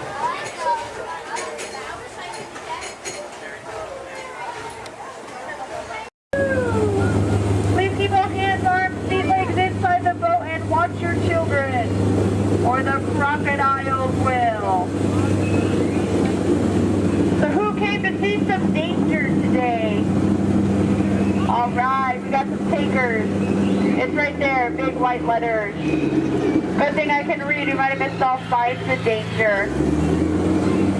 Oh, look at this to the right. You'll see our first sighting of wildlife here in the jungle. Right there's a prime example of why some wildlife destroy their children at birth. We're now approaching ancient Cambodian shrines built by ancient Cambodian Shriners. This place is loaded with crocodiles.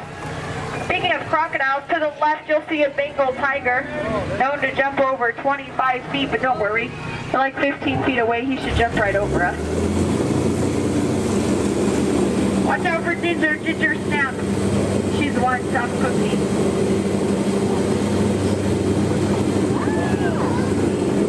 We are now entering the sacred bathing pool of the Indian elephant. Oh, looks like they all came out to play. You know, they say an elephant never forgets. I'd have to agree. Somehow they never forget to be here when my boat comes by. Feel free to take pictures. Looks like they all have their trunks on. Oh, there's Bertha. She's been in that shower so long you can tell by all her wrinkles. Oh, look at Squirt. Hi, Squirt. Uh-oh. That's why we call him Squirt. Here we go. Oh, no, get down, get down. I'm not kidding. I'm just kidding. Little dry humor. Oh, that looks dangerous. Let's get closer.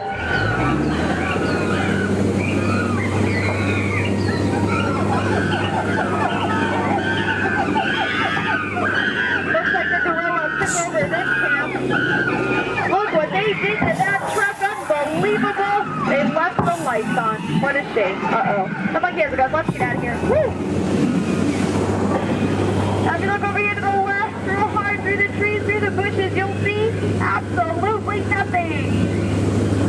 Just ahead is beautiful Schweitzer Falls, named after the African explorer, Dr. Albert Falls. We'll be going over that later.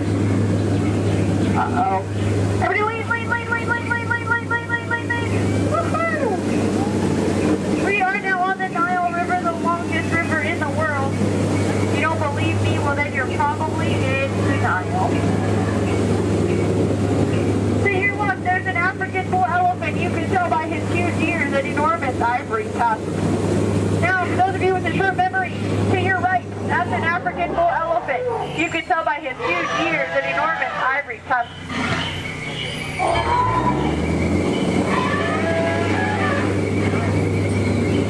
We are now in the African belt where the hand of man has never set foot. Aww, look at the pride of lions protecting the sleeping zebra. That's how zebras sleep, on their sides, eyes open, surrounded by lions.